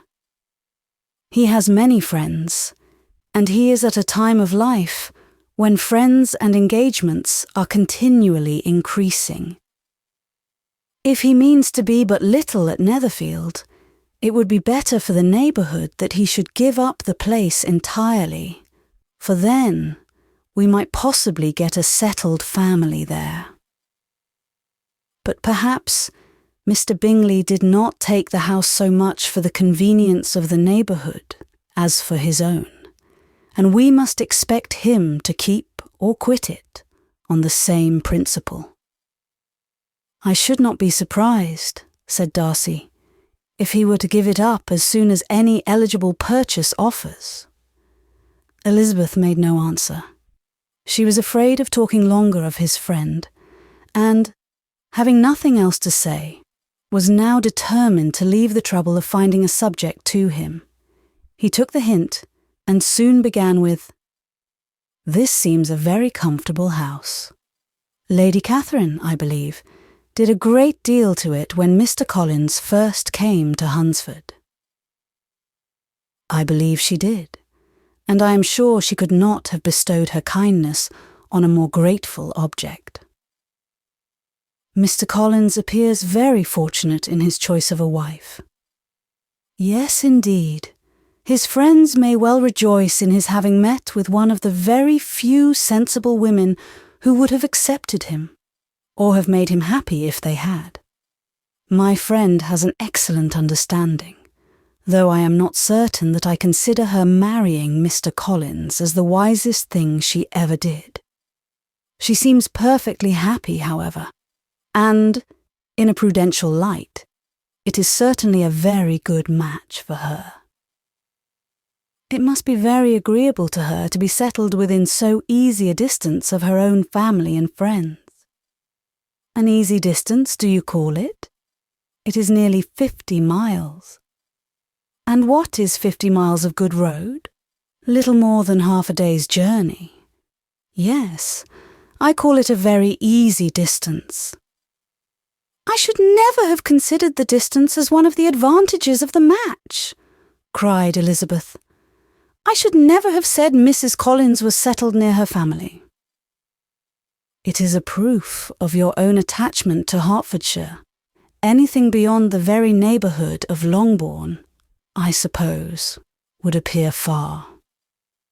As he spoke, there was a sort of smile, which Elizabeth fancied she understood. He must be supposing her to be thinking of Jane and Netherfield, and she blushed as she answered, "I do not mean to say that a woman may not be settled too near her family. The far and the near must be relative, and depend on many varying circumstances. Where there is fortune to make the expense of travelling unimportant, distance becomes no evil. But that is not the case here. Mr. and Mrs. Collins have a comfortable income, but not such a one as will allow of frequent journeys, and I am persuaded my friend would not call herself near her family under less than half the present distance." Mr. Darcy drew his chair a little towards her and said, "You cannot have a right to such very strong local attachment. You cannot have been always at Longbourn." Elizabeth looked surprised. The gentleman experienced some change of feeling. He drew back his chair, took a newspaper from the table, and glancing over it, said in a colder voice, "Are you pleased with Kent?" A short dialogue on the subject of the country ensued, on either side calm and concise, and soon put an end to by the entrance of Charlotte and her sister, just returned from their walk. The tête-à-tête surprised them. Mr. Darcy related the mistake which had occasioned his intruding on Miss Bennet, and, after sitting a few minutes longer, without saying much to anybody, went away. "What can be the meaning of this?" said Charlotte, as soon as he was gone. "My dear Eliza, he must be in love with you, or he would never have called on us in this familiar way."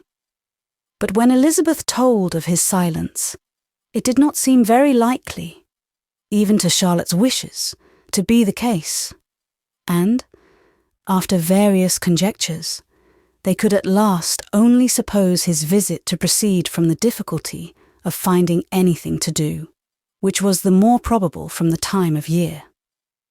All field sports were over.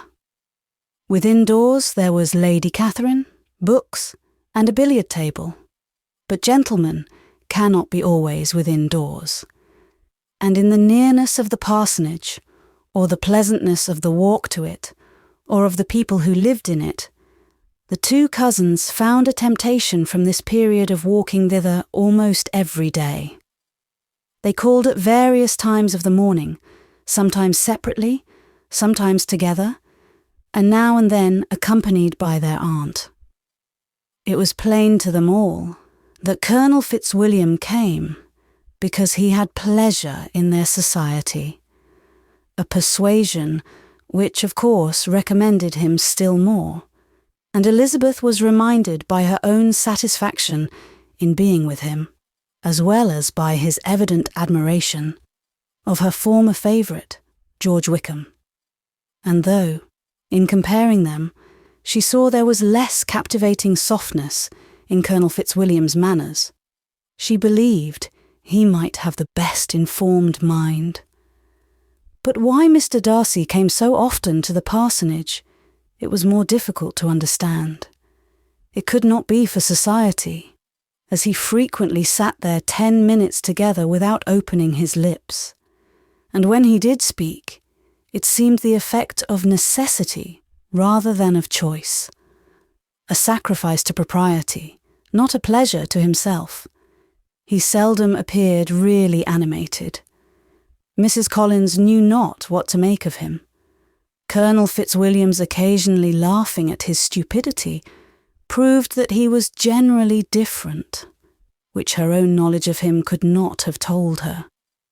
And as she would have liked to believe this change the effect of love, and the object of that love her friend Eliza, she set herself seriously to work to find it out. She watched him whenever they were at Rosings, and whenever he came to Hunsford, but without much success. He certainly looked at her friend a great deal, but the expression of that look was disputable. It was an earnest, steadfast gaze, but she often doubted whether there were much admiration in it, and sometimes it seemed nothing but absence of mind. She had once or twice suggested to Elizabeth the possibility of his being partial to her, but Elizabeth always laughed at the idea, and Mrs. Collins did not think it right to press the subject, from the danger of raising expectations which might only end in disappointment, for in her opinion it admitted not of a doubt that all her friend's dislike would vanish if she could suppose him to be in her power. In her kind schemes for Elizabeth, she sometimes planned her marrying Colonel Fitzwilliam. He was, beyond comparison, the pleasantest man. He certainly admired her, and his situation in life was most eligible. But, to counterbalance these advantages, Mr. Darcy had considerable patronage in the church, and his cousin could have none at all.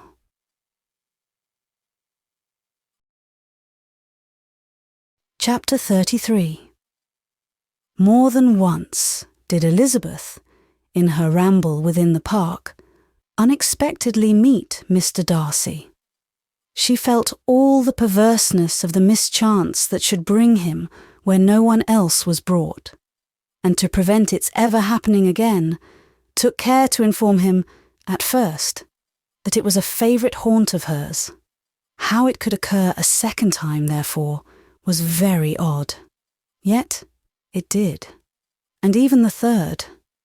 It seemed like wilful ill nature or a voluntary penance. For on these occasions it was not merely a few formal inquiries and an awkward pause and then away, but he actually thought it necessary to turn back and walk with her. He never said a great deal, nor did she give herself the trouble of talking or of listening much.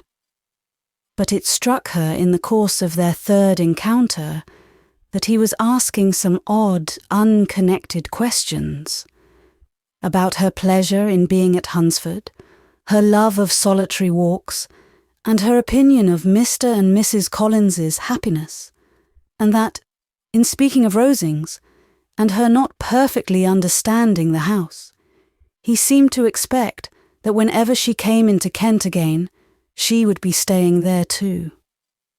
His words seemed to imply it. Could he have Colonel Fitzwilliam in his thoughts? She supposed, if he meant anything, he must mean an allusion to what might arise in that quarter. It distressed her a little, and she was quite glad to find herself at the gate in the Pales opposite the parsonage.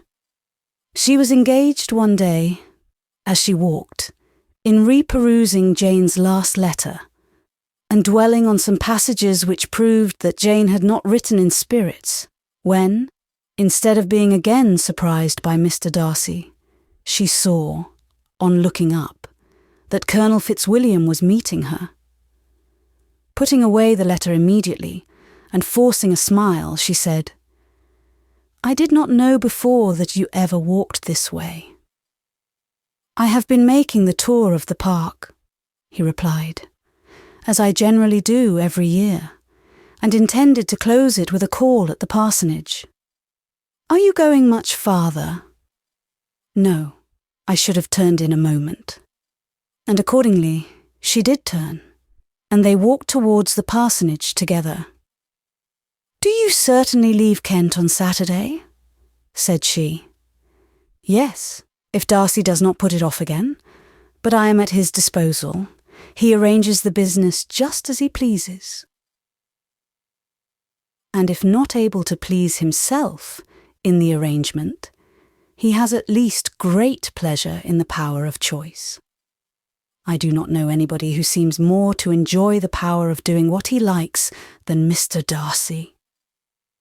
"He likes to have his own way very well," replied Colonel Fitzwilliam. "But so we all do. It is only that he has better means of having it than many others, because he is rich, and many others are poor. I speak feelingly. A younger son, you know, must be inured to self-denial and dependence. In my opinion, the younger son of an earl can know very little of either. Now seriously, what have you ever known of self-denial and dependence? When have you been prevented by want of money from going wherever you chose or procuring anything you had a fancy for? These are home questions, and perhaps I cannot say that I have experienced many hardships of that nature. But in matters of greater weight, I may suffer from the want of money. Younger sons cannot marry where they like, unless where they like women of fortune, which I think they very often do. Our habits of expense make us too dependent, and there are not many in my rank of life who can afford to marry without some attention to money." "Is this," thought Elizabeth, "meant for me?" And she coloured at the idea, but recovering herself, said in a lively tone, "And pray, what is the usual price of an earl's younger son? Unless the elder brother is very sickly, I suppose you would not ask above £50,000. He answered her in the same style, and the subject dropped, to interrupt a silence which might make him fancy her affected with what had passed. She soon afterwards said, "I imagine your cousin brought you down with him chiefly for the sake of having somebody at his disposal. I wonder he does not marry, to secure a lasting convenience of that kind.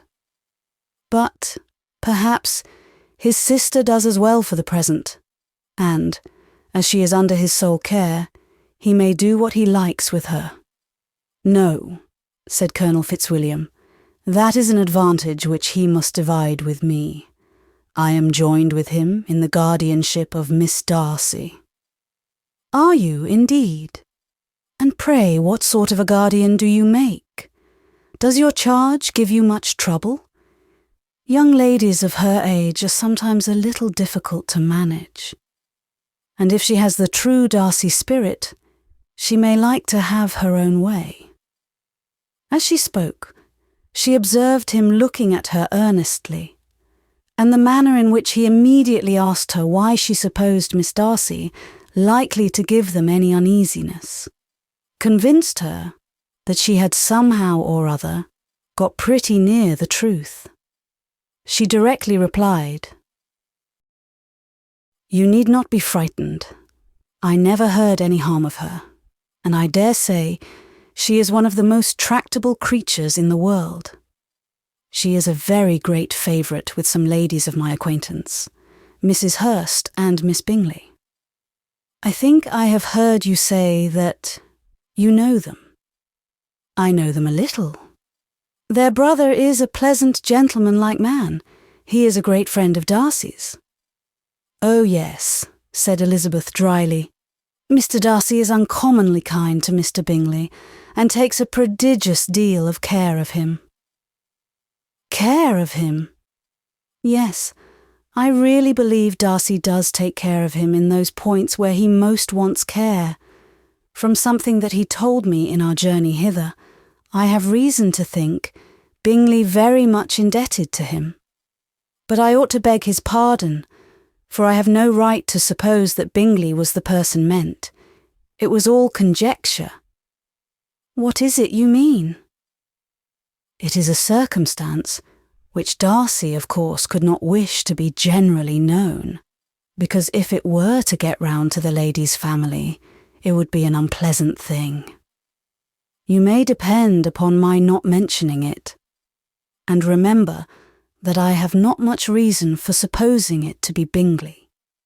What he told me was merely this, that he congratulated himself on having lately saved a friend from the inconveniences of a most imprudent marriage, but without mentioning names or any other particulars, and I only suspected it to be Bingley, from believing him the kind of young man to get into a scrape of that sort, and from knowing them to have been together the whole of last summer." "Did Mr. Darcy give you his reasons for this interference?"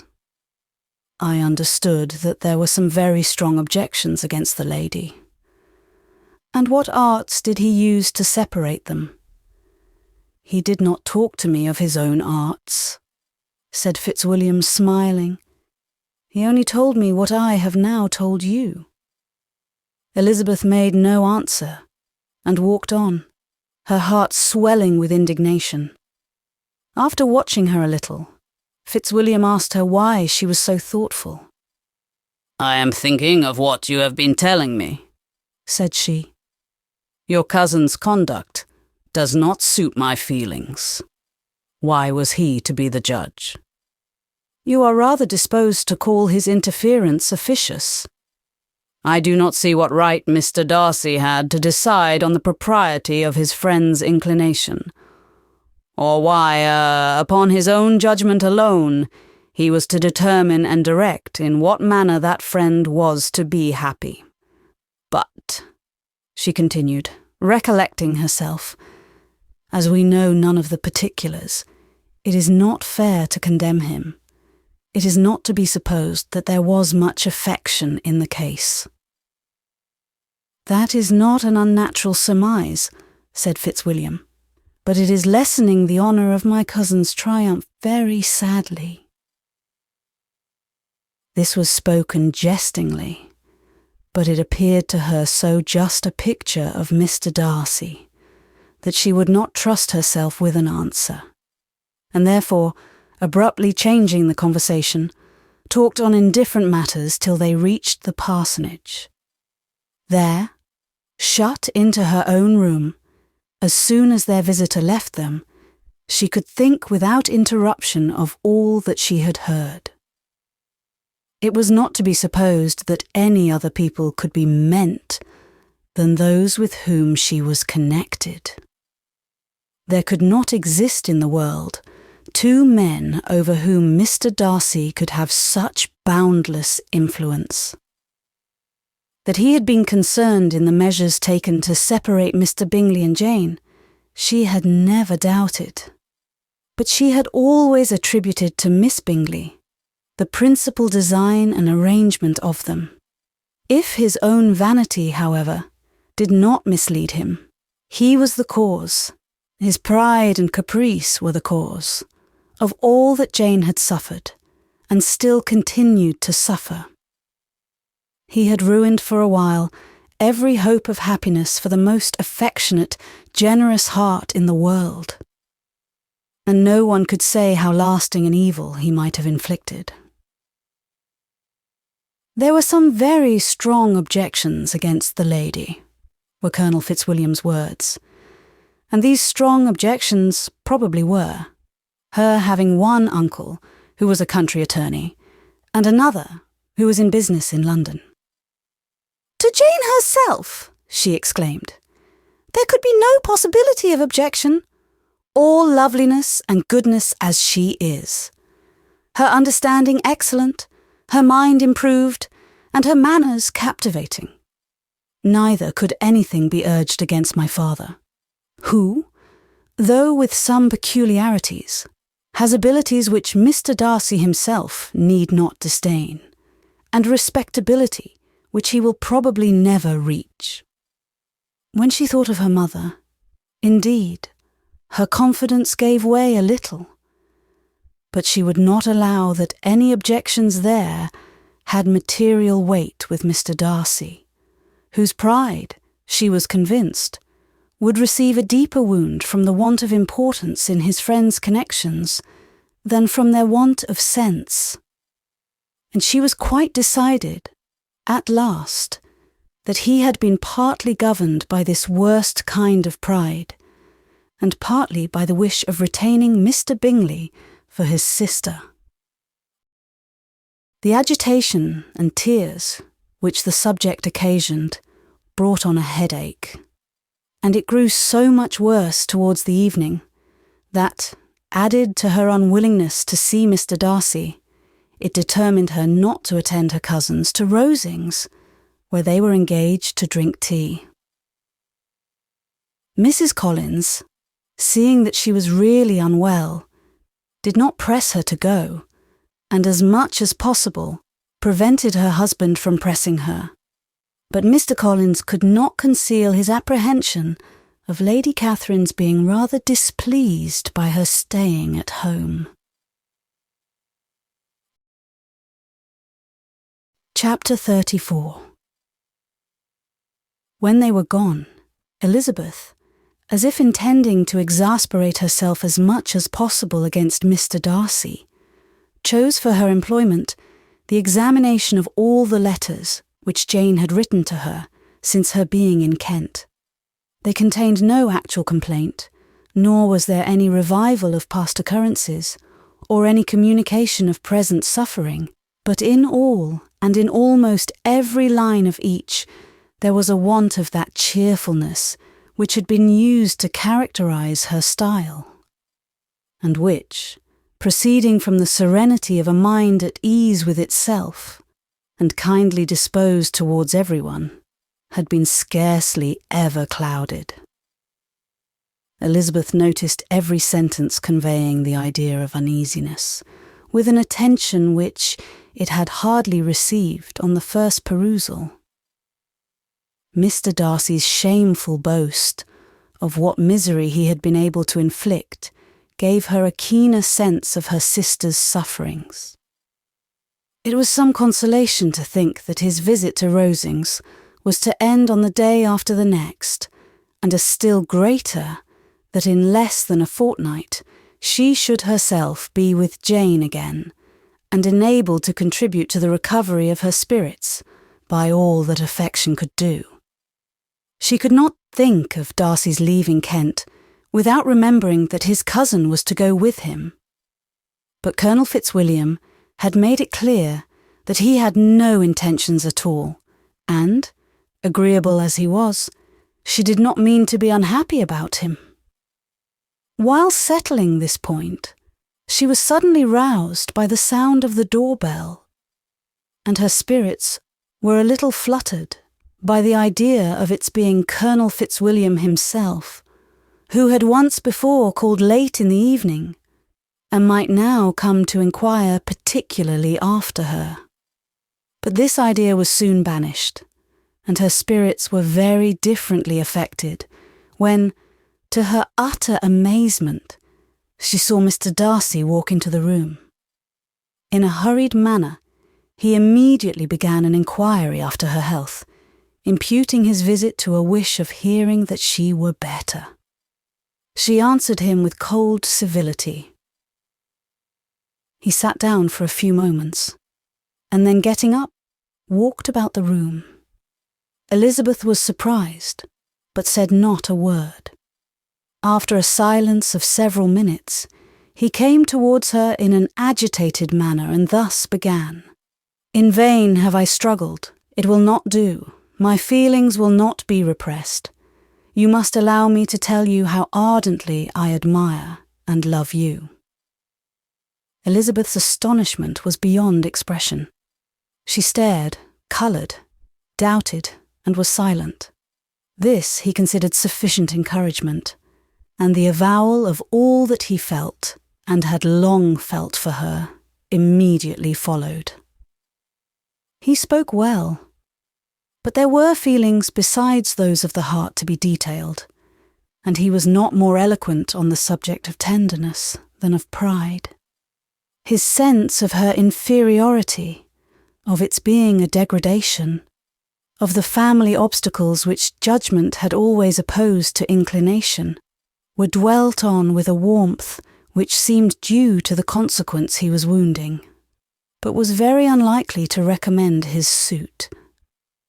In spite of her deeply rooted dislike, she could not be insensible to the compliment of such a man's affection, and though her intentions did not vary for an instant, she was at first sorry for the pain he was to receive.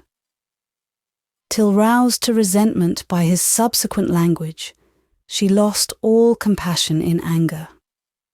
She tried, however, to compose herself to answer him with patience when he should have done. He concluded with representing to her the strength of that attachment which, in spite of all his endeavours, he had found impossible to conquer, and with expressing his hope that it would now be rewarded by her acceptance of his hand. As he said this, she could easily see that he had no doubt of a favourable answer. He spoke of apprehension and anxiety, but his countenance expressed real security. Such a circumstance could only exasperate farther, and when he ceased, the colour rose into her cheeks, and she said, "In such cases as this, it is, I believe, the established mode to express a sense of obligation for the sentiments avowed, however unequally they may be returned. It is natural that obligation should be felt, and if I could feel gratitude, I would now thank you. But I cannot. I have never desired your good opinion, and you have certainly bestowed it most unwillingly. I am sorry to have occasioned pain to anyone. It has been most unconsciously done, however, and I hope will be of short duration. The feelings which you tell me have long prevented the acknowledgement of your regard can have little difficulty in overcoming it after this explanation." Mr. Darcy, who was leaning against the mantelpiece with his eyes fixed on her face, seemed to catch her words with no less resentment than surprise. His complexion became pale with anger, and the disturbance of his mind was visible in every feature. He was struggling for the appearance of composure, and would not open his lips till he believed himself to have attained it. The pause was to Elizabeth's feelings dreadful.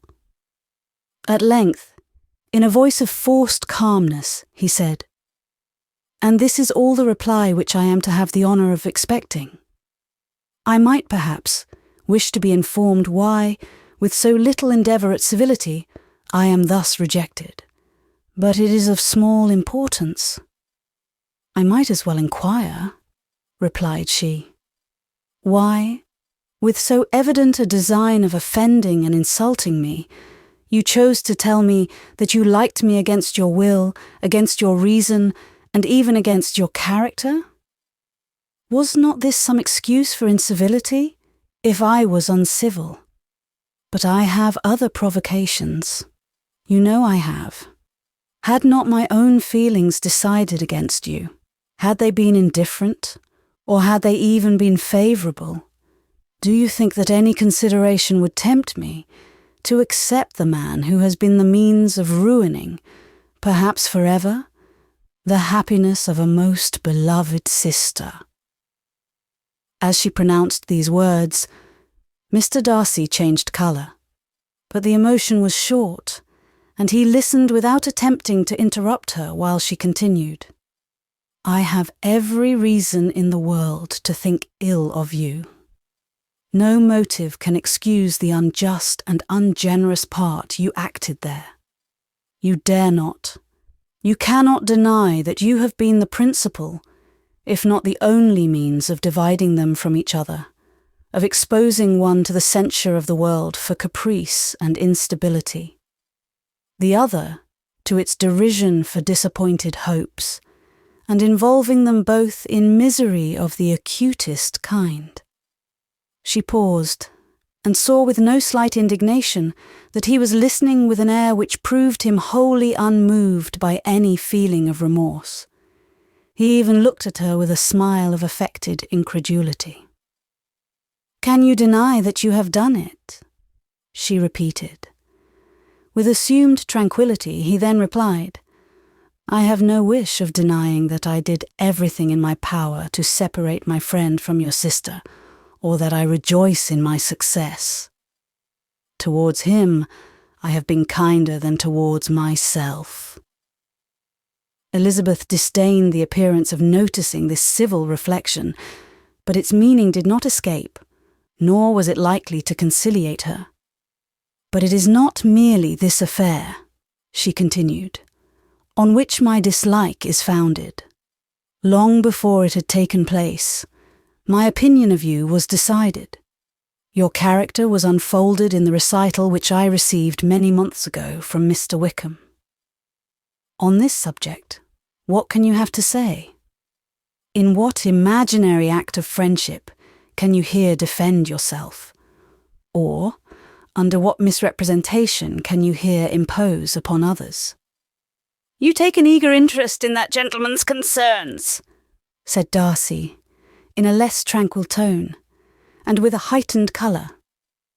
"Who that knows what his misfortunes have been can help feeling an interest in him?"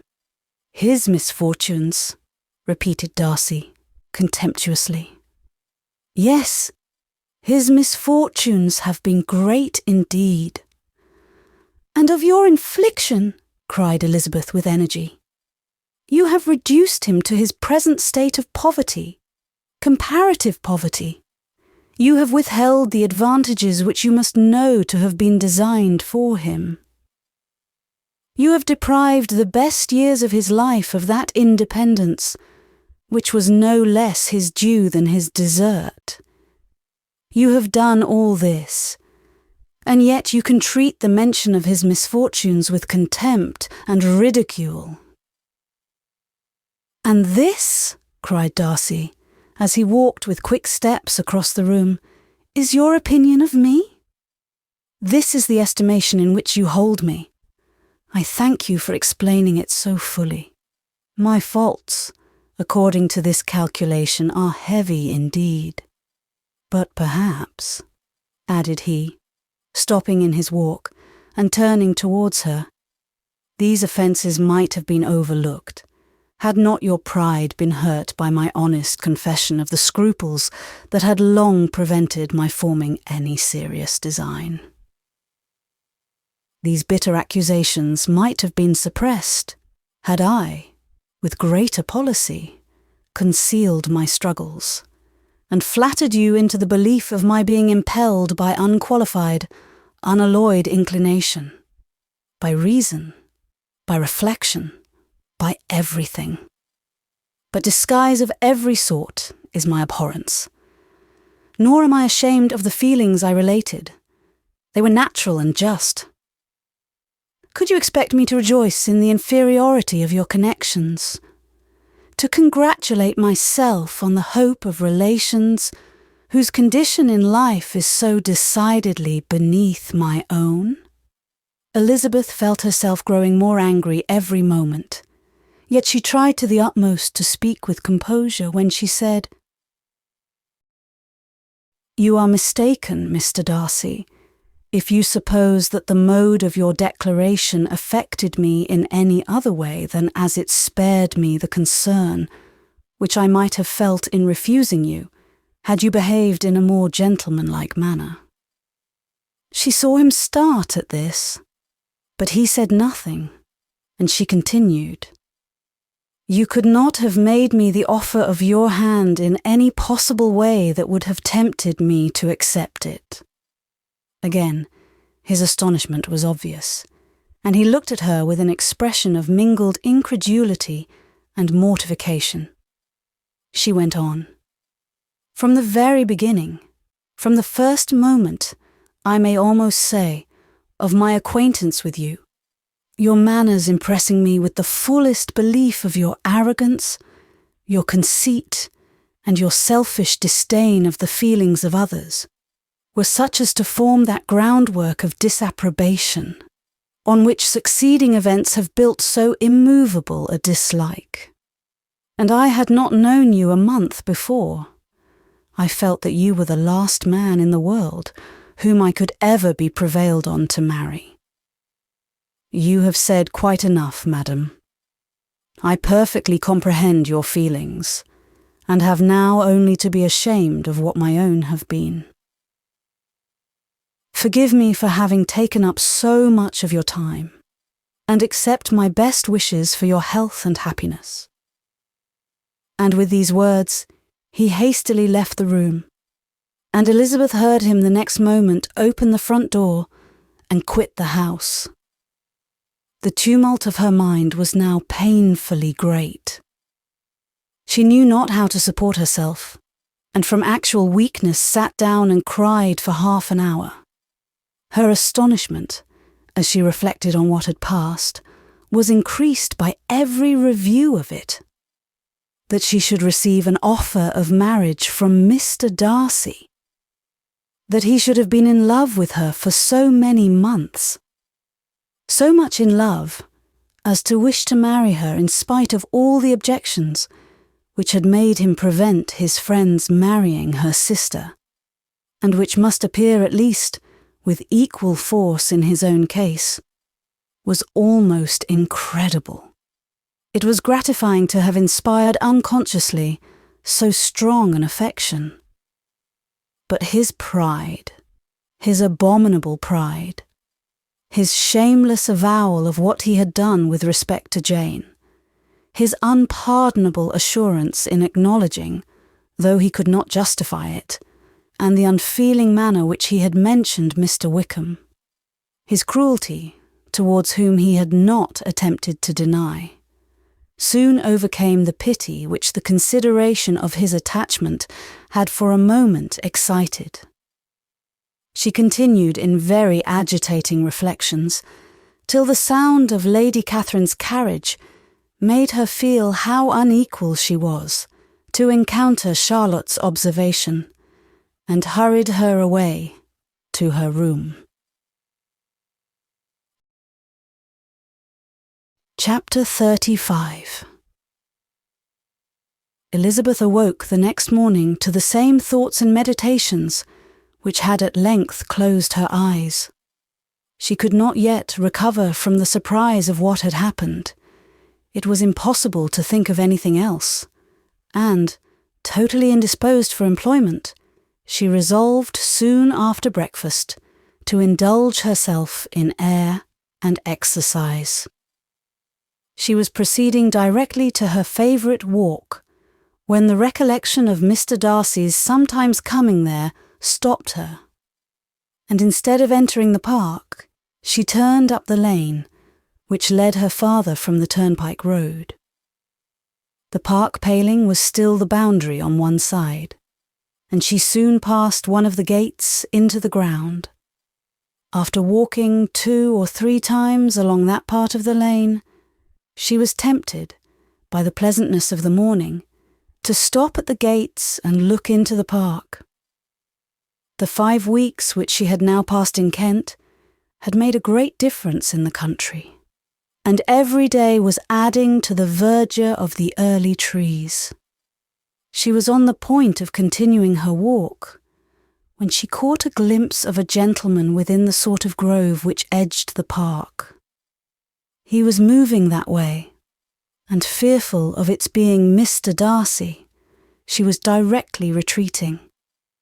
But the person who advanced was now near enough to see her, and stepping forward with eagerness, pronounced her name.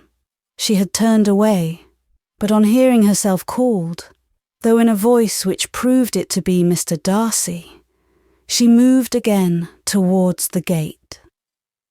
He had by that time reached it also, and holding out a letter, which she instinctively took, said, with a look of haughty composure, "I have been walking in the grove some time, in the hope of meeting you. Will you do me the honour of reading that letter?" And then, with a slight bow, turned again into the plantation, and was soon out of sight. With no expectation of pleasure, but with the strongest curiosity, Elizabeth opened the letter, and to her still increasing wonder, perceived an envelope containing 2 sheets of letter paper, written quite through in a very close hand. The envelope itself was likewise full. Pursuing her way along the lane, she then began it.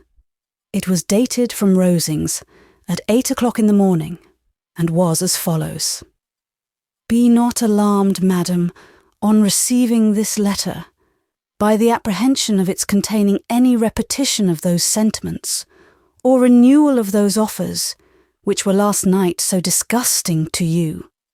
I write without any intention of paining you, or humbling myself, by dwelling on wishes, which, for the happiness of both, cannot be too soon forgotten. And the effort which the formation and the perusal of this letter must occasion should have been spared, had not my character required it to be written and read. You must, therefore, pardon the freedom with which I demand your attention. Your feelings, I know, will bestow it unwillingly, but I demand it of your justice. 2 offences of a very different nature, and by no means of equal magnitude, you last night laid to my charge. The first mentioned was that, regardless of the sentiments of either, I had detached Mr. Bingley from your sister, and the other, that I had, in defiance of various claims, in defiance of honour and humanity, ruined the immediate prosperity and blasted the prospects of Mr. Wickham. Wilfully and wantonly to have thrown off the companion of my youth, the acknowledged favourite of my father, a young man who had scarcely any other dependence than on our patronage, and who had been brought up to expect its exertion, would be a depravity, to which the separation of 2 young persons, whose affection could be the growth of only a few weeks, could bear no comparison. But from the severity of that blame, which was last night so liberally bestowed, respecting each circumstance, I shall hope to be in future secured, when the following account of my actions and their motives has been read.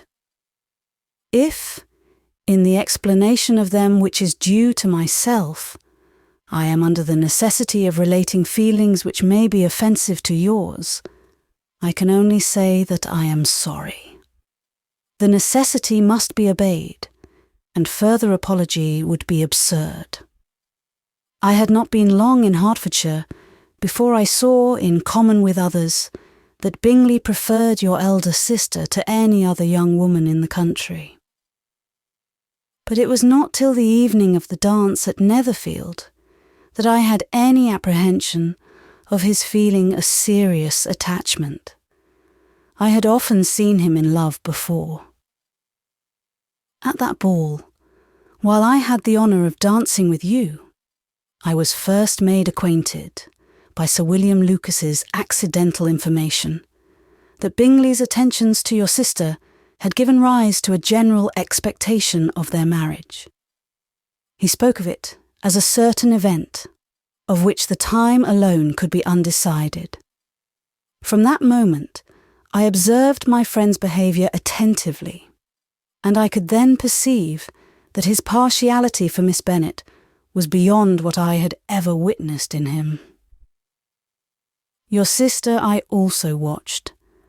Her look and manners were open, cheerful, and engaging as ever, but without any symptom of peculiar regard.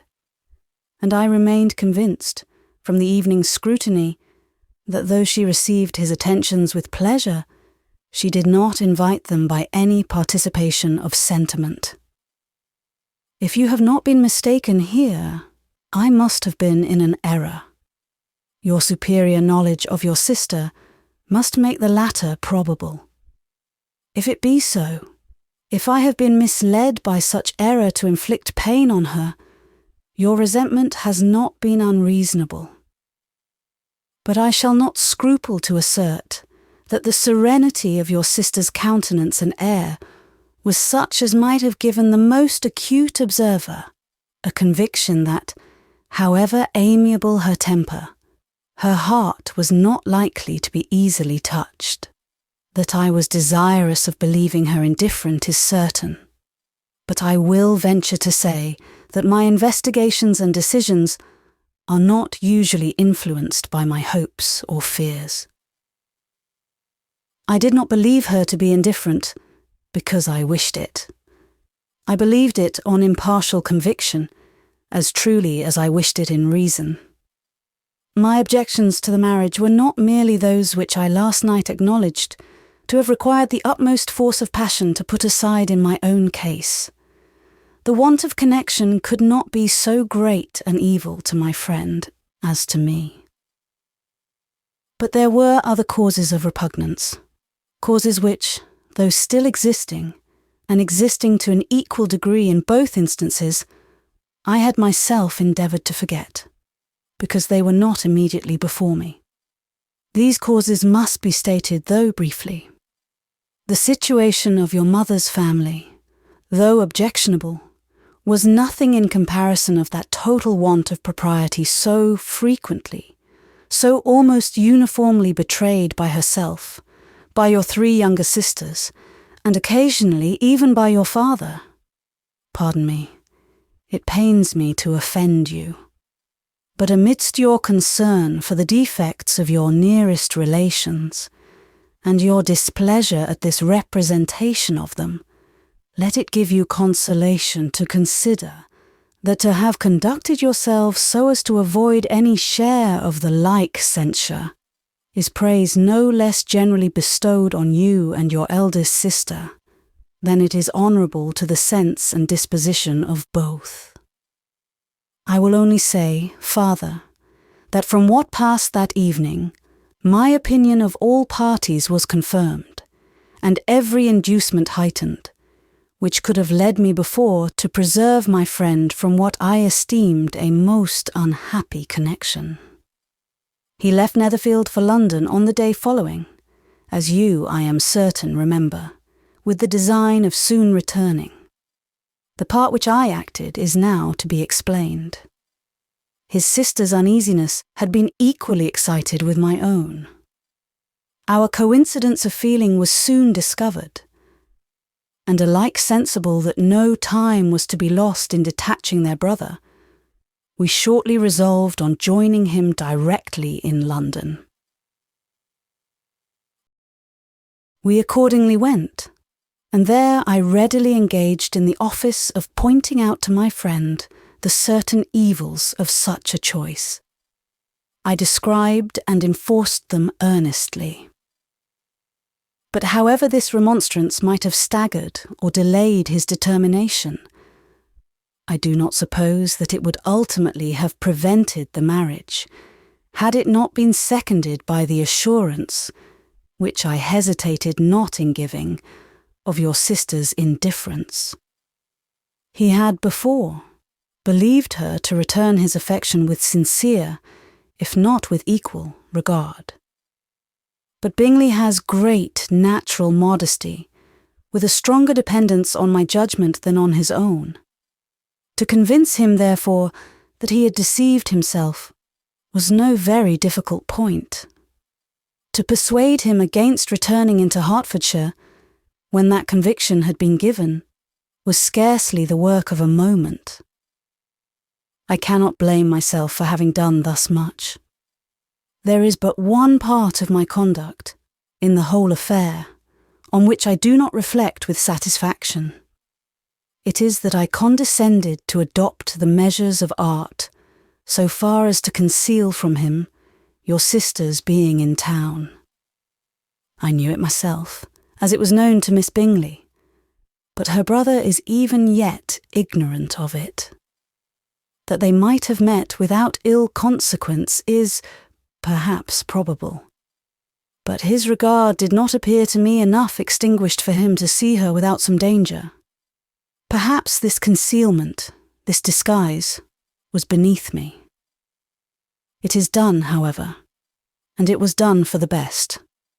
On this subject, I have nothing more to say, no other apology to offer. If I have wounded your sister's feelings, it was unknowingly done. And though the motives which governed me may, to you, very naturally appear insufficient, I have not yet learnt to condemn them. With respect to that other, more weighty accusation of having injured Mr. Wickham, I can only refute it by laying before you the whole of his connection with my family. Of what he has particularly accused me, I am ignorant. But of the truth of what I shall relate, I can summon more than one witness of undoubted veracity. Mr. Wickham is the son of a very respectable man, who had for many years the management of all the Pemberley estates, and whose good conduct in the discharge of his trust naturally inclined my father to be of service to him, and on George Wickham, who was his godson, his kindness was therefore liberally bestowed. My father supported him at school, and afterwards at Cambridge, most important assistance, as his own father, always poor from the extravagance of his wife, would have been unable to give him a gentleman's education.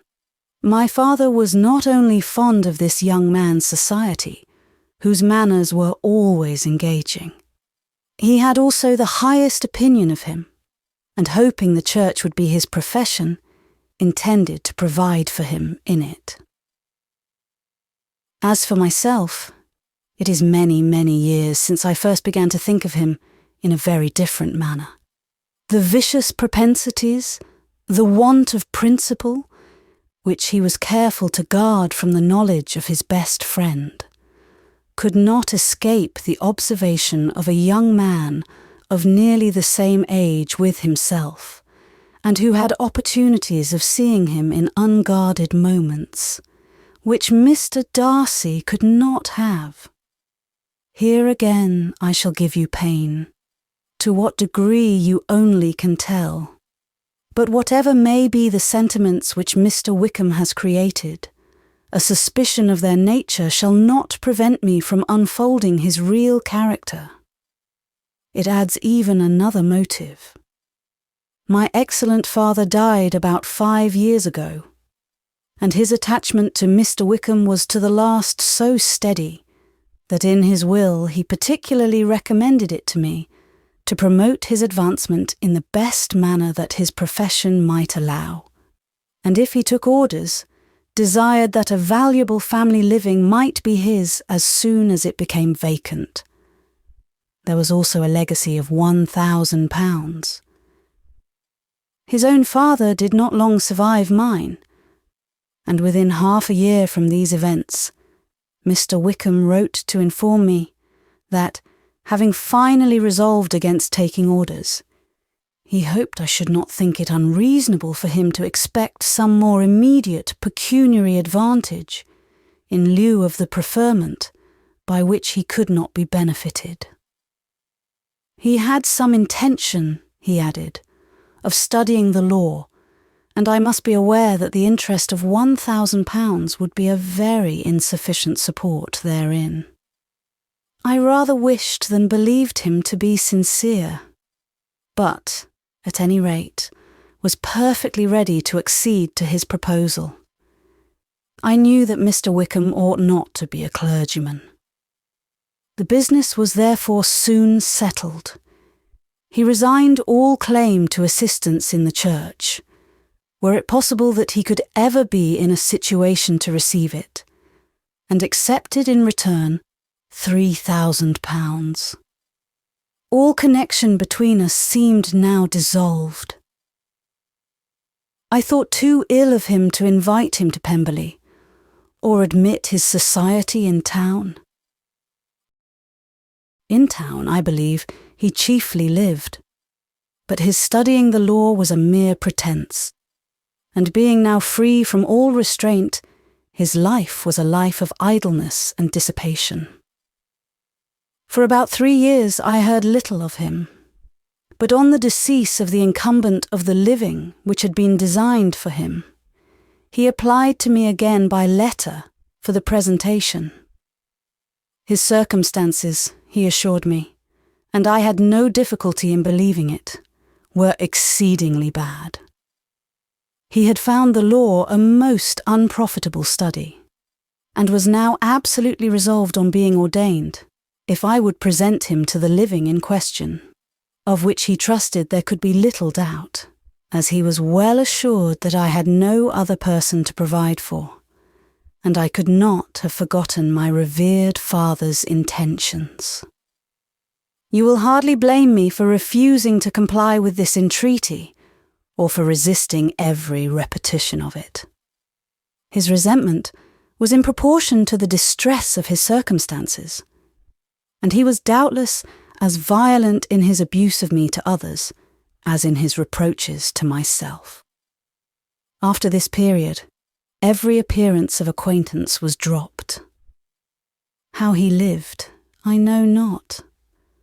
But last summer he was again most painfully obtruded on my notice. I must now mention a circumstance which I would wish to forget myself, and which no obligation less than the present should induce me to unfold to any human being. Having said thus much, I feel no doubt of your secrecy. My sister, who is more than 10 years my junior, was left to the guardianship of my mother's nephew, Colonel Fitzwilliam, and myself. About a year ago, she was taken from school, and an establishment formed for her in London, and last summer she went with the lady who presided over it to Ramsgate, and thither also went Mr. Wickham, undoubtedly by design, for there proved to have been a prior acquaintance between him and Mrs. Young, in whose character we were most unhappily deceived, and by her connivance and aid he so far recommended himself to Georgiana, whose affectionate heart retained a strong impression of his kindness to her as a child, that she was persuaded to believe herself in love and to consent to an elopement. She was then but 15, which must be her excuse, and after stating her imprudence, I am happy to add that I owed the knowledge of it to herself. I joined them unexpectedly, a day or two before the intended elopement, and then Georgiana, unable to support the idea of grieving and offending a brother whom she almost looked up to as a father, acknowledged the whole to me. You may imagine what I felt and how I acted. Regard for my sister's credit and feelings prevented any public exposure. But I wrote to Mr. Wickham, who left the place immediately, and Mrs. Young was of course removed from her charge. Mr. Wickham's chief object was unquestionably my sister's fortune, which is £30,000. But I cannot help supposing that the hope of revenging himself on me was a strong inducement. His revenge would have been complete indeed. This, madam, is a faithful narrative of every event in which we have been concerned together. And if you do not absolutely reject it as false, you will, I hope, acquit me henceforth of cruelty towards Mr. Wickham. I know not in what manner, under what form of falsehood, he has imposed on you, but his success is not perhaps to be wondered at, ignorant as you previously were of everything concerning either. Detection could not be in your power, and suspicion certainly not in your inclination. You may possibly wonder why all this was not told you last night.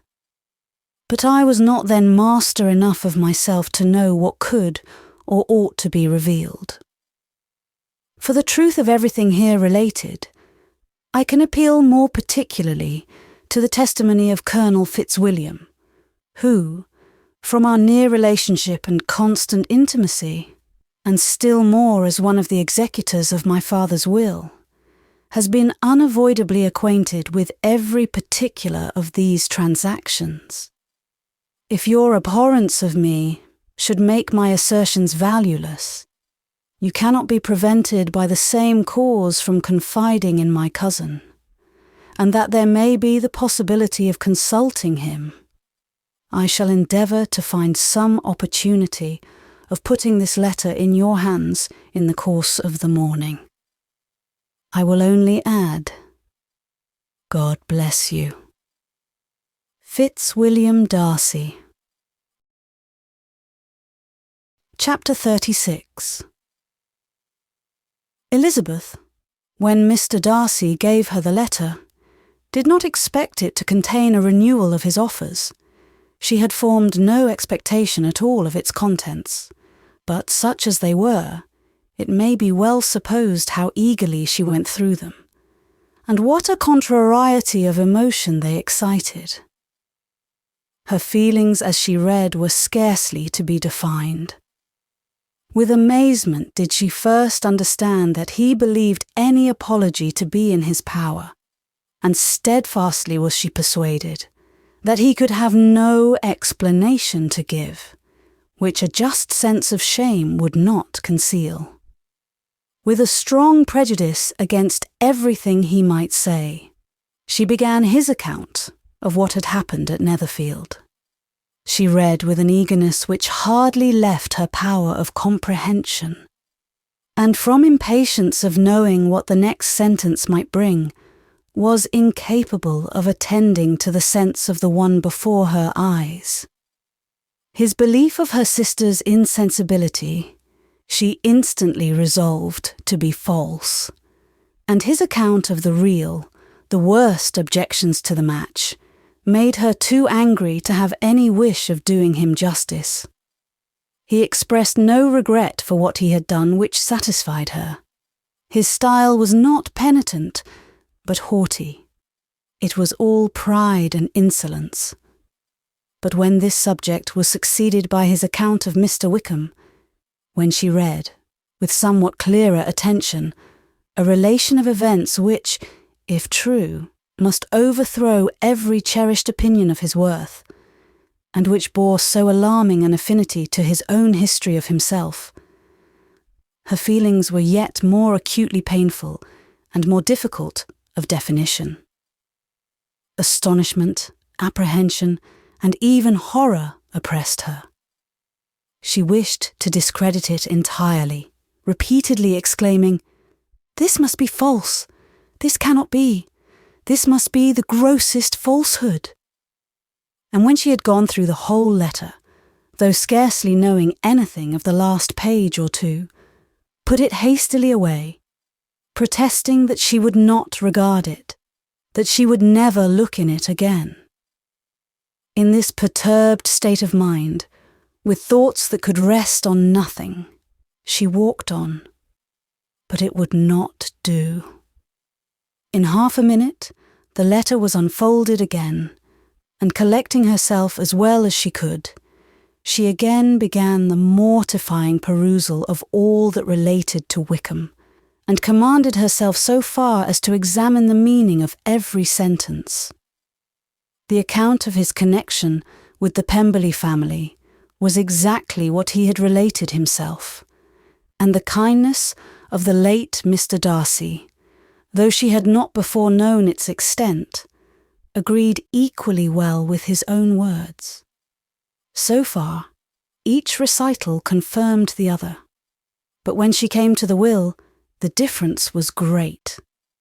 What Wickham had said of the living was fresh in her memory, and as she recalled his very words, it was impossible not to feel that there was gross duplicity on one side or the other, and, for a few moments, she flattered herself that her wishes did not err.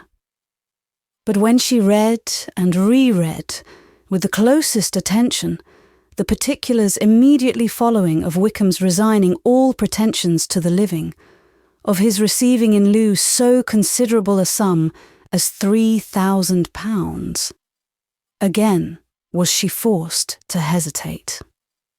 She put down the letter, weighed every circumstance with what she meant to be impartiality, deliberated on the probability of each statement, but with little success.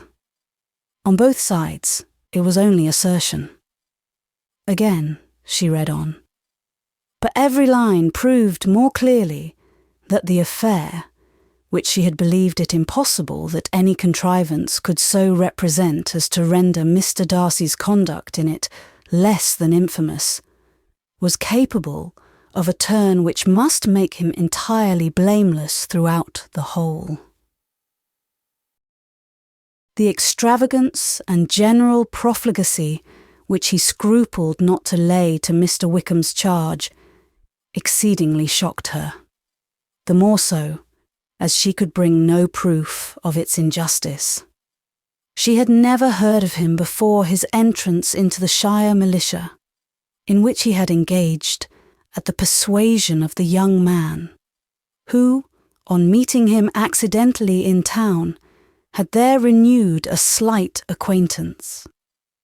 Of his former way of life, nothing had been known in Hertfordshire but what he told himself. As to his real character, had information been in her power, she had never felt a wish of inquiring. His countenance, voice, and manner had established him at once in the possession of every virtue. She tried to recollect some instance of goodness, some distinguished trait of integrity or benevolence that might rescue him from the attacks of Mr. Darcy, or at least, by the predominance of virtue, atone for those casual errors under which she would endeavour to class what Mr. Darcy had described as the idleness and vice of many years' continuance. But no such recollection befriended her. She could see him instantly before her, in every charm of air and address, but she could remember no more substantial good than the general approbation of the neighbourhood, and the regard which his social powers had gained him in the mess. After pausing on this point a considerable while, she once more continued to read. But, alas, the story which followed, of his designs on Miss Darcy, received some confirmation from what had passed between Colonel Fitzwilliam and herself only the morning before, and at last she was referred for the truth of every particular to Colonel Fitzwilliam himself, from whom she had previously received the information of his near concern in all his cousin's affairs, and whose character she had no reason to question. At one time, she had almost resolved on applying to him, but the idea was checked by the awkwardness of the application, and at length wholly banished by the conviction that Mr. Darcy would never have hazarded such a proposal if he had not been well assured of his cousin's corroboration. She perfectly remembered everything that had passed in conversation between Wickham and herself in their first evening at Mr. Phillips's. Many of his expressions were still fresh in her memory.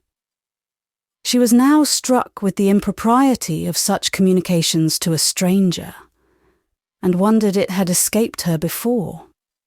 She saw the indelicacy of putting himself forward as he had done, and the inconsistency of his professions with his conduct. She remembered that he had boasted of having no fear of seeing Mr. Darcy, that Mr. Darcy might leave the country, but that he should stand his ground. Yet he had avoided the Netherfield ball the very next week.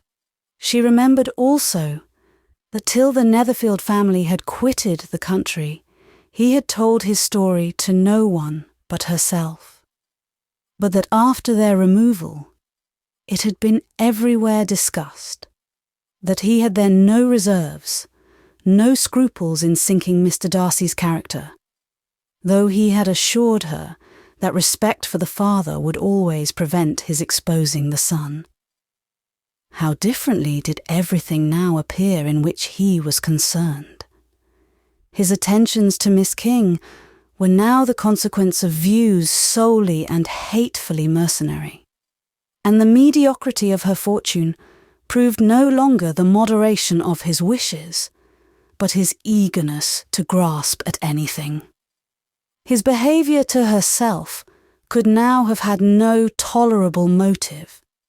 He had either been deceived with regard to her fortune, or had been gratifying his vanity by encouraging the preference which she believed she had most incautiously shown.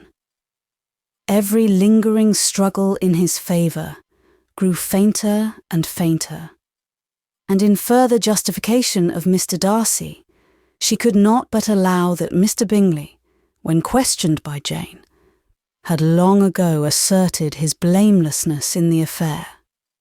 That, proud and repulsive as were his manners, she had never, in the whole course of their acquaintance, an acquaintance which had latterly brought them much together, and given her a sort of intimacy with his ways, seen anything that betrayed him to be unprincipled or unjust, anything that spoke him of irreligious or immoral habits, that among his own connections he was esteemed and valued, that even Wickham had allowed him merit as a brother, and that she had often heard him speak so affectionately of his sister as to prove him capable of some amiable feeling.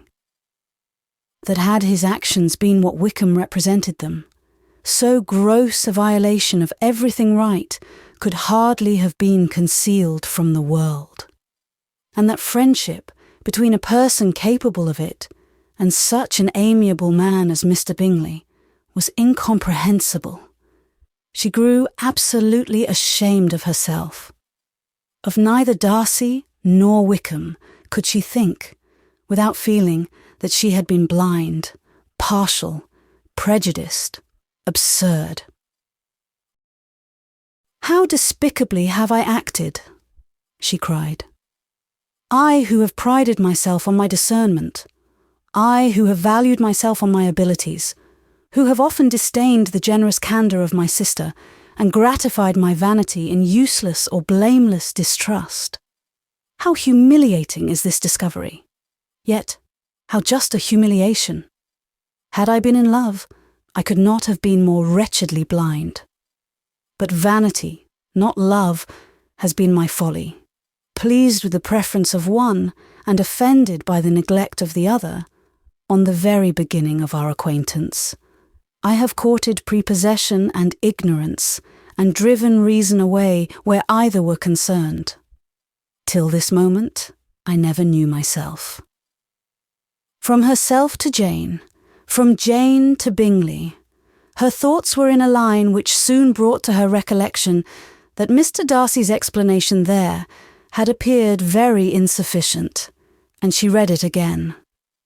Widely different was the effect of a second perusal. How could she deny that credit to his assertions, in one instance, which she had been obliged to give in the other? He declared himself to have been totally unsuspicious of her sister's attachment, and she could not help remembering what Charlotte's opinion had always been.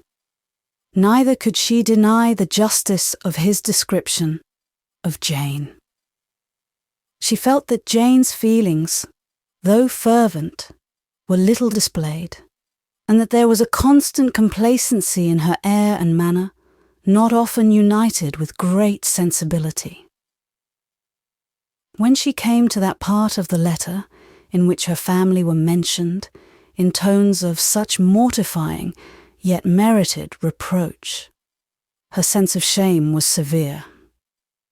The justice of the charge struck her too forcibly for denial, and the circumstances to which he particularly alluded, as having passed at the Netherfield ball, and as confirming all his first disapprobation, could not have made a stronger impression on his mind than on hers. The compliment to herself and her sister was not unfelt. It soothed, but it could not console her for the contempt which had been thus self-attracted by the rest of her family.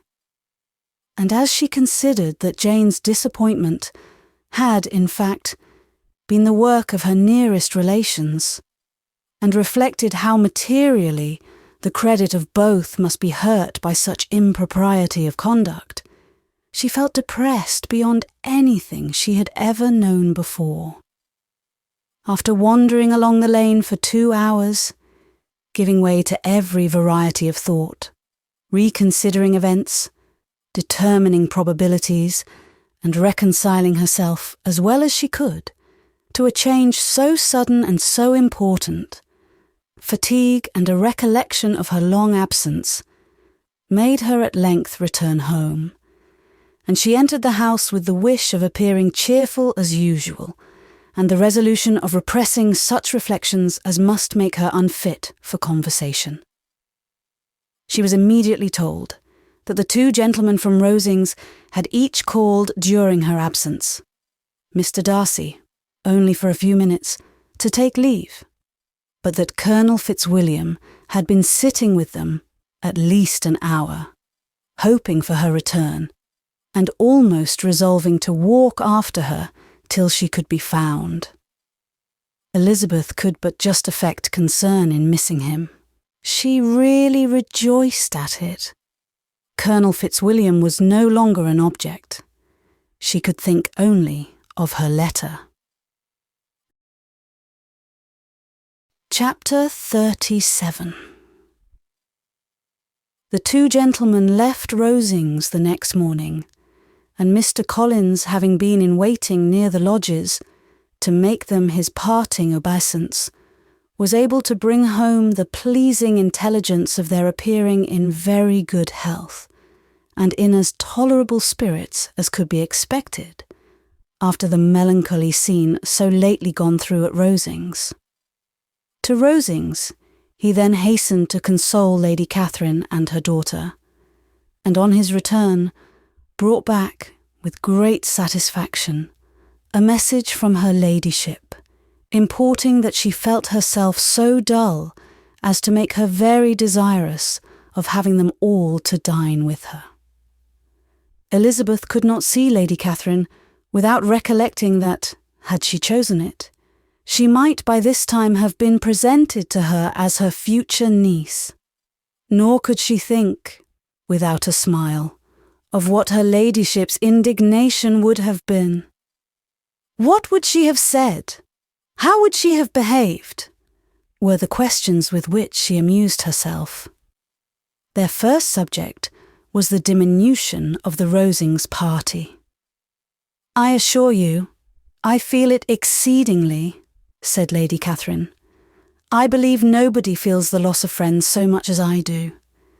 But I am particularly attached to these young men, and know them to be so much attached to me. They were excessively sorry to go, but so they always are."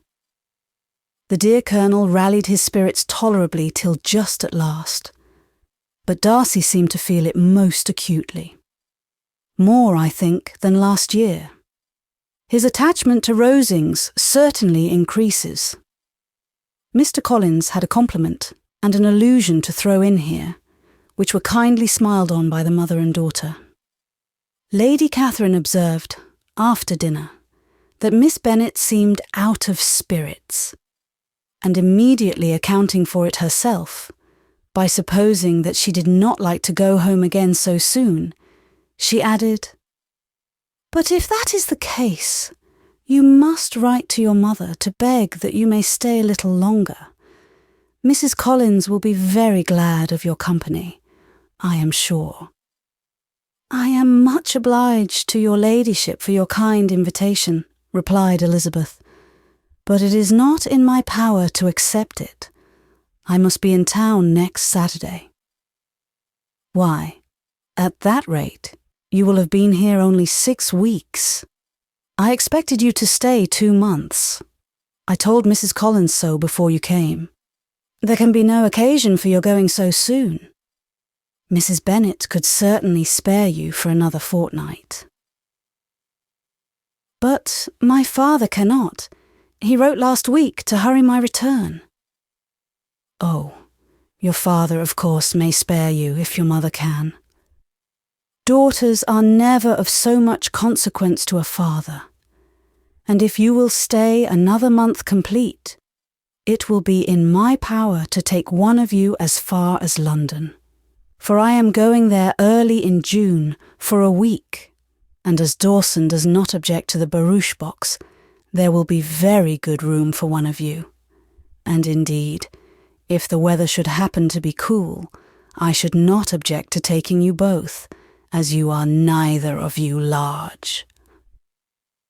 "You are all kindness, madam, but I believe we must abide by our original plan."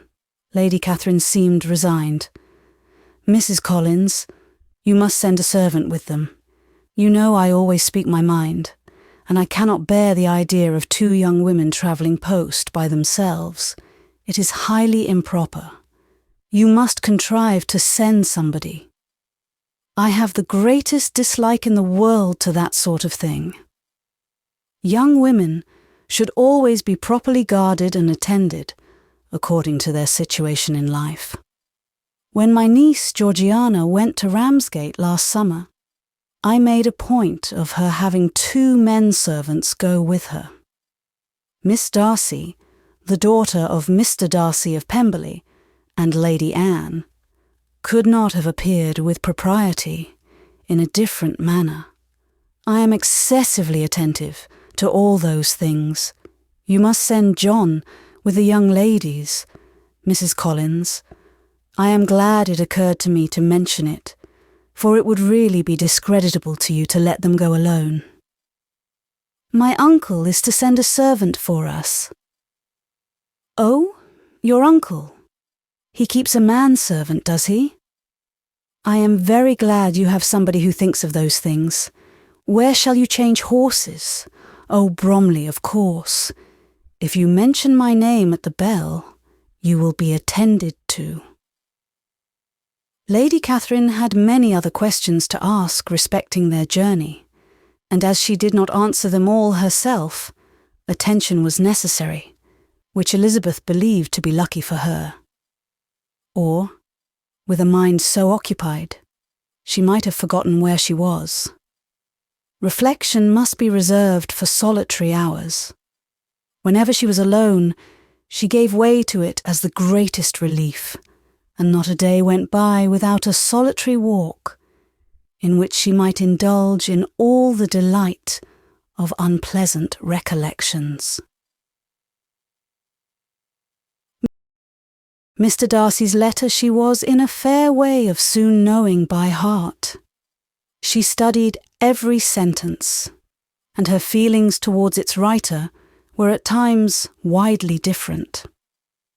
When she remembered the style of his address, she was still full of indignation.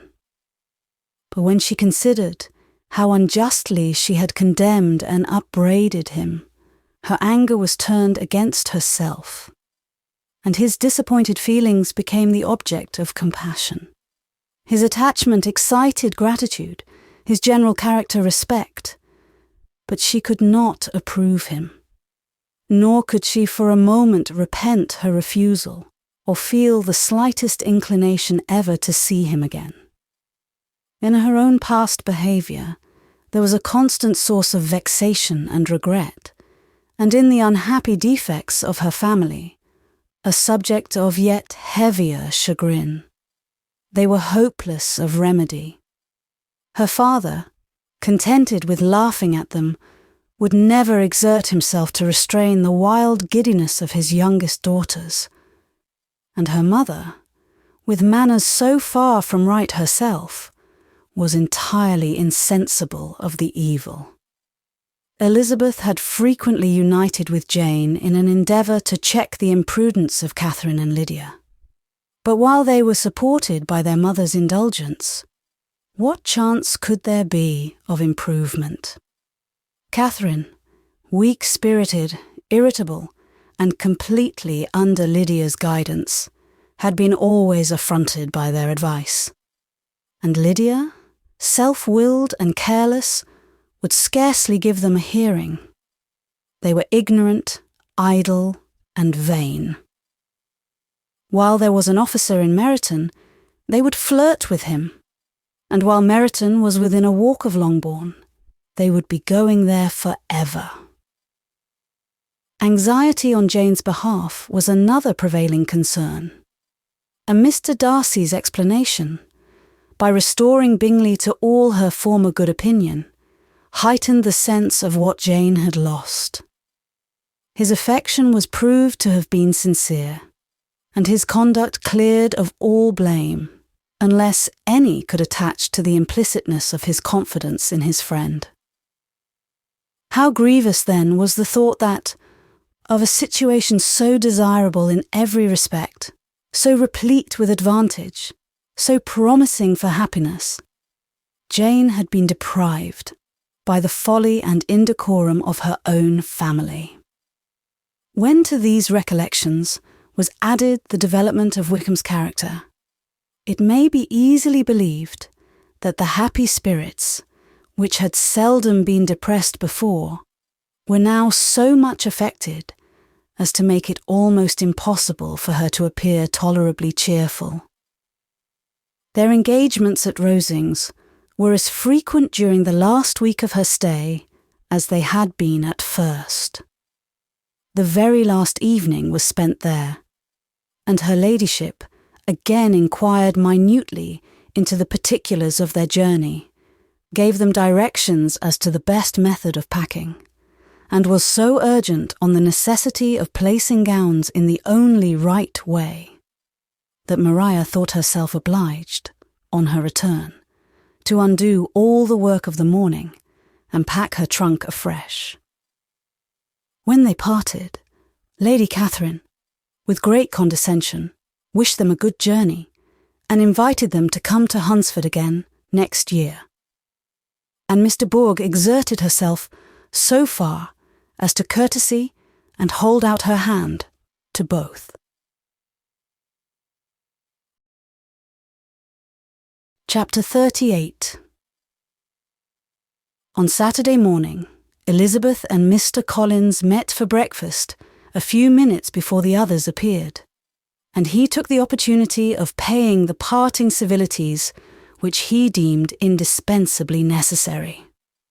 "I know not, Miss Elizabeth," said he, "whether Mrs. Collins has yet expressed her sense of your kindness in coming to us, but I am very certain you will not leave the house without receiving her thanks for it.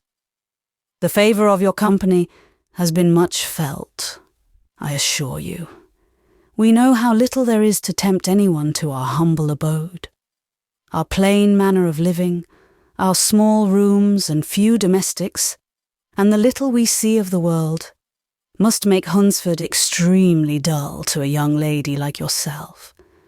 But I hope you will believe us grateful for the condescension, and that we have done everything in our power to prevent you spending your time unpleasantly."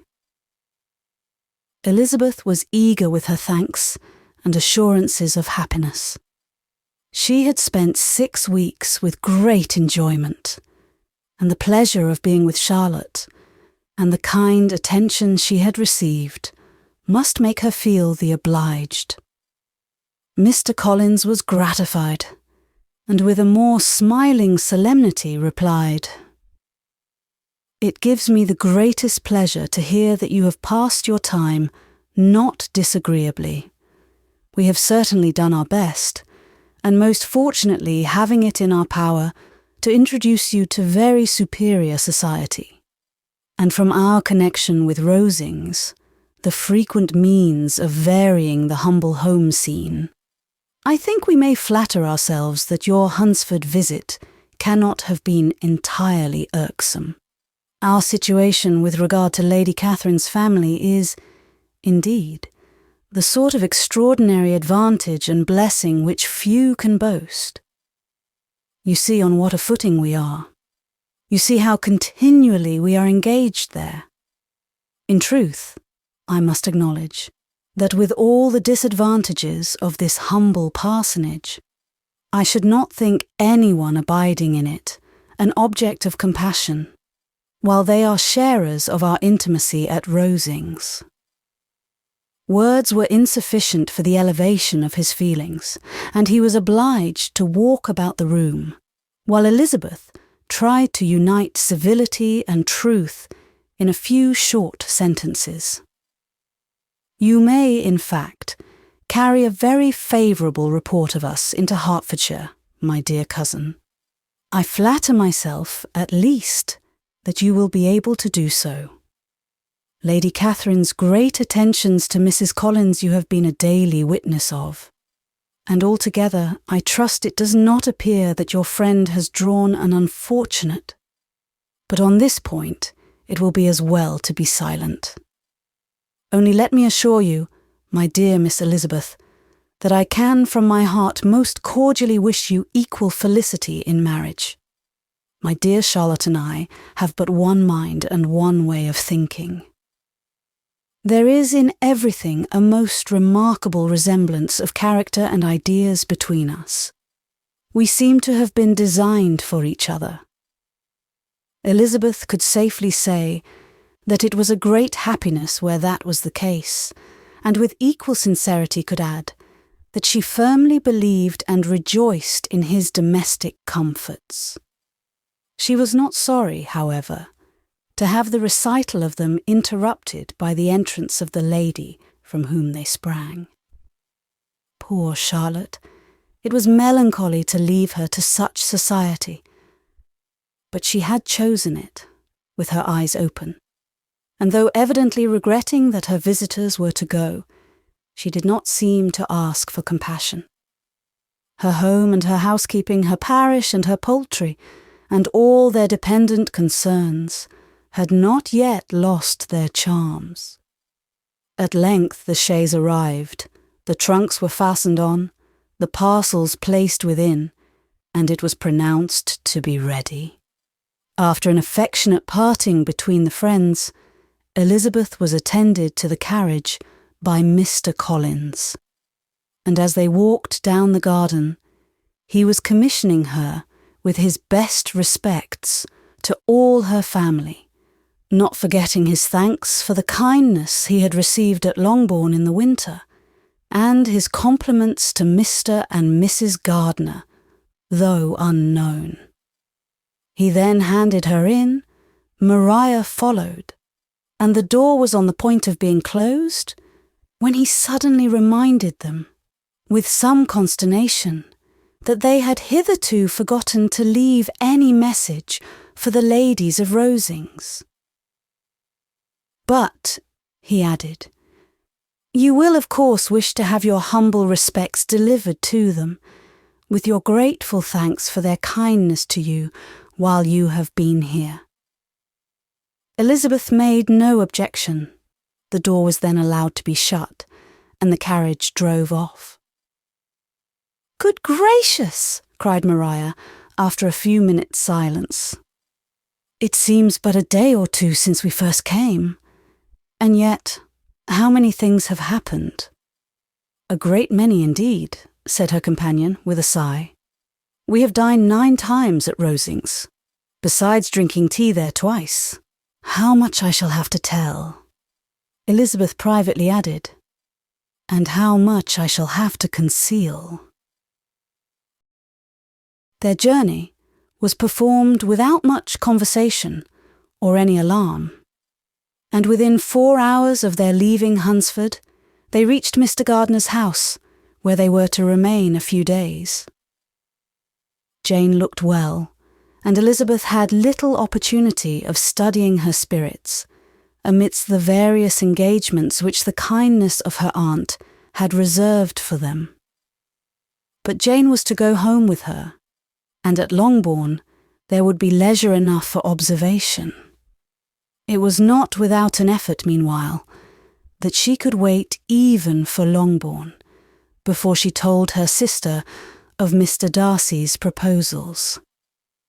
To know that she had the power of revealing what would so exceedingly astonish Jane, and must at the same time so highly gratify whatever of her own vanity she had not yet been able to reason away, was such a temptation to openness as nothing could have conquered. But the state of indecision in which she remained as to the extent of what she should communicate, and her fear, if she once entered on the subject, of being hurried into repeating something of Bingley, which might only grieve her sister further.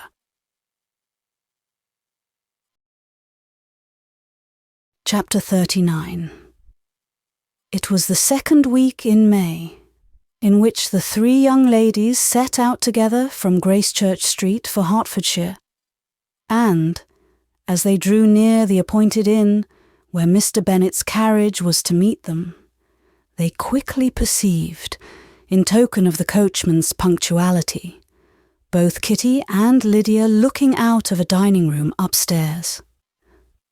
These 2 girls had been above an hour in the place, happily employed in visiting an opposite milliner, watching the sentinel on guard, and dressing a salad and cucumber.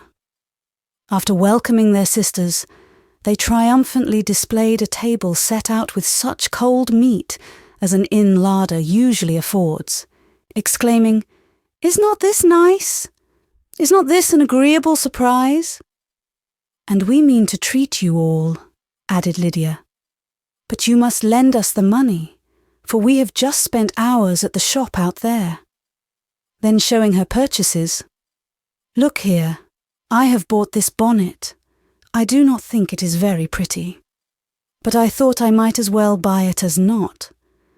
I shall pull it to pieces as soon as I get home, and see if I can make it up any better." And when her sisters abused it as ugly, she added, with perfect unconcern, "Oh, but there were 2 or 3 much uglier in the shop, and when I have bought some prettier coloured satin to trim it with fresh, I think it will be very tolerable.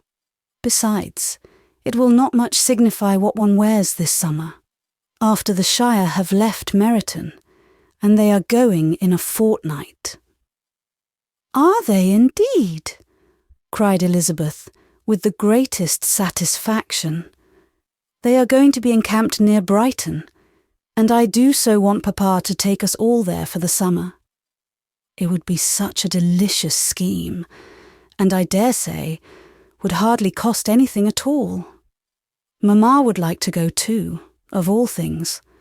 Only think what a miserable summer else we shall have."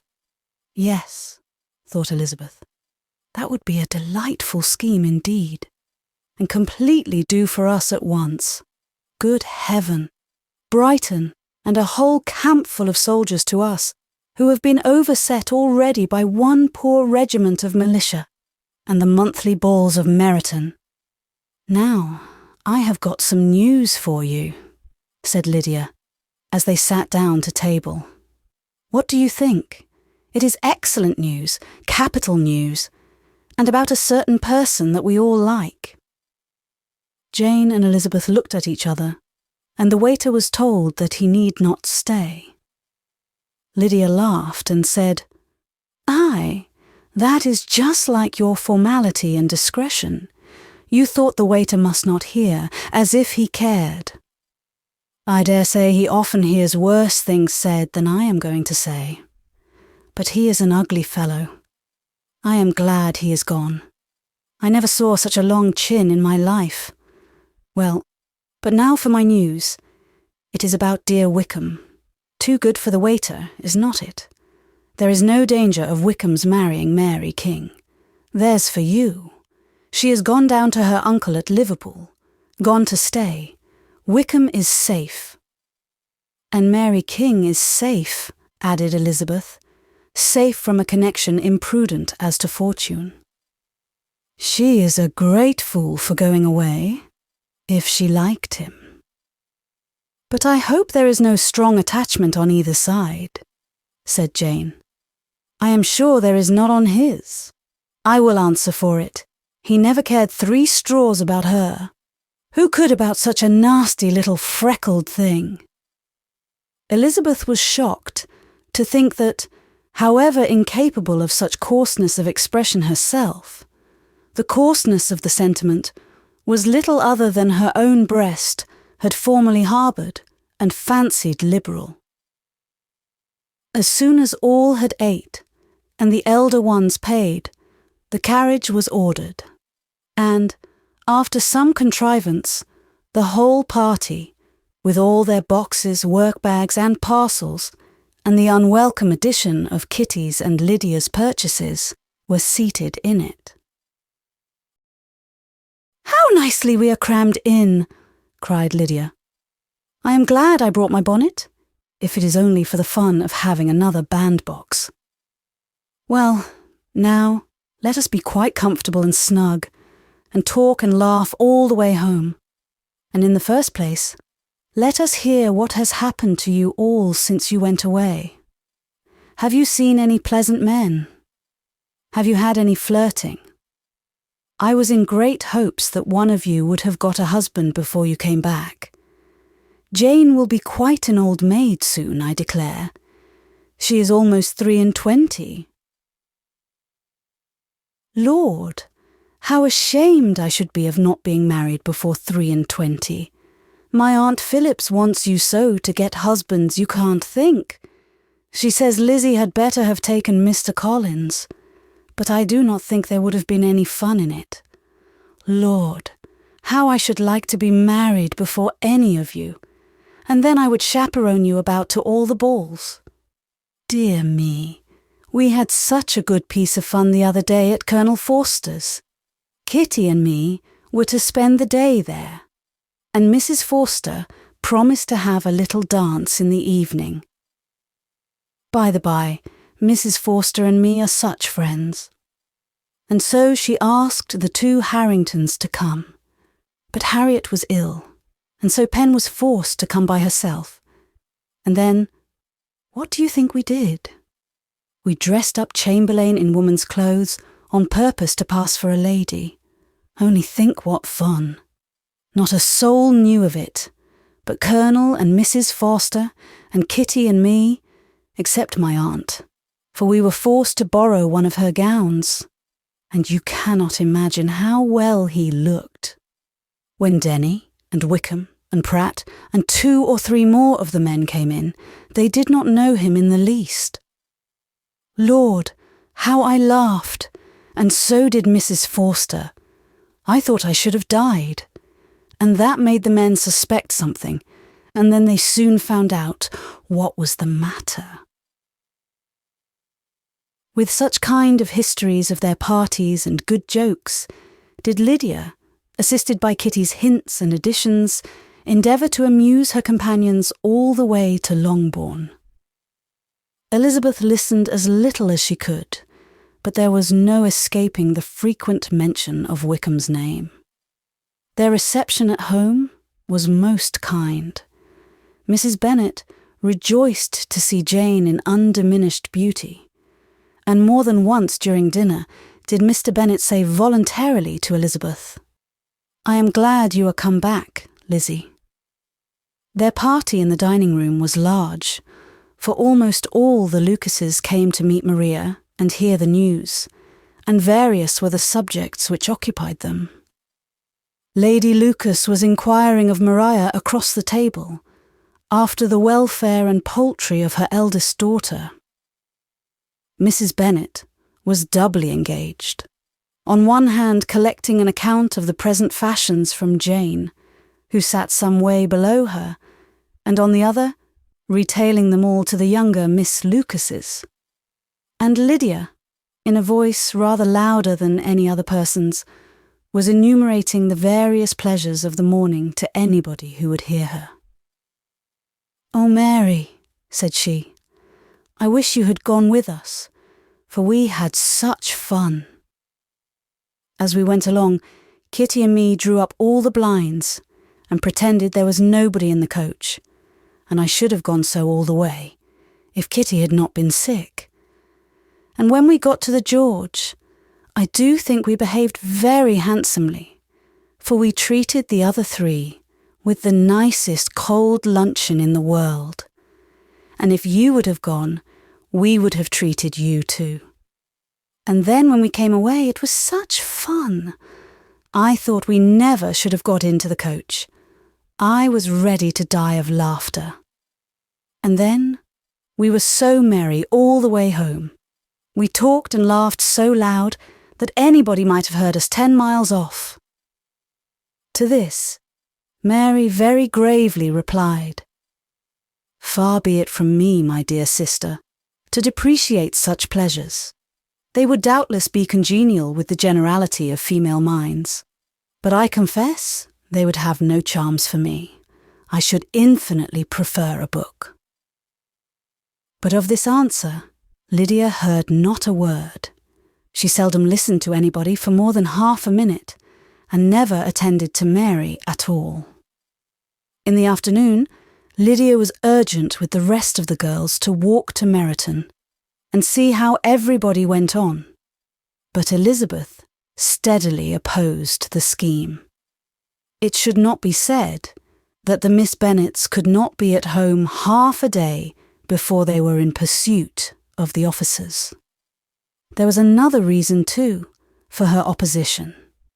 She dreaded seeing Wickham again, and was resolved to avoid it as long as possible. The comfort to her of the regiment's approaching removal was indeed beyond expression. In a fortnight they were to go, and once gone, she hoped there could be nothing more to plague her on his account. She had not been many hours at home before she found that the Brighton scheme, of which Lydia had given them a hint at the inn, was under frequent discussion between her parents. Elizabeth saw directly that her father had not the smallest intention of yielding, but his answers were at the same time so vague and equivocal that her mother, though often disheartened, had never yet despaired of succeeding at last.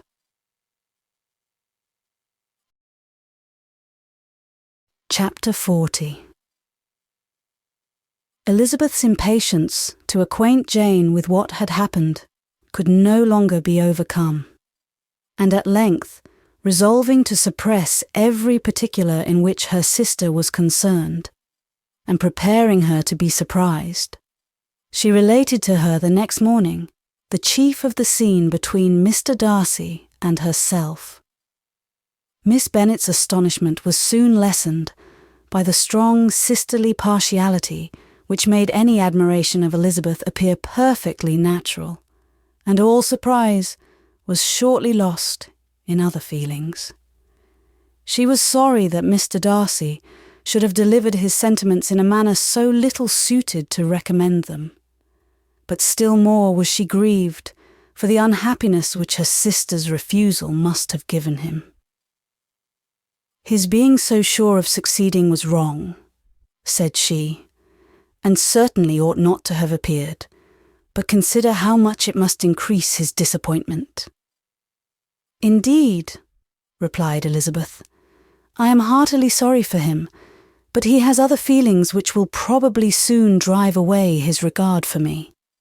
You do not blame me, however, for refusing him? Blame you? Oh, no. But you blame me for having spoken so warmly of Wickham. No, I do not know that you were wrong in saying what you did.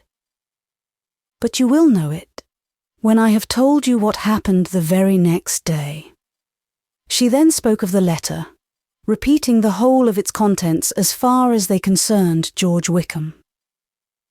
What a stroke was this for poor Jane, who would willingly have gone through the world without believing that so much wickedness existed in the whole race of mankind, as was here collected in one individual. Nor was Darcy's vindication, though grateful to her feelings, capable of consoling her for such discovery. Most earnestly did she labour to prove the probability of error, and seek to clear one without involving the other. "This will not do," said Elizabeth. "You never will be able to make both of them good for anything.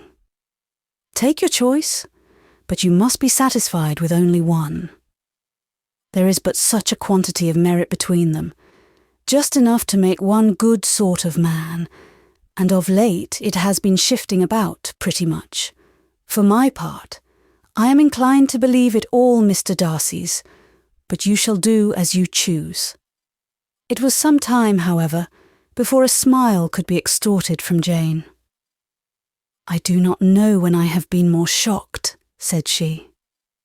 "Wickham so very bad, it is almost past belief. And poor Mr. Darcy, dear Lizzie, only consider what he must have suffered. Such a disappointment.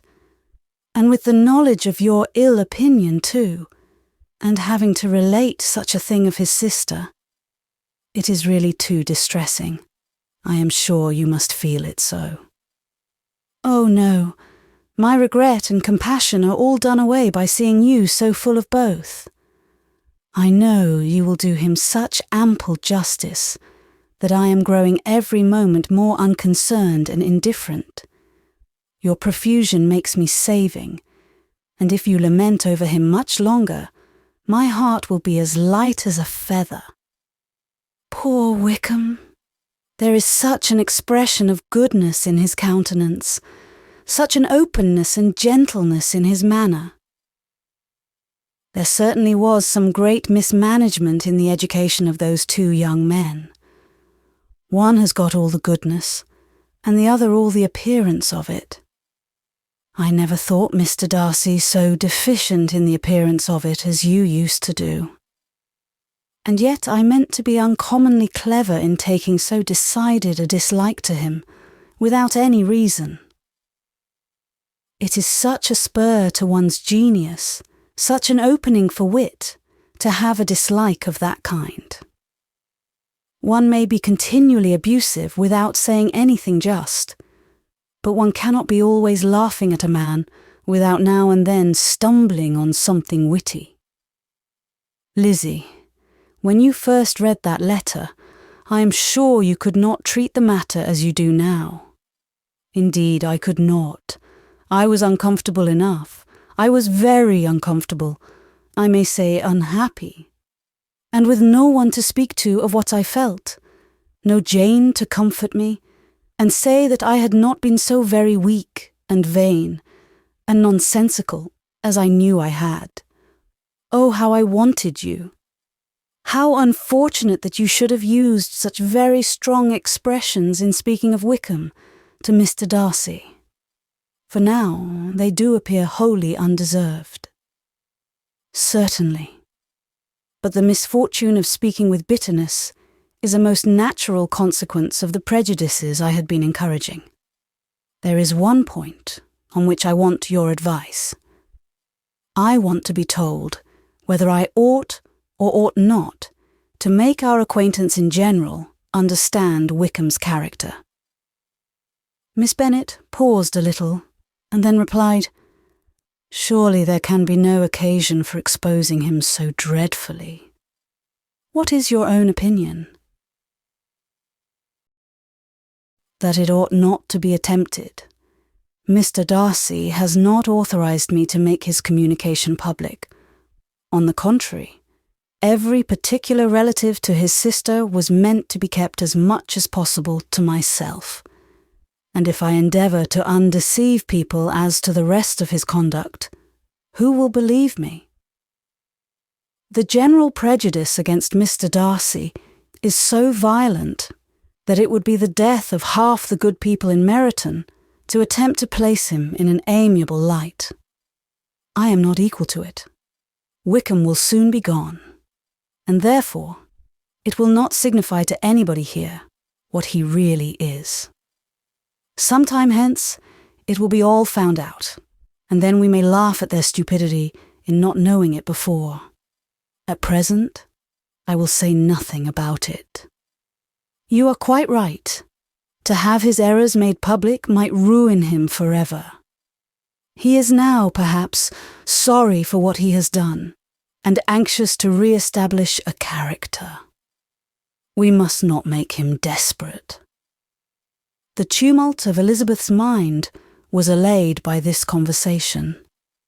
She had got rid of 2 of the secrets which had weighed on her for a fortnight, and was certain of a willing listener in Jane, whenever she might wish to talk again of either. But there was still something lurking behind, of which prudence forbade the disclosure. She dared not relate the other half of Mr. Darcy's letter, nor explain to her sister how sincerely she had been valued by his friend. Here was knowledge in which no one could partake, and she was sensible that nothing less than a perfect understanding between the parties could justify her in throwing off this last encumbrance of mystery. And then, said she, if that very improbable event should ever take place, I shall merely be able to tell what Bingley may tell in a much more agreeable manner himself. The liberty of communication cannot be mine till it has lost all its value. She was now, on being settled at home, at leisure to observe the real state of her sister's spirits. Jane was not happy. She still cherished a very tender affection for Bingley. Having never even fancied herself in love before, her regard had all the warmth of first attachment, and from her age and disposition, greater steadiness than first attachments often boast.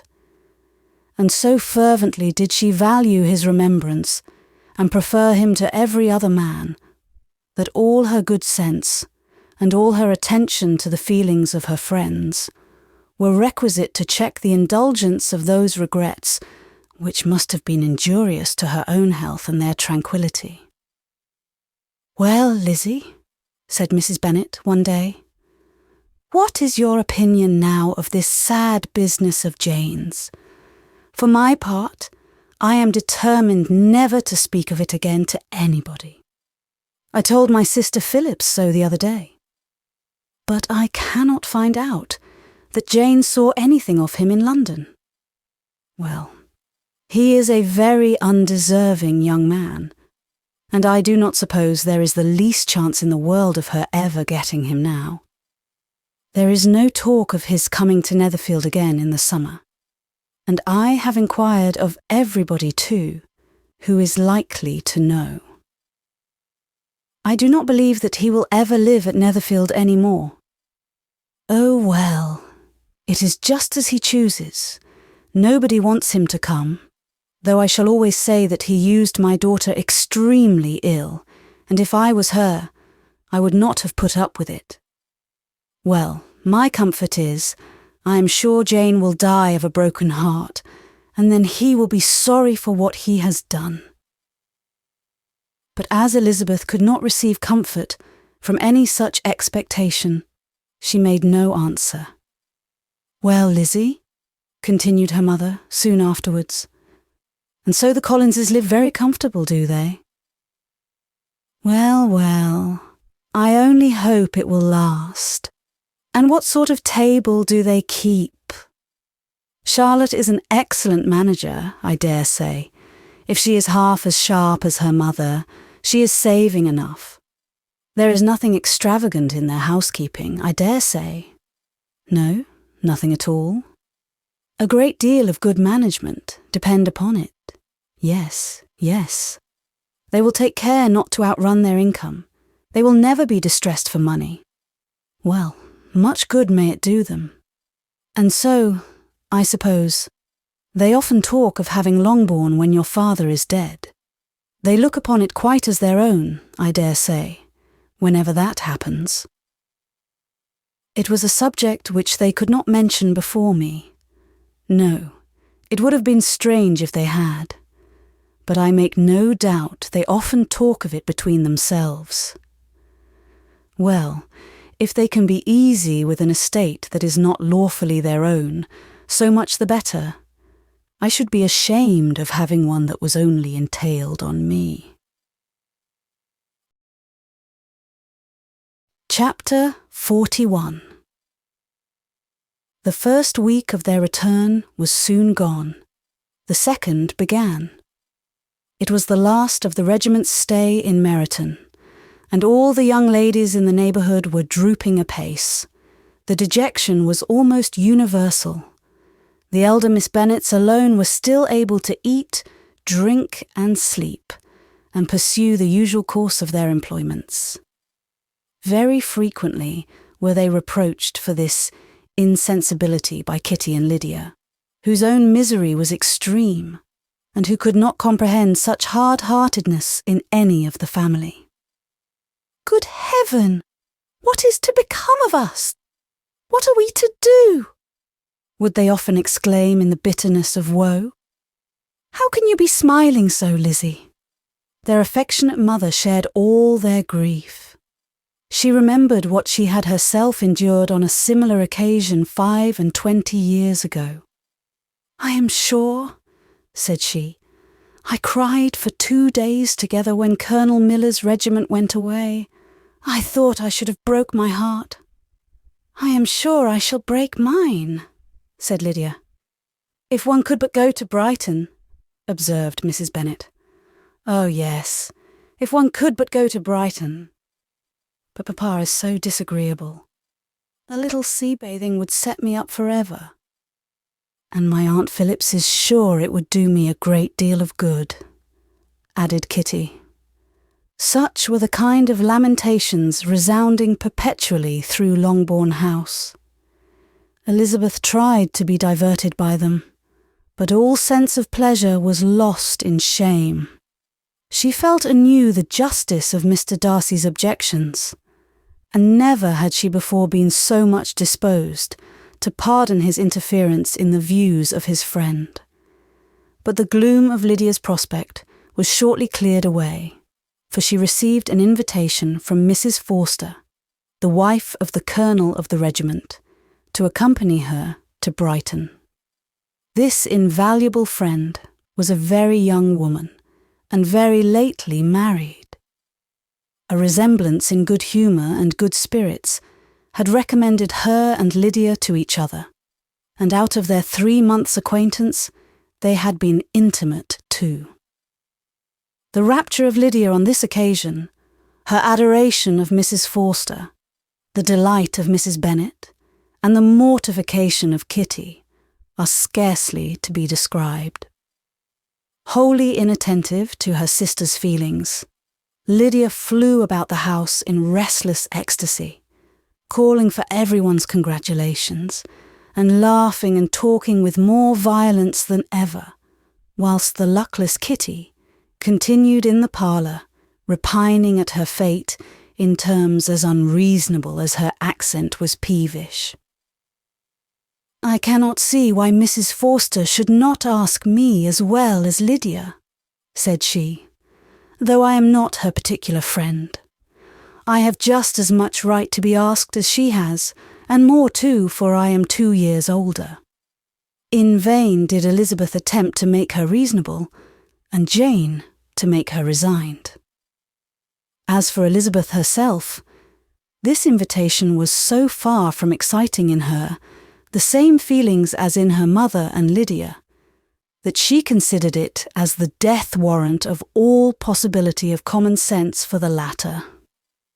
And detestable as such a step must make her, were it known, she could not help secretly advising her father not to let her go.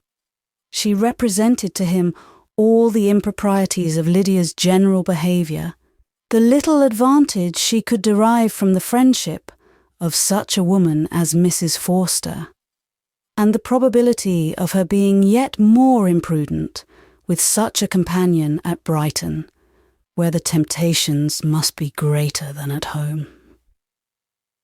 He heard her attentively, and then said, "Lydia will never be easy till she has exposed herself in some public place or other, and we can never expect her to do it with so little expense or inconvenience to her family as under the present circumstances." "If you were aware," said Elizabeth, "of the very great disadvantage to us all, which must arise from the public notice of Lydia's unguarded and imprudent manner, nay, which has already arisen from it, I am sure you would judge differently in the affair."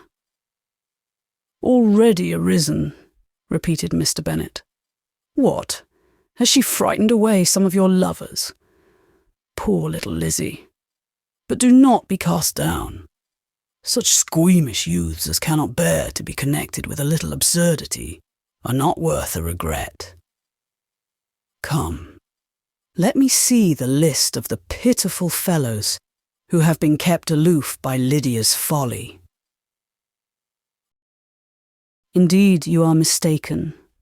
I have no such injuries to resent.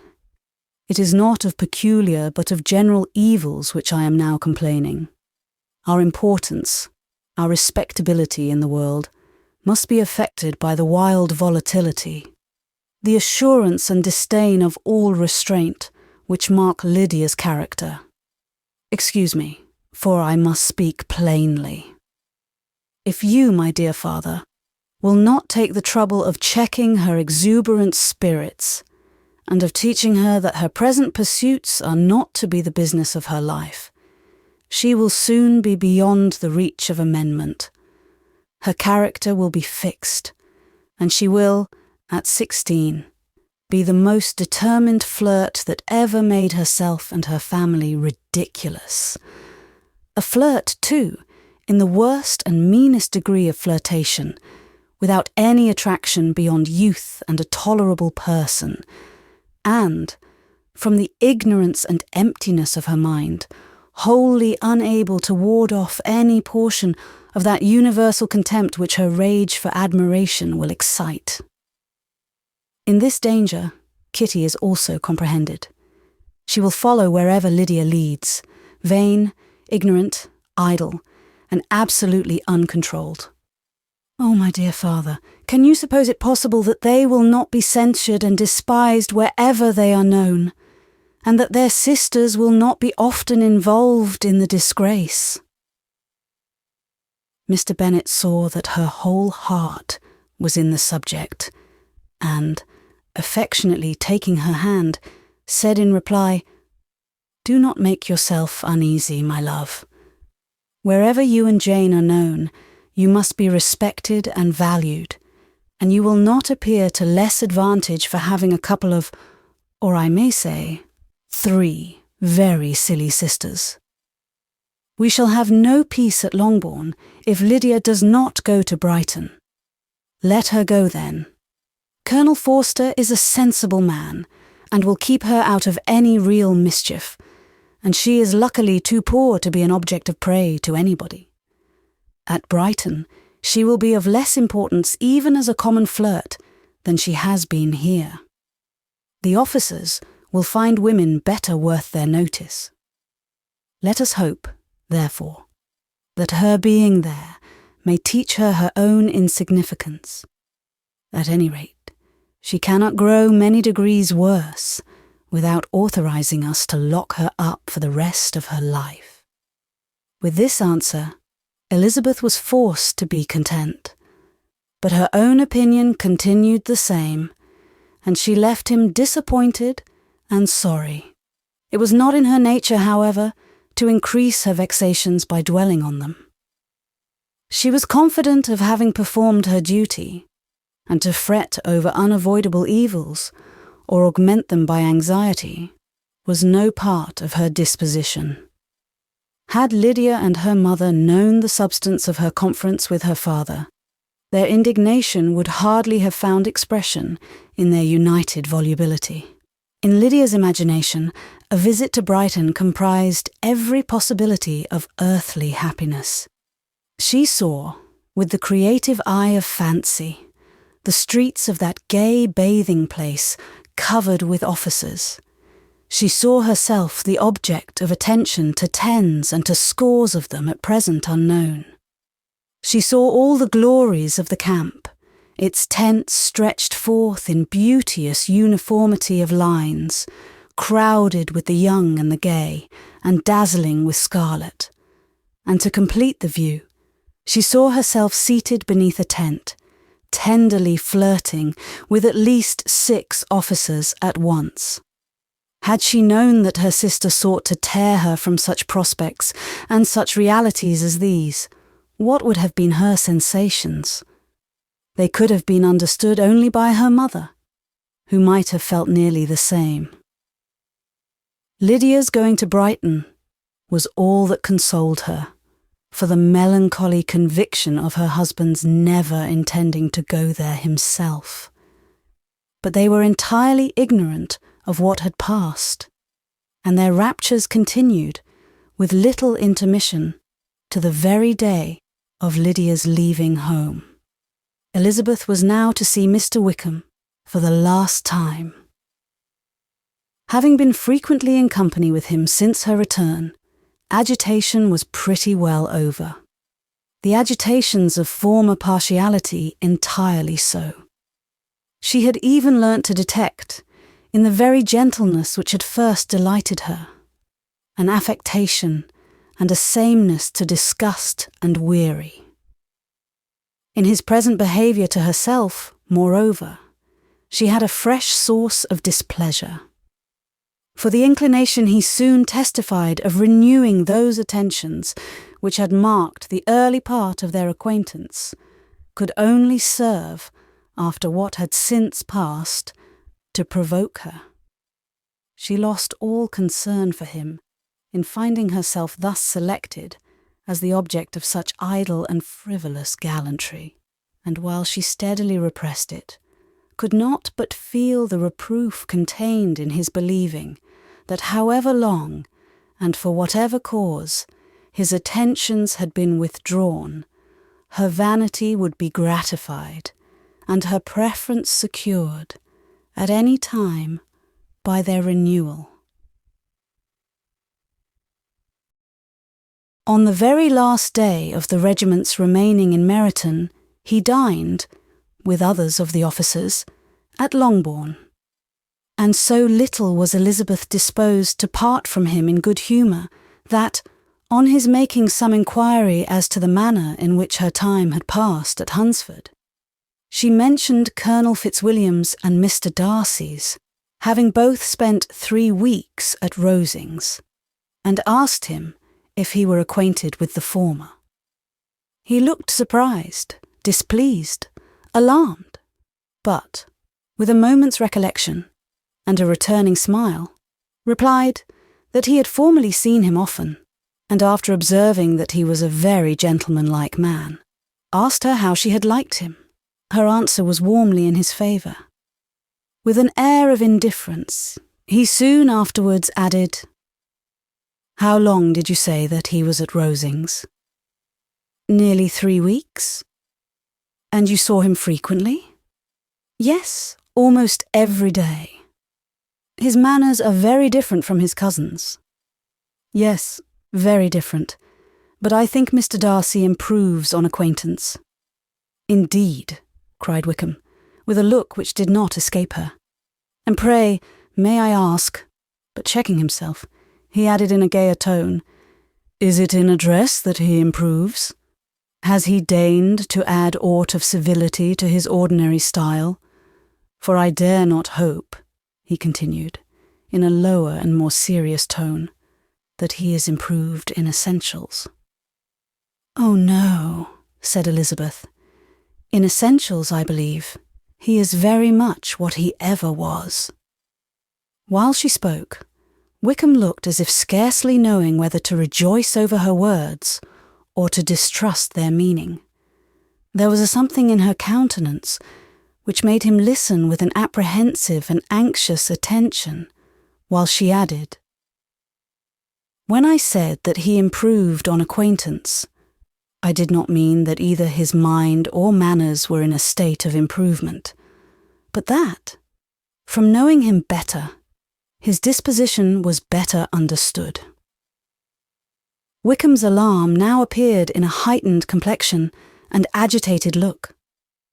For a few minutes he was silent, till, shaking off his embarrassment, he turned to her again and said in the gentlest of accents, "You, who so well know my feelings towards Mr. Darcy, will readily comprehend how sincerely I must rejoice that he is wise enough to assume even the appearance of what is right. His pride, in that direction, may be of service, if not to himself, to many others, for it must deter him from such foul misconduct as I have suffered by.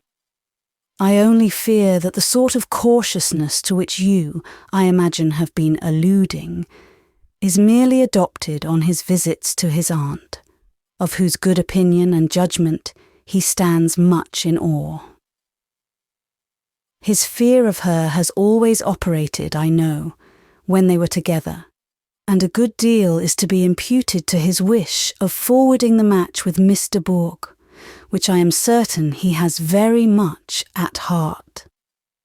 Elizabeth could not repress a smile at this, but she answered only by a slight inclination of the head. She saw that he wanted to engage her on the old subject of his grievances, and she was in no humour to indulge him. The rest of the evening passed with the appearance, on his side, of usual cheerfulness, but with no further attempt to distinguish Elizabeth, and they parted at last with mutual civility and possibly a mutual desire of never meeting again. When the party broke up, Lydia returned with Mrs. Forster to Meryton, from whence they were to set out early the next morning. The separation between her and her family was rather noisy than pathetic. Kitty was the only one who shed tears, but she did weep from vexation and envy. Mrs. Bennet was diffuse in her good wishes for the felicity of her daughter, and impressive in her injunctions that she would not miss the opportunity of enjoying herself as much as possible. Advice which there was every reason to believe would be attended to, and, in the clamorous happiness of Lydia herself, in bidding farewell, the more gentle adieus of her sisters were uttered without being heard.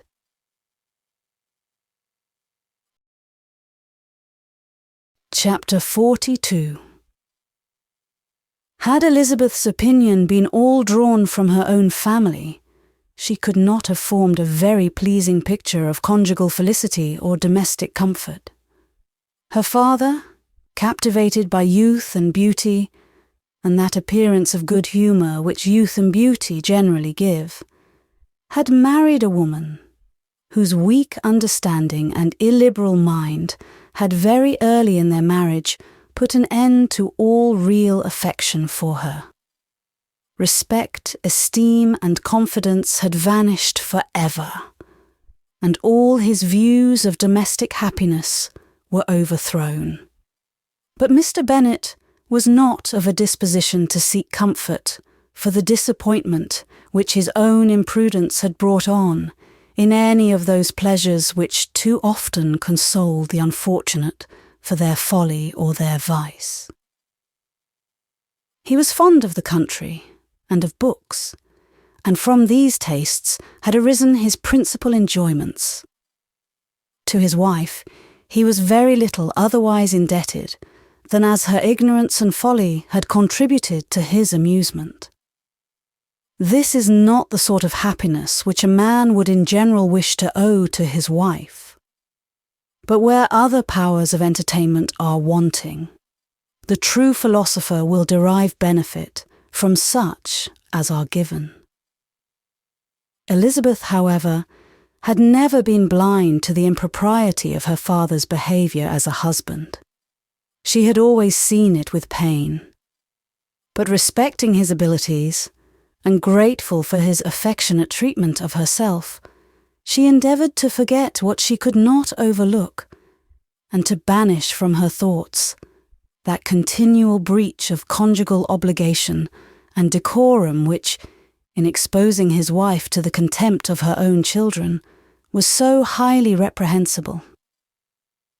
But she had never felt so strongly as now the disadvantages which must attend the children of so unsuitable a marriage, nor ever been so fully aware of the evils arising from so ill-judged a direction of talents which, rightly used, might at least have preserved the respectability of his daughters, even if incapable of enlarging the mind of his wife. When Elizabeth had rejoiced over Wickham's departure, she found little other cause for satisfaction in the loss of the regiment. Their parties abroad were less varied than before, and at home she had a mother and sister whose constant repinings at the dullness of everything around them threw a real gloom over their domestic circle. And, though Kitty might in time regain her natural degree of sense, since the disturbers of her brain were removed, her other sister, from whose disposition greater evil might be apprehended, was likely to be hardened in all her folly and assurance by a situation of such double danger as a watering place and a camp. Upon the whole, therefore, she found, what has been sometimes found before, that an event to which she had looked forward with impatient desire did not, in taking place, bring all the satisfaction she had promised herself. It was consequently necessary to name some other period for the commencement of actual felicity, to have some other point on which her wishes and hopes might be fixed, and by again enjoying the pleasure of anticipation, console herself for the present, and prepare for another disappointment. Her tour to the lakes was now the object of her happiest thoughts. It was her best consolation for all the uncomfortable hours which the discontentedness of her mother and Kitty made inevitable. And could she have included Jane in the scheme, every part of it would have been perfect. But it is fortunate, thought she, that I have something to wish for. Were the whole arrangement complete, my disappointment would be certain. But here, by carrying with me one ceaseless source of regret in my sister's absence, I may reasonably hope to have all my expectations of pleasure realized. A scheme of which every part promises delight can never be successful, and general disappointment is only warded off by the defence of some little peculiar vexation. When Lydia went away, she promised to write very often and very minutely to her mother and Kitty, but her letters were always long expected and always very short. Those to her mother contained little else than that they were just returned from the library, where such and such officers had attended them, and where she had seen such beautiful ornaments as made her quite wild, that she had a new gown or a new parasol, which she would have described more fully, but was obliged to leave off in a violent hurry, as Mrs. Forster called her. And they were going to the camp, and from her correspondence with her sister there was still less to be learnt, for her letters to Kitty, though rather longer, were much too full of lines under the words to be made public. After the first fortnight or 3 weeks of her absence, health, good humour, and cheerfulness began to reappear at Longbourn. Everything wore a happier aspect. The families who had been in town for the winter came back again, and summer finery and summer engagements arose. Mrs. Bennet was restored to her usual querulous serenity, and by the middle of June, Kitty was so much recovered as to be able to enter Meryton without tears. An event of such happy promise as to make Elizabeth hope that by the following Christmas she might be so tolerably reasonable as not to mention an officer above once a day, unless, by some cruel and malicious arrangement at the War Office, another regiment should be quartered in Meryton. The time fixed for the beginning of their northern tour was now fast approaching, and a fortnight only was wanting of it, when a letter arrived from Mrs. Gardiner, which at once delayed its commencement and curtailed its extent. Mr. Gardiner would be prevented by business from setting out till a fortnight later in July, and must be in London again within a month. And as that left too short a period for them to go so far and see so much as they had proposed, or at least to see it with the leisure and comfort they had built on, they were obliged to give up the lakes and substitute a more contracted tour, and, according to the present plan, were to go no farther northward than Derbyshire. In that county, there was enough to be seen to occupy the chief of their 3 weeks, and to Mrs. Gardiner it had a peculiarly strong attraction. The town where she had formerly passed some years of her life, and where they were now to spend a few days, was probably as great an object of her curiosity as all the celebrated beauties of Matlock, Chatsworth, Dovedale, or the Peak. Elizabeth was excessively disappointed. She had set her heart on seeing the lakes, and still thought there might have been time enough. But it was her business to be satisfied, and certainly her temper to be happy, and all was soon right again. With the mention of Derbyshire, there were many ideas connected. It was impossible for her to see the word without thinking of Pemberley and its owner. "But surely," said she, "I may enter his county with impunity, and rob it of a few petrified spars, without his perceiving me." The period of expectation was now doubled. 4 weeks were to pass away before her uncle and aunt's arrival, but they did pass away, and Mr. and Mrs. Gardiner, with their 4 children, did at length appear at Longbourn. The children, 2 girls of 6 and 8 years old, and 2 younger boys, were to be left under the particular care of their cousin Jane, who was the general favourite, and whose steady sense and sweetness of temper exactly adapted her for attending to them in every way, teaching them, playing with them, and loving them. The Gardiners stayed only 1 night at Longbourn, and set off the next morning with Elizabeth in pursuit of novelty and amusement. One enjoyment was certain, that of suitableness as companions, a suitableness which comprehended health and temper to bear inconveniences, cheerfulness to enhance every pleasure, and affection and intelligence which might supply it among themselves if there were disappointments abroad. It is not the object of this work to give a description of Derbyshire, nor of any of the remarkable places through which their route thither lay. Oxford, Blenheim, Warwick, Kenilworth, Birmingham, etc., are sufficiently known. A small part of Derbyshire is all the present concern. To the little town of Lambton, the scene of Mrs. Gardiner's former residence, and where she had lately learned that some acquaintance still remained, they bent their steps, after having seen all the principal wonders of the country. And within 5 miles of Lambton, Elizabeth found, from her aunt, that Pemberley was situated. It was not in their direct road, nor more than a mile or 2 out of it. In talking over their route the evening before, Mrs. Gardiner expressed an inclination to see the place again. Mr. Gardiner declared his willingness, and Elizabeth was applied to for her approbation.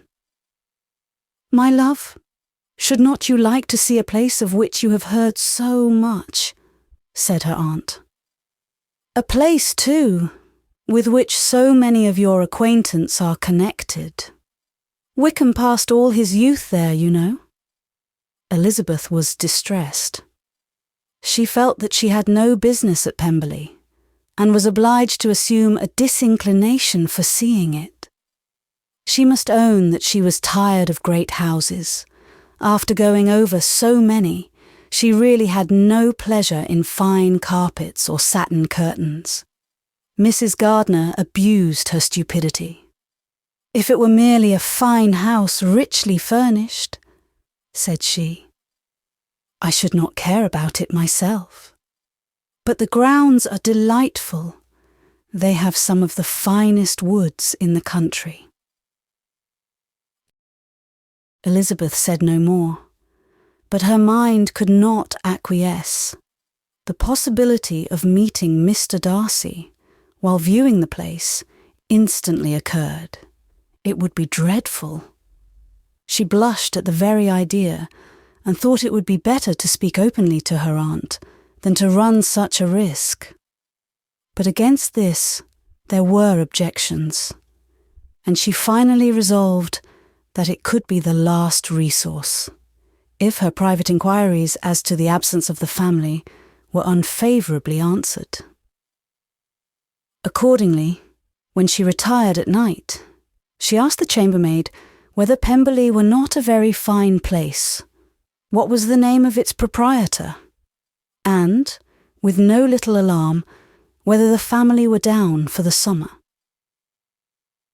A most welcome negative followed the last question, and her alarms being now removed, she was at leisure to feel a great deal of curiosity to see the house herself, and when the subject was revived the next morning, and she was again applied to, could readily answer, and with a proper air of indifference, that she had not really any dislike to the scheme. To Pemberley, therefore, they were to go. Chapter 43. Elizabeth, as they drove along, watched for the first appearance of Pemberley Woods with some perturbation, and when at length they turned in at the lodge, her spirits were in a high flutter. The park was very large and contained great variety of ground. They entered it in one of its lowest points, and drove for some time through a beautiful wood stretching over a wide extent. Elizabeth's mind was too full for conversation, but she saw and admired every remarkable spot and point of view. They gradually ascended for 1/2 mile, and then found themselves at the top of a considerable eminence, where the wood ceased, and the eye was instantly caught by Pemberley House, situated on the opposite side of the valley, into which the road with some abruptness wound. It was a large, handsome stone building, standing well on rising ground, and backed by a ridge of high woody hills, and in front a stream of some natural importance was swelled into greater, but without any artificial appearance. Its banks were neither formal nor falsely adorned. Elizabeth was delighted. She had never seen a place for which nature had done more, or where natural beauty had been so little counteracted by an awkward taste. They were all of them warm in their admiration, and at that moment she felt that to be mistress of Pemberley might be something. They descended the hill, crossed the bridge, and drove to the door. and, while examining the nearer aspect of the house, all her apprehension of meeting its owner returned.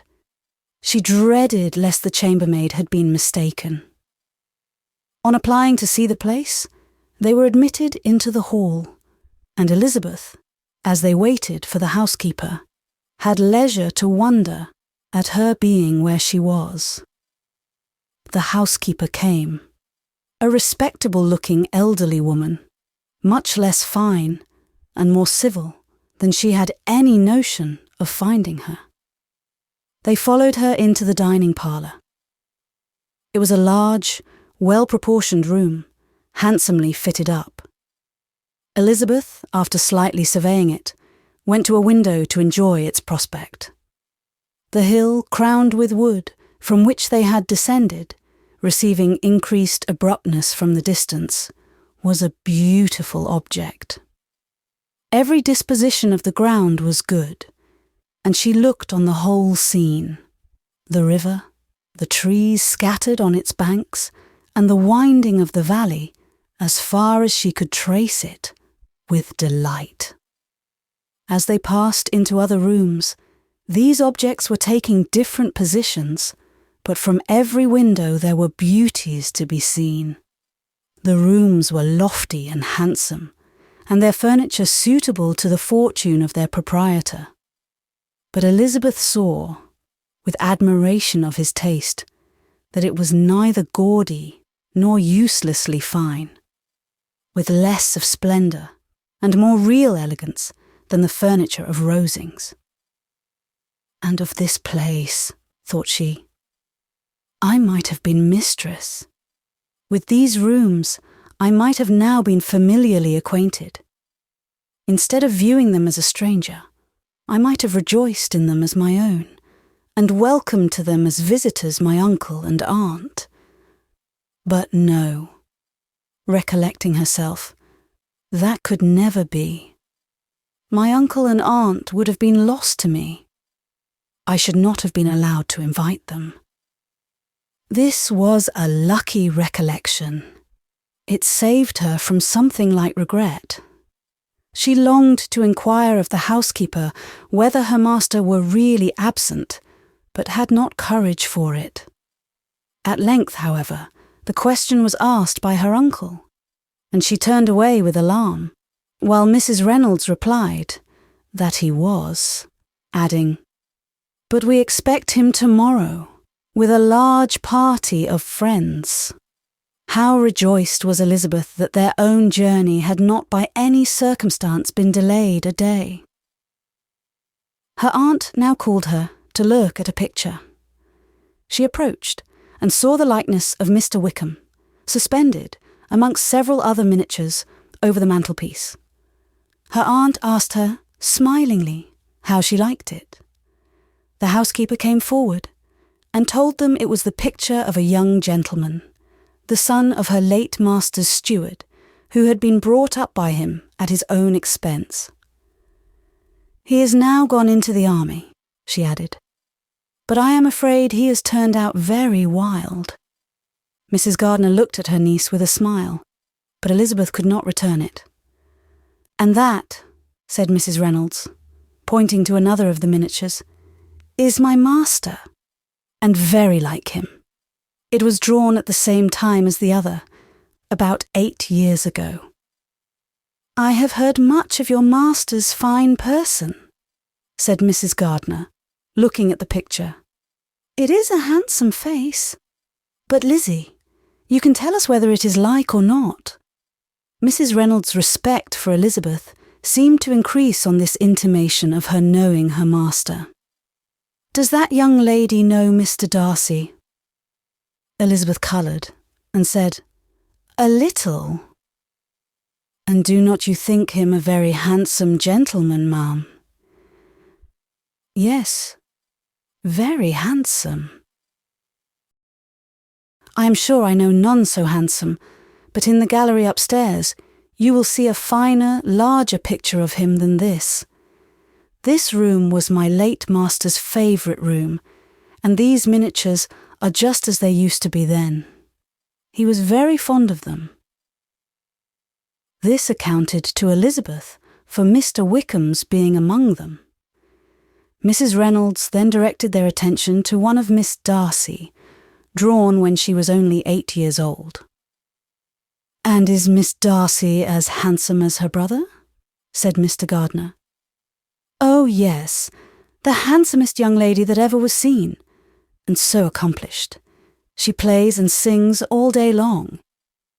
In the next room is a new instrument just come down for her, a present from my master. She comes here tomorrow with him." Mr. Gardiner, whose manners were easy and pleasant, encouraged her communicativeness by his questions and remarks. Mrs. Reynolds, either from pride or attachment, had evidently great pleasure in talking of her master and his sister. "Is your master much at Pemberley in the course of the year?" "Not so much as I could wish, sir, but I dare say he may spend half his time here, and Miss Darcy is always down for the summer months." "Except," thought Elizabeth, "when she goes to Ramsgate. If your master would marry, you might see more of him." "Yes, sir, but I do not know when that will be. I do not know who is good enough for him." Mr. and Mrs. Gardiner smiled. Elizabeth could not help saying, "It is very much to his credit, I am sure, that you should think so." "I say no more than the truth, and what everybody will say that knows him," replied the other. Elizabeth thought this was going pretty far, and she listened with increasing astonishment as the housekeeper added, "I have never had a cross word from him in my life, and I have known him ever since he was 4 years old." This was praise of all others most extraordinary, most opposite to her ideas. That he was not a good-tempered man had been her firmest opinion. Her keenest attention was awakened. She longed to hear more, and was grateful to her uncle for saying, "There are very few people of whom so much can be said. You are lucky in having such a master." "Yes, sir, I know I am. If I were to go through the world, I could not meet with a better, but I have always observed that they who are good-natured when children are good-natured when they grow up, and he was always the sweetest-tempered, most generous-hearted boy in the world." Elizabeth almost stared at her. "Can this be Mr. Darcy?" thought she. "His father was an excellent man," said Mrs. Gardiner. "Yes, ma'am, that he was indeed, and his son will be just like him, just as affable to the poor." Elizabeth listened, wondered, doubted, and was impatient for more. Mrs. Reynolds could interest her on no other point. She related the subjects of the pictures, the dimensions of the rooms, and the price of the furniture in vain. Mr. Gardiner, highly amused by the kind of family prejudice to which he attributed her excessive commendation of her master, soon led again to the subject, and she dwelt with energy on his many merits as they proceeded together up the great staircase. "He is the best landlord and the best master," said she, "that ever lived. Not like the wild young men nowadays who think of nothing but themselves. There is not one of his tenants or servants but what will give him a good name. Some people call him proud, but I am sure I never saw anything of it. To my fancy, it is only because he does not rattle away like other young men." "In what an amiable light does this place him," thought Elizabeth. "This fine account of him," whispered her aunt as they walked, "is not quite consistent with his behaviour to our poor friend. Perhaps we might be deceived." "That is not very likely. Our authority was too good." On reaching the spacious lobby above, they were shown into a very pretty sitting-room, lately fitted up with greater elegance and lightness than the apartments below. and were informed that it was but just done to give pleasure to Miss Darcy, who had taken a liking to the room when last at Pemberley. "He is certainly a good brother," said Elizabeth, as she walked towards one of the windows. Mrs. Reynolds anticipated Miss Darcy's delight when she should enter the room. "And this is always the way with him," she added. "Whatever can give his sister any pleasure is sure to be done in a moment. There is nothing he would not do for her." The picture gallery and 2 or 3 of the principal bedrooms were all that remained to be shown. In the former were many good paintings, but Elizabeth knew nothing of the art, and from such as had been already visible below, she had willingly turned to look at some drawings of Miss Darcy's, in crayons, whose subjects were usually more interesting, and also more intelligible. In the gallery, there were many family portraits, but they could have little to fix the attention of a stranger. Elizabeth walked on in quest of the only face whose features would be known to her. At last, it arrested her, and she beheld a striking resemblance of Mr. Darcy, with such a smile over the face as she remembered to have sometimes seen when he looked at her. She stood several minutes before the picture in earnest contemplation, and returned to it again before they quitted the gallery. Mrs. Reynolds informed them that it had been taken in his father's lifetime. There was certainly at this moment, in Elizabeth's mind, a more gentle sensation towards the original than she had ever felt in the height of their acquaintance. The commendation bestowed on him by Mrs. Reynolds was of no trifling nature. What praise is more valuable than the praise of an intelligent servant? As a brother, a landlord, a master, she considered how many people's happiness were in his guardianship, how much of pleasure or pain it was in his power to bestow, how much of good or evil must be done by him. Every idea that had been brought forward by the housekeeper was favourable to his character. And as she stood before the canvas, on which he was represented, and fixed his eyes upon herself, she thought of his regard with a deeper sentiment of gratitude than it had ever raised before. She remembered its warmth, and softened its impropriety of expression. When all of the house that was open to general inspection had been seen, they returned downstairs, and, taking leave of the housekeeper, were consigned over to the gardener, who met them at the hall door. As they walked across the lawn towards the river, Elizabeth turned back to look again. Her uncle and aunt stopped also, and while the former was conjecturing as to the date of the building, the owner of it himself suddenly came forward from the road which led behind it to the stables. They were within 20 yards of each other, and so abrupt was his appearance that it was impossible to avoid his sight. Their eyes instantly met, and the cheeks of each were overspread with the deepest blush. He absolutely started, and for a moment seemed immovable from surprise, but shortly recovering himself, advanced towards the party, and spoke to Elizabeth, if not in terms of perfect composure, at least of perfect civility.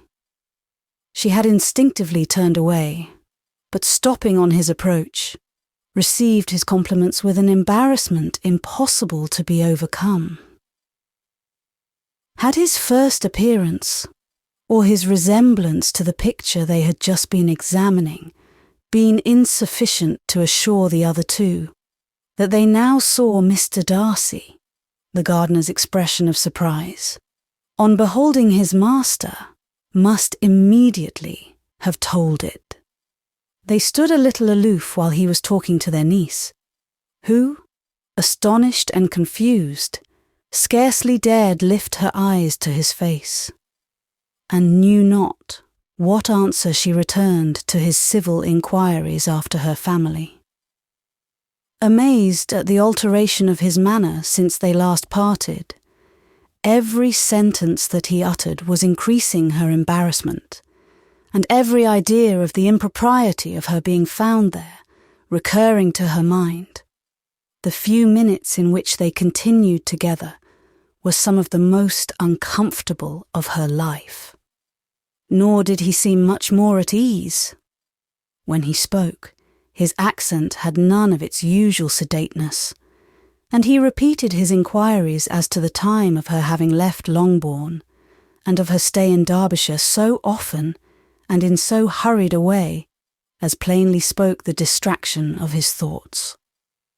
At length, every idea seemed to fail him, and after standing a few moments without saying a word, he suddenly recollected himself and took leave. The others then joined her and expressed their admiration of his figure, but Elizabeth heard not a word, and wholly engrossed by her own feelings, followed them in silence. She was overpowered by shame and vexation. Her coming there was the most unfortunate, the most ill-judged thing in the world. How strange must it appear to him? In what a disgraceful light might it not strike so vain a man? It might seem as if she had purposely thrown herself in his way again. Oh, why did she come? Or why did he thus come a day before he was expected? Had they been only 10 minutes sooner, they should have been beyond the reach of his discrimination. For it was plain that he was that moment arrived, that moment alighted from his horse or his carriage. She blushed again and again over the perverseness of the meeting. And his behaviour, so strikingly altered, what could it mean?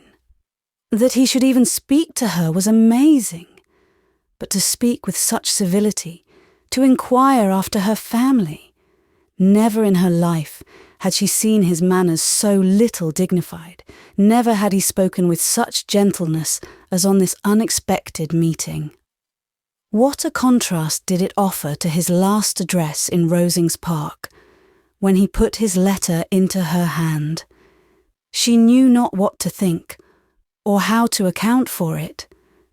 They had now entered a beautiful walk by the side of the water, and every step was bringing forward a nobler fall of ground, or a finer reach of the woods to which they were approaching. But it was some time before Elizabeth was sensible of any of it, and though she answered mechanically to the repeated appeals of her uncle and aunt, and seemed to direct her eyes to such objects as they pointed out, she distinguished no part of the scene. Her thoughts were all fixed on that one spot of Pemberley House, whichever it might be, where Mr. Darcy then was.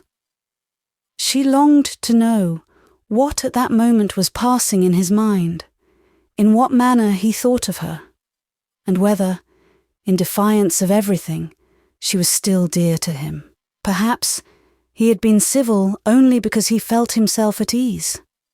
Yet there had been that in his voice which was not like ease. Whether he had felt more of pain or of pleasure in seeing her, she could not tell. But he certainly had not seen her with composure.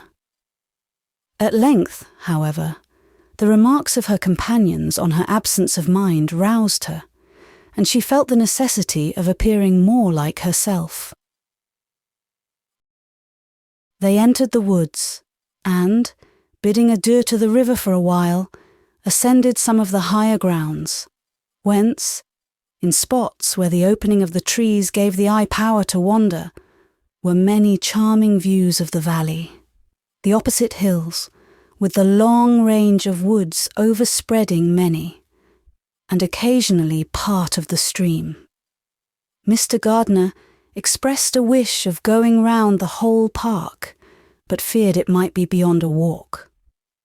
With a triumphant smile, they were told that it was 10 miles round.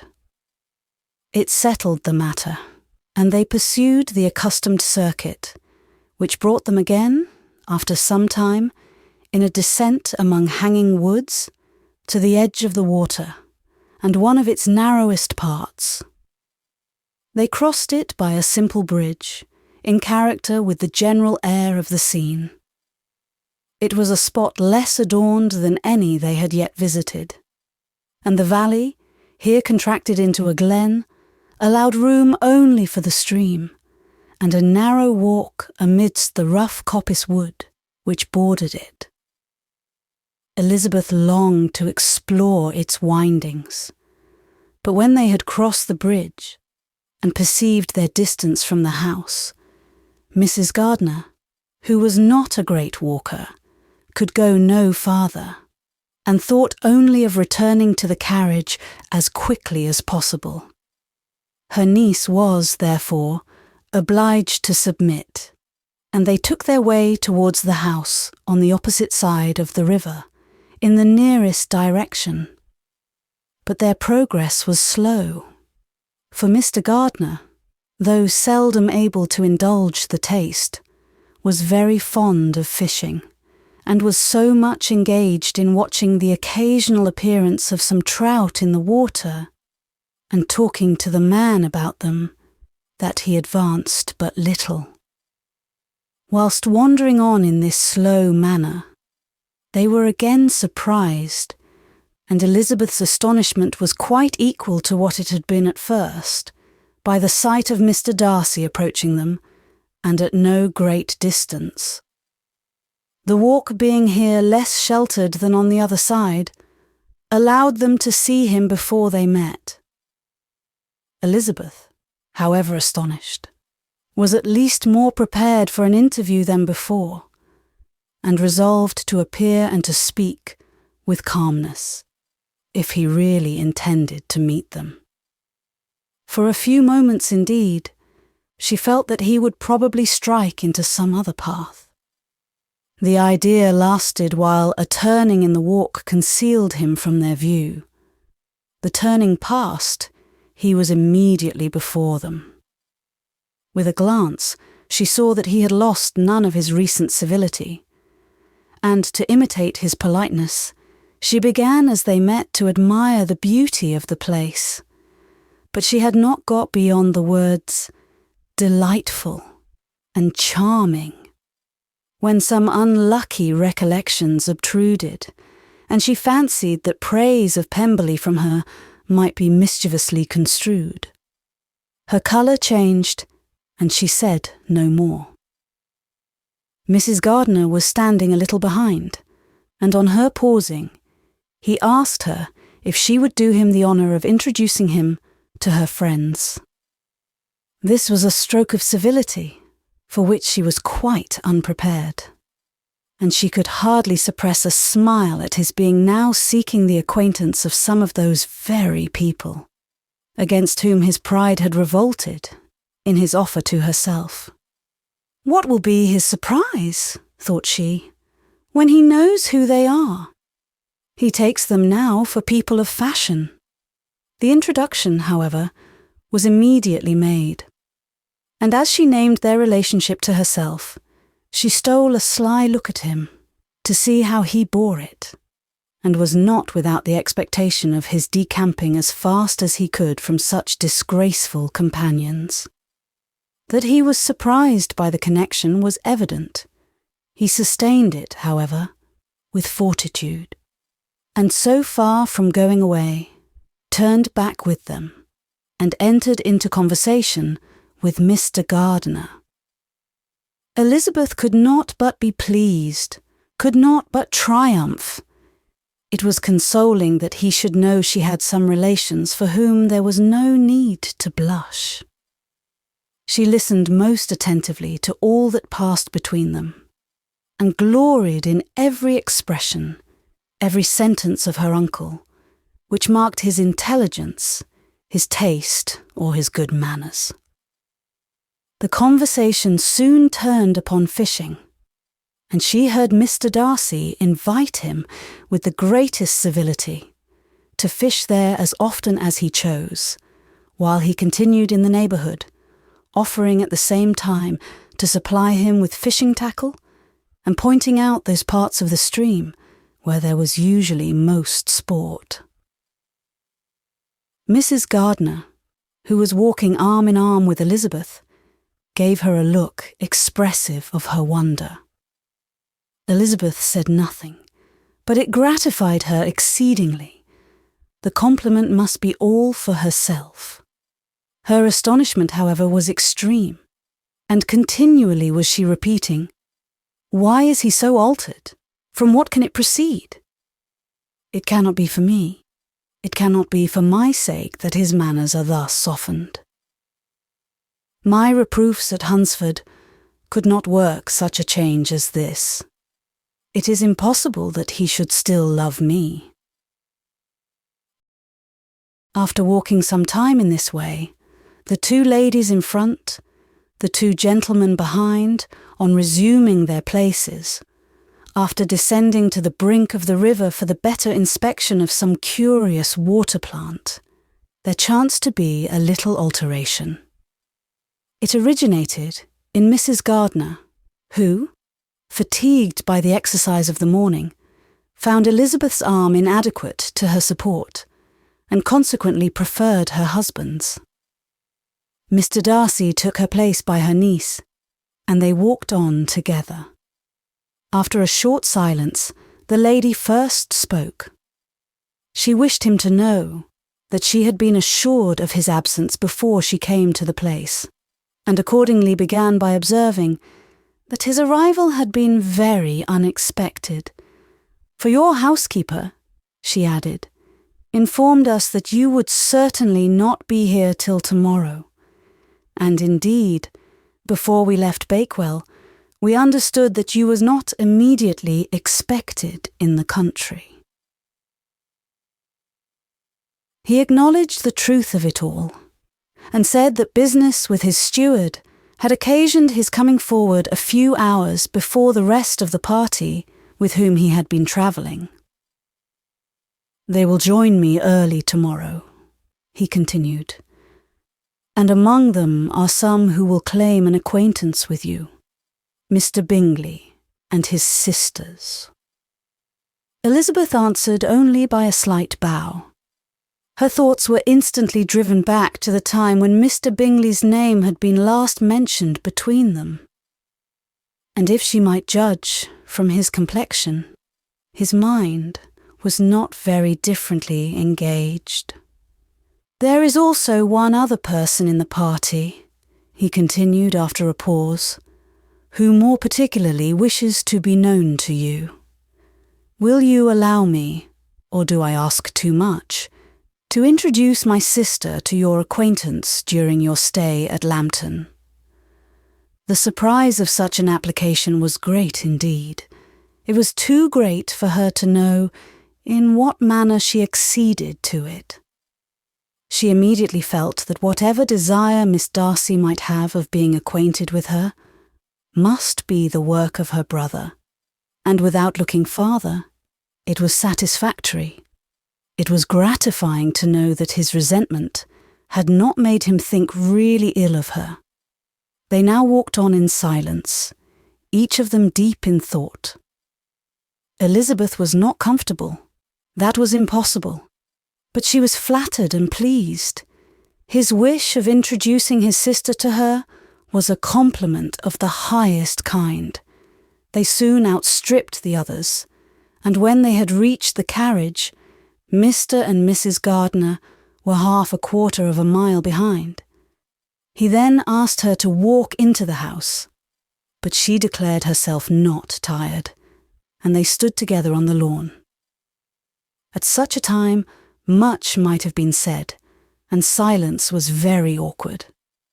She wanted to talk, but there seemed an embargo on every subject. At last, she recollected that she had been travelling, and they talked of Matlock and Dovedale with great perseverance. Yet time and her aunt moved slowly, and her patience and her ideas were nearly worn out before the tête-à-tête was over. On Mr. and Mrs. Gardiner's coming up, they were all pressed to go into the house and take some refreshment. But this was declined, and they parted on each side with the utmost politeness. Mr. Darcy handed the ladies into the carriage, and when it drove off, Elizabeth saw him walking slowly towards the house. The observations of her uncle and aunt now began, and each of them pronounced him to be infinitely superior to anything they had expected. "He is perfectly well behaved, polite, and unassuming," said her uncle. "There is something a little stately in him, to be sure," replied her aunt, "but it is confined to his air, and is not unbecoming. I can now say with the housekeeper that though some people may call him proud, I have seen nothing of it. I was never more surprised than by his behaviour to us. It was more than civil. It was really attentive, and there was no necessity for such attention. His acquaintance with Elizabeth was very trifling." "To be sure, Lizzie," said her aunt, "he is not so handsome as Wickham, or rather, he has not Wickham's countenance, for his features are perfectly good. But how came you to tell us that he was so disagreeable?" Elizabeth excused herself as well as she could, said that she had liked him better when they met in Kent than before, and that she had never seen him so pleasant as this morning. "But perhaps he may be a little whimsical in his civilities," replied her uncle. "Your great men often are, and therefore I shall not take him at his word about fishing, as he might change his mind another day and warn me off his grounds." Elizabeth felt that they had entirely mistaken his character, but said nothing. "From what we have seen of him," continued Mrs. Gardiner, "I really should not have thought that he could have behaved in so cruel a way by anybody as he has done by poor Wickham. He has not an ill-natured look. On the contrary, there is something pleasing about his mouth when he speaks, and there is something of dignity in his countenance that would not give one an unfavourable idea of his heart. But to be sure, the good lady who showed us the house did give him a most flaming character. I could hardly help laughing aloud sometimes, but he is a liberal master, I suppose, and that, in the eye of a servant, comprehends every virtue." Elizabeth here felt herself called on to say something in vindication of his behaviour to Wickham, and therefore gave them to understand, in as guarded a manner as she could, that by what she had heard from his relations in Kent, his actions were capable of a very different construction, and that his character was by no means so faulty, nor Wickham's so amiable, as they had been considered in Hertfordshire. In confirmation of this, she related the particulars of all the pecuniary transactions in which they had been connected, without actually naming her authority, but stating it to be such as might be relied on.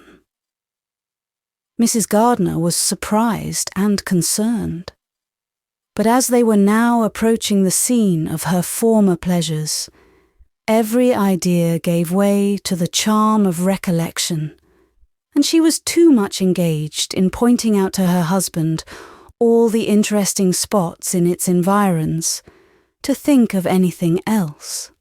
Fatigued as she had been by the morning's walk, they had no sooner dined than she set off again in quest of her former acquaintance, and the evening was spent in the satisfactions of an intercourse renewed after many years' discontinuance.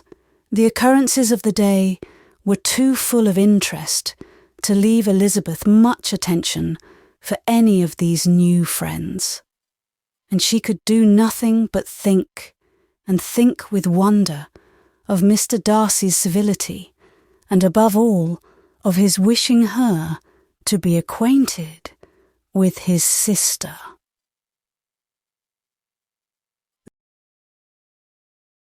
Chapter 44. Elizabeth had settled it that Mr. Darcy would bring his sister to visit her the very day after her reaching Pemberley, and was, consequently, resolved not to be out of sight of the inn the whole of that morning. But her conclusion was false, for on the very morning after their own arrival at Lambton, these visitors came. They had been walking about the place with some of their new friends, and were just returned to the inn to dress themselves for dining with the same family, when the sound of a carriage drew them to a window, and they saw a gentleman and lady in a curricle driving up the street. Elizabeth, immediately recognising the livery, guessed what it meant, and imparted no small degree of surprise to her relations by acquainting them with the honour which she expected.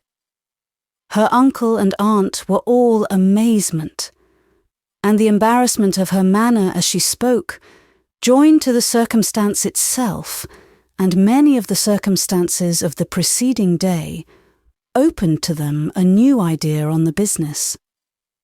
Nothing had ever suggested it before, but they now felt that there was no other way of accounting for such attentions from such a quarter than by supposing a partiality for their niece. While these newly born notions were passing in their heads, the perturbation of Elizabeth's feelings was every moment increasing. She was quite amazed at her own discomposure. But, amongst other causes of disquiet, she dreaded lest the partiality of the brother should have said too much in her favour, and, more than commonly anxious to please, she naturally suspected that every power of pleasing would fail her. She retreated from the window, fearful of being seen, and as she walked up and down the room, endeavouring to compose herself, saw such looks of inquiring surprise in her uncle and aunt as made everything worse. Miss Darcy and her brother appeared, and this formidable introduction took place. With astonishment did Elizabeth see that her new acquaintance was at least as much embarrassed as herself. Since her being at Lambton, she had heard that Miss Darcy was exceedingly proud, but the observation of a very few minutes convinced her that she was only exceedingly shy.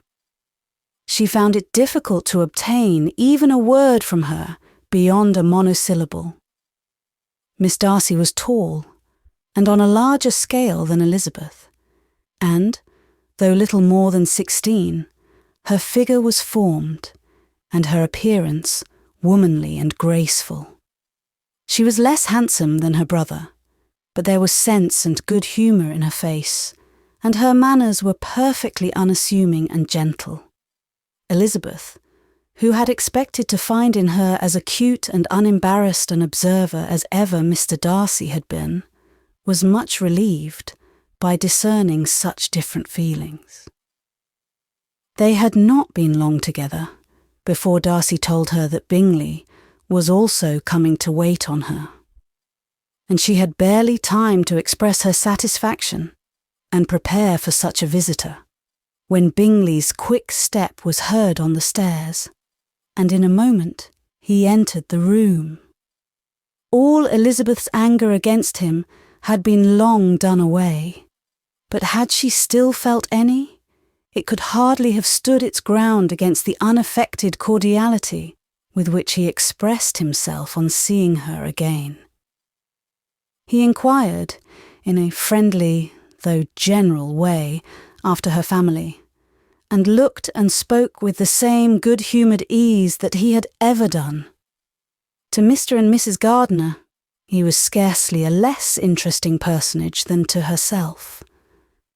They had long wished to see him. The whole party before them, indeed, excited a lively attention. The suspicions which had just arisen of Mr. Darcy and their niece directed their observation towards each with an earnest, though guarded, inquiry, and they soon drew from those inquiries the full conviction that one of them at least knew what it was to love. Of the lady's sensations, they remained a little in doubt. But that the gentleman was overflowing with admiration was evident enough.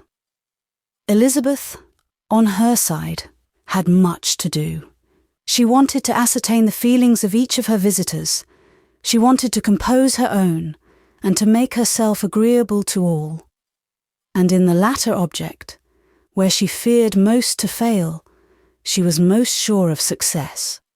For those to whom she endeavoured to give pleasure were prepossessed in her favour. Bingley was ready, Georgiana was eager, and Darcy determined to be pleased. In seeing Bingley, her thoughts naturally flew to her sister, and oh, how ardently did she long to know whether any of his were directed in a like manner. Sometimes she could fancy that he talked less than on former occasions, and once or twice pleased herself with the notion that, as he looked at her, he was trying to trace a resemblance. But, though this might be imaginary, she could not be deceived as to his behaviour to Miss Darcy, who had been set up as a rival to Jane. No look appeared on either side that spoke particular regard. Nothing occurred between them that could justify the hopes of his sister. On this point, she was soon satisfied, and 2 or 3 little circumstances occurred ere they parted, which, in her anxious interpretation, denoted a recollection of Jane, not untinctured by tenderness, and a wish of saying more that might lead to the mention of her, had he dared. He observed to her, at a moment when the others were talking together, and in a tone which had something of real regret, that it was a very long time since he had had the pleasure of seeing her. And before she could reply, he added, "It is above 8 months. We have not met since the 26th of November, when we were all dancing together at Netherfield."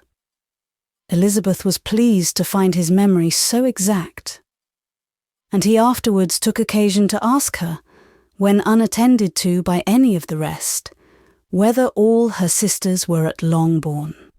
There was not much in the question, nor in the preceding remark, but there was a look and a manner which gave them meaning. It was not often that she could turn her eyes on Mr. Darcy himself, but whenever she did catch a glimpse, she saw an expression of general complacence, and in all that he said, she heard an accent so far removed from hauteur or disdain of his companions, as convinced her that the improvement of manners which she had yesterday witnessed, however temporary its existence might prove, had at least outlived one day. When she saw him thus seeking the acquaintance, and courting the good opinion of people with whom any intercourse a few months ago would have been a disgrace, when she saw him thus civil, not only to herself, but to the very relations whom he had openly disdained, and recollected their last lively scene in Hunsford Parsonage, the difference, the change was so great, and struck so forcibly on her mind, that she could hardly restrain her astonishment from being visible. Never, even in the company of his dear friends at Netherfield, or his dignified relations at Rosings, had she seen him so desirous to please, so free from self-consequence or unbending reserve, as now, when no importance could result from the success of his endeavours, and when even the acquaintance of those to whom his attentions were addressed would draw down the ridicule and censure of the ladies both of Netherfield and Rosings. Their visitors stayed with them above half an hour, and when they arose to depart, Mr. Darcy called on his sister to join him in expressing their wish of seeing Mr. and Mrs. Gardiner and Miss Bennet to dinner at Pemberley before they left the country. Miss Darcy, though with a diffidence which marked her little in the habit of giving invitations, readily obeyed. Mrs. Gardiner looked at her niece, desirous of knowing how she, whom the invitation most concerned, felt disposed as to its acceptance, but Elizabeth had turned away her head. Presuming, however, that this studied avoidance spoke rather a momentary embarrassment than any dislike of the proposal, and seeing in her husband, who was fond of society, a perfect willingness to accept it, she ventured to engage for her attendance, and the day after the next was fixed on. Bingley expressed great pleasure in the certainty of seeing Elizabeth again, having still a great deal to say to her, and many inquiries to make after all their Hertfordshire friends. Elizabeth, construing all this into a wish of hearing her speak of her sister, was pleased, and on this account, as well as some others, found herself, when their visitors left them, capable of considering the last half hour with some satisfaction, though while it was passing, the enjoyment of it had been little. Eager to be alone, and fearful of inquiries or hints from her uncle and aunt, she stayed with them only long enough to hear their favourable opinion of Bingley, and then hurried away to dress. But she had no reason to fear Mr. and Mrs. Gardiner's curiosity. It was not their wish to force her communication. It was evident that she was much better acquainted with Mr. Darcy than they had before any idea of. It was evident that he was very much in love with her. They saw much to interest, but nothing to justify inquiry. Of Mr. Darcy, it was now a matter of anxiety to think well, and, as far as their acquaintance reached, there was no fault to find. They could not be untouched by his politeness, and had they drawn his character from their own feelings and his servant's report, without any reference to any other account, the circle in Hertfordshire to which he was known would not have recognised it for Mr. Darcy. There was now an interest, however, in believing the housekeeper, and they soon became sensible that the authority of a servant, who had known him since he was 4 years old, and whose own manners indicated respectability, was not to be hastily rejected. Neither had anything occurred in the intelligence of their Lambton friends that could materially lessen its weight. They had nothing to accuse him of but pride. Pride he probably had, and if not, it would certainly be imputed by the inhabitants of a small market town where the family did not visit. It was acknowledged, however, that he was a liberal man and did much good among the poor. With respect to Wickham, the travellers soon found that he was not held there in much estimation, for though the chief of his concerns with the son of his patron were imperfectly understood, it was yet a well-known fact that, on his quitting Derbyshire, he had left many debts behind him, which Mr. Darcy afterwards discharged. As for Elizabeth, her thoughts were at Pemberley this evening more than the last, and the evening, though as it passed it seemed long, was not long enough to determine her feelings towards one in that mansion, and she lay awake 2 whole hours, endeavouring to make them out. She certainly did not hate him. No, hatred had vanished long ago, and she had almost as long been ashamed of ever feeling a dislike against him. that could be so called. The respect created by the conviction of his valuable qualities, though at first unwillingly admitted, had for some time ceased to be repugnant to her feelings, and it was now heightened into somewhat of a friendlier nature by the testimony so highly in his favour, and bringing forward his disposition in so amiable a light, which yesterday had produced. But above all, above respect and esteem, there was a motive within her of goodwill, which could not be overlooked. It was gratitude.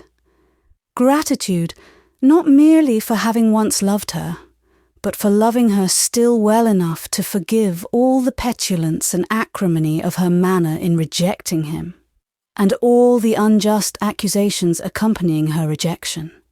He who, she had been persuaded, would avoid her as his greatest enemy, seemed, on this accidental meeting, most eager to preserve the acquaintance, and without any indelicate display of regard, or any peculiarity of manner, where their two selves only were concerned, was soliciting the good opinion of her friends, and bent on making her known to his sister. Such a change in a man of so much pride excited not only astonishment but gratitude, for to love, ardent love, it must be attributed, and as such, its impression on her was of a sort to be encouraged, as by no means unpleasing, though it could not be exactly defined. She respected, she esteemed, she was grateful to him, she felt a real interest in his welfare, and she only wanted to know how far she wished that welfare to depend upon herself, and how far it would be for the happiness of both, that she should employ the power, which her fancy told her she still possessed, of bringing on the renewal of his addresses. It had been settled in the evening, between the aunt and niece, that such a striking civility as Miss Darcy's, in coming to them on the very day of her arrival at Pemberley, for she had reached it only to a late breakfast, ought to be imitated, though it could not be equalled, by some exertion of politeness on their side, and, consequently, that it would be highly expedient to wait on her at Pemberley the following morning. They were, therefore, to go. Elizabeth was pleased, though when she asked herself the reason, she had very little to say in reply. Mr. Gardiner left them soon after breakfast. The fishing scheme had been renewed the day before, and a positive engagement made of his meeting some of the gentlemen at Pemberley by noon. Chapter 45. Convinced as Elizabeth now was that Miss Bingley's dislike of her had originated in jealousy, she could not help feeling how very unwelcome her appearance at Pemberley must be to her, and was curious to know with how much civility on that lady's side the acquaintance would now be renewed. On reaching the house, they were shown through the hall into the saloon, whose northern aspect rendered it delightful for summer. Its windows, opening to the ground, admitted a most refreshing view of the high woody hills behind the house, and of the beautiful oaks and Spanish chestnuts which were scattered over the intermediate lawn. In this room they were received by Miss Darcy, who was sitting there with Mrs. Hurst and Miss Bingley, and the lady with whom she lived in London. Georgiana's reception of them was very civil, but attended with all that embarrassment which, though proceeding from shyness and the fear of doing wrong, would easily give to those who felt themselves inferior the belief of her being proud and reserved. Mrs. Gardiner and her niece, however, did her justice and pitied her. By Mrs. Hurst and Miss Bingley they were noticed only by a courtesy, and on their being seated, a pause, awkward as such pauses must always be, succeeded for a few moments. It was first broken by Mrs. Annesley, a genteel, agreeable-looking woman, whose endeavour to introduce some kind of discourse proved her to be more truly well-bred than either of the others. And between her and Mrs. Gardiner, with occasional help from Elizabeth, the conversation was carried on. Miss Darcy looked as if she wished for courage enough to join in it, and sometimes did venture a short sentence when there was least danger of its being heard. Elizabeth soon saw that she was herself closely watched by Miss Bingley, and that she could not speak a word, especially to Miss Darcy, without calling her attention.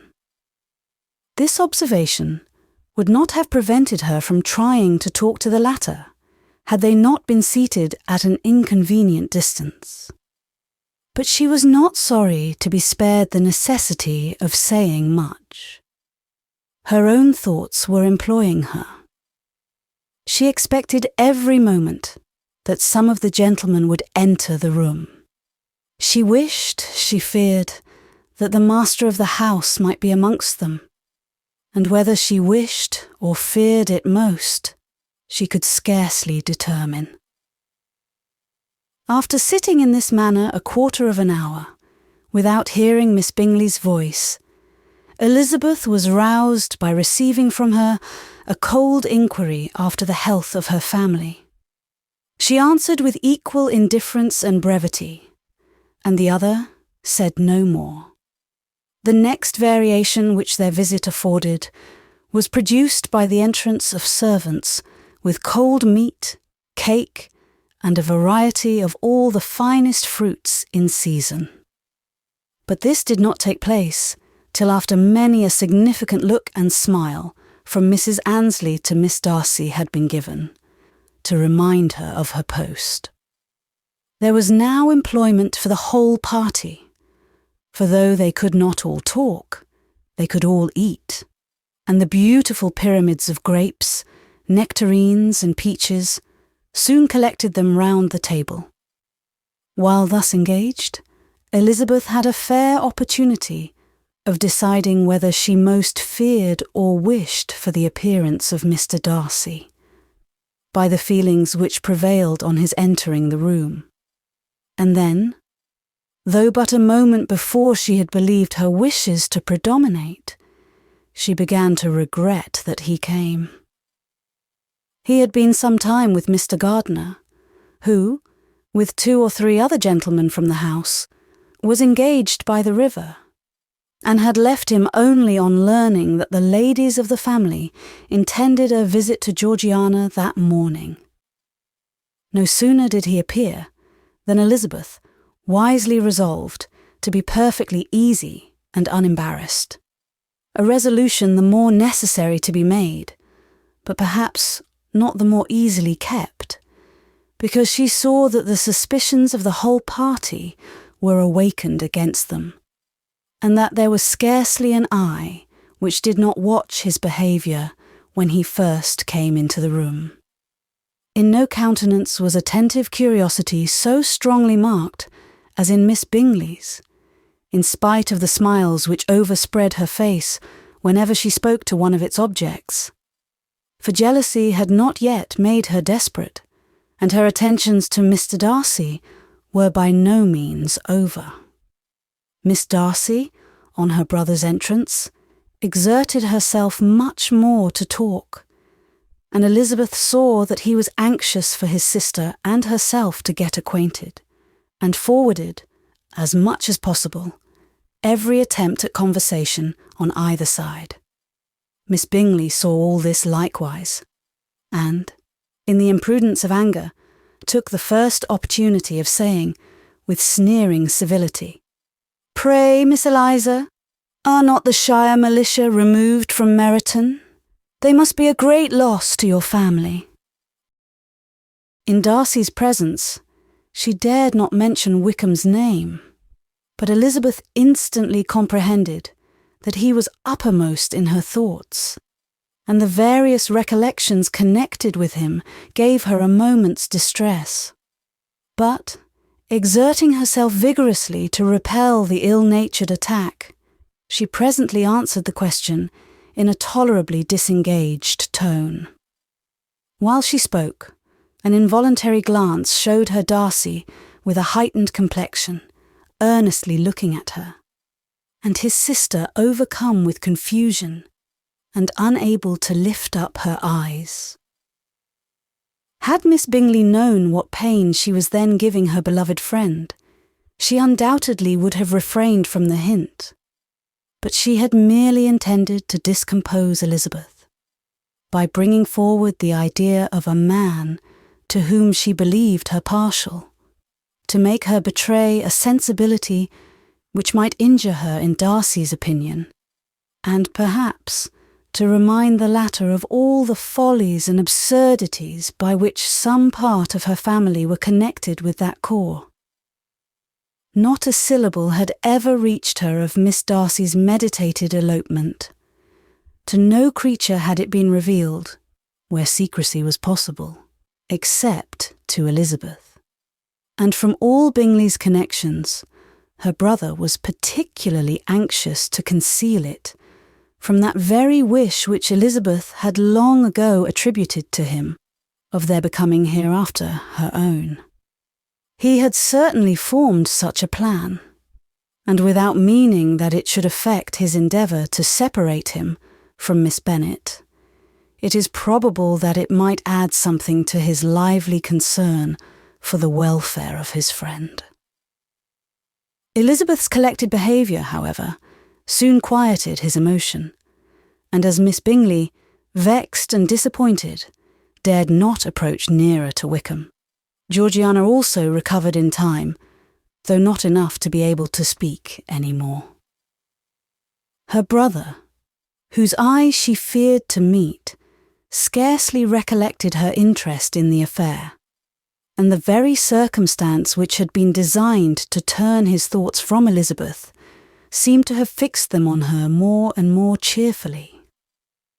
Their visit did not continue long after the question and answer above mentioned, and while Mr. Darcy was attending them to their carriage, Miss Bingley was venting her feelings in criticisms on Elizabeth's person, behaviour, and dress. But Georgiana would not join her. Her brother's recommendation was enough to ensure her favour. His judgment could not err, and he had spoken in such terms of Elizabeth as to leave Georgiana without the power of finding her otherwise than lovely and amiable. When Darcy returned to the saloon, Miss Bingley could not help repeating to him some part of what she had been saying to his sister. "How very ill Eliza Bennet looks this morning, Mr. Darcy," she cried. "I never in my life saw anyone so much altered as she is since the winter. She is grown so brown and coarse. Louisa and I were agreeing that we should not have known her again." However little Mr. Darcy might have liked such an address, he contented himself with coolly replying that he perceived no other alteration than her being rather tanned, no miraculous consequence of travelling in the summer. "For my own part," she rejoined, "I must confess that I never could see any beauty in her. Her face is too thin, her complexion has no brilliancy, and her features are not at all handsome. Her nose wants character. There is nothing marked in its lines. Her teeth are tolerable, but not out of the common way, and as for her eyes, which have sometimes been called so fine, I never could perceive anything extraordinary in them. They have a sharp, shrewish look, which I do not like at all, and in her air altogether there is a self-sufficiency without fashion, which is intolerable." Persuaded as Miss Bingley was that Darcy admired Elizabeth, this was not the best method of recommending herself, but angry people are not always wise, and in seeing him at last look somewhat nettled, She had all the success she expected. He was resolutely silent, however, and, from a determination of making him speak, she continued. I remember, when we first knew her in Hertfordshire, how amazed we all were to find that she was a reputed beauty. And I particularly recollect your saying one night, after they had been dining at Netherfield, "She a beauty. I should as soon call her mother a wit." But afterwards, she seemed to improve on you, and I believe you thought her rather pretty at one time. "Yes," replied Darcy, who could contain himself no longer, "but that was only when I first knew her, for it is many months since I have considered her as one of the handsomest women of my acquaintance." He then went away, and Miss Bingley was left to all the satisfaction of having forced him to say what gave no one any pain but herself. Mrs. Gardiner and Elizabeth talked of all that had occurred during their visit, as they returned, except what had particularly interested them both. The looks and behaviour of everybody they had seen were discussed, except of the person who had mostly engaged their attention. They talked of his sister, his friends, his house, his fruit, of everything but himself. Yet Elizabeth was longing to know what Mrs. Gardiner thought of him, and Mrs. Gardiner would have been highly gratified by her niece's beginning the subject. Chapter 46. Elizabeth had been a good deal disappointed in not finding a letter from Jane on their first arrival at Lambton, and this disappointment had been renewed on each of the mornings that had now been spent there. But on the third, her repining was over, and her sister justified by the receipt of 2 letters from her at once, on one of which was marked that it had been missent elsewhere. Elizabeth was not surprised at it, as Jane had written the direction remarkably ill. They had just been preparing to walk as the letters came in, and her uncle and aunt, leaving her to enjoy them in quiet, set off by themselves. The one missent must be first attended to. It had been written 5 days ago. The beginning contained an account of all their little parties and engagements, with such news as the country afforded. But the latter half, which was dated a day later, and written in evident agitation, gave more important intelligence. It was to this effect. "Since writing the above, dearest Lizzie, something has occurred of a most unexpected and serious nature, but I am afraid of alarming you. Be assured that we are all well. What I have to say relates to poor Lydia. An express came at 12 last night, just as we were all gone to bed, from Colonel Forster, to inform us that she was gone off to Scotland with one of his officers. To own the truth, with Wickham. Imagine our surprise. To Kitty, however, it does not seem so wholly unexpected. I am very, very sorry. So imprudent a match on both sides. But I am willing to hope the best, and that his character has been misunderstood. Thoughtless and indiscreet, I can easily believe him. But this step, and let us rejoice over it, marks nothing bad at heart. His choice is disinterested at least, for he must know my father can give her nothing. Our poor mother is sadly grieved. My father bears it better. How thankful am I that we never let them know what has been said against him. We must forget it ourselves. They were off Saturday night about 12, as is conjectured, but were not missed till yesterday morning at 8. The express was sent off directly. My dear Lizzie, they must have passed within 10 miles of us. Colonel Forster gives us reason to expect him here soon. Lydia left a few lines for his wife, informing her of their intention. I must conclude, for I cannot be long from my poor mother. I am afraid you will not be able to make it out, but I hardly know what I have written. Without allowing herself time for consideration, and scarcely knowing what she felt, Elizabeth, on finishing this letter, instantly seized the other, and opening it with the utmost impatience, read as follows. It had been written a day later than the conclusion of the first. By this time, my dearest sister, you have received my hurried letter. I wish this may be more intelligible, but though not confined for time, my head is so bewildered that I cannot answer for being coherent. Dearest Lizzie, I hardly know what I would write, but I have bad news for you, and it cannot be delayed. Imprudent as a marriage between Mr. Wickham and our poor Lydia would be, we are now anxious to be assured it has taken place. For there is but too much reason to fear they are not gone to Scotland. Colonel Forster came yesterday, having left Brighton the day before, not many hours after the express. Though Lydia's short letter to Mrs. F.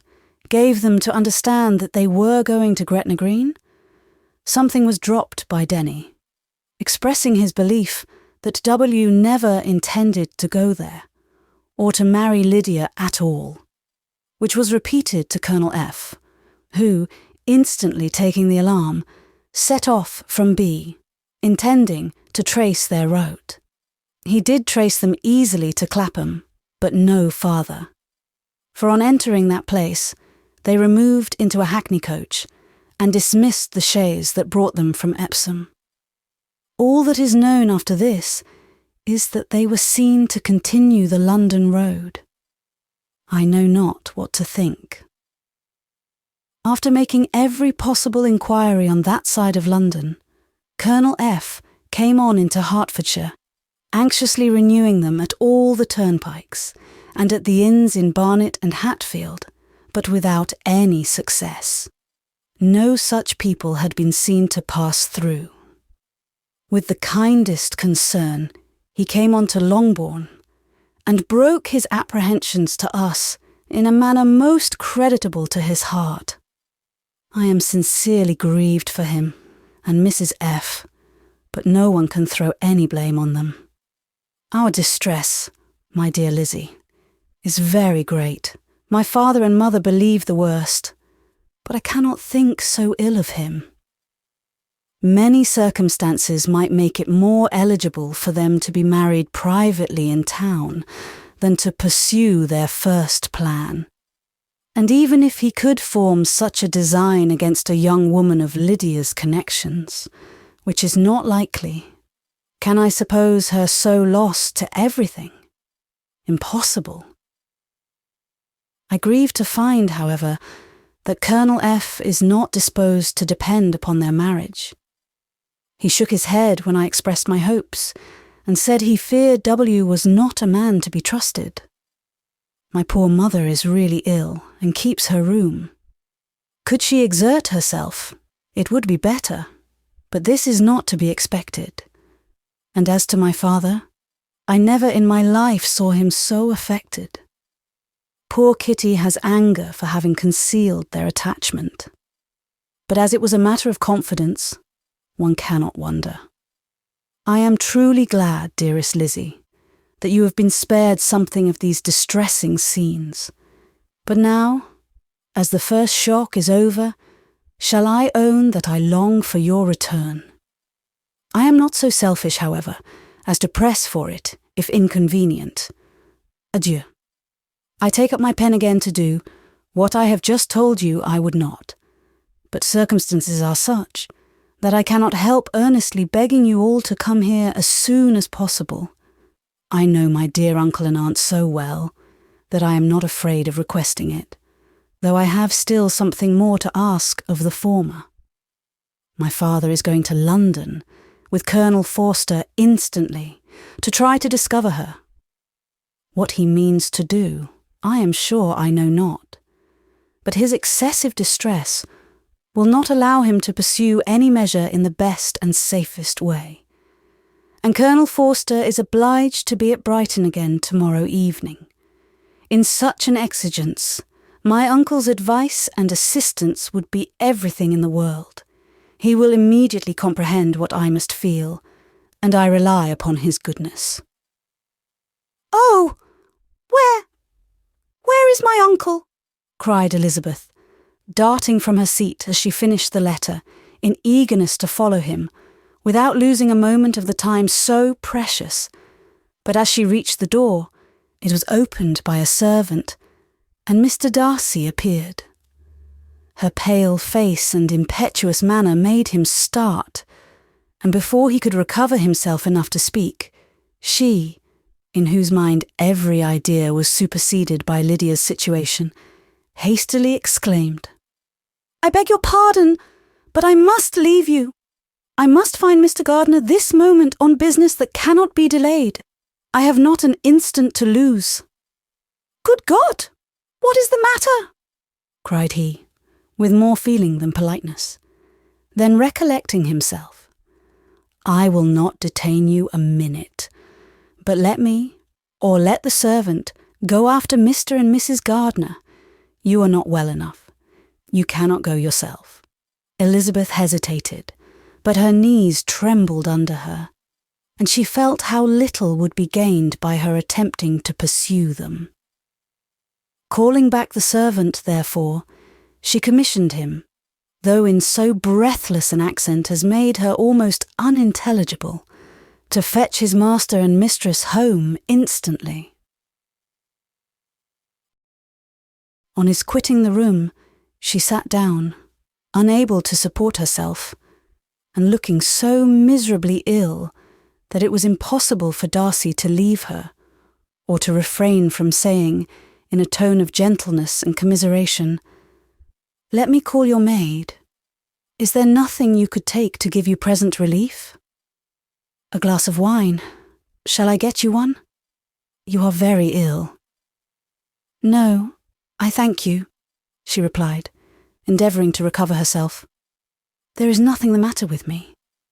I am quite well. I am only distressed by some dreadful news which I have just received from Longbourn." She burst into tears as she alluded to it, and for a few minutes could not speak another word. Darcy, in wretched suspense, could only say something indistinctly of his concern, and observe her in compassionate silence. At length she spoke again. "I have just had a letter from Jane with such dreadful news. It cannot be concealed from anyone. My youngest sister has left all her friends, has eloped, has thrown herself into the power of Mr. Wickham. They are gone off together from Brighton. You know him too well to doubt the rest. She has no money, no connections, nothing that can tempt him to. She is lost forever." Darcy was fixed in astonishment. "When I consider," she added, in a yet more agitated voice, "that I might have prevented it, I who knew what he was, had I but explained some part of it only, some part of what I learnt to my own family. Had his character been known, this could not have happened, but it is all too late now." "I am grieved indeed," cried Darcy. "Grieved, shocked. But is it certain, absolutely certain?" "Oh, yes. They left Brighton together on Sunday night, and were traced almost to London, but not beyond. They are certainly not gone to Scotland." "And what has been done? What has been attempted to recover her?" "My father has gone to London, and Jane has written to beg my uncle's immediate assistance. And we shall be off, I hope, in half an hour. But nothing can be done. I know very well that nothing can be done. How is such a man to be worked on? How are they even to be discovered? I have not the smallest hope. It is every way horrible." Darcy shook his head in silent acquiescence. When my eyes were opened to his real character, oh, had I known what I ought, what I dared to do. But I knew not. I was afraid of doing too much. Wretched, wretched mistake. Darcy made no answer. He seemed scarcely to hear her, and was walking up and down the room in earnest meditation, his brow contracted, his air gloomy. Elizabeth soon observed, and instantly understood it. Her power was sinking. Everything must sink under such a proof of family weakness, such an assurance of the deepest disgrace. She could neither wonder nor condemn, but the belief of his self-conquest brought nothing consolatory to her bosom, afforded no palliation of her distress. It was, on the contrary, exactly calculated to make her understand her own wishes, and never had she so honestly felt that she could have loved him, as now, when all love must be vain. But self, though it would intrude, could not engross her.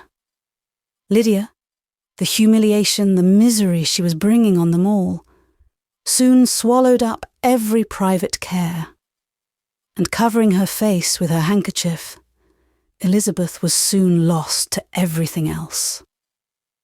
And after a pause of several minutes, was only recalled to a sense of her situation by the voice of her companion, who, in a manner which, though it spoke compassion, spoke likewise restraint, said, "I am afraid you have been long desiring my absence, nor have I anything to plead in excuse of my stay, but real, though unavailing concern. Would to heaven that anything could be either said or done on my part, that might offer consolation to such distress. But I will not torment you with vain wishes, which may seem purposely to ask for your thanks. This unfortunate affair will, I fear, prevent my sisters having the pleasure of seeing you at Pemberley today." "Oh, yes. Be so kind as to apologise for us to Miss Darcy. Say that urgent business calls us home immediately. Conceal the unhappy truth as long as it is possible. I know it cannot be long." He readily assured her of his secrecy, again expressed his sorrow for her distress, wished it a happier conclusion than there was at present reason to hope, and, leaving his compliments for her relations, with only one serious parting look, went away. As he quitted the room, Elizabeth felt how improbable it was that they should ever see each other again, on such terms of cordiality as had marked their several meetings in Derbyshire. And as she threw a retrospective glance over the whole of their acquaintance, so full of contradictions and varieties, sighed at the perverseness of those feelings which would now have promoted its continuance, and would formerly have rejoiced in its termination. If gratitude and esteem are good foundations of affection, Elizabeth's change of sentiment will be neither improbable nor faulty. But if otherwise, if the regard springing from such sources is unreasonable or unnatural, in comparison of what is so often described as arising on a first interview with its object, and even before 2 words have been exchanged, nothing can be said in her defence, except that she had given somewhat of a trial to the latter method, in her partiality for Wickham, and that its ill success might, perhaps, authorise her to seek the other less interesting mode of attachment. Be that as it may, she saw him go with regret, and in this early example of what Lydia's infamy must produce, found additional anguish as she reflected on that wretched business. Never since reading Jane's second letter had she entertained a hope of Wickham's meaning to marry her. No one but Jane, she thought, could flatter herself with such an expectation. Surprise was the least of all her feelings on this development. While the contents of the first letter remained on her mind, she was all surprise, all astonishment, that Wickham should marry a girl whom it was impossible he could marry for money, and how Lydia could ever have attached him had appeared incomprehensible. But now it was all too natural. For such an attachment as this, she might have sufficient charms. And though she did not suppose Lydia to be deliberately engaging in an elopement without the intention of marriage, she had no difficulty in believing that neither her virtue nor her understanding would preserve her from falling an easy prey. She had never perceived, while the regiment was in Hertfordshire, that Lydia had any partiality for him, but she was convinced that Lydia had wanted only encouragement to attach herself to anybody. Sometimes one officer, sometimes another, had been her favourite, as their attentions raised them in her opinion. Her affections had been continually fluctuating, but never without an object. The mischief of neglect and mistaken indulgence towards such a girl, oh, how acutely did she now feel it! She was wild to be at home, to hear, to see, to be upon the spot, to share with Jane in the cares that must now fall wholly upon her, in a family so deranged, a father absent, a mother incapable of exertion and requiring constant attendance. And though almost persuaded that nothing could be done for Lydia, her uncle's interference seemed of the utmost importance. Until he entered the room, the misery of her impatience was severe. Mr. and Mrs. Gardiner had hurried back in alarm, supposing by the servant's account that their niece was taken suddenly ill, but satisfying them instantly on that head, she eagerly communicated the cause of their summons, reading the 2 letters aloud, and dwelling on the postscript of the last with trembling energy. Though Lydia had never been a favourite with them, Mr. and Mrs. Gardiner could not but be deeply affected. Not Lydia only, but all were concerned in it, and after the first exclamations of surprise and horror, Mr. Gardiner readily promised every assistance in his power. Elizabeth, though expecting no less, thanked him with tears of gratitude, and all 3 being actuated by one spirit, everything relating to their journey was speedily settled. They were to be off as soon as possible. "But what is to be done about Pemberley?" cried Mrs. Gardiner. "John told us Mr. Darcy was here when you sent for us. Was it so?" "Yes, and I told him we should not be able to keep our engagement. That is all settled." "What is all settled?" repeated the other, as she ran into her room to prepare. "And are they upon such terms as for her to disclose the real truth? Oh, that I knew how it was. But wishes were vain, or at best could serve only to amuse her in the hurry and confusion of the following hour. Had Elizabeth been at leisure to be idle, she would have remained certain that all employment was impossible to one so wretched as herself. But she had her share of business, as well as her aunt, and amongst the rest there were notes to be written to all their friends at Lambton, with false excuses for their sudden departure. An hour, however, saw the whole completed, and Mr. Gardiner, meanwhile, having settled his account at the inn, nothing remained to be done but to go, and Elizabeth, after all the misery of the morning, found herself, in a shorter space of time than she could have supposed, seated in the carriage and on the road to Longbourn.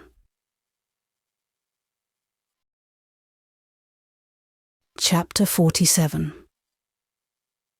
"I have been thinking it over again, Elizabeth," said her uncle, as they drove from the town, "and really, upon serious consideration, I am much more inclined than I was to judge as your eldest sister does of the matter.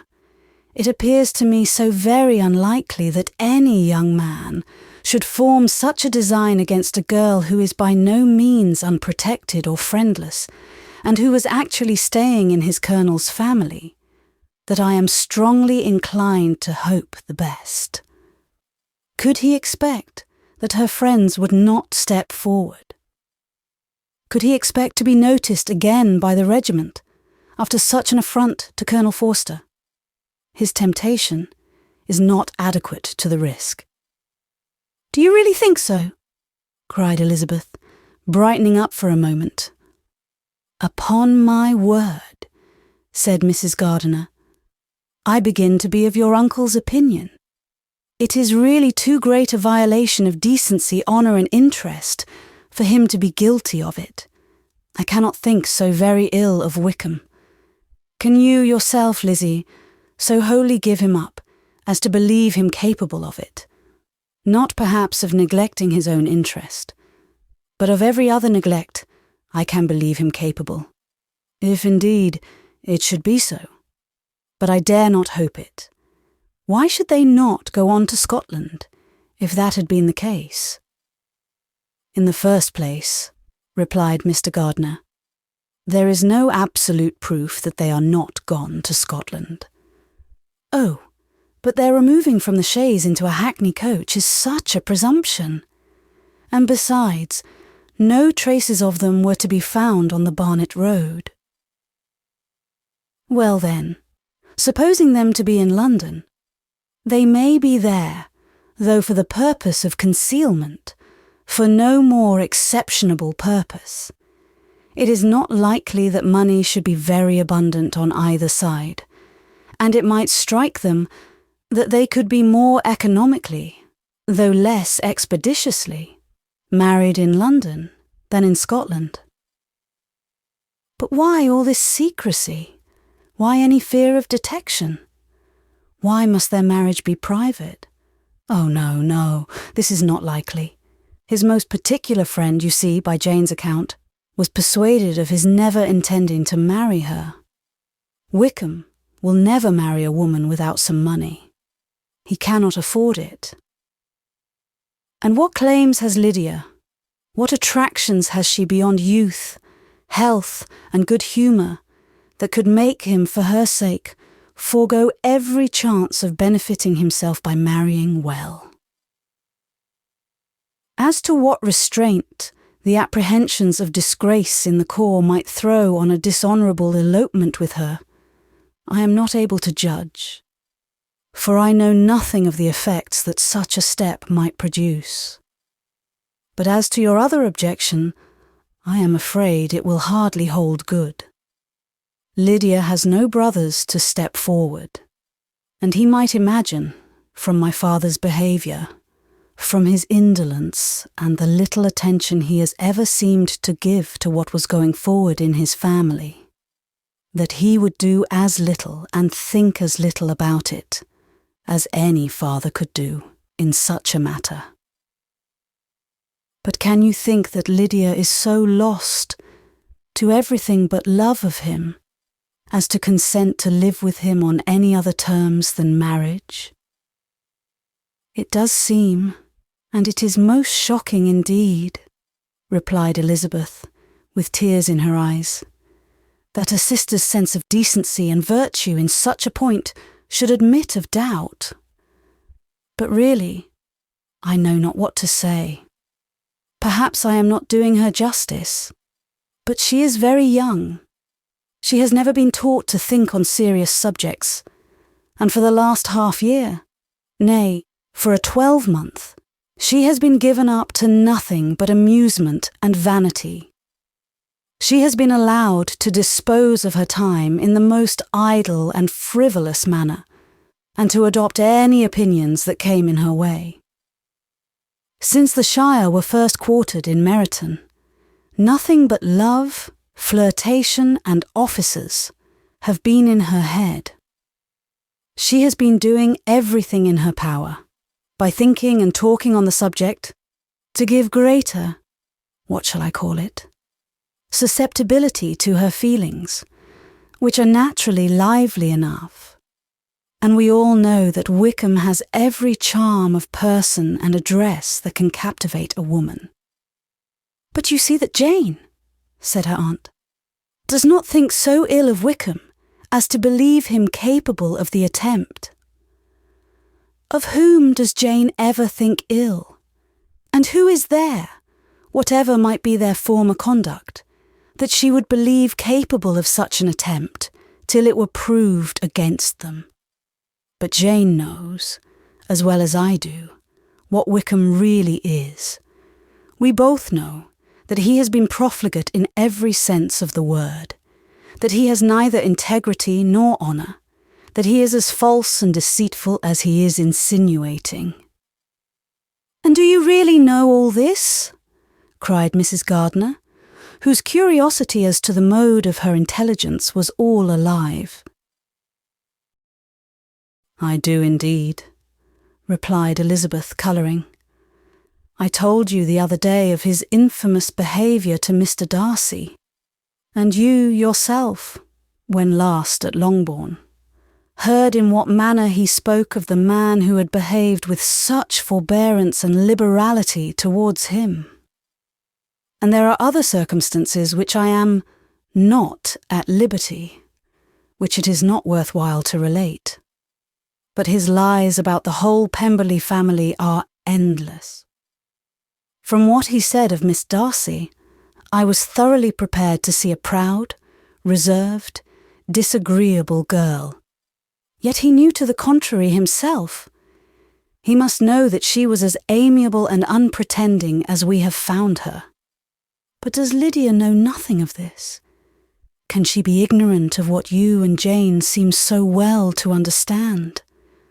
Oh yes, that is the worst of all. Till I was in Kent, and saw so much both of Mr. Darcy and his relation Colonel Fitzwilliam, I was ignorant of the truth myself. And when I returned home, the Shire was to leave Meryton in a week or fortnight's time. As that was the case, neither Jane, to whom I related the whole, nor I, thought it necessary to make our knowledge public. For of what use could it apparently be to anyone that the good opinion, which all the neighbourhood had of him, should then be overthrown? And even when it was settled that Lydia should go with Mrs. Forster, the necessity of opening her eyes to his character never occurred to me. That she could be in any danger from the deception never entered my head. That such a consequence as this should ensue, you may easily believe was far enough from my thoughts. When they all removed to Brighton, therefore, you had no reason, I suppose, to believe them fond of each other? Not the slightest.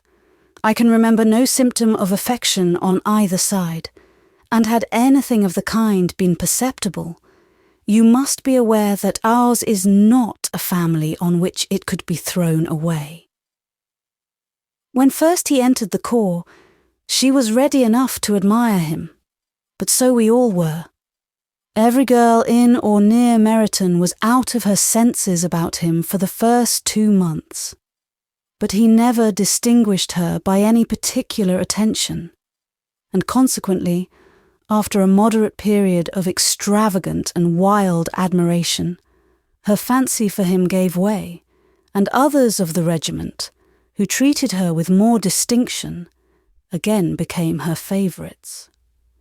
It may be easily believed that however little of novelty could be added to their fears, hopes, and conjectures on this interesting subject by its repeated discussion, no other could detain them from it long, during the whole of the journey. From Elizabeth's thoughts it was never absent, fixed there by the keenest of all anguish, self-reproach. She could find no interval of ease or forgetfulness. They travelled as expeditiously as possible, and sleeping one night on the road, reached Longbourn by dinner-time the next day. It was a comfort to Elizabeth to consider that Jane could not have been wearied by long expectations. The little Gardiners, attracted by the sight of a chaise, were standing on the steps of the house as they entered the paddock, and when the carriage drove up to the door, the joyful surprise that lighted up their faces and displayed itself over their whole bodies in a variety of capers and frisks was the first pleasing earnest of their welcome. Elizabeth jumped out, and after giving each of them a hasty kiss, hurried into the vestibule, where Jane, who came running downstairs from her mother's apartment, immediately met her. Elizabeth, as she affectionately embraced her, whilst tears filled the eyes of both, lost not a moment in asking whether anything had been heard of the fugitives. "Not yet," replied Jane. "But now that my dear uncle is come, I hope everything will be well." "Is my father in town?" "Yes, he went on Tuesday, as I wrote you word." "And have you heard from him often?" "We have heard only once. He wrote me a few lines on Wednesday, to say that he had arrived in safety and to give me his directions, which I particularly begged him to do. He merely added that he should not write again till he had something of importance to mention." "And my mother, how is she? How are you all?" "My mother is tolerably well, I trust, though her spirits are greatly shaken. She is upstairs, and will have great satisfaction in seeing you all. She does not yet leave her dressing-room. Mary and Kitty, thank heaven, are quite well." "But you, how are you?" cried Elizabeth. "You look pale. How much you must have gone through." Her sister, however, assured her of her being perfectly well, and their conversation, which had been passing while Mr. and Mrs. Gardiner were engaged with their children, was now put an end to by the approach of the whole party. Jane ran to her uncle and aunt, and welcomed and thanked them both, with alternate smiles and tears. When they were all in the drawing-room, the questions which Elizabeth had already asked were of course repeated by the others, and they soon found that Jane had no intelligence to give. The sanguine hope of good, however, which the benevolence of her heart suggested, had not yet deserted her. She still expected that it would all end well, and that every morning would bring some letter, either from Lydia or her father, to explain their proceedings and, perhaps, announce the marriage. Mrs. Bennet, to whose apartment they all repaired, after a few minutes' conversation together, received them exactly as might be expected, with tears and lamentations of regret, invectives against the villainous conduct of Wickham, and complaints of her own sufferings and ill usage, blaming everybody but the person to whose ill-judging indulgence the errors of her daughter must be principally owing. "If I had been able," said she, "to carry my point in going to Brighton with all my family, this would not have happened. But poor dear Lydia had nobody to take care of her. Why did the Forsters ever let her go out of their sight? I am sure there was some great neglect or other on their side, for she is not the kind of girl to do such a thing if she had been well looked after. I always thought they were very unfit to have the charge of her, but I was overruled, as I always am. Poor dear child. And now, here's Mr. Bennet gone away, and I know he will fight Wickham wherever he meets him, and then he will be killed, and what is to become of us all? The Collinses will turn us out before he is cold in his grave, and if you are not kind to us, brother, I do not know what we shall do." They all exclaimed against such terrific ideas, and Mr. Gardiner, after general assurances of his affection for her and all her family, told her that he meant to be in London the very next day, and would assist Mr. Bennet in every endeavour for recovering Lydia. "Do not give way to useless alarm," added he. "Though it is right to be prepared for the worst, there is no occasion to look on it as certain. It is not quite a week since they left Brighton. In a few days more, we may gain some news of them. Until we know that they are not married, and have no design of marrying, do not let us give the matter over as lost. As soon as I get to town, I shall go to my brother, and make him come home with me to Gracechurch Street, and then we may consult together as to what is to be done." "Oh, my dear brother," replied Mrs. Bennet, "that is exactly what I could most wish for. And now do, when you get to town, find them out, wherever they may be, and if they are not married already, make them marry. And as for wedding clothes, do not let them wait for that, but tell Lydia she shall have as much money as she chooses to buy them after they are married, and above all things, keep Mr. Bennet from fighting.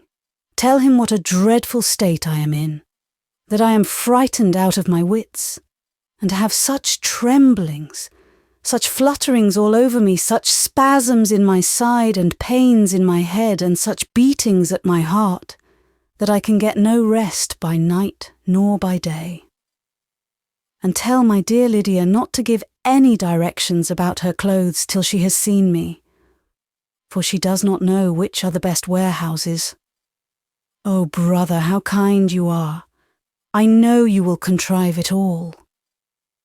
But Mr. Gardiner, though he assured her again of his earnest endeavours in the cause, could not avoid recommending moderation to her, as well in her hopes as her fears, and after talking with her in this manner till dinner was on table, they left her to vent all her feelings on the housekeeper, who attended in the absence of her daughters.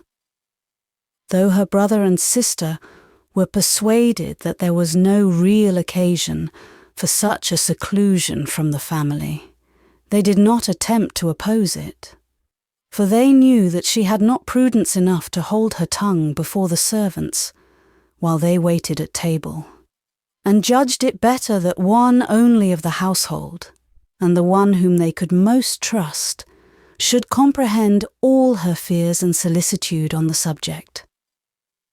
In the dining-room, they were soon joined by Mary and Kitty, who had been too busily engaged in their separate apartments to make their appearance before.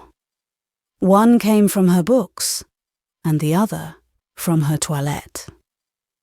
The faces of both, however, were tolerably calm, and no change was visible in either, except that the loss of her favourite sister, or the anger which she had herself incurred in the business, had given something more of fretfulness than usual to the accents of Kitty. As for Mary, she was mistress enough of herself to whisper to Elizabeth, with a countenance of grave reflection, soon after they were seated at table, "This is a most unfortunate affair, and will probably be much talked of, but we must stem the tide of malice, and pour into the wounded bosoms of each other the balm of sisterly consolation." Then, perceiving in Elizabeth no inclination of replying, she added, "Unhappy as the event must be for Lydia, we may draw from it this useful lesson, that loss of virtue in a female is irretrievable, that one false step involves her in endless ruin, that her reputation is no less brittle than it is beautiful, and that she cannot be too much guarded in her behaviour towards the undeserving of the other sex." Elizabeth lifted up her eyes in amazement, but was too much oppressed to make any reply. Mary, however, continued to console herself with such kind of moral extractions from the evil before them. In the afternoon, the two elder Miss Bennetts were able to be for half an hour by themselves, and Elizabeth instantly availed herself of the opportunity of making any inquiries which Jane was equally eager to satisfy. After joining in general lamentations over the dreadful sequel of this event, which Elizabeth considered as all but certain, and Miss Bennet could not assert to be wholly impossible, the former continued the subject by saying, "But tell me all and everything about it, which I have not already heard. Give me further particulars. What did Colonel Forster say? Had they no apprehension of anything before the elopement took place? They must have seen them together for ever." Colonel Forster did own that he had often suspected some partiality, especially on Lydia's side, but nothing to give him any alarm. "I am so grieved for him. His behaviour was attentive and kind to the utmost. He was coming to us in order to assure us of his concern, before he had any idea of their not being gone to Scotland. When that apprehension first got abroad, it hastened his journey." And was Denny convinced that Wickham would not marry? Did he know of their intending to go off? Had Colonel Forster seen Denny himself? Yes, but when questioned by him, Denny denied knowing anything of their plan, and would not give his real opinion about it. He did not repeat his persuasion of their not marrying, and from that I am inclined to hope he might have been misunderstood before. Until Colonel Forster came himself, not one of you entertained a doubt, I suppose, of their being really married. How was it possible that such an idea should enter our brains? I felt a little uneasy, a little fearful of my sister's happiness with him in marriage, because I knew that his conduct had not been always quite right. My father and mother knew nothing of that. They only felt how imprudent a match it must be. Kitty then owned, with a very natural triumph on knowing more than the rest of us, that in Lydia's last letter she had prepared her for such a step. She had known, it seems, of their being in love with each other many weeks. But not before they went to Brighton. No, I believe not. And did Colonel Forster appear to think ill of Wickham himself? Does he know his real character? I must confess that he did not speak so well of Wickham as he formerly did.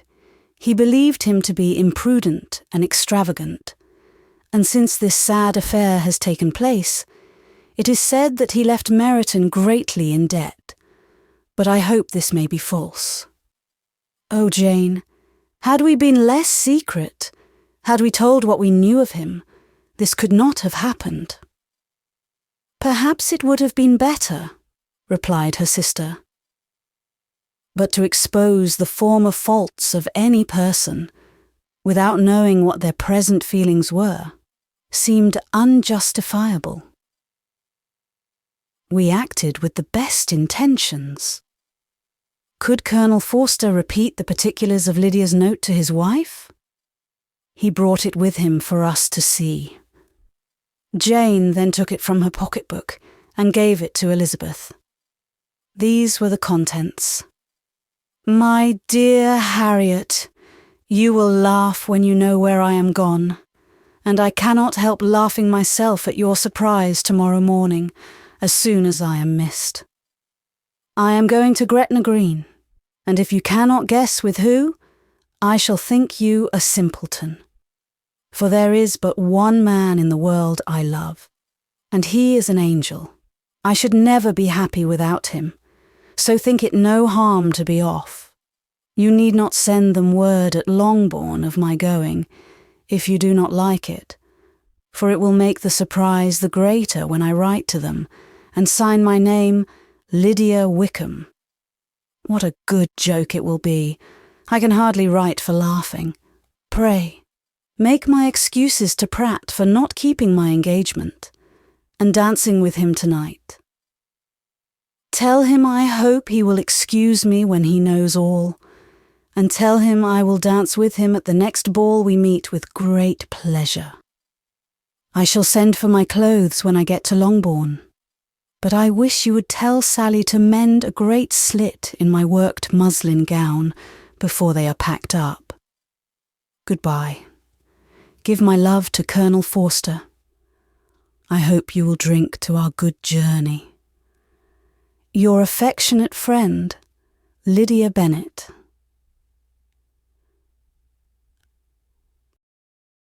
Oh, thoughtless, thoughtless Lydia, cried Elizabeth, when she had finished it. What a letter is this, to be written at such a moment. But at least it shows that she was serious in the object of her journey. Whatever he might afterwards persuade her to, it was not on her side a scheme of infamy. My poor father, how he must have felt it. I never saw anyone so shocked. He could not speak a word for full 10 minutes. My mother was taken ill immediately, and the whole house in such confusion. Oh, Jane, cried Elizabeth, was there a servant belonging to it who did not know the whole story before the end of the day? I do not know. I hope there was. But to be guarded at such a time is very difficult. My mother was in hysterics, and though I endeavoured to give her every assistance in my power, I am afraid I did not do so much as I might have done. But the horror of what might possibly happen almost took from me my faculties. Your attendance upon her has been too much for you. You do not look well. Oh, that I had been with you.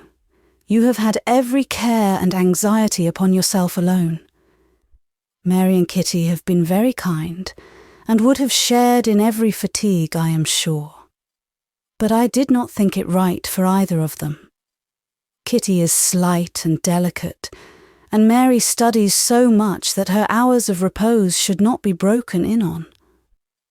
My Aunt Phillips came to Longbourn on Tuesday, after my father went away, and was so good as to stay till Thursday with me. She was of great use and comfort to us all, and Lady Lucas has been very kind.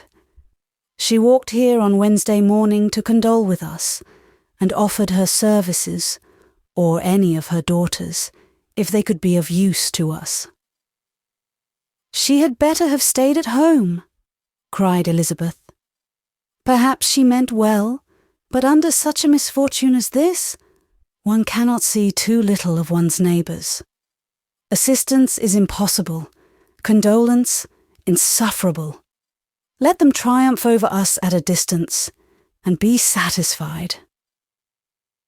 She then proceeded to inquire into the measures which her father had intended to pursue, while in town, for the recovery of his daughter. He meant, I believe, replied Jane, to go to Epsom, the place where they last changed horses, see the postilions, and try if anything could be made out from them. His principal object must be to discover the number of the hackney coach which took them from Clapham. It had come with a fare from London, and as he thought the circumstance of a gentleman and ladies removing from one carriage into another might be remarked, he meant to make inquiries at Clapham. If he could anyhow discover at what house the coachman had before set down his fare, he determined to make inquiries there, and hoped it might not be impossible to find out the stand and number of the coach. I do not know of any other designs that he had formed, but he was in such a hurry to be gone, and his spirits so greatly discomposed, that I had difficulty in finding out even so much as this. Chapter 48. The whole party were in hopes of a letter from Mr. Bennet the next morning, but the post came in without bringing a single line from him. His family knew him to be, on all common occasions, a most negligent and dilatory correspondent. But at such a time, they had hoped for exertion. They were forced to conclude that he had no pleasing intelligence to send. But even of that, they would have been glad to be certain. Mr. Gardiner had waited only for the letters before he set off. When he was gone, they were certain at least of receiving constant information of what was going on, and their uncle promised, at parting, to prevail on Mr. Bennet to return to Longbourn as soon as he could, to the great consolation of his sister, who considered it as the only security for her husband's not being killed in a duel. Mrs. Gardiner and the children were to remain in Hertfordshire a few days longer, as the former thought her presence might be serviceable to her nieces. She shared in their attendance on Mrs. Bennet, and was a great comfort to them in their hours of freedom. Their other aunt also visited them frequently, and always, as she said, with the design of cheering and heartening them up, though, as she never came without reporting some fresh instance of Wickham's extravagance or irregularity, she seldom went away without leaving them more dispirited than she found them. All Meryton seemed striving to blacken the man who, but 3 months before, had been almost an angel of light. He was declared to be in debt to every tradesman in the place, and his intrigues, all honoured with the title of seduction, had been extended into every tradesman's family. Everybody declared that he was the wickedest young man in the world, and everybody began to find out that they had always distrusted the appearance of his goodness. Elizabeth, though she did not credit above half of what was said, believed enough to make her former assurance of her sister's ruin still more certain, and even Jane, who believed still less of it, became almost hopeless, more especially as the time was now come, when, if they had gone to Scotland, which she had never before entirely despaired of, they must, in all probability, have gained some news of them. Mr. Gardiner left Longbourn on Sunday. On Tuesday, his wife received a letter from him. It told them that on his arrival he had immediately found out his brother and persuaded him to come to Gracechurch Street, that Mr. Bennet had been to Epsom and Clapham before his arrival, but without gaining any satisfactory information, and that he was now determined to inquire at all the principal hotels in town, as Mr. Bennet thought it possible they might have gone to one of them on their first coming to London, before they procured lodgings. Mr. Gardiner himself did not expect any success from this measure, but as his brother was eager in it, he meant to assist him in pursuing it.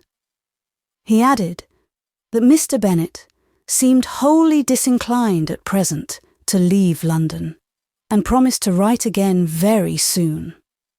There was also a postscript to this effect: "I have written to Colonel Forster to desire him to find out, if possible, from some of the young man's intimates in the regiment, whether Wickham has any relations or connections who would be likely to know in what part of the town he has now concealed himself. If there were anyone that one could apply to, with a probability of gaining such a clue as that, it might be of essential consequence. At present, we have nothing to guide us. Colonel Forster will, I dare say, do everything in his power to satisfy us on this head. But, on second thoughts, perhaps Lizzie could tell us what relations he has now, living better than any other person. Elizabeth was at no loss to understand from whence this deference for her authority proceeded. But it was not in her power to give any information of so satisfactory a nature as the compliment deserved. She had never heard of his having had any relations, except a father and mother, both of whom had been dead many years. It was possible, however, that some of his companions in the shire might be able to give more information.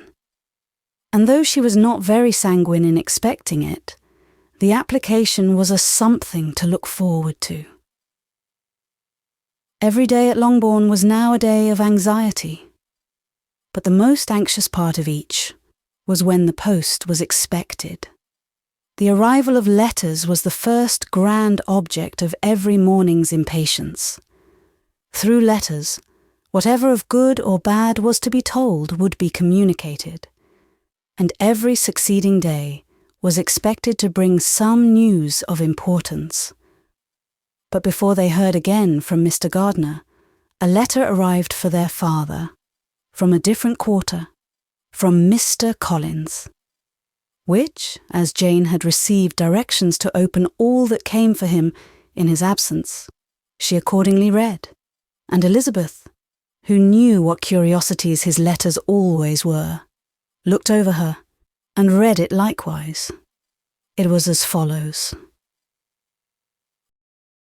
But before they heard again from Mr. Gardiner, a letter arrived for their father, from a different quarter, from Mr. Collins, which, as Jane had received directions to open all that came for him in his absence, she accordingly read, and Elizabeth, who knew what curiosities his letters always were, looked over her and read it likewise. It was as follows. My dear sir, I feel myself called upon by our relationship and my situation in life to condole with you on the grievous affliction you are now suffering under, of which we were yesterday informed by a letter from Hertfordshire. Be assured, my dear sir, that Mrs. Collins and myself sincerely sympathise with you and all your respectable family in your present distress, which must be of the bitterest kind, because proceeding from a cause which no time can remove. No arguments shall be wanting on my part that can alleviate so severe a misfortune, or that may comfort you under a circumstance that must be, of all others, most afflicting to a parent's mind. The death of your daughter would have been a blessing in comparison of this, and it is the more to be lamented, because there is reason to suppose, as my dear Charlotte informs me, that this licentiousness of behaviour in your daughter has proceeded from a faulty degree of indulgence, though, at the same time, for the consolation of yourself and Mrs. Bennet, I am inclined to think that her own disposition must be naturally bad, or she could not be guilty of such an enormity at so early an age. Howsoever that may be, you are grievously to be pitied, in which opinion I am not only joined by Mrs. Collins, but likewise by Lady Catherine and her daughter, to whom I have related the affair. They agree with me in apprehending that this false step in one daughter will be injurious to the fortunes of all the others. For who, as Lady Catherine herself condescendingly says, will connect themselves with such a family? And this consideration leads me, moreover, to reflect, with augmented satisfaction, on a certain event of last November. For had it been otherwise, I must have been involved in all your sorrow and disgrace. Let me advise you then, my dear sir, to console yourself as much as possible, to throw off your unworthy child from your affection forever, and leave her to reap the fruits of her own heinous offence. I am, dear sir, etc., etc.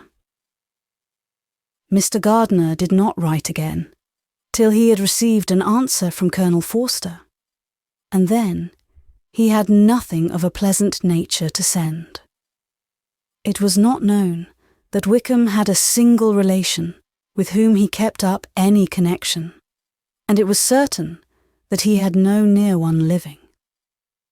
His former acquaintance had been numerous, but since he had been in the militia, it did not appear that he was on terms of particular friendship with any of them.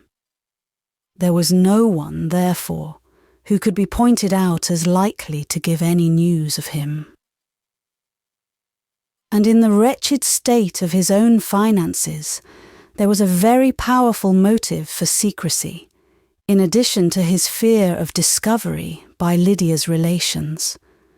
For it had just transpired that he had left gaming debts behind him to a very considerable amount. Colonel Forster believed that more than £1,000 would be necessary to clear his expenses at Brighton. He owed a good deal in the town, but his debts of honour were still more formidable. Mr. Gardiner did not attempt to conceal these particulars from the Longbourn family. Jane heard them with horror. "A gamester!" she cried. "This is wholly unexpected. I had not an idea of it." Mr. Gardiner added, in his letter, that they might expect to see their father at home on the following day, which was Saturday. Rendered spiritless by the ill success of all their endeavours, he had yielded to his brother-in-law's entreaty that he would return to his family and leave it to him to do whatever occasion might suggest to be advisable for continuing their pursuit. When Mrs. Bennet was told of this, she did not express so much satisfaction as her children expected, considering what her anxiety for his life had been before. "What? Is he coming home, and without poor Lydia?" she cried. "Sure he will not leave London before he has found them. Who is to fight Wickham and make him marry her if he comes away?" As Mrs. Gardiner began to wish to be at home, it was settled that she and her children should go to London at the same time that Mr. Bennet came from it. The coach, therefore, took them the first stage of their journey and brought its master back to Longbourn. Mrs. Gardiner went away in all the perplexity about Elizabeth and her Derbyshire friend that had attended her from that part of the world. His name had never been voluntarily mentioned before them by her niece, and the kind of half-expectation which Mrs. Gardiner had formed of their being followed by a letter from him had ended in nothing. Elizabeth had received none since her return. That could come from Pemberley.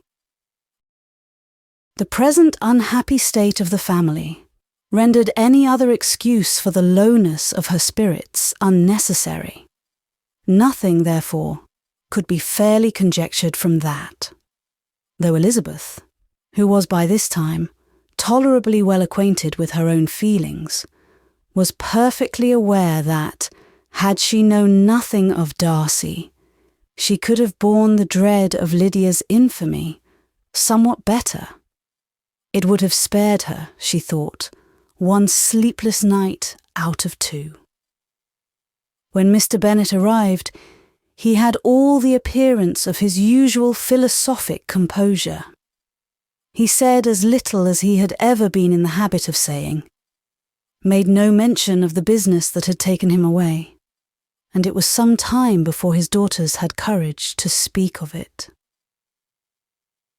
It was not till the afternoon, when he joined them at tea, that Elizabeth ventured to introduce the subject. And then, on her briefly expressing her sorrow for what he must have endured, he replied, "Say nothing of that. Who should suffer but myself? It has been my own doing, and I ought to feel it." "You must not be too severe upon yourself," replied Elizabeth. "You may well warn me against such an evil. Human nature is so prone to fall into it. No, Lizzie, Let me once in my life feel how much I have been to blame. I am not afraid of being overpowered by the impression. It will pass away soon enough. Do you suppose them to be in London? Yes. Where else can they be so well concealed? And Lydia used to want to go to London, added Kitty. She is happy then, said her father dryly, and her residence there will probably be of some duration. Then, after a short silence, he continued, Lizzie, I bear you no ill will for being justified in your advice to me last May, which, considering the event, shows some greatness of mind.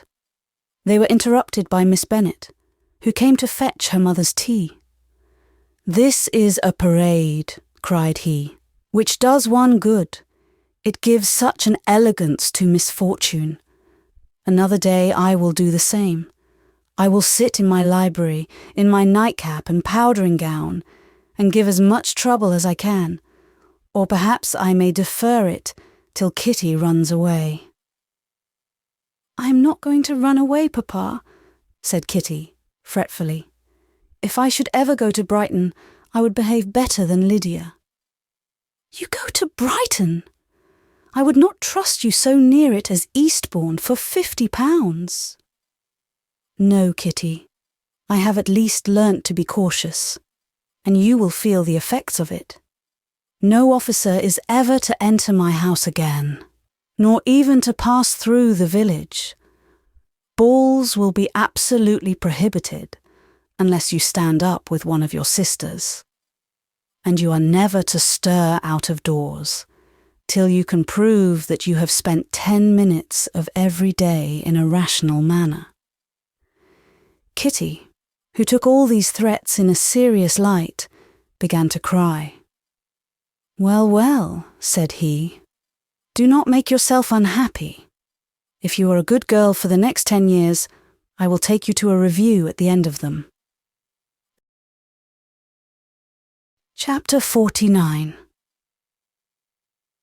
2 days after Mr. Bennet's return, as Jane and Elizabeth were walking together in the shrubbery behind the house, they saw the housekeeper coming towards them, and concluding that she came to call them to their mother, went forward to meet her. But instead of the expected summons, when they approached her, she said to Miss Bennet, I beg your pardon, madam, for interrupting you, but I was in hopes you might have got some good news from town, so I took the liberty of coming to ask. What do you mean, Hill? We have heard nothing from town. Dear madam, cried Mrs. Hill, in great astonishment. Don't you know there is an express come for master from Mr. Gardner? He has been here this half hour, and master has had a letter. Away ran the girls, too eager to get in to have time for speech. They ran through the vestibule into the breakfast room, from thence to the library. Their father was in neither, and they were on the point of seeking him upstairs with their mother, when they were met by the butler, who said, If you are looking for my master, ma'am, he is walking towards the little copse. Upon this information, they instantly passed through the hall once more, and ran across the lawn after their father, who was deliberately pursuing his way towards a small wood on one side of the paddock. Jane, who was not so light, nor so much in the habit of running as Elizabeth, soon lagged behind, while her sister, panting for breath, came up with him and eagerly cried out, Oh, Papa, what news? What news? Have you heard from my uncle? Yes, I have had a letter from him by express. Well, and what news does it bring, good or bad? What is there of good to be expected? Said he, taking the letter from his pocket. But perhaps you would like to read it. Elizabeth impatiently caught it from his hand. Jane now came up. Read it aloud, said their father, for I hardly know myself what it is about. Gracechurch Street, Monday, 2nd of August. My dear brother, at last I am able to send you some tidings of my niece, and such as, upon the whole, I hope will give you satisfaction. Soon after you left me on Saturday, I was fortunate enough to find out in what part of London they were. The particulars I reserve till we meet. It is enough to know they are discovered. I have seen them both. Then it is as I always hoped, cried Jane. They are married. Elizabeth read on. I have seen them both. They are not married, nor can I find there was any intention of being so. But if you are willing to perform the engagements which I have ventured to make on your side, I hope it will not be long before they are. All that is required of you is to assure to your daughter, by settlement, her equal share of the £5,000, secured among your children after the decease of yourself and my sister. And moreover, to enter into an engagement of allowing her, during your life, £100 per annum. These are conditions which, considering everything, I had no hesitation in complying with, as far as I thought myself privileged for you. I shall send this by express, that no time may be lost in bringing me your answer. You will easily comprehend, from these particulars, that Mr. Wickham's circumstances are not so hopeless as they are generally believed to be. The world has been deceived in that respect, and I am happy to say there will be some little money, even when all his debts are discharged, to settle on my niece in addition to her own fortune. If, as I conclude will be the case, you send me full powers to act in your name throughout the whole of this business, I will immediately give directions to Haggerston for preparing a proper settlement. There will not be the smallest occasion for your coming to town again. Therefore, stay quietly at Longbourn and depend on my diligence and care. Send back your answer as soon as you can, and be careful to write explicitly. We have judged it best that my niece should be married from this house, of which I hope you will approve. She comes to us today. I shall write again as soon as anything more is determined on. Yours, etc. Edward Gardner. Is it possible? Cried Elizabeth when she had finished. Can it be possible that he will marry her? Wickham is not so undeserving, then, as we have thought him, said her sister.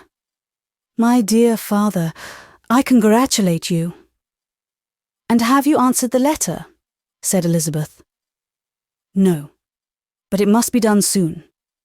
Most earnestly did she then entreat him to lose no more time before he wrote. Oh, my dear father, she cried, come back and write immediately. Consider how important every moment is in such a case. Let me write for you, said Jane, if you dislike the trouble yourself. I dislike it very much, he replied, but it must be done. And so saying, he turned back with them and walked towards the house. And, may I ask, said Elizabeth, but the terms, I suppose, must be complied with. Complied with? I am only ashamed of his asking so little. And they must marry, yet he is such a man. Yes, they must marry. There is nothing else to be done. But there are two things that I want very much to know. One is, how much money your uncle has laid down to bring it about, and the other, how I am ever to pay him. Money? My uncle? Cried Jane. What do you mean, sir?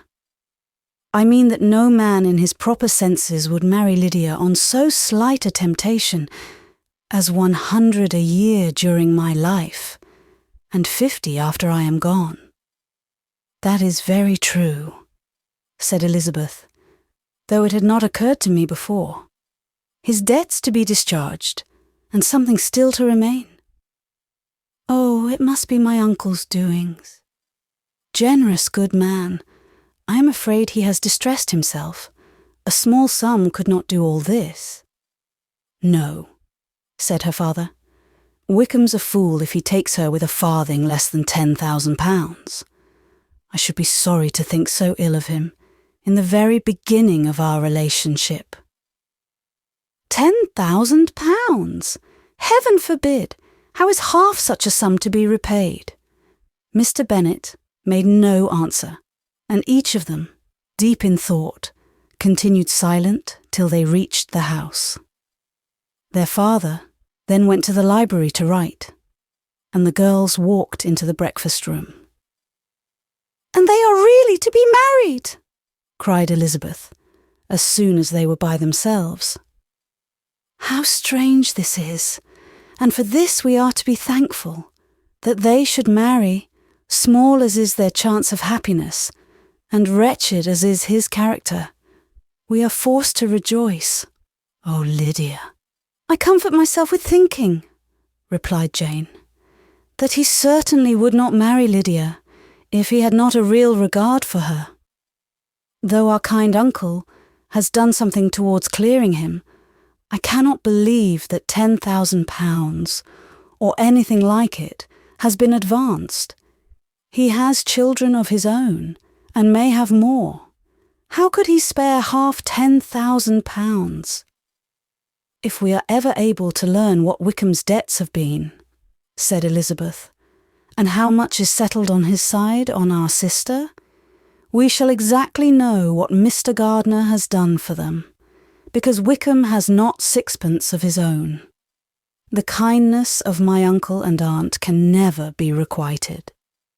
Their taking her home, and affording her their personal protection and countenance, is such a sacrifice to her advantage as years of gratitude cannot enough acknowledge. By this time, she is actually with them. If such goodness does not make her miserable now, she will never deserve to be happy. What a meeting for her when she first sees my aunt! We must endeavour to forget all that has passed on either side," said Jane. "I hope and trust they will yet be happy. His consenting to marry her is a proof, I will believe, that he has come to a right way of thinking. Their mutual affection will steady them, and I flatter myself they will settle so quietly, and live in so rational a manner, as may in time make their past imprudence forgotten." "Their conduct has been such," replied Elizabeth, "as neither you nor I nor anybody can ever forget. It is useless to talk of it." It now occurred to the girls that their mother was in all likelihood perfectly ignorant of what had happened. They went to the library, therefore, and asked their father whether he would not wish them to make it known to her. He was writing, and without raising his head, coolly replied, "Just as you please." "May we take my uncle's letter to read to her?" "Take whatever you like, and get away." Elizabeth took the letter from his writing table, and they went upstairs together. Mary and Kitty were both with Mrs. Bennet. One communication would, therefore, do for all. After a slight preparation for good news, the letter was read aloud. Mrs. Bennet could hardly contain herself. As soon as Jane had read Mr. Gardiner's hope of Lydia's being soon married, her joy burst forth, and every following sentence added to its exuberance. She was now in an irritation as violent from delight as she had ever been fidgety from alarm and vexation. To know that her daughter would be married was enough. She was disturbed by no fear for her felicity, nor humbled by any remembrance of her misconduct. "My dear, dear Lydia," she cried, "this is delightful indeed. She will be married. I shall see her again. She will be married at 16. My good, kind brother. I knew how it would be. I knew he would manage everything. How I longed to see her, and to see dear Wickham too. But the clothes, the wedding clothes. I will write to my sister Gardner about them directly. Lizzie, my dear, run down to your father and ask him how much he will give her. Stay, I will go myself. Ring the bell, Kitty, for Hill. I will put on my things in a moment. My dear, dear Lydia. How merry we shall be together when we meet. Her eldest daughter endeavoured to give some relief to the violence of these transports by leading her thoughts to the obligations which Mr. Gardner's behaviour laid them all under. For we must attribute this happy conclusion, she added, in a great measure to his kindness. We are persuaded that he has pledged himself to assist Mr. Wickham with money. Well, cried her mother, it is all very right. Who should do it but her own uncle? If he had not had a family of his own, I and my children must have had all his money, you know. And it is the first time we have ever had anything from him, except a few presents. Well, I am so happy. In a short time, I shall have a daughter married. Mrs. Wickham. How well it sounds. And she was only 16 last June. My dear Jane, I am in such a flutter that I am sure I can't write. So I will dictate, and you write for me. We will settle with your father about the money afterwards, but the things should be ordered immediately. She was then proceeding to all the particulars of calico, muslin, and cambric, and would shortly have dictated some very plentiful orders, had not Jane, though with some difficulty, persuaded her to wait till her father was at leisure to be consulted. One day's delay, she observed, would be of small importance, and her mother was too happy to be quite so obstinate as usual. Other schemes, too, came into her head. I will go to Meryton, said she, as soon as I am dressed, and tell the good news to my sister Phillips. And as I come back, I can call on Lady Lucas and Mrs. Long. Kitty, run down and order the carriage. An airing would do me a great deal of good, I am sure. Girls, can I do anything for you in Meryton? Oh, here comes Hill. My dear Hill, have you heard the good news? Miss Lydia is going to be married. And you shall all have a bowl of punch to make merry at her wedding. Mrs. Hill began instantly to express her joy. Elizabeth received her congratulations amongst the rest, and then, sick of this folly, took refuge in her own room, that she might think with freedom.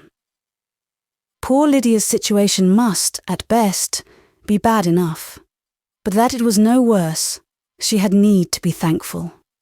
She felt it so, and though, in looking forward, neither rational happiness nor worldly prosperity could be justly expected for her sister, in looking back to what they had feared only 2 hours ago, she felt all the advantages of what they had gained. Chapter 50. Mr. Bennet had very often wished, before this period of his life, that instead of spending his whole income, he had laid by an annual sum for the better provision of his children and of his wife, if she survived him. He now wished it more than ever. Had he done his duty in that respect, Lydia need not have been indebted to her uncle, for whatever of honour or credit could now be purchased for her. The satisfaction of prevailing on one of the most worthless young men in Great Britain to be her husband might then have rested in its proper place. He was seriously concerned that a cause of so little advantage to anyone should be forwarded at the sole expense of his brother-in-law. And he was determined, if possible, to find out the extent of his assistance, and to discharge the obligation as soon as he could.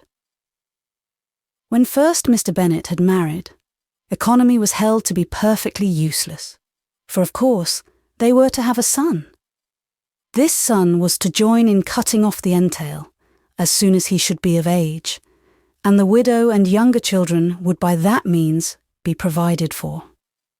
5 daughters successively entered the world, but yet the son was to come, and Mrs. Bennet, for many years after Lydia's birth, had been certain that he would.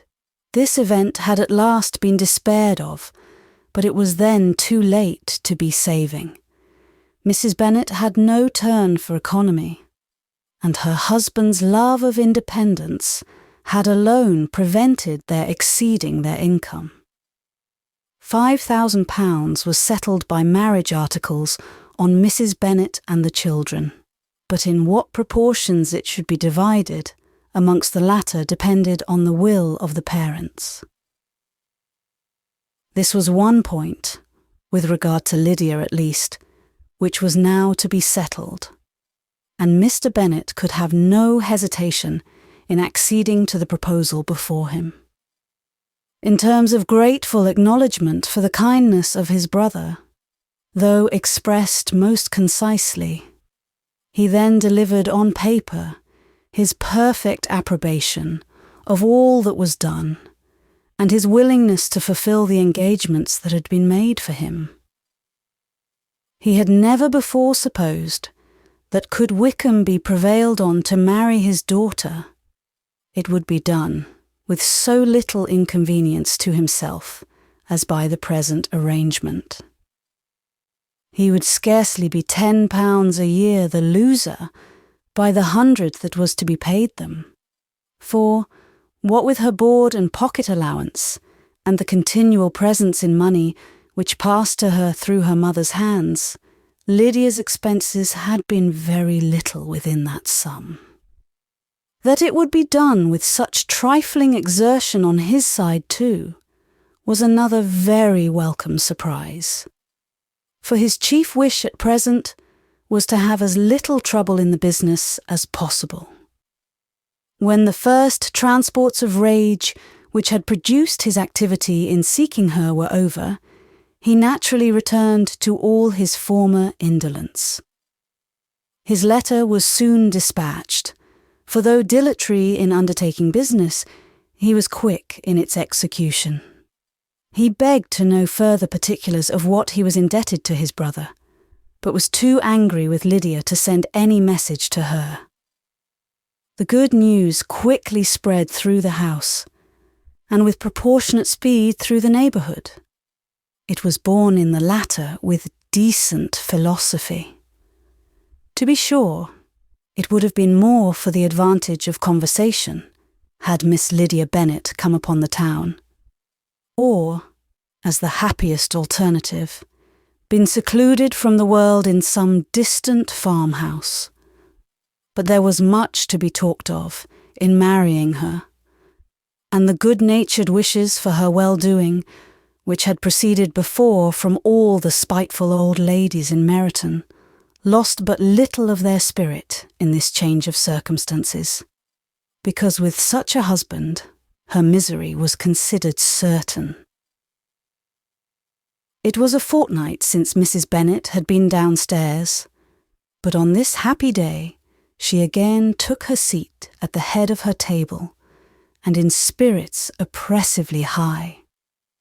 No sentiment of shame gave a damp to her triumph. The marriage of a daughter, which had been the first object of her wishes since Jane was 16, was now on the point of accomplishment, and her thoughts and her words ran wholly on those attendants of elegant nuptials, fine muslins, new carriages, and servants. She was busily searching through the neighbourhood for a proper situation for her daughter, and, without knowing or considering what their income might be, rejected many as deficient in size and importance. Hay Park might do, said she, if the Gouldings would quit it, or the great house at Stoke, if the drawing-room were larger. But Ashworth is too far off. I could not bear to have her 10 miles from me. And as for Purvis Lodge, the attics are dreadful." Her husband allowed her to talk on without interruption while the servants remained. But when they had withdrawn, he said to her, "Mrs. Bennet, before you take any or all of these houses, for your son and daughter, let us come to a right understanding. Into one house in this neighbourhood they shall never have admittance. I will not encourage the imprudence of either by receiving them at Longbourn." A long dispute followed this declaration, but Meister Bennet was firm. It soon led to another, and Mrs. Bennet found, with amazement and horror, that her husband would not advance a guinea to buy clothes for his daughter. He protested that she should receive from him no mark of affection whatever on the occasion. Mrs. Bennet could hardly comprehend it. That his anger could be carried to such a point of inconceivable resentment as to refuse his daughter a privilege, without which her marriage would scarcely seem valid, exceeded all that she could believe possible. She was more alive to the disgrace which her want of new clothes must reflect on her daughter's nuptials than to any sense of shame at her eloping and living with Wickham a fortnight before they took place. Elizabeth was now most heartily sorry that she had, from the distress of the moment, been led to make Mr. Darcy acquainted with their fears for her sister. For since her marriage would so shortly give the proper termination to the elopement, they might hope to conceal its unfavourable beginning from all those who were not immediately on the spot. She had no fear of its spreading farther, through his means. There were few people on whose secrecy she would have more confidently depended. But at the same time, there was no one whose knowledge of a sister's frailty would have mortified her so much. Not, however, from any fear of disadvantage from it individually to herself. For at any rate, there seemed a gulf impassable between them. Had Lydia's marriage been concluded on the most honourable terms, it was not to be supposed that Mr. Darcy would connect himself with a family, where to every other objection would now be added an alliance and relationship of the nearest kind with the man whom he so justly scorned. From such a connection she could not wonder that he should shrink. The wish of procuring her regard, which she had assured herself of his feeling in Derbyshire, could not in rational expectation survive such a blow as this. She was humbled, she was grieved, she repented, though she hardly knew of what. She became jealous of his esteem when she could no longer hope to be benefited by it. She wanted to hear of him when there seemed the least chance of gaining intelligence. She was convinced that she could have been happy with him when it was no longer likely they should meet. What a triumph for him, as she often thought, could he know that the proposals which she had proudly spurned only 4 months ago would now have been gladly and gratefully received. He was as generous, she doubted not, as the most generous of his sex. But while he was mortal, there must be a triumph. She began now to comprehend that he was exactly the man who, in disposition and talents, would most suit her. His understanding and temper, though unlike her own, would have answered all her wishes. It was an union that must have been to the advantage of both. By her ease and liveliness, his mind might have been softened, his manners improved, and from his judgment, information, and knowledge of the world, she must have received benefit of greater importance, But no such happy marriage could now teach the admiring multitude what connubial felicity really was. An union of a different tendency, and precluding the possibility of the other, was soon to be formed in their family. How Wickham and Lydia were to be supported in tolerable independence, she could not imagine. But how little of permanent happiness could belong to a couple who were only brought together because their passions were stronger than their virtue, she could easily conjecture. Mr. Gardiner soon wrote again to his brother. To Mr. Bennet's acknowledgments, he briefly replied, with assurances of his eagerness to promote the welfare of any of his family, and concluded with entreaties that the subject might never be mentioned to him again. The principal purport of his letter was to inform them that Mr. Wickham had resolved on quitting the militia. It was greatly my wish that he should do so, he added, as soon as his marriage was fixed on. And I think you will agree with me in considering a removal from that corps as highly advisable, both on his account and my niece's. It is Mr. Wickham's intention to go into the regulars, and among his former friends there are still some who are able and willing to assist him in the army. He has the promise of an ensigncy in the General's regiment, now quartered in the north. It is an advantage to have it so far from this part of the kingdom. He promises fairly, and I hope among different people, where they may each have a character to preserve, they will both be more prudent.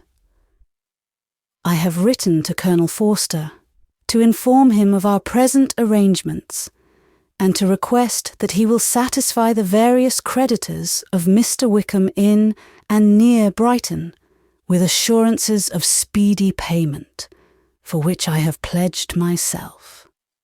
And will you give yourself the trouble of carrying similar assurances to his creditors in Meryton, of whom I shall subjoin a list, according to his information? He has given in all his debts. I hope at least he has not deceived us. Haggerston has our directions, and all will be completed in a week. They will then join his regiment, unless they are first invited to Longbourn, and I understand from Mrs. Gardiner that my niece is very desirous of seeing you all before she leaves the south. She is well, and begs to be dutifully remembered to you and her mother. Yours, etc. E. Gardiner. Mr. Bennet and his daughters saw all the advantages of Wickham's removal from the shire as clearly as Mr. Gardiner could do. But Mrs. Bennet was not so well pleased with it. Lydia's being settled in the north, just when she had expected most pleasure and pride in her company, for she had by no means given up her plan of their residing in Hertfordshire, was a severe disappointment. And, besides, it was such a pity that Lydia should be taken from a regiment where she was acquainted with everybody and had so many favourites. She is so fond of Mrs. Forster, said she. It will be quite shocking to send her away. And there are several of the young men, too, that she likes very much. The officers may not be so pleasant in General's regiment. His daughter's request, for such it might be considered, of being admitted into her family again, before she set off for the north, received at first an absolute negative. But Jane and Elizabeth, who agreed in wishing, for the sake of their sister's feelings and consequence, that she should be noticed on her marriage by her parents, urged him so earnestly, yet so rationally and so mildly, to receive her and her husband at Longbourn as soon as they were married, that he was prevailed on to think as they thought and act as they wished. And their mother, had the satisfaction of knowing that she should be able to show her married daughter in the neighbourhood before she was banished to the north. When Mr. Bennet wrote again to his brother, therefore, he sent his permission for them to come, and it was settled that, as soon as the ceremony was over, they should proceed to Longbourn. Elizabeth was surprised, however, that Wickham should consent to such a scheme, and, had she consulted only her own inclination, any meeting with him would have been the last object of her wishes. Chapter 51. Their sister's wedding day arrived, and Jane and Elizabeth felt for her probably more than she felt for herself. The carriage was sent to meet them, and they were to return in it by dinner time. Their arrival was dreaded by the elder Miss Bennetts, and Jane more especially, who gave Lydia the feelings which would have attended herself had she been the culprit, and was wretched in the thought of what her sister must endure. They came. The family were assembled in the breakfast room to receive them. Smiles decked the face of Mrs. Bennet as the carriage drove up to the door. Her husband looked impenetrably grave. Her daughters, alarmed, anxious, uneasy. Lydia's voice was heard in the vestibule. The door was thrown open, and she ran into the room.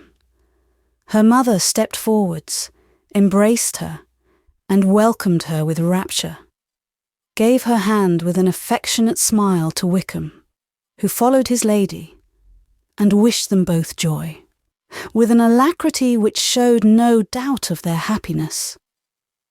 Their reception from Mr. Bennet, to whom they then turned, was not quite so cordial. His countenance rather gained in austerity, and he scarcely opened his lips. The easy assurance of the young couple, indeed, was enough to provoke him. Elizabeth was disgusted, and even Miss Bennet was shocked. Lydia was Lydia still, untamed, unabashed, wild, noisy, and fearless. She turned from sister to sister, demanding their congratulations, and when at length they all sat down, looked eagerly round the room, took notice of some little alteration in it, and observed, with a laugh, that it was a great while since she had been there. Wickham was not at all more distressed than herself, but his manners were always so pleasing that, had his character and his marriage been exactly what they ought, his smiles and his easy address, while he claimed their relationship, would have delighted them all. Elizabeth had not before believed him quite equal to such assurance, but she sat down, resolving within herself to draw no limits in future to the impudence of an impudent man. She blushed, and Jane blushed, but the cheeks of the two who caused their confusion suffered no variation of colour. There was no want of discourse. The bride and her mother could neither of them talk fast enough, and Wickham, who happened to sit near Elizabeth, began inquiring after his acquaintance in that neighbourhood with a good-humoured ease which she felt very unable to equal in her replies. They seemed each of them to have the happiest memories in the world. Nothing of the past was recollected with pain, and Lydia led voluntarily to subjects which her sisters would not have alluded to for the world. "Only think of its being 3 months," she cried, "since I went away. It seems but a fortnight, I declare, and yet there have been things enough happened in the time. Good gracious! When I went away, I am sure I had no more idea of being married till I came back again, though I thought it would be very good fun if I was." Her father lifted up his eyes. Jane was distressed. Elizabeth looked expressively at Lydia, but she, who never heard nor saw anything of which she chose to be insensible, gaily continued, "Oh, Mamma, do the people hereabouts know I am married today? I was afraid they might not, and we overtook William Goulding in his curricle, so I was determined he should know it, and so I let down the side glass next to him, and took off my glove, and let my hand just rest upon the window frame, so that he might see the ring, and then I bowed and smiled like anything." Elizabeth could bear it no longer. She got up and ran out of the room, and returned no more till she heard them passing through the hall to the dining parlour. She then joined them soon enough to see Lydia, with anxious parade, walk up to her mother's right hand, and hear her say to her eldest sister, "Ah, Jane, I take your place now, and you must go lower, because I am a married woman." It was not to be supposed that time would give Lydia that embarrassment from which she had been so wholly free at first. Her ease and good spirits increased. She longed to see Mrs. Phillips, the Lucases, and all their other neighbours, and to hear herself called Mrs. Wickham by each of them. And in the meantime, she went after dinner to show her ring, and boast of being married to Mrs. Hill and the 2 housemaids. "Well, Mamma," said she, when they were all returned to the breakfast-room, "and what do you think of my husband? Is not he a charming man? I am sure my sisters must all envy me. I only hope they may have half my good luck. They must all go to Brighton. That is the place to get husbands. What a pity it is, Mamma, we did not all go." "Very true, and if I had my will, we should. But my dear Lydia, I don't at all like your going such a way off. Must it be so?" "Oh, Lord, yes, there is nothing in that. I shall like it of all things. You and Papa and my sisters must come down and see us. We shall be at Newcastle all the winter, and I dare say there will be some balls, and I will take care to get good partners for them all." "I should like it beyond anything," said her mother. "And then, when you go away, you may leave 1 or 2 of my sisters behind you, and I dare say I shall get husbands for them before the winter is over." "I thank you for my share of the favour," said Elizabeth, "but I do not particularly like your way of getting husbands." Their visitors were not to remain above 10 days with them. Mr. Wickham had received his commission before he left London, and he was to join his regiment at the end of a fortnight. No one but Mrs. Bennet regretted that their stay would be so short, and she made the most of the time by visiting about with her daughter and having very frequent parties at home. These parties were acceptable to all. To avoid a family circle was even more desirable to such as did think than such as did not. Wickham's affection for Lydia was just what Elizabeth had expected to find it, not equal to Lydia's for him.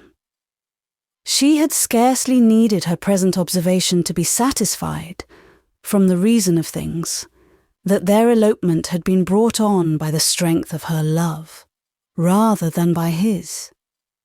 And she would have wondered why, without violently caring for her, he chose to elope with her at all, had she not felt certain that his flight was rendered necessary by distress of circumstances.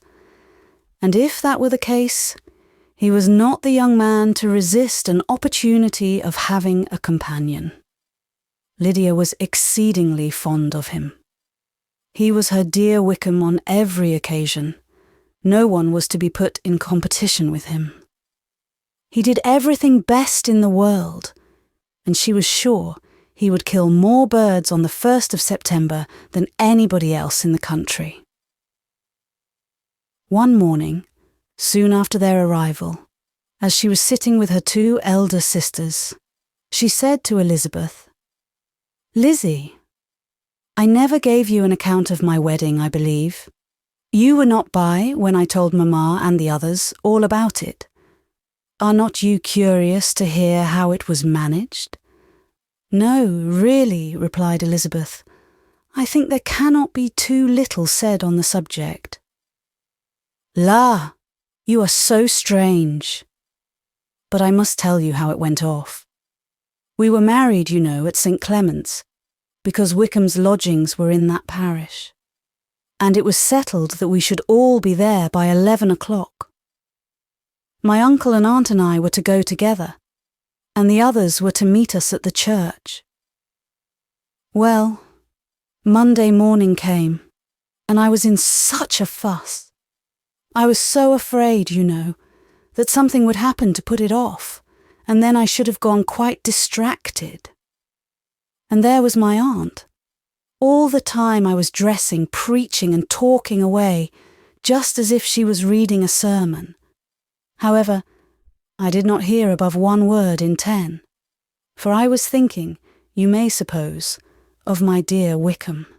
I longed to know whether he would be married in his blue coat. Well, and so we breakfasted at 10 as usual. I thought it would never be over. For, by the by, you are to understand that my uncle and aunt were horrid unpleasant all the time I was with them. If you'll believe me, I did not once put my foot out of doors, though I was there a fortnight. Not one party or scheme or anything. To be sure, London was rather thin, but however, the little theatre was open. Well, and so, just as the carriage came to the door, my uncle was called away upon business to that horrid man, Mr. Stone. And then, you know, when once they get together, there is no end of it. Well, I was so frightened I did not know what to do, for my uncle was to give me away, and if we were beyond the hour we could not be married all day. But, luckily, he came back again in 10 minutes' time, and then we all set out. However, I recollected afterwards that if he had been prevented going, the wedding need not be put off, for Mr. Darcy might have done as well. "Mr. Darcy?" repeated Elizabeth, in utter amazement. "Oh, yes. He was to come there with Wickham, you know. But gracious me, I quite forgot. I ought not to have said a word about it. I promised them so faithfully. What will Wickham say? It was to be such a secret." "If it was to be a secret," said Jane, "say not another word on the subject. You may depend upon my seeking no further." "Oh, certainly," said Elizabeth, though burning with curiosity. "We will ask you no questions." "Thank you," said Lydia, "for if you did, I should certainly tell you all, and then Wickham would be so angry." On such encouragement to ask, Elizabeth was forced to put it out of her power by running away. But to live in ignorance on such a point was impossible. Or at least, it was impossible not to try for information. Mr. Darcy had been at her sister's wedding. It was exactly a scene, and exactly among people where he had apparently least to do, and least temptation to go. Conjectures as to the meaning of it, rapid and wild, hurried into her brain, but she was satisfied with none. Those that best pleased her, as placing his conduct in the noblest light, seemed most improbable. She could not bear such suspense, and hastily seizing a sheet of paper, wrote a short letter to her aunt, to request an explanation of what Lydia had dropped, if it were compatible with the secrecy which had been intended. "You may readily comprehend," she added, "what my curiosity must be, to know how a person unconnected with any of us, and, comparatively speaking, a stranger to our family, should have been amongst you at such a time. Pray write instantly, and let me understand it, unless it is, for very cogent reasons, to remain in the secrecy which Lydia seems to think necessary, and then I must endeavour to be satisfied with ignorance. Not that I shall, though, she added to herself, and she finished the letter. And my dear aunt, if you do not tell me in an honourable manner, I shall certainly be reduced to tricks and stratagems to find it out. Jane's delicate sense of honour would not allow her to speak to Elizabeth privately of what Lydia had let fall. Elizabeth was glad of it, till it appeared whether her inquiries would receive any satisfaction. She had rather be without a confidant. Chapter 52. Elizabeth had the satisfaction of receiving an answer to her letter as soon as she possibly could.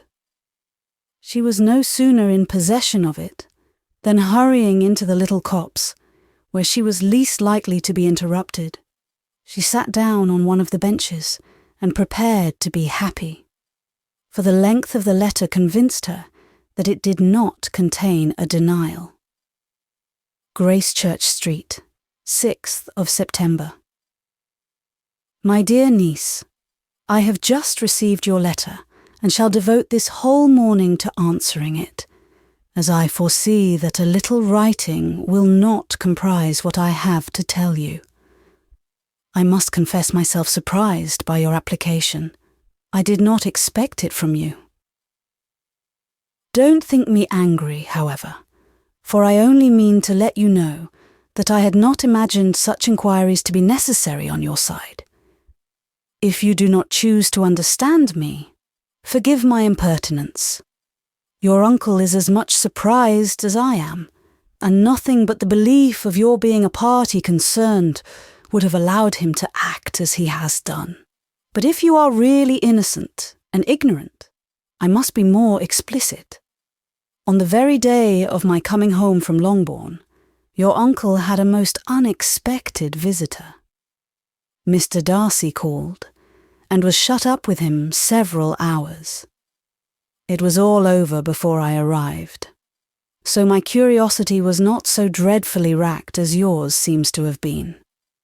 He came to tell Mr. Gardiner that he had found out where your sister and Mr. Wickham were, and that he had seen and talked with them both, Wickham repeatedly, Lydia once. From what I can collect, he left Derbyshire only one day after ourselves, and came to town with the resolution of hunting for them. The motive professed was his conviction of its being owing to himself that Wickham's worthlessness had not been so well known as to make it impossible for any young woman of character to love or confide in him. He generously imputed the whole to his mistaken pride, and confessed that he had before thought it beneath him to lay his private actions open to the world. His character was to speak for itself. He called it, therefore, his duty to step forward and endeavour to remedy an evil which had been brought on by himself. If he had another motive, I am sure it would never disgrace him. He had been some days in town before he was able to discover them, but he had something to direct his search, which was more than we had, and the consciousness of this was another reason for his resolving to follow us. There is a lady, it seems, a Mrs. Young, who was some time ago governess to Miss Darcy, and was dismissed from her charge on some cause of disapprobation, though he did not say what. She then took a large house in Edward Street, and has since maintained herself by letting lodgings. This Mrs. Young was, he knew, intimately acquainted with Wickham, and he went to her for intelligence of him as soon as he got to town. But it was 2 or 3 days before he could get from her what he wanted.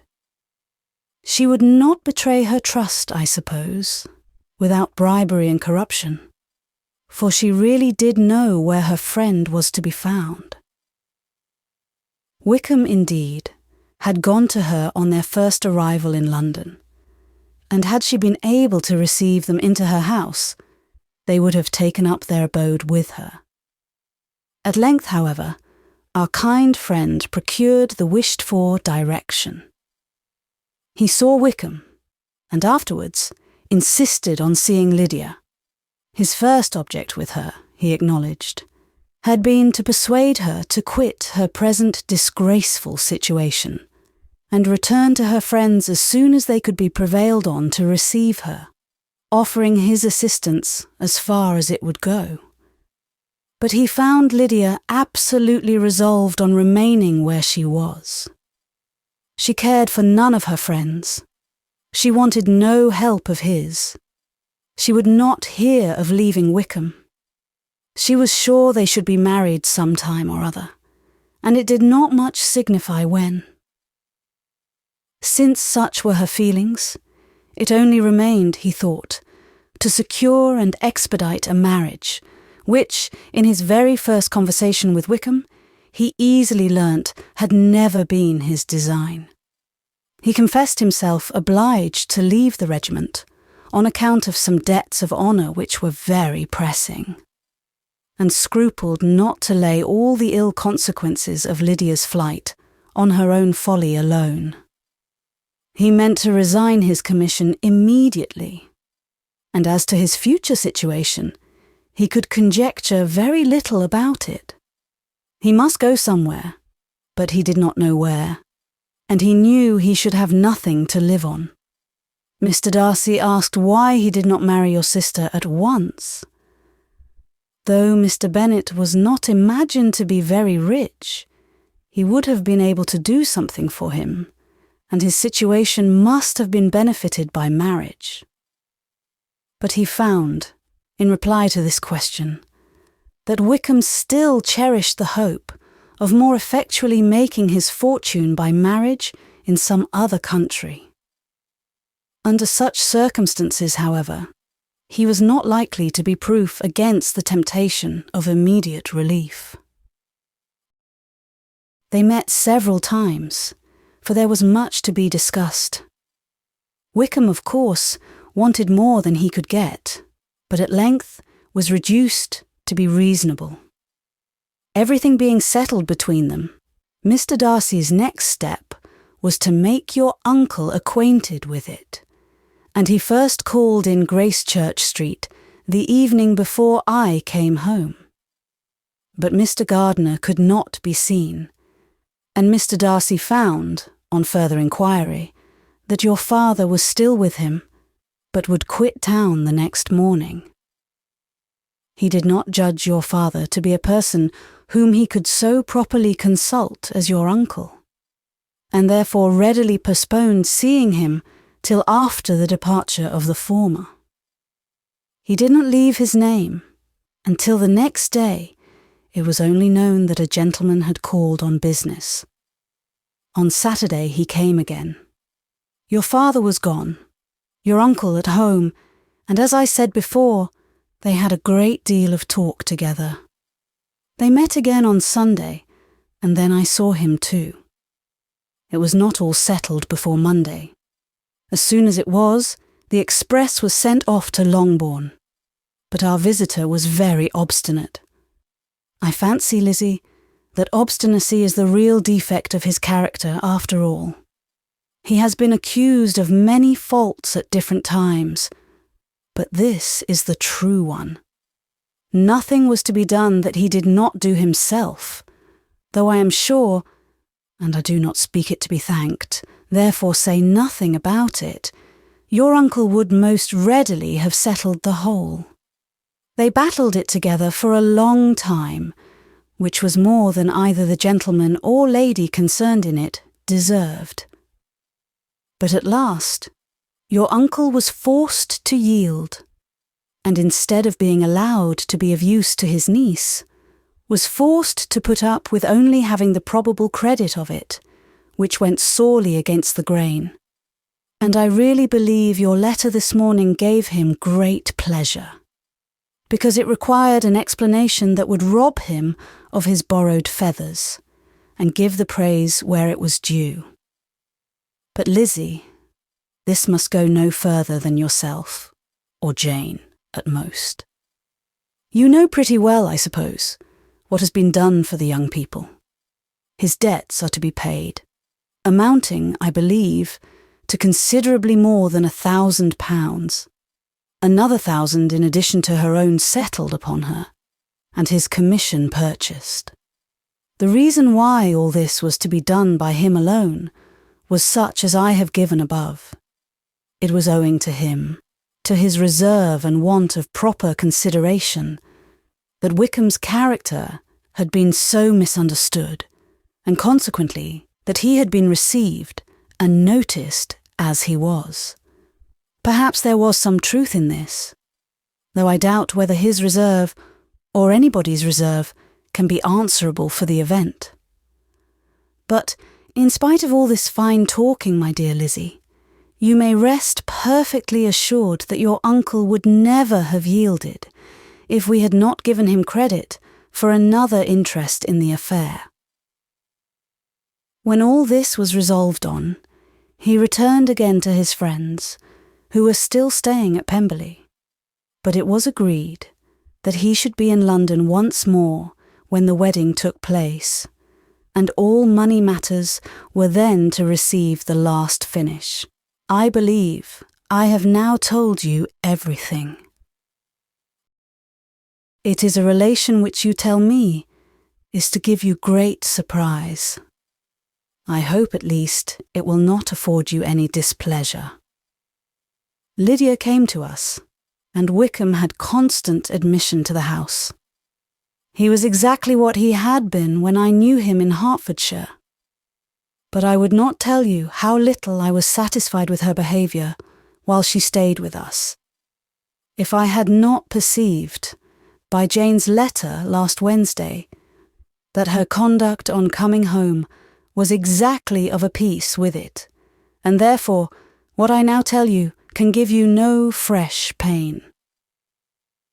I talked to her repeatedly in the most serious manner, representing to her the wickedness of what she had done, and all the unhappiness she had brought on her family. If she heard me, it was by good luck, for I am sure she did not listen. I was sometimes quite provoked, but then I recollected my dear Elizabeth and Jane, and for their sakes had patience with her. Mr. Darcy was punctual in his return, and, as Lydia informed you, attended the wedding. He dined with us the next day, and was to leave town again on Wednesday or Thursday. Will you be very angry with me, my dear Lizzie, if I take this opportunity of saying, what I was never bold enough to say before, how much I like him? His behaviour to us has, in every respect, been as pleasing as when we were in Derbyshire. His understanding and opinions all please me. He wants nothing but a little more liveliness, and that, if he marry prudently, his wife may teach him. I thought him very sly. He hardly ever mentioned your name. But slyness seems the fashion. Pray forgive me, if I have been very presuming, or at least do not punish me so far as to exclude me from P. I shall never be quite happy till I have been all round the park. A low phaeton with a nice little pair of ponies would be the very thing. But I must write no more. The children have been wanting me this half-hour. Yours, very sincerely, Monsieur Gardiner. The contents of this letter threw Elizabeth into a flutter of spirits, in which it was difficult to determine whether pleasure or pain bore the greatest share. The vague and unsettled suspicions which uncertainty had produced of what Mr. Darcy might have been doing to forward her sister's match, which she had feared to encourage, as an exertion of goodness too great to be probable, and at the same time dreaded to be just, from the pain of obligation, were proved beyond their greatest extent to be true. He had followed them purposely to town. He had taken on himself all the trouble and mortification attendant on such a research, in which supplication had been necessary to a woman whom he must abominate and despise, and where he was reduced to frequently meet, reason with, persuade, and finally bribe the man whom he always most wished to avoid, and whose very name it was punishment to him to pronounce. He had done all this for a girl whom he could neither regard nor esteem. Her heart did whisper that he had done it for her, but it was a hope shortly checked by other considerations, and she soon felt that even her vanity was insufficient when required to depend on his affection for her, for a woman who had already refused him, as able to overcome a sentiment so natural as abhorrence against relationship with Wickham. Brother-in-law of Wickham. Every kind of pride must revolt from the connection. He had, to be sure, done much. She was ashamed to think how much. But he had given a reason for his interference, which asked no extraordinary stretch of belief. It was reasonable that he should feel he had been wrong. He had liberality, and he had the means of exercising it. And though she would not place herself as his principal inducement, she could perhaps believe that remaining partiality for her might assist his endeavours in a cause where her peace of mind must be materially concerned. It was painful, exceedingly painful, to know that they were under obligations to a person who could never receive a return. They owed the restoration of Lydia, her character, everything to him. Oh, how heartily did she grieve over every ungracious sensation she had ever encouraged, every saucy speech she had ever directed towards him. For herself, she was humbled, but she was proud of him, proud that in a cause of compassion and honour, he had been able to get the better of himself. She read over her aunt's commendation of him again and again. It was hardly enough, but it pleased her. She was even sensible of some pleasure, though mixed with regret, on finding how steadfastly both she and her uncle had been persuaded that affection and confidence subsisted between Mr. Darcy and herself. She was roused from her seat and her reflections by someone's approach, and before she could strike into another path, she was overtaken by Wickham. "I am afraid I interrupt your solitary ramble, my dear sister," said he, as he joined her. "You certainly do," she replied with a smile, "but it does not follow that the interruption must be unwelcome." "I should be sorry indeed if it were. We were always good friends, and now we are better." "True. Are the others coming out?" "I do not know. Mrs. Bennet and Lydia are going in the carriage to Meryton, and so, my dear sister, I find, from our uncle and aunt, that you have actually seen Pemberley." She replied in the affirmative. "I almost envy you the pleasure, and yet I believe it would be too much for me, or else I could take it in my way to Newcastle. And you saw the old housekeeper, I suppose? Poor Reynolds, she was always very fond of me, but of course she did not mention my name to you." "Yes, she did. And what did she say?" "That you were gone into the army, and she was afraid had not turned out well. At such a distance as that, you know, things are strangely misrepresented." "Certainly," he replied, biting his lips. Elizabeth hoped she had silenced him, but he soon afterwards said, "I was surprised to see Darcy in town last month. We passed each other several times. I wonder what he can be doing there." "Perhaps preparing for his marriage with Mr. Bourke," said Elizabeth. "It must be something particular to take him there at this time of year." Undoubtedly. Did you see him while you were at Lambton? I thought I understood from the gardeners that you had. Yes, he introduced us to his sister. And do you like her? Very much. I have heard, indeed, that she is uncommonly improved within this year or two. When I last saw her, she was not very promising. I am very glad you liked her. I hope she will turn out well. I dare say she will. She has got over the most trying age. Did you go by the village of Kimpton? I do not recollect that we did. I mention it because it is the living which I ought to have had. A most delightful place. Excellent parsonage house. It would have suited me in every respect. How should you have liked making sermons? Exceedingly well. I should have considered it as part of my duty, and the exertion would soon have been nothing. One ought not to repine, but to be sure it would have been such a thing for me. The quiet, the retirement of such a life would have answered all my ideas of happiness. But it was not to be. Did you ever hear Darcy mention the circumstance when you were in Kent? I have heard from authority, which I thought as good, that it was left you conditionally only, and at the will of the present patron. You have? Yes, there was something in that. I told you so from the first, you may remember. I did hear, too, that there was a time when sermon-making was not so palatable to you as it seems to be at present, that you actually declared your resolution of never taking orders, and that the business had been compromised accordingly. You did, and it was not wholly without foundation. You may remember what I told you on that point, when first we talked of it.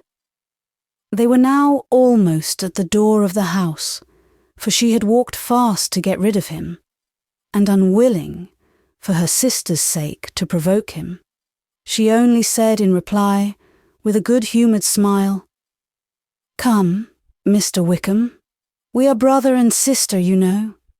Do not let us quarrel about the past. In future, I hope we shall be always of one mind." She held out her hand.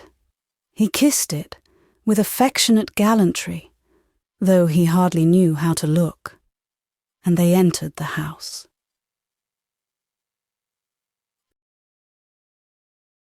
Chapter 53.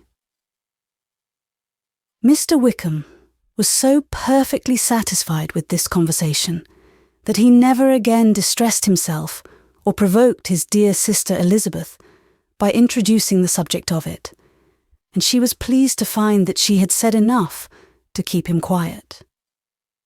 The day of his and Lydia's departure soon came, and Mrs. Bennet was forced to submit to a separation, which, as her husband by no means entered into her scheme of their all going to Newcastle, was likely to continue at least a 12-month. "Oh, my dear Lydia," she cried, "when shall we meet again?" "Oh, Lord, I don't know, not these 2 or 3 years, perhaps. Write to me very often, my dear. As often as I can. But you know, married women have never much time for writing. My sisters may write to me. They will have nothing else to do." Mr. Wickham's adieus were much more affectionate than his wife's. He smiled, looked handsome, and said many pretty things. "He is as fine a fellow," said Mr. Bennet, as soon as they were out of the house, "as ever I saw. He simpers and smirks and makes love to us all. I am prodigiously proud of him. I defy even Sir William Lucas himself to produce a more valuable son-in-law." The loss of her daughter made Mrs. Bennet very dull for several days. "I often think," said she, "that there is nothing so bad as parting with one's friends. One seems so forlorn without them." "This is the consequence, you see, madam, of marrying a daughter," said Elizabeth. "It must make you better satisfied that your other 4 are single. It is no such thing. Lydia does not leave me because she is married, but only because her husband's regiment happens to be so far off. If that had been nearer, she would not have gone so soon." But the spiritless condition which this event threw her into was shortly relieved, and her mind opened again to the agitation of hope by an article of news which then began to be in circulation. The housekeeper at Netherfield had received orders to prepare for the arrival of her master, who was coming down in a day or two, to shoot there for several weeks. Mrs. Bennet was quite in the fidgets. She looked at Jane and smiled and shook her head by turns. "Well, well, and so Mr. Bingley is coming down, sister," for Mrs. Phillips first brought her the news. "Well, so much the better. Not that I care about it, though. He is nothing to us, you know, and I am sure I never want to see him again. But, however, he is very welcome to come to Netherfield, if he likes it. And who knows what may happen? But that is nothing to us. You know, sister, we agreed long ago never to mention a word about it, and so it is quite certain he is coming?" "You may depend on it," replied the other, "for Mrs. Nichols was in Meryton last night. I saw her passing by, and went out myself on purpose to know the truth of it, and she told me that it was certainly true. He comes down on Thursday, at the latest, very likely on Wednesday. She was going to the butcher's, she told me, on purpose to order in some meat on Wednesday. And she has got 3 couple of ducks just fit to be killed." Miss Bennet had not been able to hear of his coming without changing colour. It was many months since she had mentioned his name to Elizabeth. But now, as soon as they were alone together, she said, "I saw you look at me today, Lizzie, when my aunt told us of the present report, and I know I appeared distressed, but don't imagine it was from any silly cause. I was only confused for the moment, because I felt that I should be looked at. I do assure you that the news does not affect me either with pleasure or pain. I am glad of one thing, that he comes alone, because we shall see the less of him. Not that I am afraid of myself, but I dread other people's remarks." Elizabeth did not know what to make of it. Had she not seen him in Derbyshire, she might have supposed him capable of coming there with no other view than what was acknowledged. But she still thought him partial to Jane, and she wavered as to the greater probability of his coming there with his friend's permission, or being bold enough to come without it. "Yet it is hard," she sometimes thought, "that this poor man cannot come to a house which he has legally hired without raising all this speculation. I will leave him to himself." In spite of what her sister declared, and really believed to be her feelings, in the expectation of his arrival, Elizabeth could easily perceive that her spirits were affected by it. They were more disturbed, more unequal than she had often seen them. The subject which had been so warmly canvassed between their parents about a 12-month ago was now brought forward again. "As soon as ever Mr. Bingley comes, my dear," said Mrs. Bennet. "You will wait on him, of course." "No, no. You forced me into visiting him last year and promised, if I went to see him, he should marry one of my daughters. But it ended in nothing, and I will not be sent on a fool's errand again." His wife represented to him how absolutely necessary such an attention would be from all the neighbouring gentlemen on his returning to Netherfield. "'Tis an etiquette I despise," said he. If he wants our society, let him seek it. He knows where we live. I will not spend my hours in running after my neighbours every time they go away and come back again. Well, all I know is that it will be abominably rude if you do not wait on him. But however, that shan't prevent my asking him to dine here. I am determined.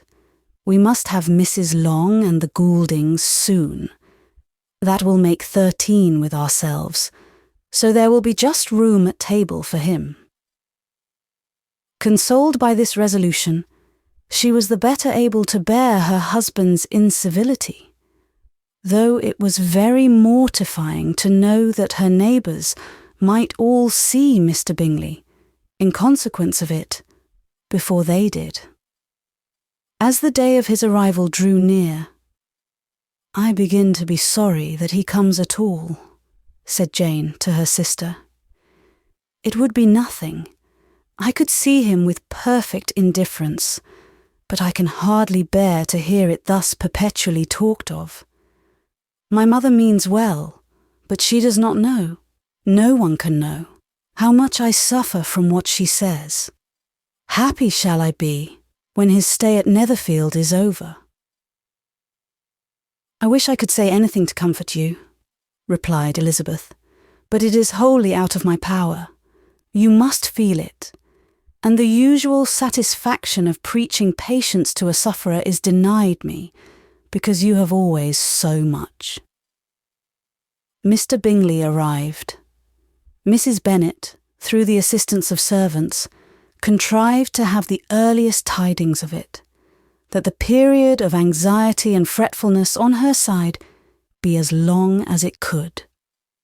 She counted the days that must intervene before their invitation could be sent, hopeless of seeing him before. But on the third morning after his arrival in Hertfordshire, she saw him from her dressing-room window enter the paddock and ride towards the house. Her daughters were eagerly called to partake of her joy. Jane resolutely kept her place at the table, but Elizabeth, to satisfy her mother, went to the window. She looked. She saw Mr. Darcy with him, and sat down again by her sister. "There is a gentleman with him, mamma," said Kitty. "Who can it be?" "Some acquaintance or other, my dear, I suppose. I am sure I do not know." "La," replied Kitty, "it looks just like that man that used to be with him before. Mr. What's-his-name, that tall, proud man." "Good gracious, Mr. Darcy, and so it does, I vow. Well, any friend of Mr. Bingley's will always be welcome here, to be sure, but else I must say that I hate the very sight of him." Jane looked at Elizabeth with surprise and concern. She knew but little of their meeting in Derbyshire, and therefore felt for the awkwardness which must attend her sister in seeing him almost for the first time after receiving his explanatory letter. Both sisters were uncomfortable enough. Each felt for the other, and of course for themselves. And their mother talked on of her dislike of Mr. Darcy, and her resolution to be civil to him only as Mr. Bingley's friend, without being heard by either of them. But Elizabeth had sources of uneasiness which could not yet be suspected by Jane, to whom she had never yet had courage to show Mrs. Gardiner's letter, or to relate her own change of sentiment towards him. To Jane, he could be only a man whose proposals she had refused, and whose merits she had undervalued. But to her own more extensive information, he was the person to whom the whole family were indebted for the first of benefits, and whom she regarded herself with an interest, if not quite so tender, at least as reasonable and just as what Jane felt for Bingley. Her astonishment at his coming to Netherfield, to Longbourn, and voluntarily seeking her again, was almost equal to what she had known on first witnessing his altered behaviour in Derbyshire. The colour which had been driven from her face returned for half a minute with an additional glow, and a smile of delight added lustre to her eyes, as she thought for that space of time that his affection and wishes must still be unshaken, but she would not be secure. "Let me first see how he behaves," said she. "It will then be early enough for expectation." She sat intently at work, striving to be composed, and without daring to lift up her eyes, till anxious curiosity carried them to the face of her sister as the servant was approaching the door. Jane looked a little paler than usual, but more sedate than Elizabeth had expected.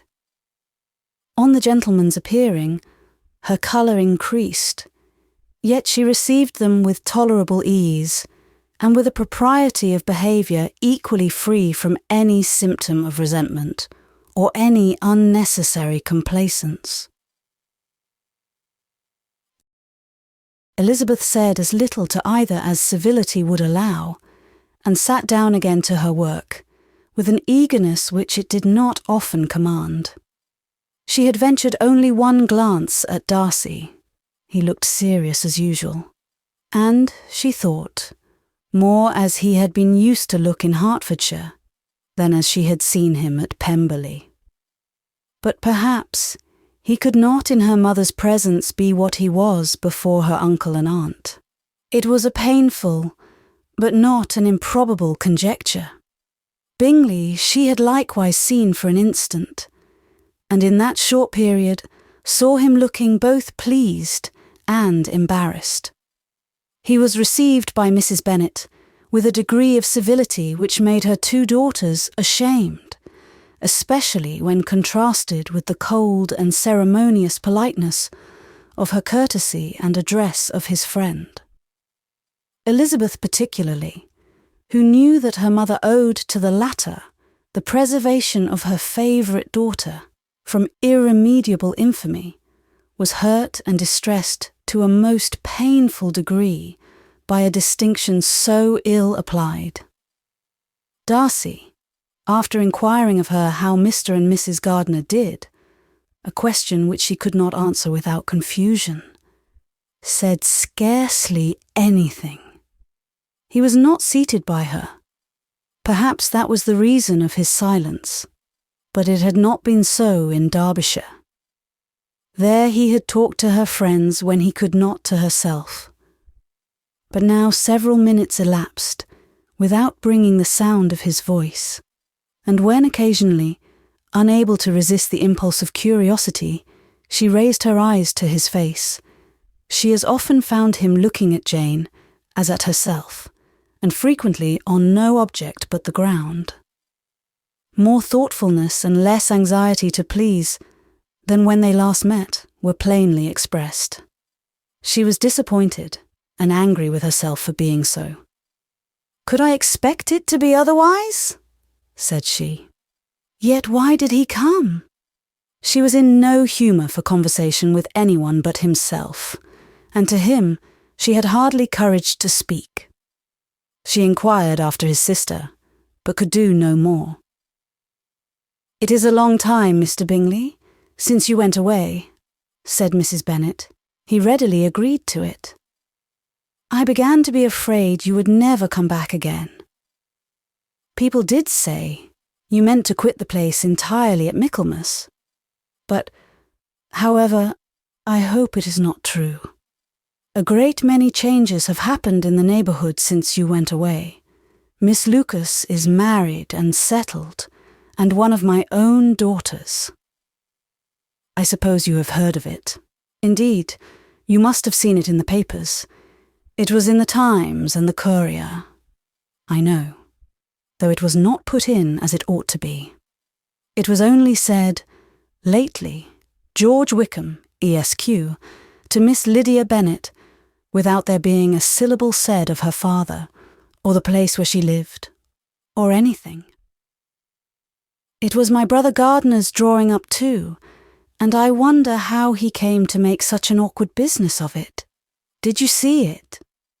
Bingley replied that he did, and made his congratulations. Elizabeth dared not lift up her eyes. How Mr. Darcy looked, therefore, she could not tell.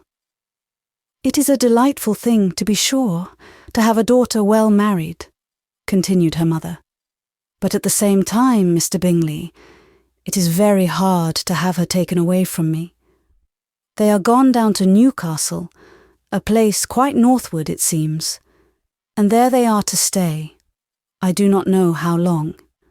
His regiment is there, for I suppose you have heard of his leaving the Shire, and of his being gone into the regulars. Thank heaven. He has some friends, though, perhaps not so many as he deserves." Elizabeth, who knew this to be levelled at Mr. Darcy, was in such misery of shame that she could hardly keep her seat.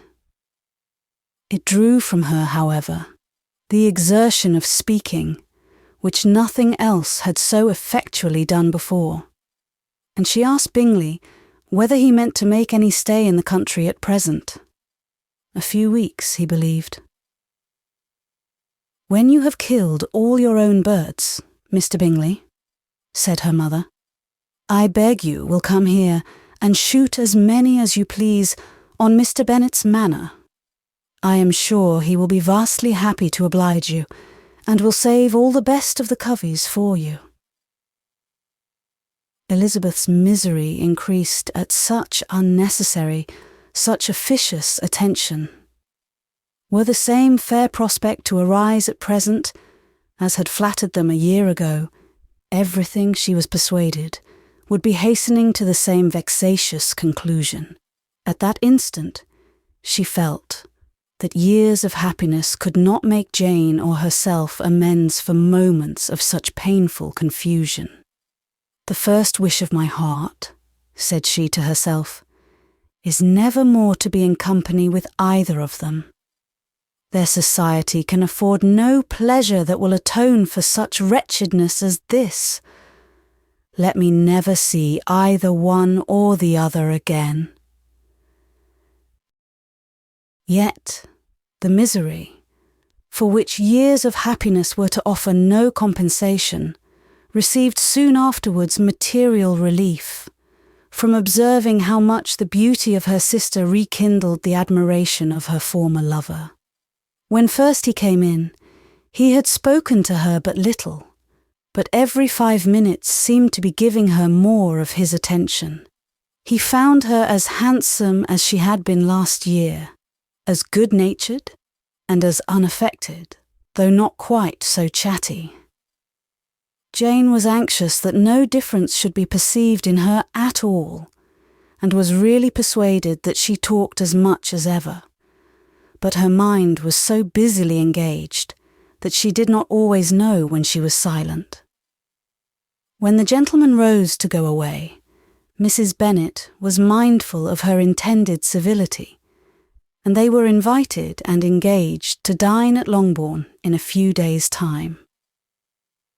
"You are quite a visit in my debt, Mr. Bingley," she added, "for when you went to town last winter, you promised to take a family dinner with us as soon as you returned.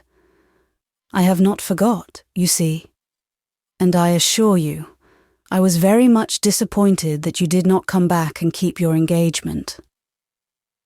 Bingley looked a little silly at this reflection, and said something of his concern at having been prevented by business. They then went away.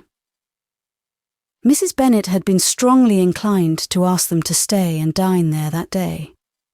But, though she always kept a very good table, she did not think anything less than 2 courses could be good enough for a man on whom she had such anxious designs, or satisfy the appetite and pride of one who had 10,000 a year. Chapter 54.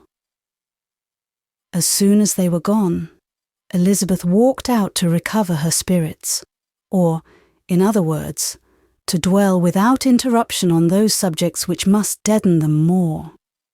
Mr. Darcy's behaviour astonished and vexed her. "Why, if he came only to be silent, grave and indifferent?" said she. Did he come at all?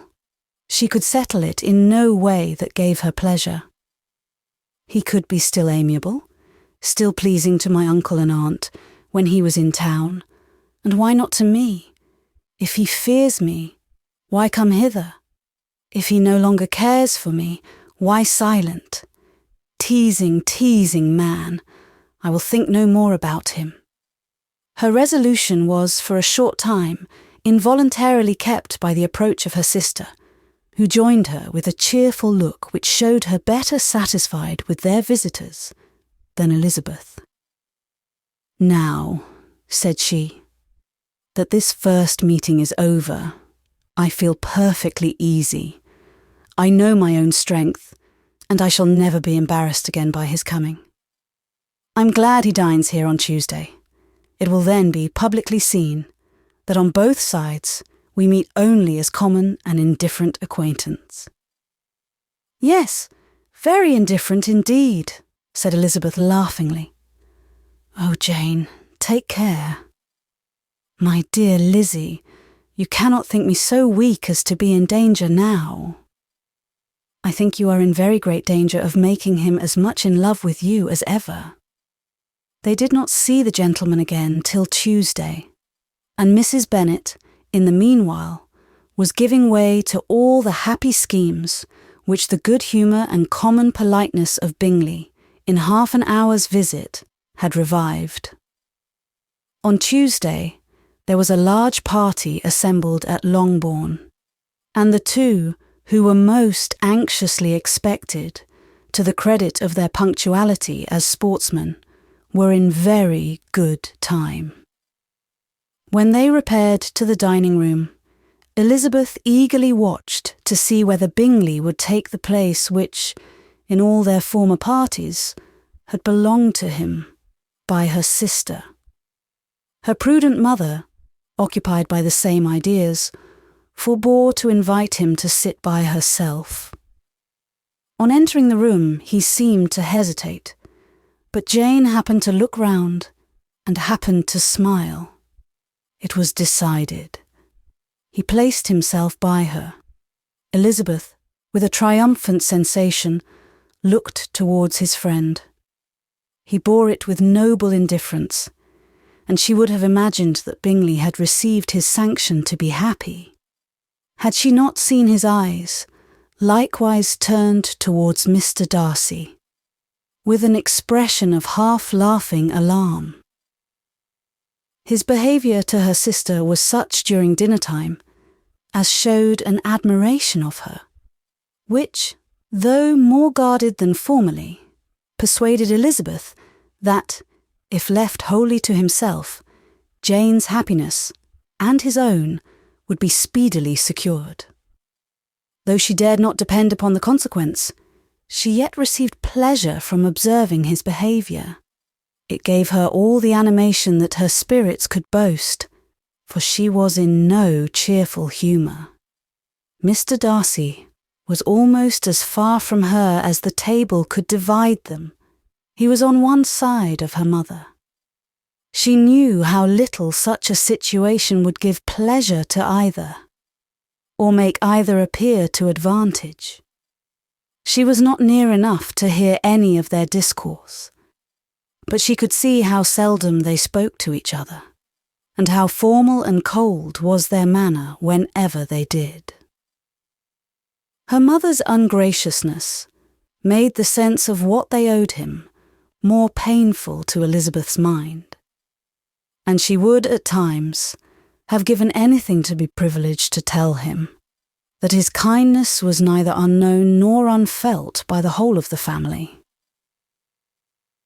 She was in hopes that the evening would afford some opportunity of bringing them together, that the whole of the visit would not pass away without enabling them to enter into something more of conversation than the mere ceremonious salutation attending his entrance.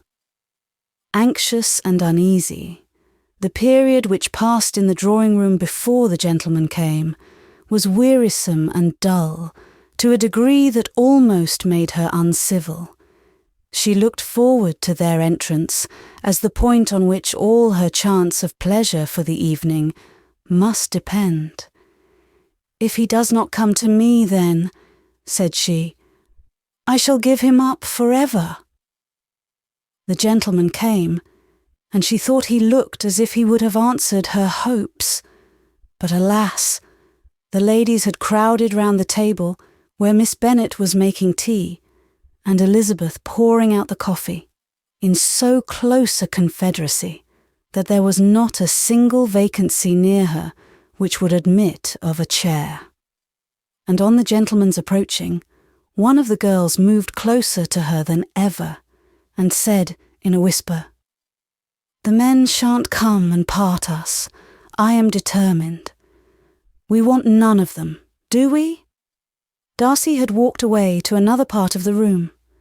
She followed him with her eyes, envied everyone to whom he spoke, had scarcely patience enough to help anybody to coffee, and then was enraged against herself for being so silly.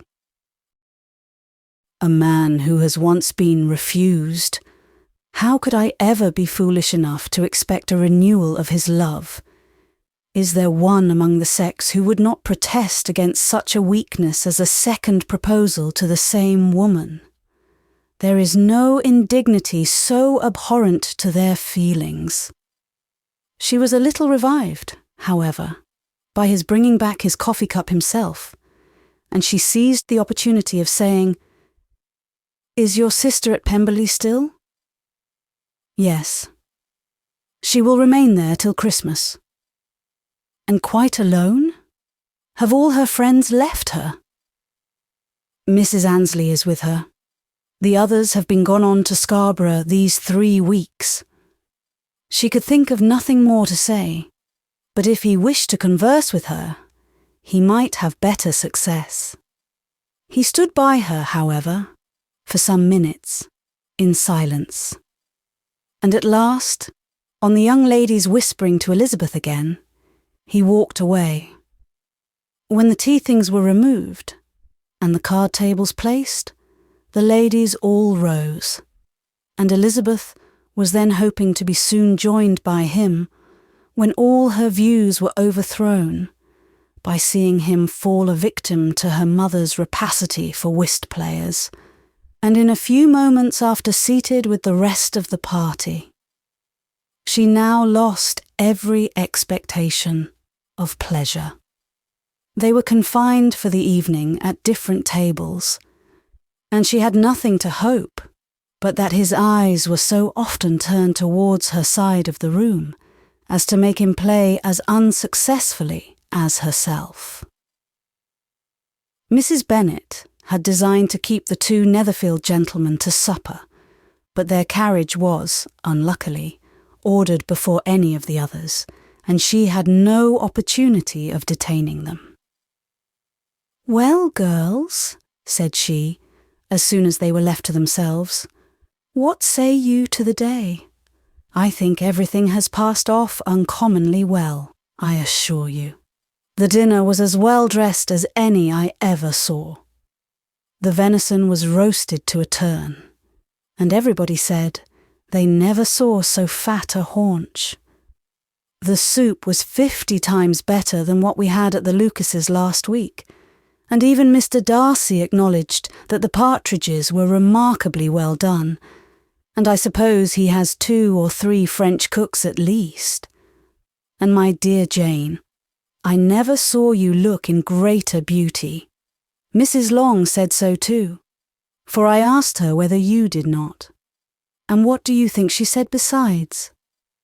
Ah, Mrs. Bennet, we shall have her at Netherfield at last. She did indeed. I do think Mrs. Long is as good a creature as ever lived, and her nieces are very pretty behaved girls, and not at all handsome. I like them prodigiously. Mrs. Bennet, in short, was in very great spirits. She had seen enough of Bingley's behaviour to Jane to be convinced that she would get him at last, and her expectations of advantage to her family, when in a happy humour, was so far beyond reason that she was quite disappointed at not seeing him there again the next day to make his proposals. "It has been a very agreeable day," said Miss Bennet to Elizabeth. "The party seemed so well selected, so suitable one with the other. I hope we may often meet again." Elizabeth smiled. "Lizzie, you must not do so. You must not suspect me. It mortifies me. I assure you that I have now learnt to enjoy his conversation as an agreeable and sensible young man, without having a wish beyond it. I am perfectly satisfied, from what his manners now are, that he never had any design of engaging my affection. It is only that he is blessed with greater sweetness of address, and a stronger desire of generally pleasing than any other man." "You are very cruel," said her sister. "You will not let me smile, and are provoking me to it every moment." "How hard it is in some cases to be believed, and how impossible in others. But why should you wish to persuade me that I feel more than I acknowledge?" "That is a question which I hardly know how to answer. We all love to instruct, though we can teach only what is not worth knowing. Forgive me. And if you persist in indifference, do not make me your confidant." Chapter 55. A few days after this visit, Mr. Bingley called again, and alone. His friend had left him that morning for London, but was to return home in 10 days' time. He sat with them above an hour, and was in remarkably good spirits. Mrs. Bennet invited him to dine with them, but, with many expressions of concern, he confessed himself engaged elsewhere. "Next time you call," said she, "I hope we shall be more lucky. He should be particularly happy at any time," etc., etc. And if she would give him leave, would take an early opportunity of waiting on them. "Can you come tomorrow?" Yes.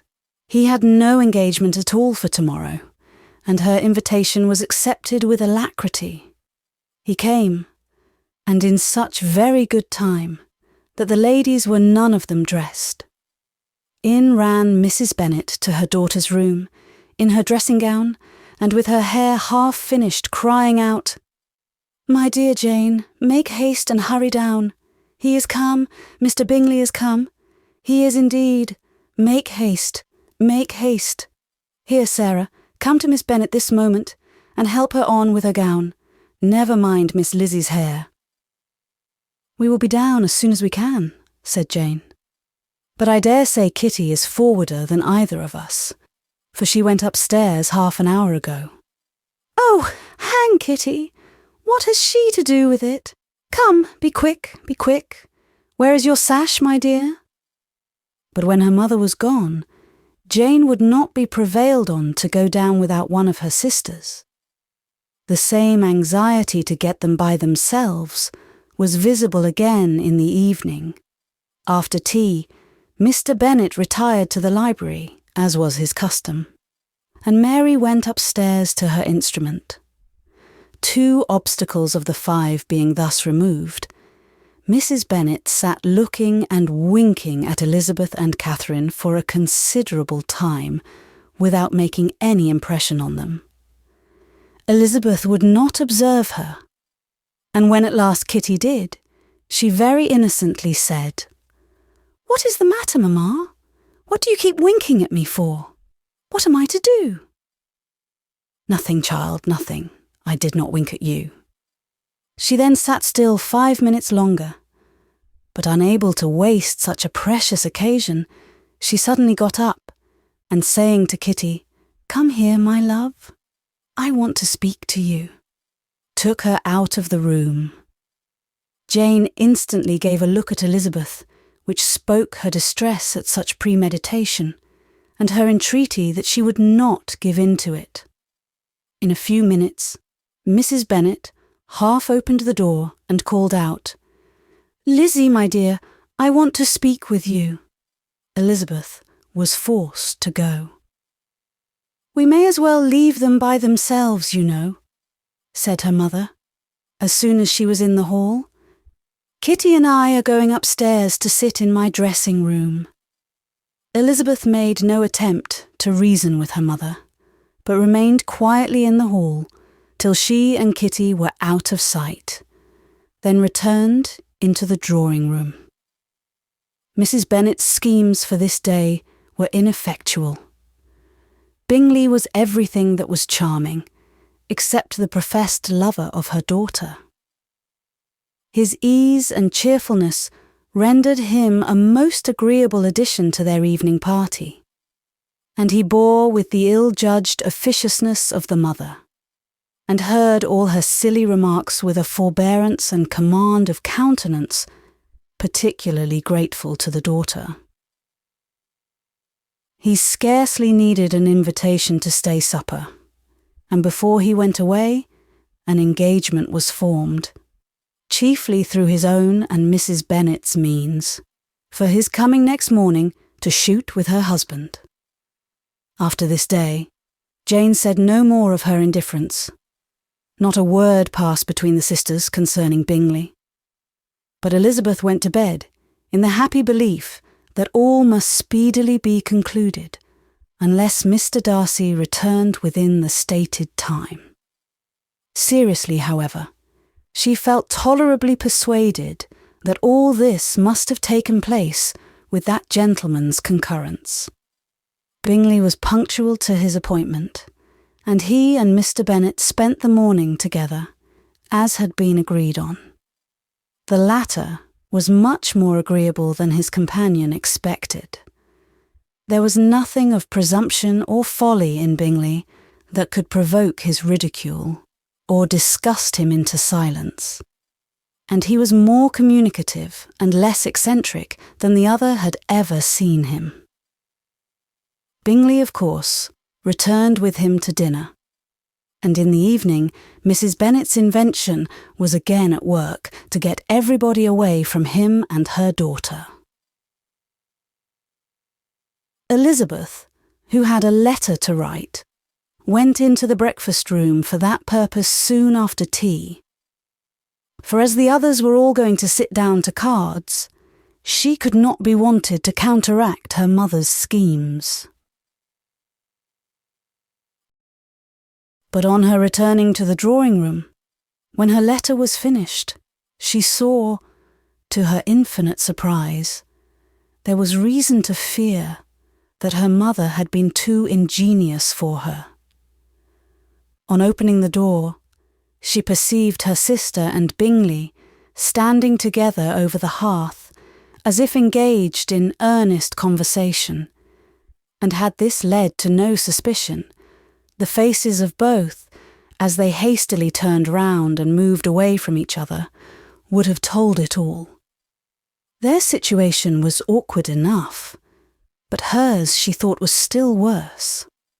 Not a syllable was uttered by either, and Elizabeth was on the point of going away again, when Bingley, who, as well as the other, had sat down, suddenly rose, and whispering a few words to her sister, ran out of the room.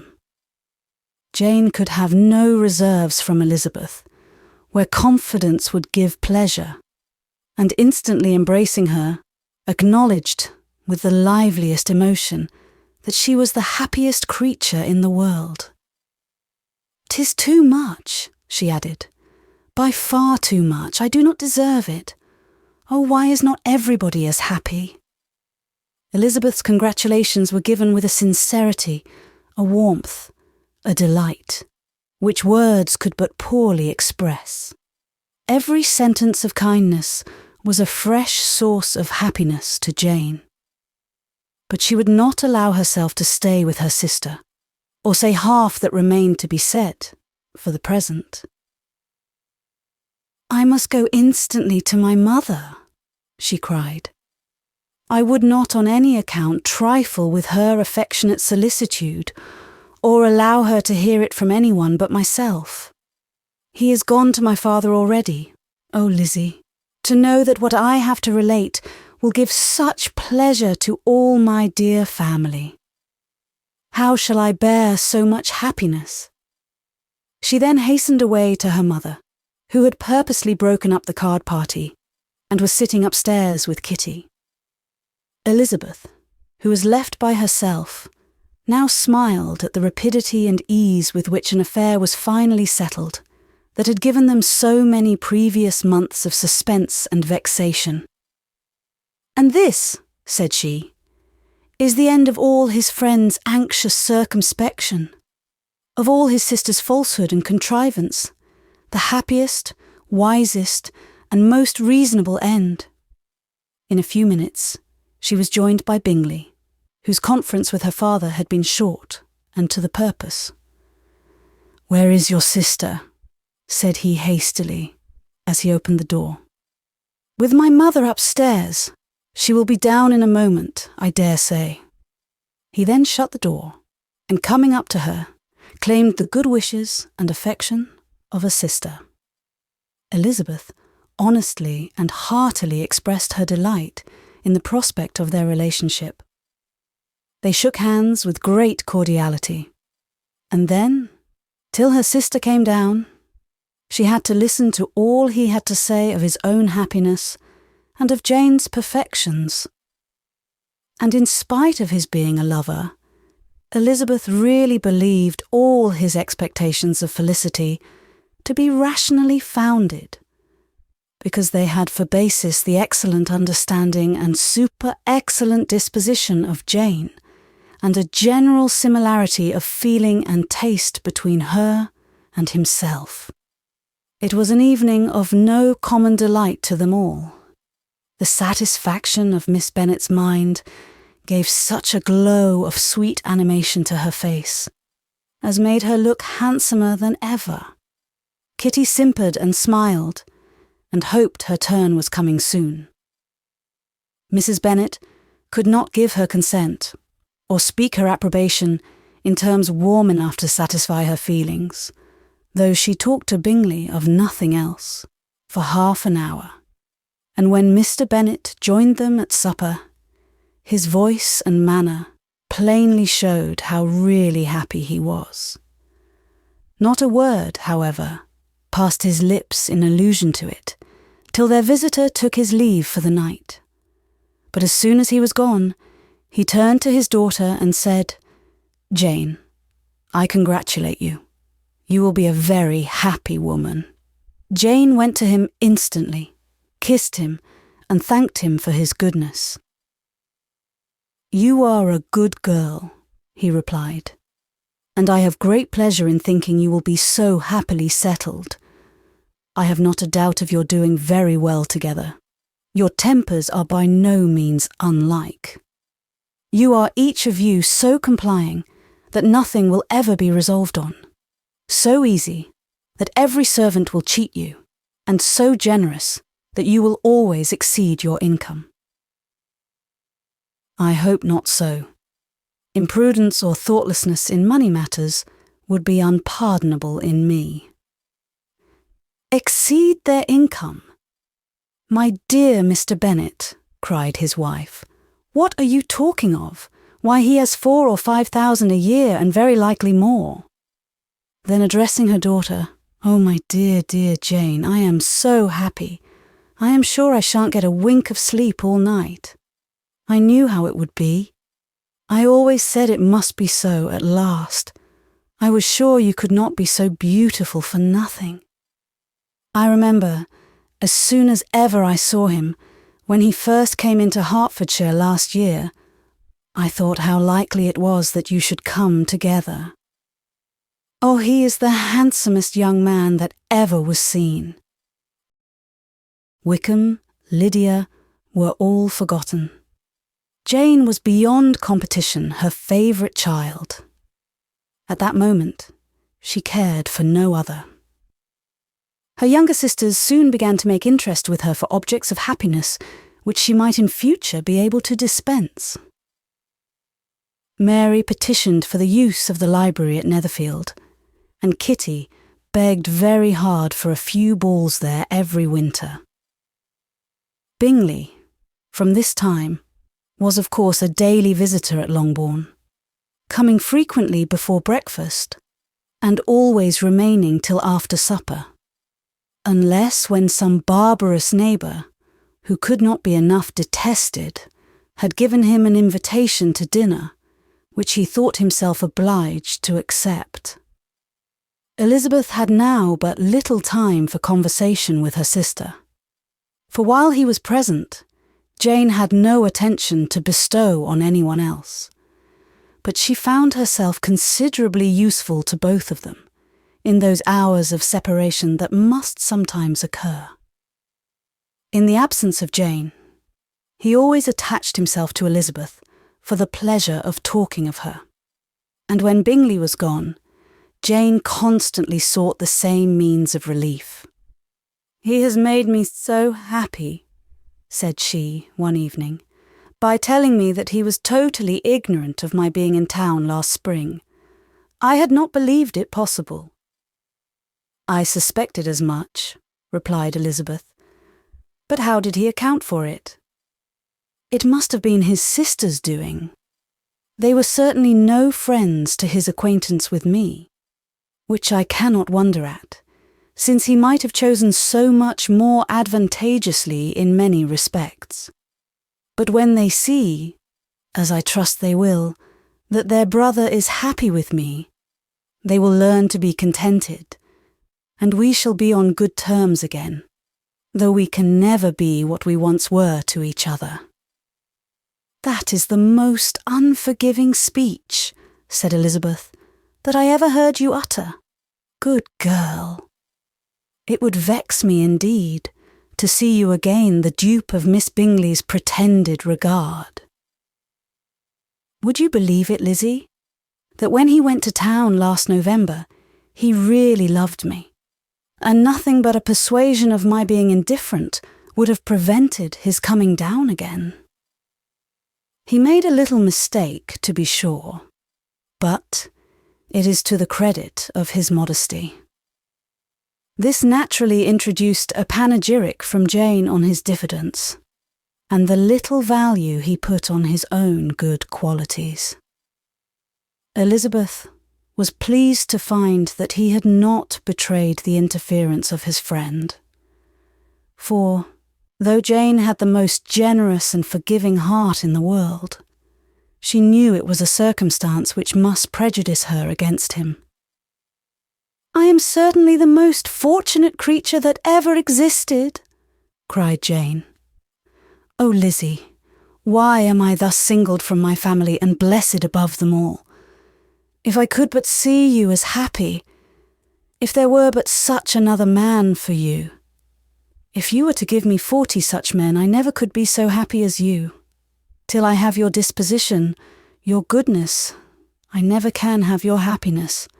No, no, let me shift for myself, and perhaps, if I have very good luck, I may meet with another Mr. Collins in time."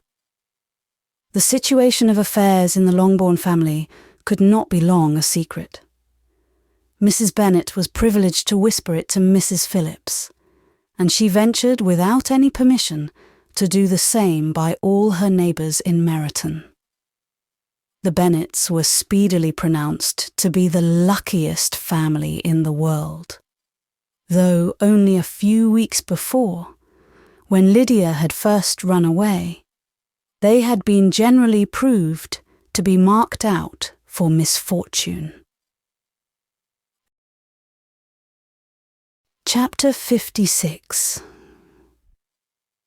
One morning, about a week after Bingley's engagement with Jane had been formed, as he and the females of the family were sitting together in the dining room, their attention was suddenly drawn to the window by the sound of a carriage, and they perceived a chaise and 4 driving up the lawn. It was too early in the morning for visitors, and besides, the equipage did not answer to that of any of their neighbours. The horses were post, and neither the carriage nor the livery of the servant who preceded it were familiar to them. As it was certain, however, that somebody was coming, Bingley instantly prevailed on Miss Bennet to avoid the confinement of such an intrusion and walk away with him into the shrubbery. They both set off, and the conjectures of the remaining three continued, though with little satisfaction, till the door was thrown open and their visitor entered. It was Lady Catherine de Bourgh. They were, of course, all intending to be surprised, but their astonishment was beyond their expectation. And on the part of Mrs. Bennet and Kitty, though she was perfectly unknown to them, even inferior to what Elizabeth felt. She entered the room with an air more than usually ungracious, made no other reply to Elizabeth's salutation than a slight inclination of the head, and sat down without saying a word. Elizabeth had mentioned her name to her mother on her ladyship's entrance, though no request of introduction had been made. Mrs. Bennet, all amazement, though flattered by having a guest of such high importance, received her with the utmost politeness. After sitting for a moment in silence, she said, very stiffly to Elizabeth, "I hope you are well, Miss Bennet. That lady, I suppose, is your mother." Elizabeth replied very concisely that she was. "And that, I suppose, is one of your sisters?"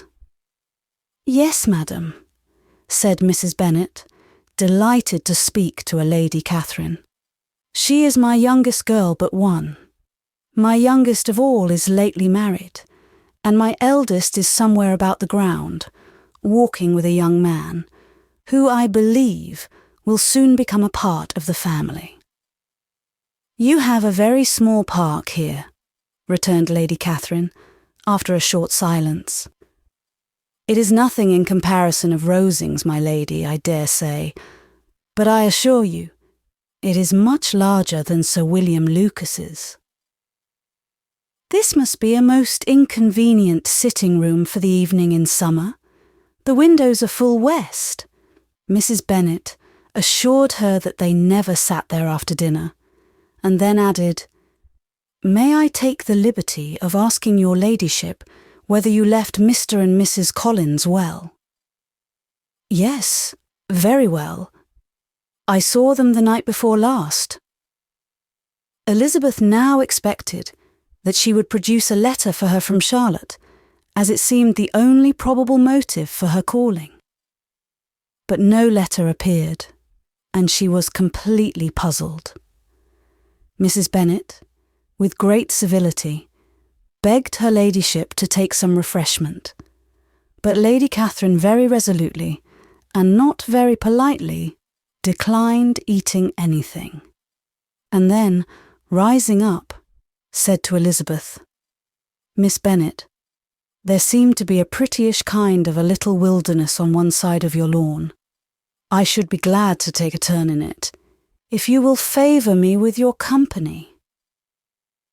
"Go, my dear," cried her mother, "and show her ladyship about the different walks. I think she will be pleased with the hermitage." Elizabeth obeyed, and running into her own room for her parasol, attended her noble guest downstairs. As they passed through the hall, Lady Catherine opened the doors into the dining parlour and drawing-room, and pronouncing them, after a short survey, to be decent-looking rooms, walked on. Her carriage remained at the door, and Elizabeth saw that her waiting woman was in it. They proceeded in silence along the gravel walk that led to the copse. Elizabeth was determined to make no effort for conversation with a woman who was now more than usually insolent and disagreeable.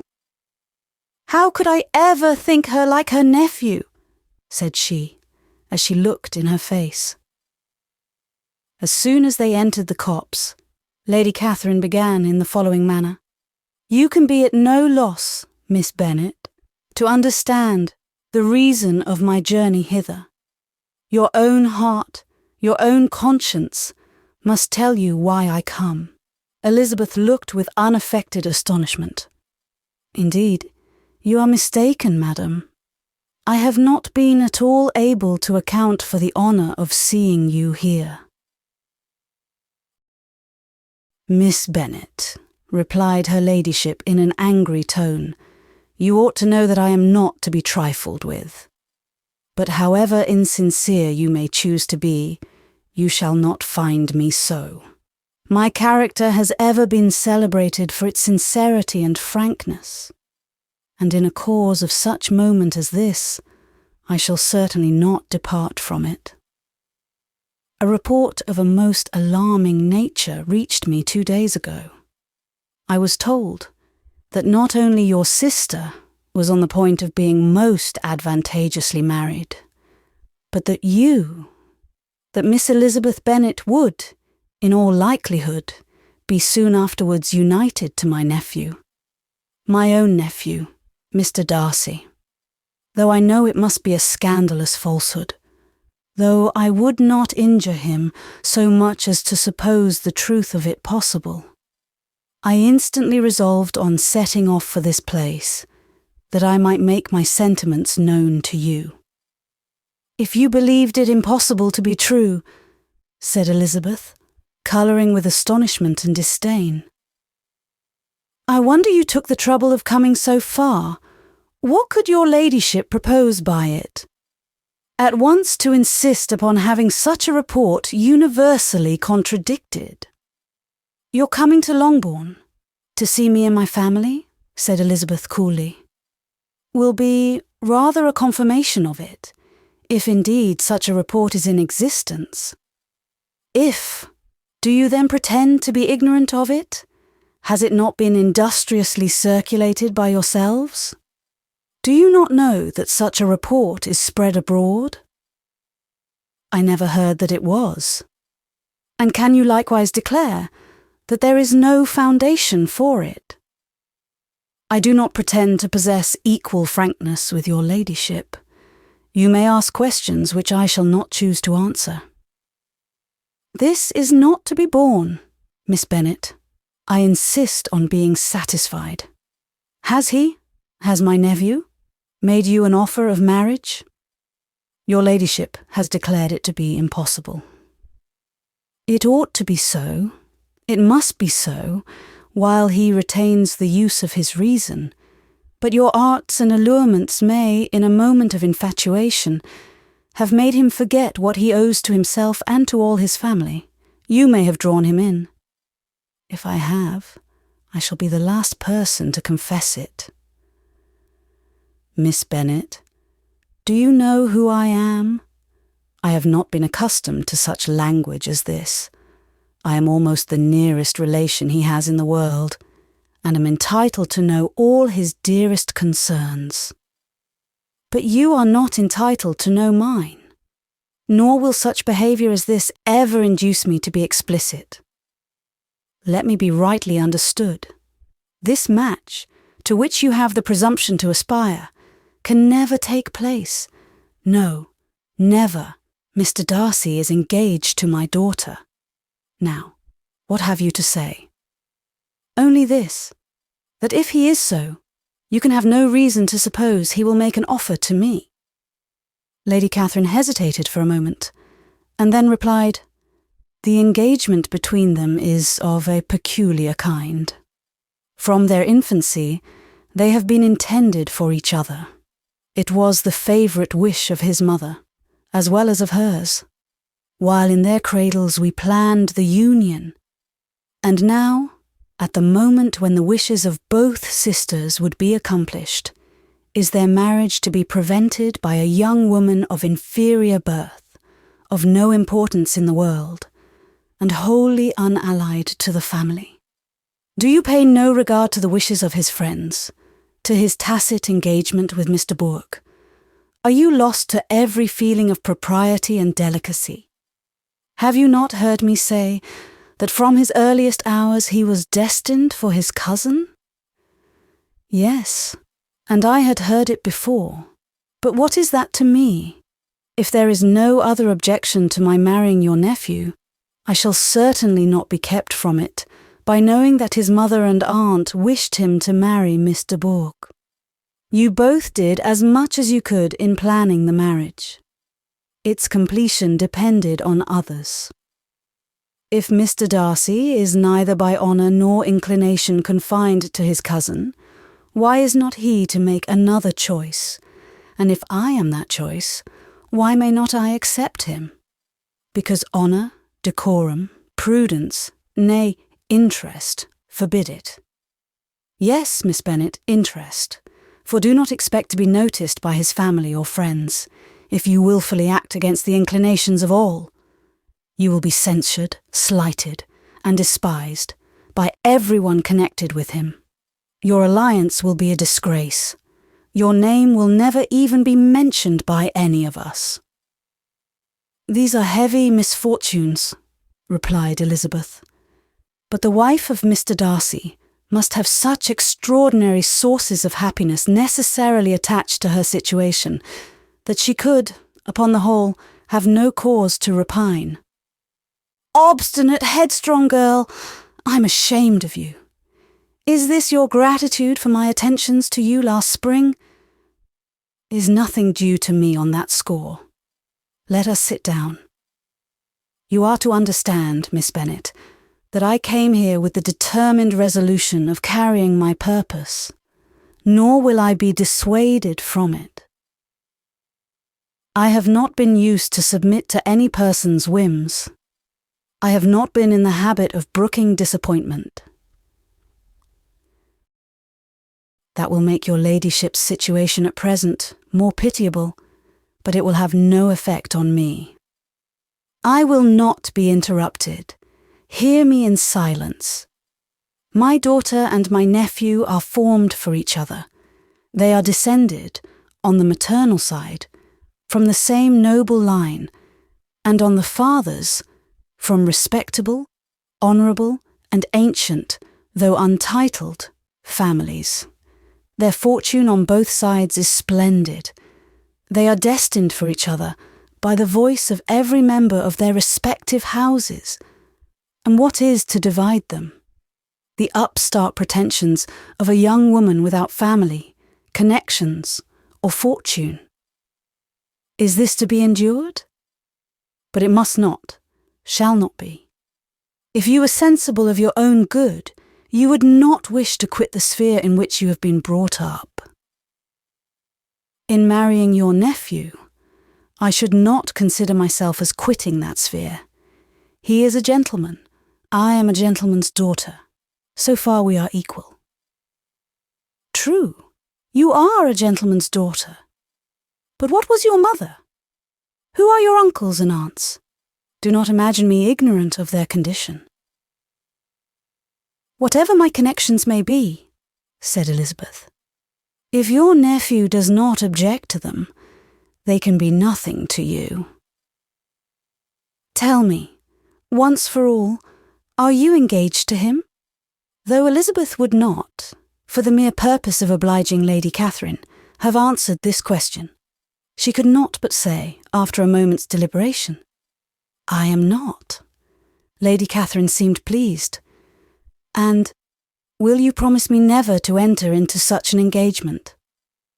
I will make no promise of the kind. Miss Bennet, I am shocked and astonished.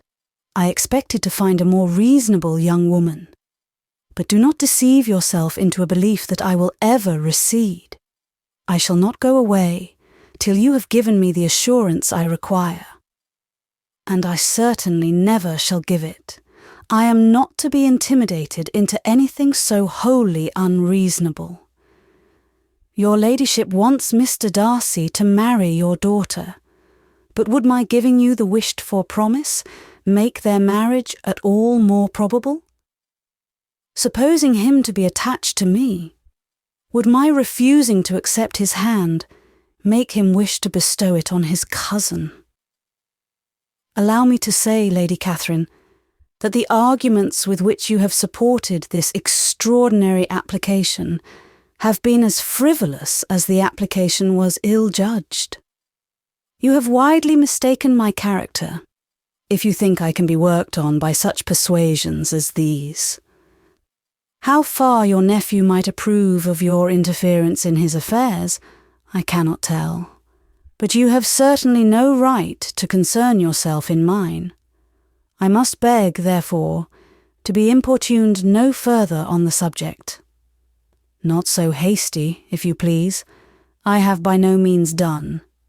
To all the objections I have already urged, I have still another to add. I am no stranger to the particulars of your youngest sister's infamous elopement. I know it all. That the young man's marrying her was a patched-up business, at the expense of your father and uncle. And is such a girl to be my nephew's sister? Is her husband, who is the son of his late father's steward, to be his brother? Heaven and earth, of what are you thinking? Are the shades of Pemberley to be thus polluted? You can now have nothing further to say, she resentfully answered. You have insulted me in every possible method. I must beg to return to the house. And she rose as she spoke. Lady Catherine rose also, and they turned back. Her ladyship was highly incensed. You have no regard, then, for the honour and credit of my nephew. Unfeeling, selfish girl, do you not consider that a connection with you must disgrace him in the eyes of everybody? Lady Catherine, I have nothing further to say. You know my sentiments. You are then resolved to have him. I have said no such thing. I am only resolved to act in that manner which will, in my own opinion, constitute my happiness, without reference to you, or to any person so wholly unconnected with me. It is well. You refuse, then, to oblige me. You refuse to obey the claims of duty, honour, and gratitude. You are determined to ruin him in the opinion of all his friends, and make him the contempt of the world. Neither duty, nor honour, nor gratitude, replied Elizabeth, has any possible claim on me in the present instance. No principle of either would be violated by my marriage with Mr. Darcy. And with regard to the resentment of his family, or the indignation of the world, if the former were excited by his marrying me, it would not give me one moment's concern, and the world in general would have too much sense to join in the scorn. And this is your real opinion. This is your final resolve. Very well. I shall now know how to act. Do not imagine, Miss Bennet, that your ambition will ever be gratified. I came to try you. I hoped to find you reasonable. But depend upon it, I will carry my point. In this manner, Lady Catherine talked on till they were at the door of the carriage, when turning hastily round, she added, I take no leave of you, Miss Bennet. I send no compliments to your mother. You deserve no such attention. I am most seriously displeased. Elizabeth made no answer, and without attempting to persuade her ladyship to return into the house, walked quietly into it herself. She heard the carriage drive away as she proceeded upstairs. Her mother impatiently met her at the door of her dressing-room, to ask why Lady Catherine would not come in again and rest herself. She did not choose it, said her daughter. She would go. She is a very fine-looking woman, and her calling here was prodigiously civil, for she only came, I suppose, to tell us the Collinses were well. She is on her road somewhere, I dare say, and so, passing through Meryton, thought she might as well call on you. I suppose she had nothing particular to say to you, Lizzie. Elizabeth was forced to give in to a little falsehood here, for to acknowledge the substance of their conversation was impossible.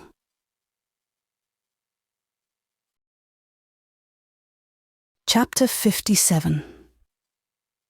The discomposure of spirits which this extraordinary visit threw Elizabeth into could not be easily overcome, nor could she for many hours learn to think of it less than incessantly. Lady Catherine, it appeared, had actually taken the trouble of this journey from Rosings for the sole purpose of breaking off her supposed engagement with Mr. Darcy. It was a rational scheme, to be sure, but from what the report of their engagement could originate, Elizabeth was at a loss to imagine, till she recollected that his being the intimate friend of Bingley, and her being the sister of Jane, was enough, at a time when the expectation of one wedding made everybody eager for another, to supply the idea. She had not herself forgotten to feel that the marriage of her sister must bring them more frequently together, and her neighbours at Lucas Lodge, therefore, for through their communication with the Collinses, the report, she concluded, had reached Lady Catherine, had only set that down as almost certain and immediate, which she had looked forward to as possible at some future time. In revolving Lady Catherine's expressions, however, she could not help feeling some uneasiness as to the possible consequence of her persisting in this interference. From what she had said of her resolution to prevent the marriage, it occurred to Elizabeth that she must meditate an application to her nephew, and how he might take a similar representation of the evils attached to a connection with her she dared not pronounce.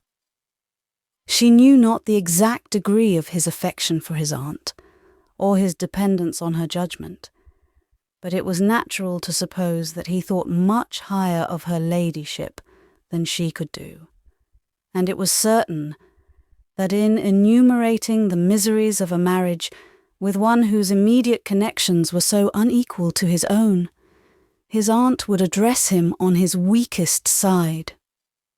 With his notions of dignity, he would probably feel that the arguments, which to Elizabeth had appeared weak and ridiculous, contained much good sense and solid reasoning. If he had been wavering before as to what he should do, which had often seemed likely, the advice and entreaty of so near a relation might settle every doubt and determine him at once to be as happy as dignity unblemished could make him.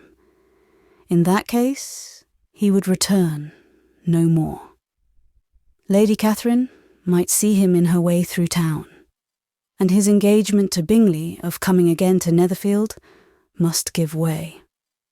If, therefore, an excuse for not keeping his promise should come to his friend within a few days, she added, I shall know how to understand it. I shall then give over every expectation, every wish of his constancy. If he is satisfied with only regretting me, when he might have obtained my affections and hand, I shall soon cease to regret him at all. The surprise of the rest of the family, on hearing who their visitor had been, was very great, but they obligingly satisfied it with the same kind of supposition which had appeased Mrs. Bennet's curiosity, and Elizabeth was spared from much teasing on the subject. The next morning, as she was going downstairs, she was met by her father, who came out of his library with a letter in his hand. Lizzie, said he, I was going to look for you. Come into my room. She followed him thither, and her curiosity to know what he had to tell her was heightened by the supposition of its being in some manner connected with the letter he held. It suddenly struck her that it might be from Lady Catherine, and she anticipated with dismay all the consequent explanations. She followed her father to the fireplace, and they both sat down. He then said, I have received a letter this morning that has astonished me exceedingly. As it principally concerns yourself, you ought to know its contents. I did not know before that I had 2 daughters on the brink of matrimony. Let me congratulate you on a very important conquest."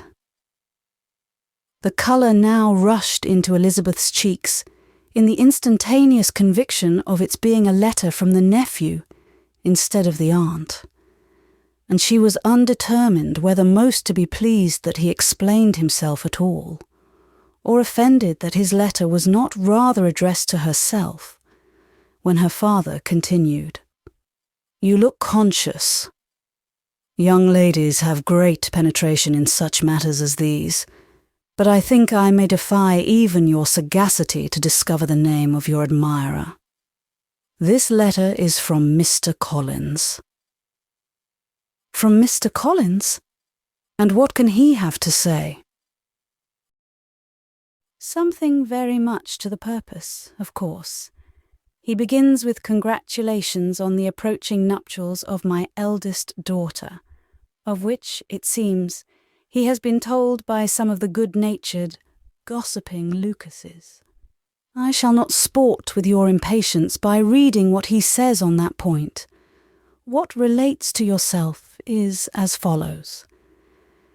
Having thus offered you the sincere congratulations of Mrs. Collins and myself on this happy event, let me now add a short hint on the subject of another, of which we have been advertised by the same authority. Your daughter Elizabeth, it is presumed, will not long bear the name of Bennet after her eldest sister has resigned it, and the chosen partner of her fate may be reasonably looked up to as one of the most illustrious personages in this land. Can you possibly guess, Lizzie, who is meant by this? This young gentleman is blessed, in a peculiar way, with everything the heart of mortal can most desire: splendid property, noble kindred, and extensive patronage. Yet, in spite of all these temptations, let me warn my cousin Elizabeth, and yourself, of what evils you may incur by a precipitate closure with this gentleman's proposals, which, of course, you will be inclined to take immediate advantage of. Have you any idea, Lizzie, who this gentleman is? But now it comes out. My motive for cautioning you is as follows. We have reason to imagine that his aunt, Lady Catherine de Bourgh, does not look on the match with a friendly eye. Mr. Darcy, you see, is the man. Now, Lizzie, I think I have surprised you. Could he or the Lucases have pitched on any man within the circle of our acquaintance, whose name would have given the lie more effectually to what they related? Mr. Darcy, who never looks at any woman but to see a blemish, and who probably never looked at you in his life. It is admirable. Elizabeth tried to join in her father's pleasantry, but could only force one most reluctant smile. Never had his wit been directed in a manner so little agreeable to her.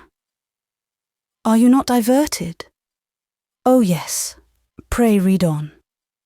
After mentioning the likelihood of this marriage to her ladyship last night, she immediately, with her usual condescension, expressed what she felt on the occasion, when it became apparent that, on the score of some family objections on the part of my cousin, she would never give her consent to what she termed so disgraceful a match. I thought it my duty to give the speediest intelligence of this to my cousin, that she and her noble admirer may be aware of what they are about, and not run hastily into a marriage which has not been properly sanctioned.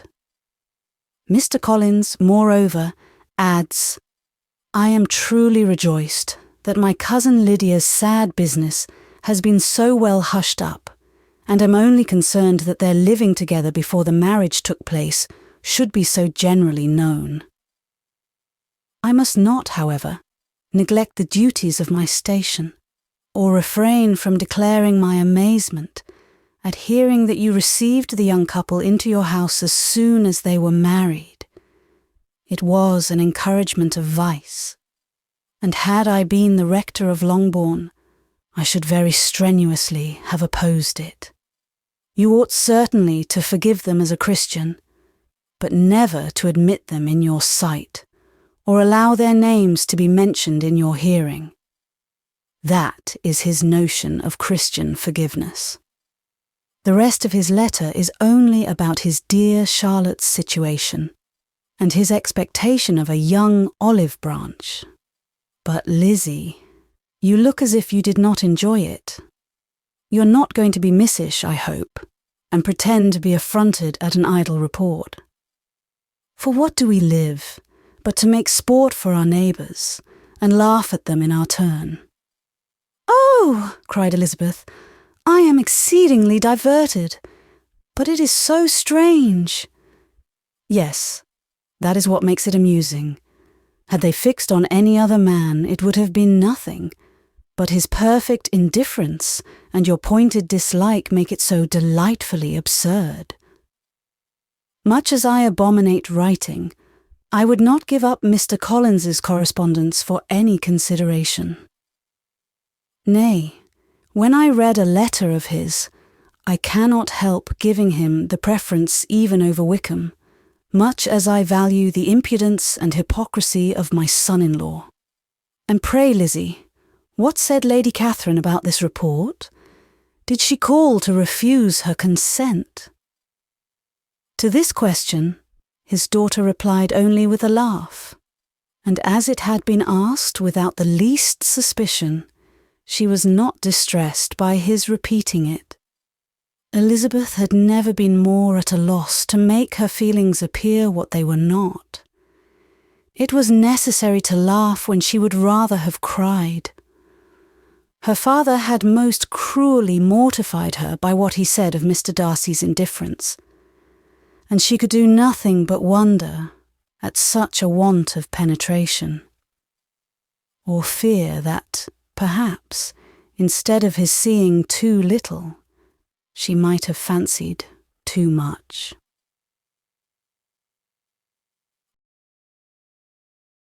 Chapter 58. Instead of receiving any such letter of excuse from his friend, as Elizabeth half expected Mr. Bingley to do, he was able to bring Darcy with him to Longbourn, before many days had passed after Lady Catherine's visit. The gentleman arrived early, and before Mrs. Bennet had time to tell him of their having seen his aunt, of which her daughter sat in momentary dread, Bingley, who wanted to be alone with Jane, proposed their all walking out. It was agreed to. Mrs. Bennet was not in the habit of walking. Mary could never spare time, but the remaining 5 set off together. Bingley and Jane, however, soon allowed the others to outstrip them. They lagged behind, while Elizabeth, Kitty, and Darcy were to entertain each other. Very little was said by either. Kitty was too much afraid of him to talk. Elizabeth was secretly forming a desperate resolution, and, perhaps, he might be doing the same. They walked towards the Lucases, because Kitty wished to call upon Maria, and as Elizabeth saw no occasion for making it a general concern, when Kitty left them, she went boldly on with him alone. Now was the moment for her resolution to be executed, and while her courage was high, she immediately said, "Mr. Darcy, I am a very selfish creature, and for the sake of giving relief to my own feelings, care not how much I may be wounding yours. I can no longer help thanking you for your unexampled kindness to my poor sister. Ever since I have known it, I have been most anxious to acknowledge to you how gratefully I feel it. Were it known to the rest of my family, I should not have merely my own gratitude to express." "I am sorry, exceedingly sorry," replied Darcy, in a tone of surprise and emotion, that you have ever been informed of what may, in a mistaken light, have given you uneasiness. I did not think Mrs. Gardiner was so little to be trusted. You must not blame my aunt. Lydia's thoughtlessness first betrayed to me that you had been concerned in the matter. And of course, I could not rest till I knew the particulars. Let me thank you again and again, in the name of all my family, for that generous compassion which induced you to take so much trouble and bear so many mortifications, for the sake of discovering them. If you will thank me, he replied, let it be for yourself alone. That the wish of giving happiness to you might add force to the other inducements which led me on, I shall not attempt to deny. But your family owe me nothing. Much as I respect them, I believe I thought only of you. Elizabeth was too much embarrassed to say a word. After a short pause, her companion added, You are too generous to trifle with me. If your feelings are still what they were last April, tell me so at once. My affections and wishes are unchanged, but one word from you will silence me on this subject forever. Elizabeth, feeling all the more than common awkwardness and anxiety of his situation, now forced herself to speak, and immediately, though not very fluently, gave him to understand that her sentiments had undergone so material a change since the period to which he alluded, as to make her receive with gratitude and pleasure his present assurances. The happiness which this reply produced was such as he had probably never felt before, and he expressed himself on the occasion as sensibly and as warmly as a man violently in love can be supposed to do. Had Elizabeth been able to encounter his eyes, she might have seen how well the expression of heartfelt delight diffused over his face became him. But though she could not look, she could listen, and he told her of feelings which, in proving of what importance she was to him, made his affection every moment more valuable. They walked on without knowing in what direction. There was too much to be thought and felt and said for attention to any other objects.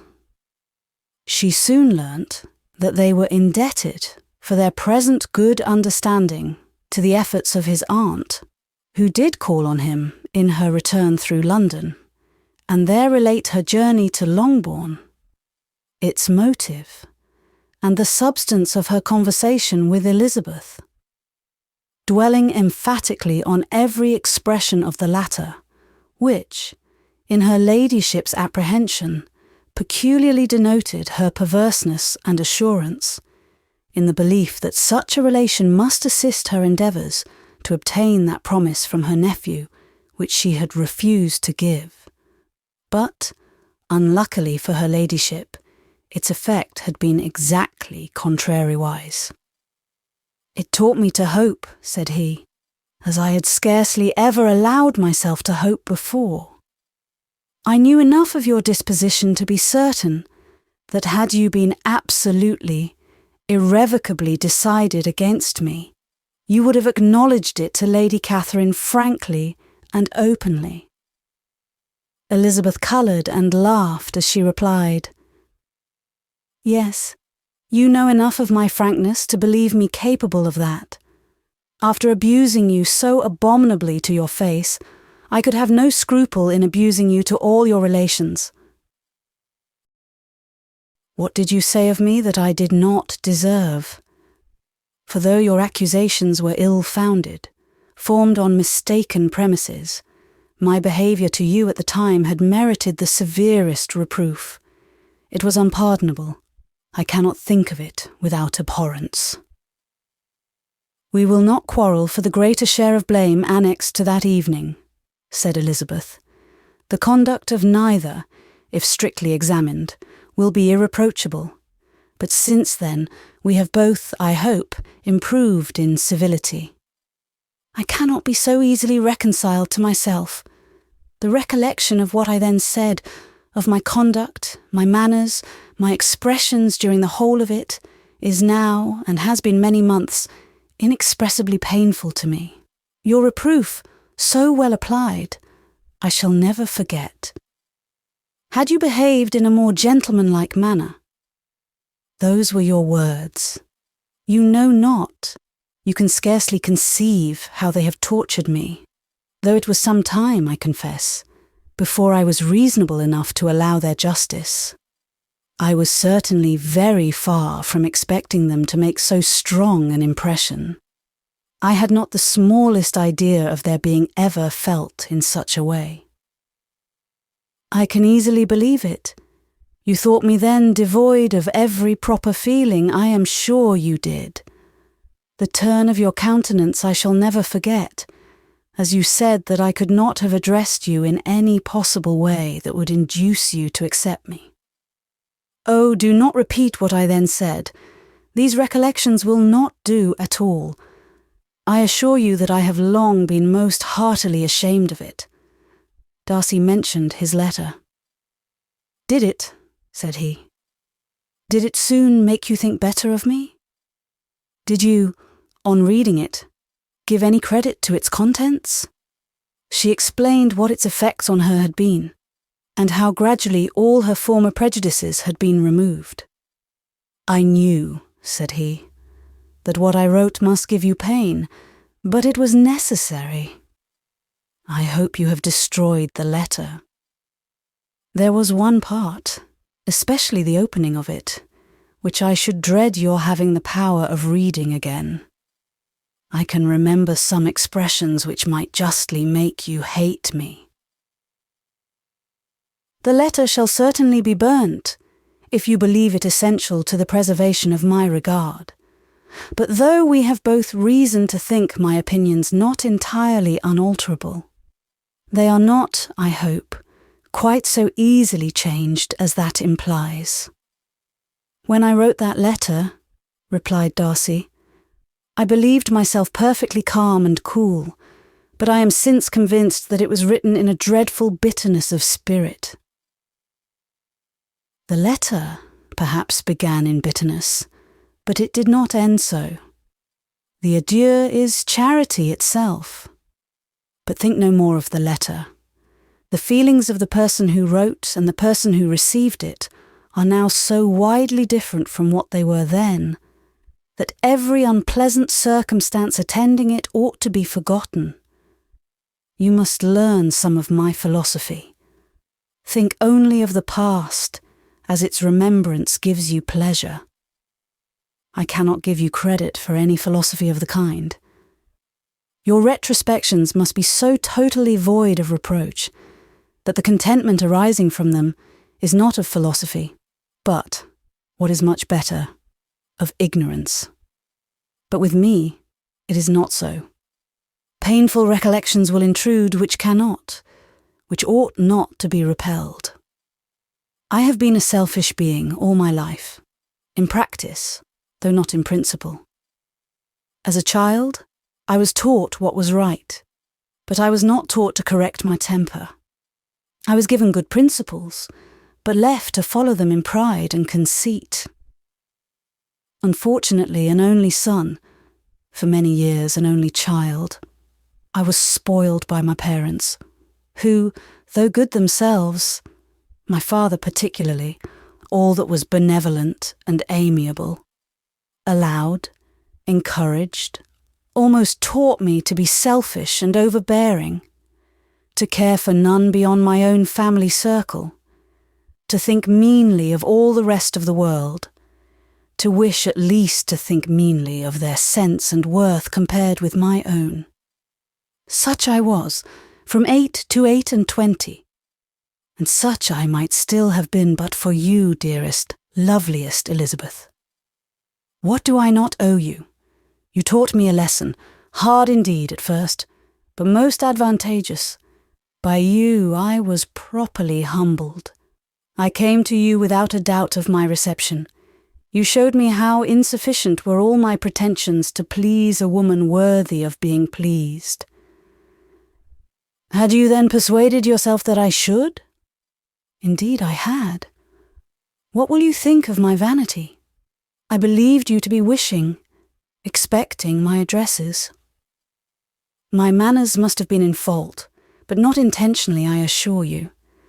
I never meant to deceive you, but my spirits might often lead me wrong. How you must have hated me after that evening. Hate you?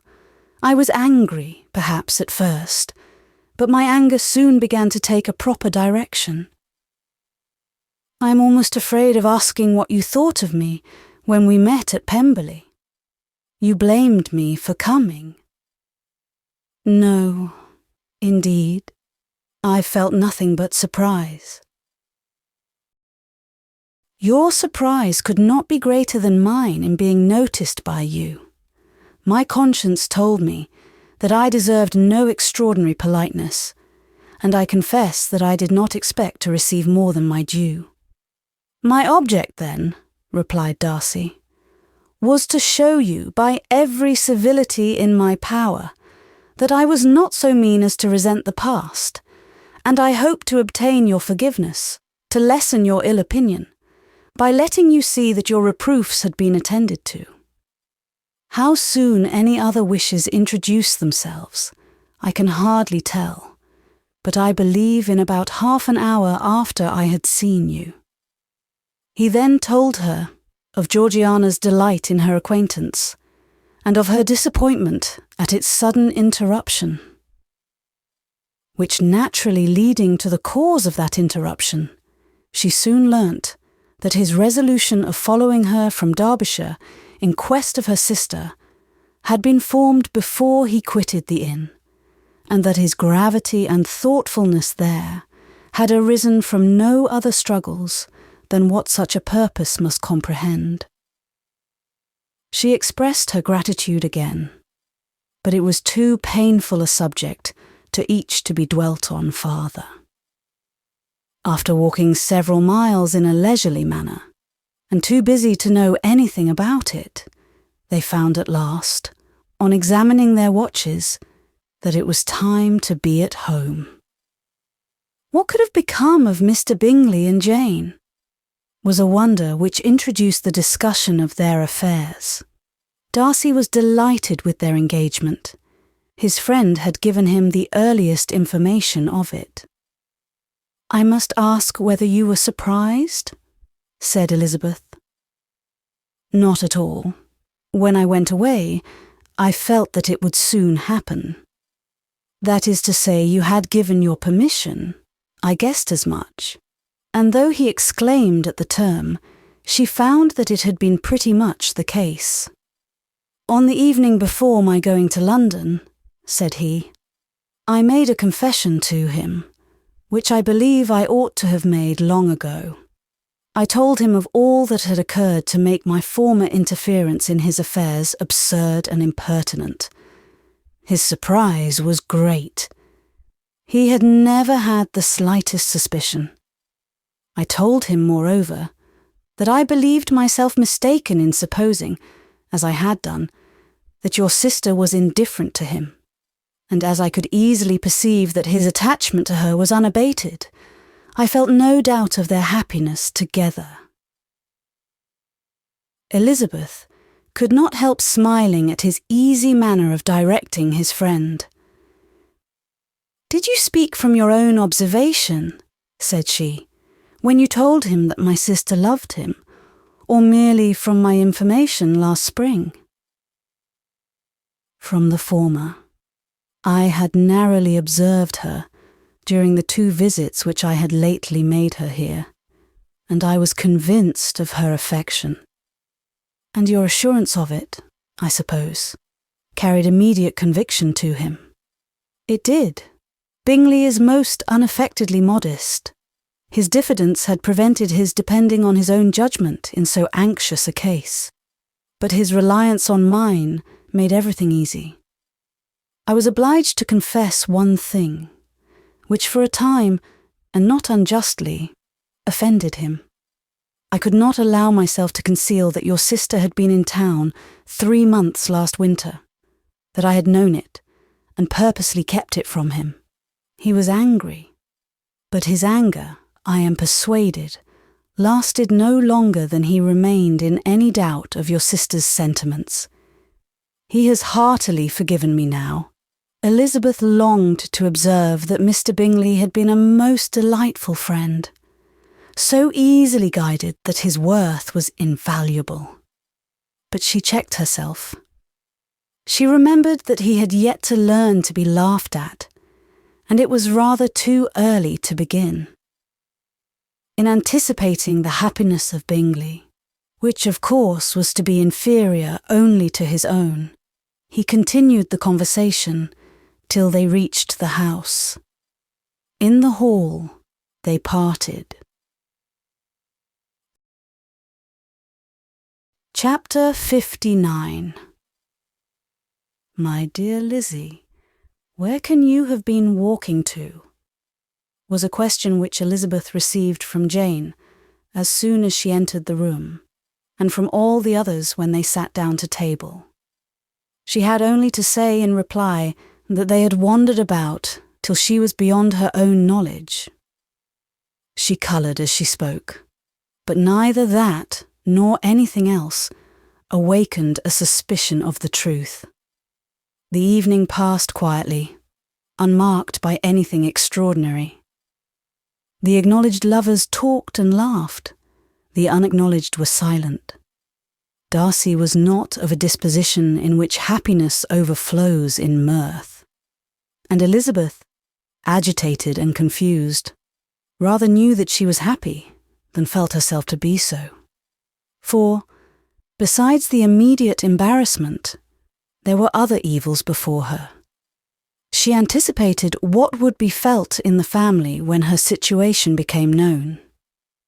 She was aware that no one liked him but Jane, and even feared that with the others it was a dislike which not all his fortune and consequence might do away. At night, she opened her heart to Jane.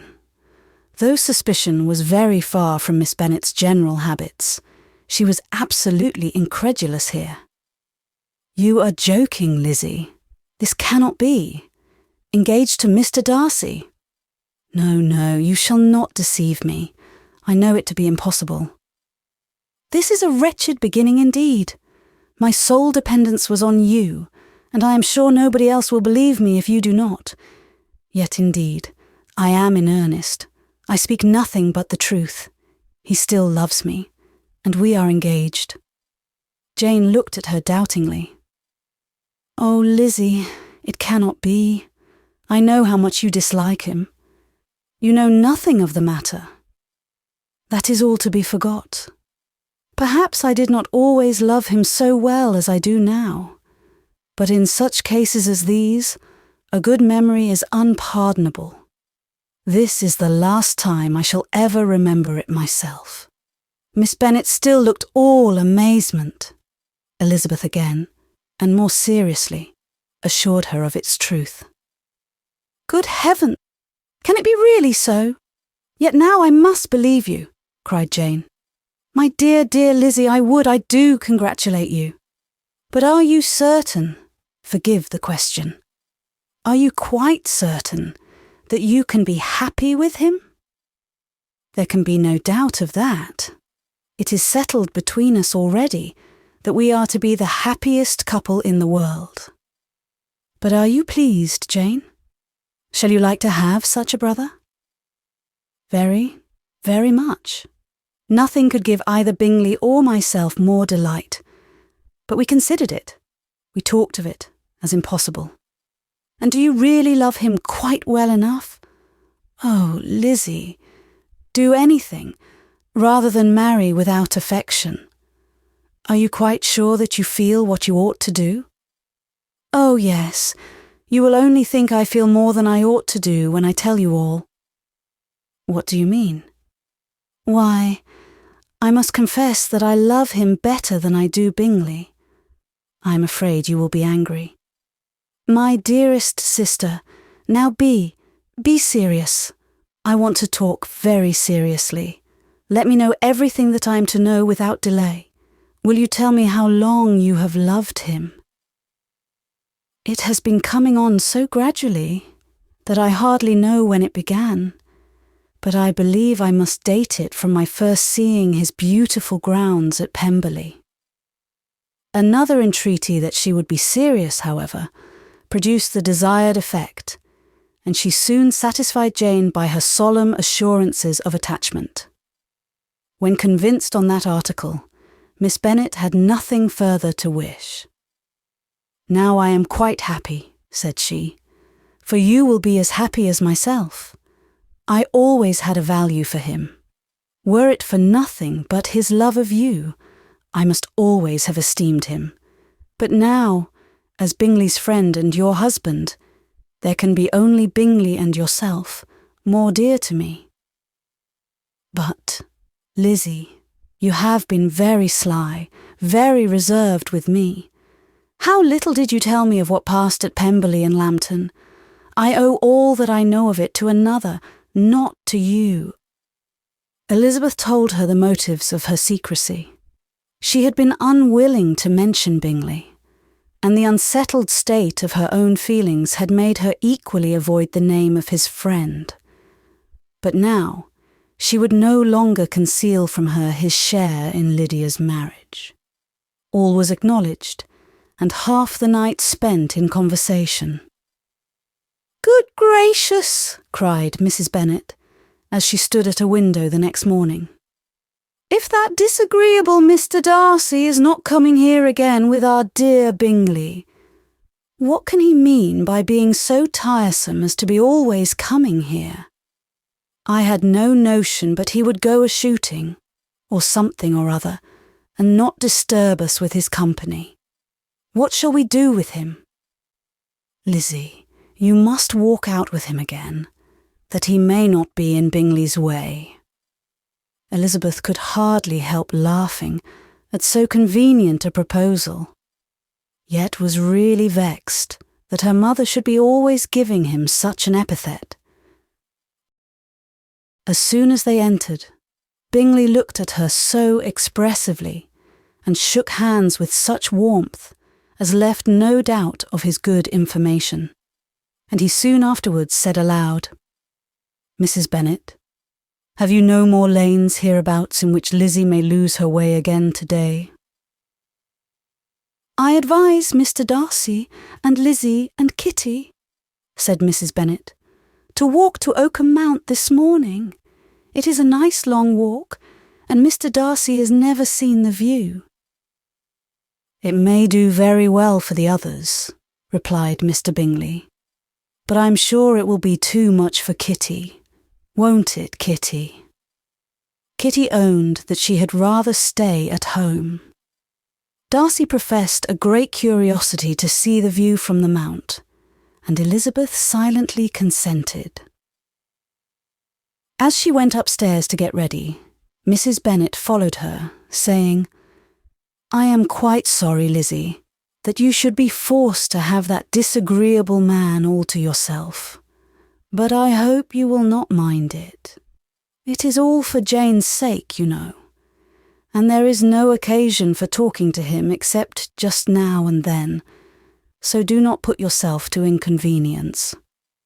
During their walk, it was resolved that Mr. Bennet's consent should be asked in the course of the evening.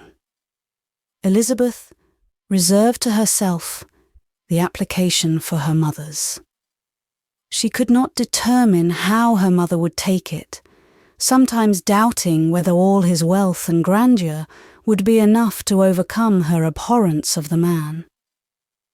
But whether she were violently set against the match, or violently delighted with it, it was certain that her manner would be equally ill-adapted to do credit to her sense.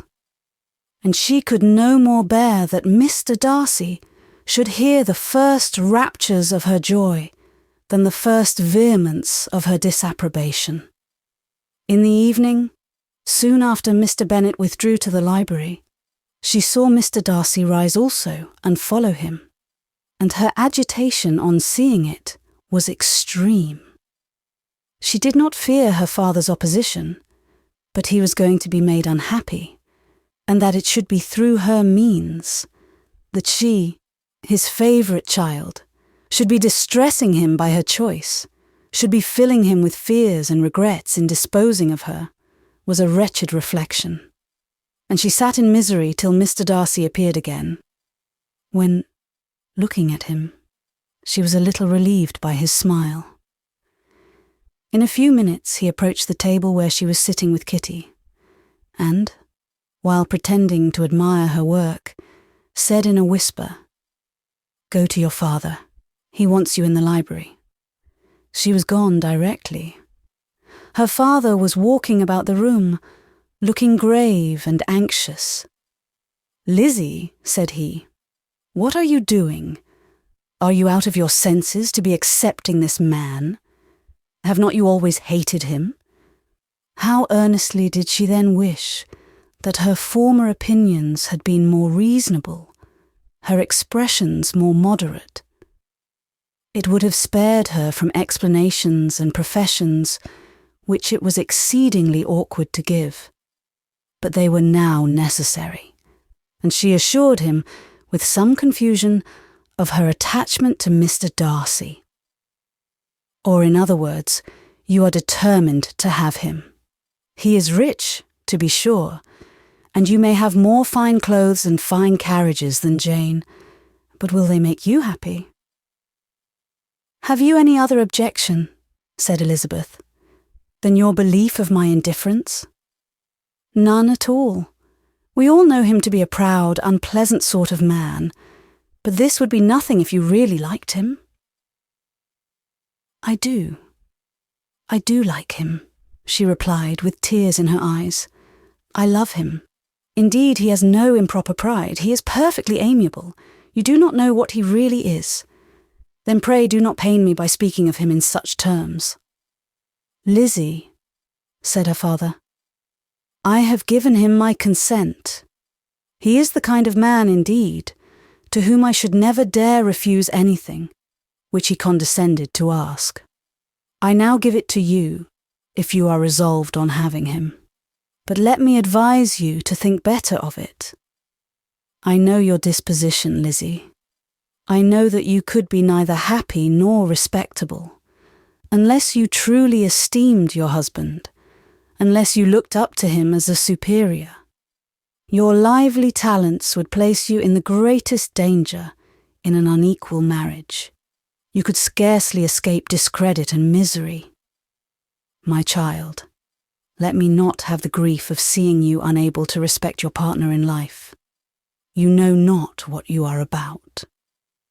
Elizabeth, still more affected, was earnest and solemn in her reply, and at length, by repeated assurances that Mr. Darcy was really the object of her choice, by explaining the gradual change which her estimation of him had undergone, relating her absolute certainty that his affection was not the work of a day, but had stood the test of many months' suspense, and enumerating with energy all his good qualities, she did conquer her father's incredulity, and reconcile him to the match. "Well, my dear," said he, when she ceased speaking, "I have no more to say. If this be the case, he deserves you. I could not have parted with you, my Lizzie, to anyone less worthy." To complete the favourable impression, she then told him what Mr. Darcy had voluntarily done for Lydia. He heard her with astonishment. This is an evening of wonders indeed. And so Darcy did everything, made up the match, gave the money, paid the fellow's debts, and got him his commission. So much the better. It will save me a world of trouble and economy. Had it been your uncle's doing, I must and would have paid him. But these violent young lovers carry everything their own way. I shall offer to pay him tomorrow. He will rant and storm about his love for you, and there will be an end of the matter. He then recollected her embarrassment a few days before, on his reading Mr. Collins's letter, and after laughing at her some time, allowed her at last to go, saying, as she quitted the room, "If any young men come for Mary or Kitty, send them in, for I am quite at leisure." Elizabeth's mind was now relieved from a very heavy weight, and, after half an hour's quiet reflection in her own room, she was able to join the others with tolerable composure. Everything was too recent for gaiety, but the evening passed tranquilly away. There was no longer anything material to be dreaded, and the comfort of ease and familiarity would come in time. When her mother went up to her dressing room at night, she followed her and made the important communication. Its effect was most extraordinary, for, on first hearing it, Mrs. Bennet sat quite still and unable to utter a syllable. Nor was it under many, many minutes that she could comprehend what she heard, though not in general backward to credit what was for the advantage of her family, or that came in the shape of a lover to any of them. She began at length to recover, to fidget about in her chair, get up, sit down again, wonder and bless herself. Good gracious, Lord bless me, only think, dear me, Mr. Darcy, who would have thought it? And is it really true? Oh, my sweetest Lizzie, how rich and how great you will be, what pin money, what jewels, what carriages you will have. Jane's is nothing to it. Nothing at all. I am so pleased, so happy, such a charming man, so handsome, so tall. Oh, my dear Lizzie, pray apologise for my having disliked him so much before. I hope he will overlook it. Dear, dear Lizzie, a house in town, everything that is charming, 3 daughters married, 10,000 a year. Oh, Lord, what will become of me? I shall go distracted. This was enough to prove that her approbation need not be doubted, and Elizabeth, rejoicing that such an effusion was heard only by herself, soon went away. But before she had been 3 minutes in her own room, her mother followed her. "My dearest child," she cried, "I can think of nothing else. 10,000 a year, and very likely more. 'Tis as good as a lord, and a special licence. You must and shall be married by a special licence. But my dearest love, tell me what dish Mr. Darcy is particularly fond of, that I may have it tomorrow." This was a sad omen of what her mother's behaviour to the gentleman himself might be, and Elizabeth found that, though in the certain possession of his warmest affection, and secure of her relations' consent, there was still something to be wished for. But the morrow passed off much better than she expected. For Mrs. Bennet luckily stood in such awe of her intended son-in-law that she ventured not to speak to him, unless it was in her power to offer him any attention or mark her deference for his opinion. Elizabeth had the satisfaction of seeing her father taking pains to get acquainted with him, and Mr. Bennet soon assured her that he was rising every hour in his esteem. "I admire all my 3 sons-in-law highly," said he. "Wickham, perhaps, is my favourite, but I think I shall like your husband quite as well as Jane's." Chapter 60. Elizabeth's spirits soon rising to playfulness again, she wanted Mr. Darcy to account for his having ever fallen in love with her. "How could you begin?" said she. "I can comprehend your going on charmingly when you had once made a beginning. But what could set you off in the first place? I cannot fix on the hour, or the spot, or the look, or the words which laid the foundation. It is too long ago. I was in the middle before I knew that I had begun. My beauty you had early withstood, and as for my manners, my behaviour to you was at least always bordering on the uncivil, and I never spoke to you without rather wishing to give you pain than not. Now, be sincere. Did you admire me for my impertinence? For the liveliness of your mind, I did. You may as well call it impertinence at once. It was very little less. The fact is that you were sick of civility, of deference, of officious attention. You were disgusted with the women who were always speaking, and looking and thinking for your approbation alone. I roused and interested you, because I was so unlike them. Had you not been really amiable, you would have hated me for it. But in spite of the pains you took to disguise yourself, your feelings were always noble and just, and in your heart you thoroughly despised the persons who so assiduously courted you. There, I have saved you the trouble of accounting for it. And really, all things considered, I begin to think it perfectly reasonable. To be sure, you know no actual good of me, but nobody thinks of that when they fall in love. Was there no good in your affectionate behaviour to Jane while she was ill at Netherfield? Dearest Jane, who could have done less for her? But make a virtue of it by all means. My good qualities are under your protection, and you are to exaggerate them as much as possible.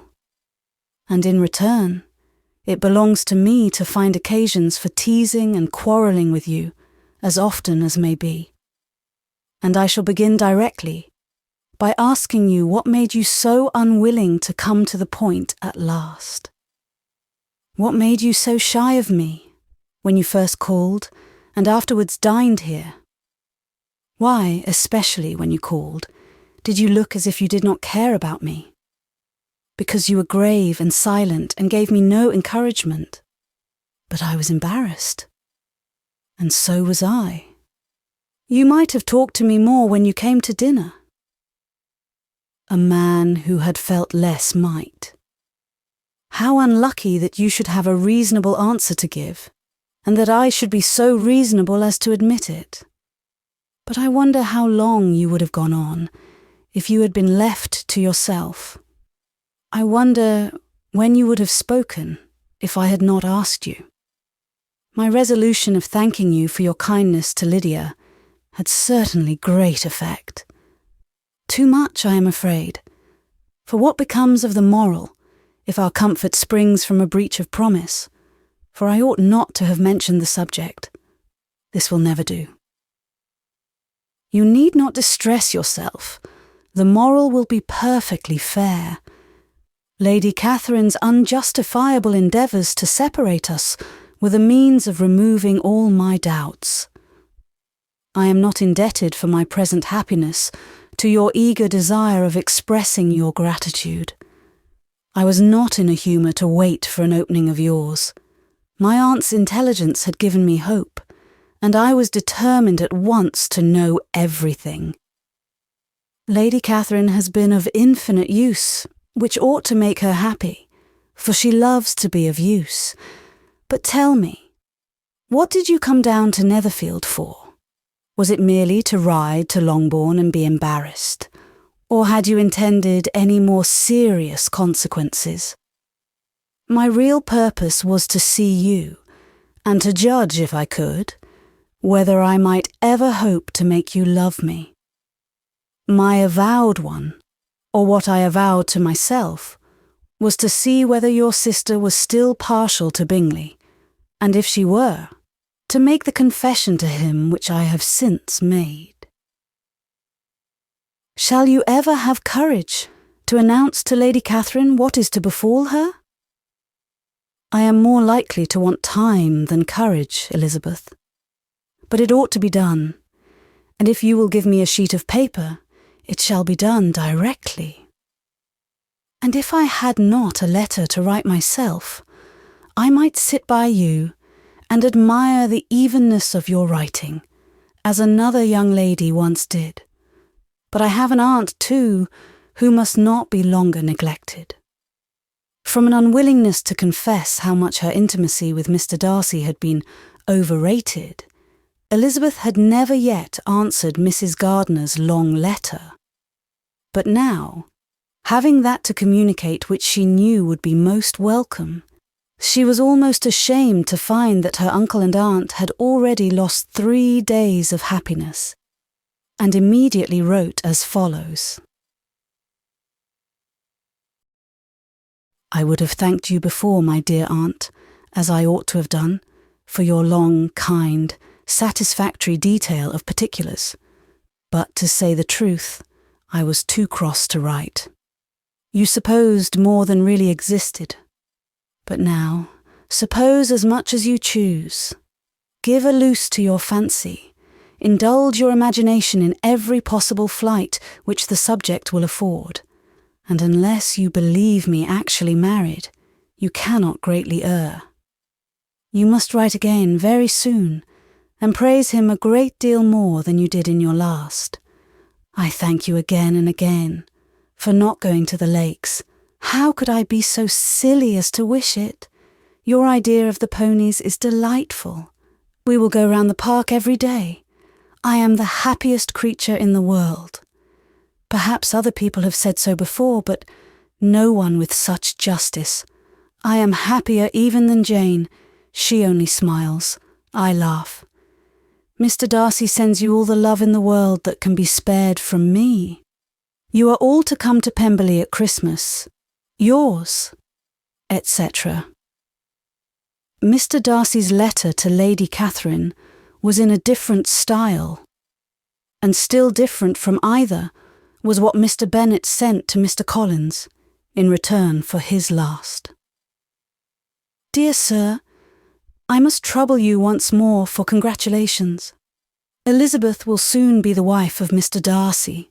Console Lady Catherine as well as you can. But if I were you, I would stand by the nephew. He has more to give. Yours sincerely, etc." Miss Bingley's congratulations to her brother on his approaching marriage were all that was affectionate and insincere. She wrote even to Jane on the occasion, to express her delight and repeat all her former professions of regard. Jane was not deceived, but she was affected, and though feeling no reliance on her, could not help writing her a much kinder answer than she knew was deserved. The joy which Miss Darcy expressed on receiving similar information was as sincere as her brother's in sending it. 4 sides of paper were insufficient to contain all her delight and all her earnest desire of being loved by her sister. Before any answer could arrive from Mr. Collins, or any congratulations to Elizabeth from his wife, the Longbourn family heard that the Collinses were come themselves to Lucas Lodge. The reason of this sudden removal was soon evident.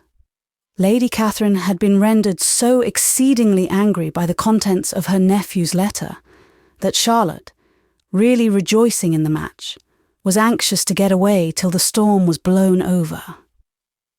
At such a moment, the arrival of her friend was a sincere pleasure to Elizabeth, though, in the course of their meetings, she must sometimes think the pleasure dearly bought when she saw Mr. Darcy exposed to all the parading and obsequious civility of her husband. He bore it, however, with admirable calmness. He could even listen to Sir William Lucas when he complimented him on carrying away the brightest jewel of the country, and expressed his hopes of their all meeting frequently at St. James's, with very decent composure. If he did shrug his shoulders, it was not till Sir William was out of sight. Mrs. Phillips's vulgarity was another, and, perhaps, a greater tax on his forbearance. And though Mrs. Phillips, as well as her sister, stood in too much awe of him to speak with the familiarity which Bingley's good humour encouraged, yet, whenever she did speak, she must be vulgar. nor was her respect for him, though it made her more quiet, at all likely to make her more elegant. Elizabeth did all she could to shield him from the frequent notice of either, and was ever anxious to keep him to herself and to those of her family, with whom he might converse without mortification. And though the uncomfortable feelings arising from all this took from the season of courtship much of its pleasure, it added to the hope of the future, and she looked forward with delight to the time when they should be removed from society so little pleasing to either, to all the comfort and elegance of their family party at Pemberley. Chapter 61. Happy for all her maternal feelings was the day on which Mrs. Bennet got rid of her two most deserving daughters.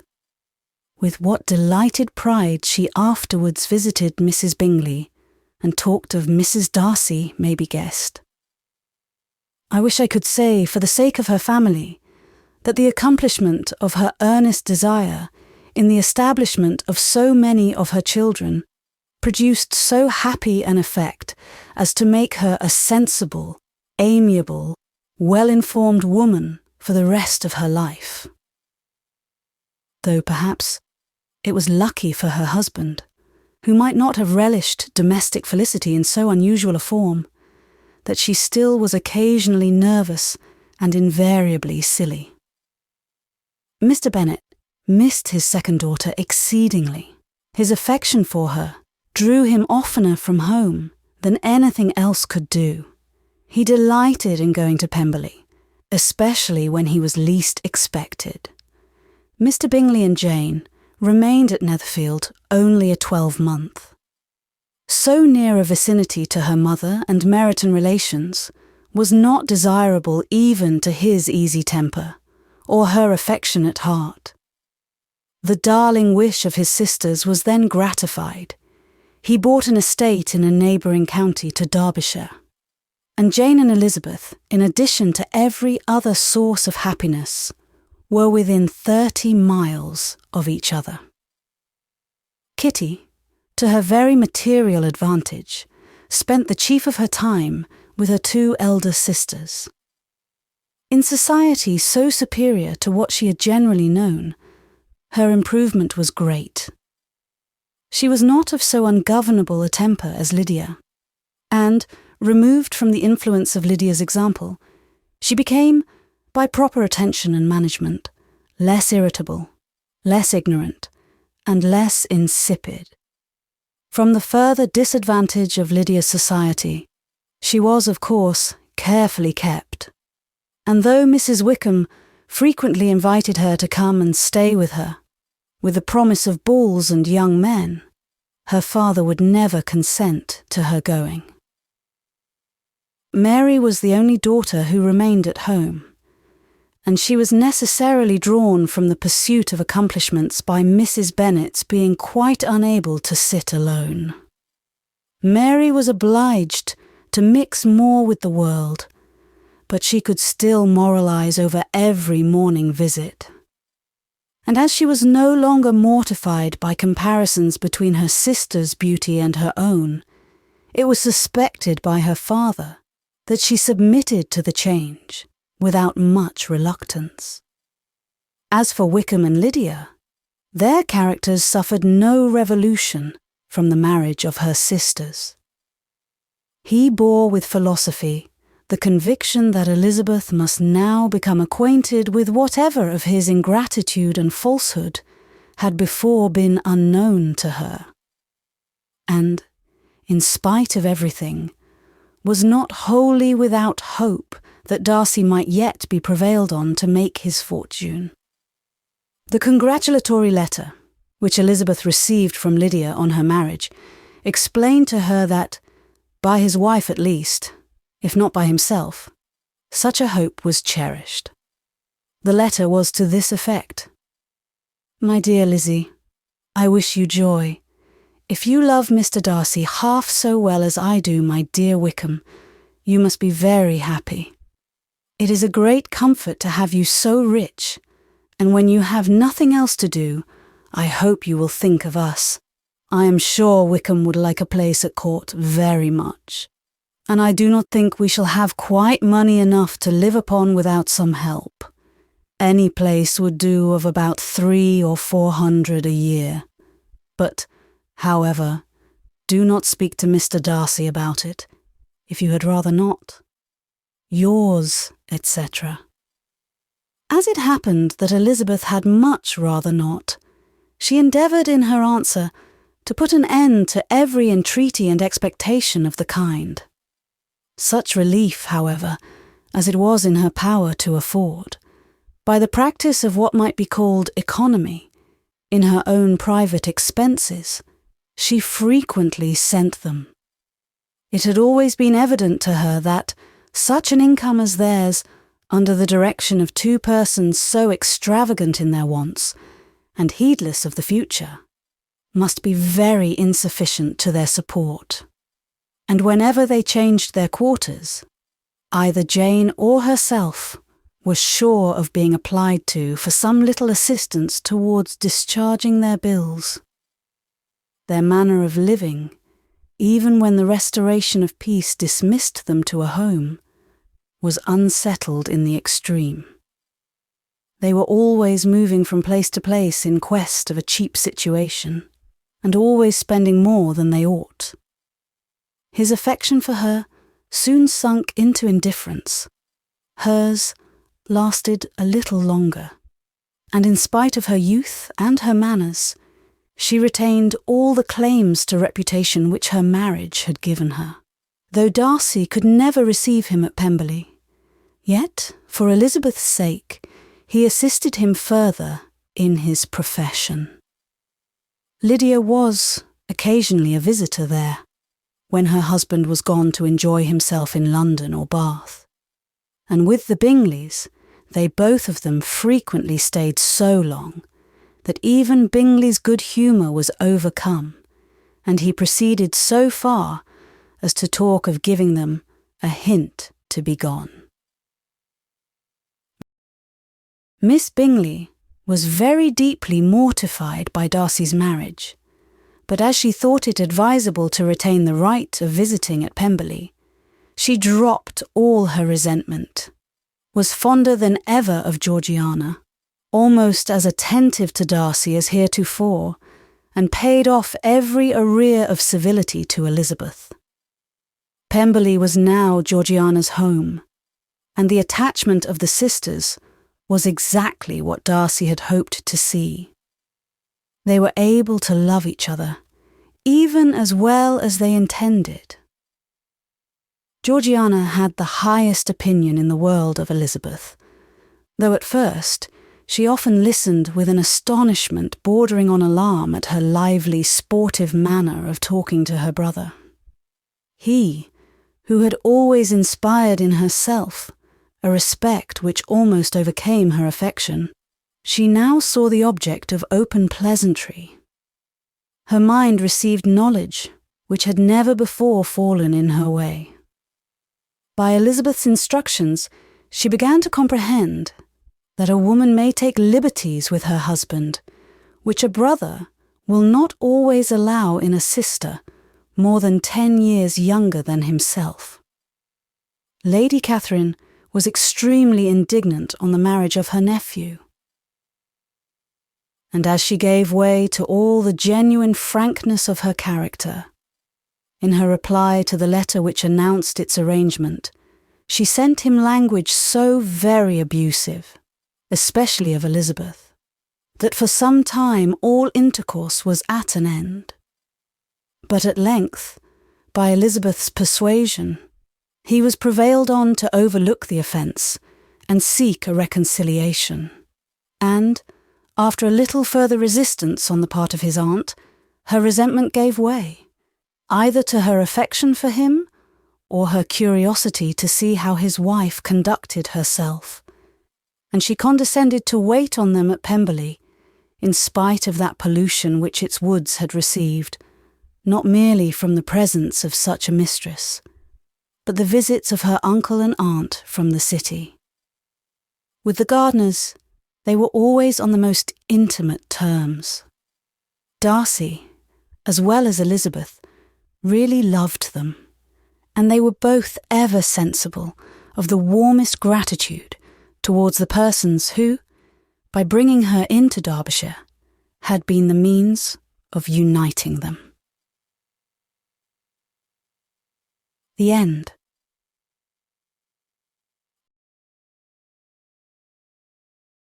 Thank you for listening. If you like our recordings, consider liking this video and subscribing to our channel so you don't miss any more audiobooks.